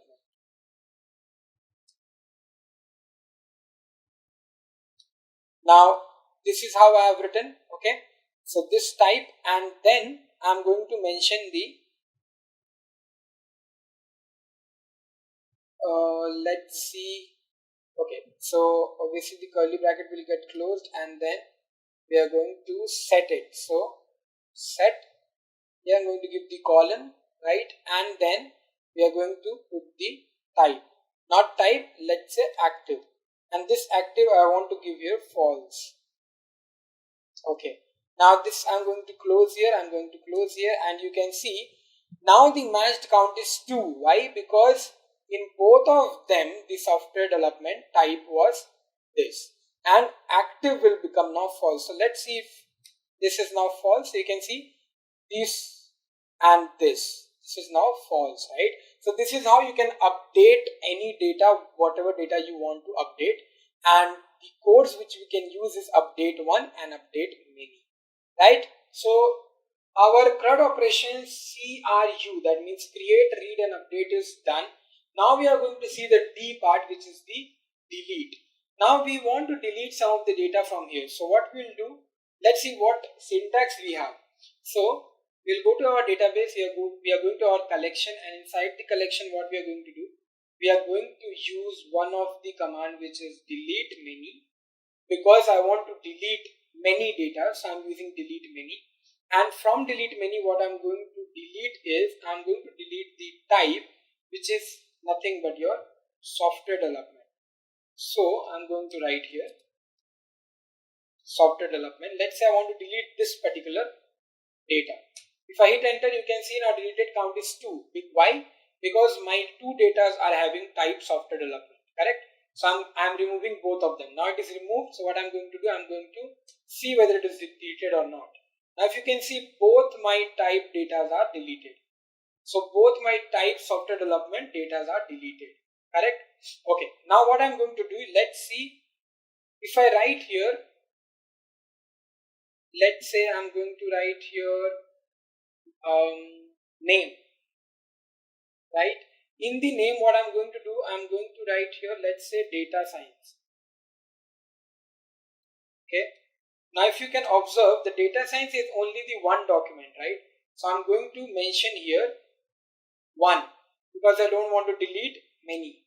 Now name data science, if I hit enter, deleted count is 1. If you look in the table, you have only one data left, which is your cloud computing one. The data science is now deleted, right? So this is how you can use the delete one command and delete many command, right? And now what we will do, we will delete the whole database, or we will also try to delete the collection. Let's see how we can do that. So how we can remove all the data or all the collections, we have to just mention here empty list. So we don't want to write anything here, and here I am going to mention many. Okay, once you do this, everything is deleted. So now if you look here, if I want to find it, you can see now I don't have any data in my GLA, right? I don't have any data in my collection. Okay. Now let's see how we can delete our database or how we can delete our collection. So now let's see how we can delete it. So db dot, let's say our collection is GLA, and I'm going to write here drop. Once you do that, it is saying true. That means now my GLA collection is dropped. So if you want to check, let's say show collections, and it's not showing any collection. That means my GLA collection is now totally dropped from here. Now what I'm going to do, I'm going to delete the database also. But let's first see. So if you see, the database is not showing here because I've already deleted the collection. So it is gone. Now it is not even showing the database. How to delete the database? What you have to do is we have to write here db dot, we have to write here drop database. Once you do that, you can see it is saying dropped great learning. Okay, that means now completely your great learning database is down, it's deleted. Now we don't have any collection inside that, we don't have the database itself. So we have only these default databases which is available. So I hope you understood how we can actually play with the data, how we can actually create a database, create the collection, create the documents, how we can read from the find function or the pretty function or the limit or the skip, right? How we can find or read the different kind of data from our databases. Then we have seen how we can update our data in our database. That means how we can use update one or update many commands, and we can update some of the data in our databases. Next, we have seen how we can delete one of the data or delete many of the data, and also how to delete the collection and how to delete the database. So this was the basic concept covered around MongoDB. I hope you have understood how MongoDB looks like and what is the working benefit or how we can work around MongoDB. Okay, so now we are in the end of this particular course, and I hope you really enjoyed the full course and you have understood the basic concept of all the languages which we have taught here, and I hope you are very much sure about what is web development and how to become a web developer. So let's revise what all things we have covered in this particular course, and then we will end this video. So we started off with step by step. That means how step by step which all languages you have to learn and what all topics you have to cover, what all external technologies also you need to know, that also we have told you. Then we started off with HTML, and around 1 to 2 hours we have understood what is basic tags and how to use HTML if you are writing your first HTML code. And then we slowly moved into the CSS part. We understood how to actually style a web page, which all colors or which all components we use in CSS to make our web page attractive, right? And the next thing which we learned about is JavaScript. We understood how this JavaScript works and what are the main components behind it. Is it a OOPS concept language? And if it is OOPS concept, then what all other topics are there in JavaScript itself, right? Then after that, we moved into the JavaScript frameworks. That is the most in-demand concept or framework in market, right? If you don't know any JS frameworks, you are not very sure that you'll become a web developer, right? So one of the frameworks you must be knowing. And we have given you opportunity of learning React. So I hope you understood basic concepts of React. And later on, we covered the MongoDB, which was a database, a NoSQL language. And I hope you understood how to work with MongoDB as well. So all the best for your future. And thank you so much for watching the video, for giving time. Have a great learning. Thank you. Bye-bye. If you haven't subscribed to our channel yet, I want to request you to hit the subscribe button and turn on the notifications bell so that you don't miss out on any new updates or video releases from Great Learning. If you enjoyed this video, show us some love and like this video. Knowledge increases by sharing. So make sure you share this video with your friends and colleagues. Make sure to comment on the video, any queries or suggestions, and I will respond to your comments.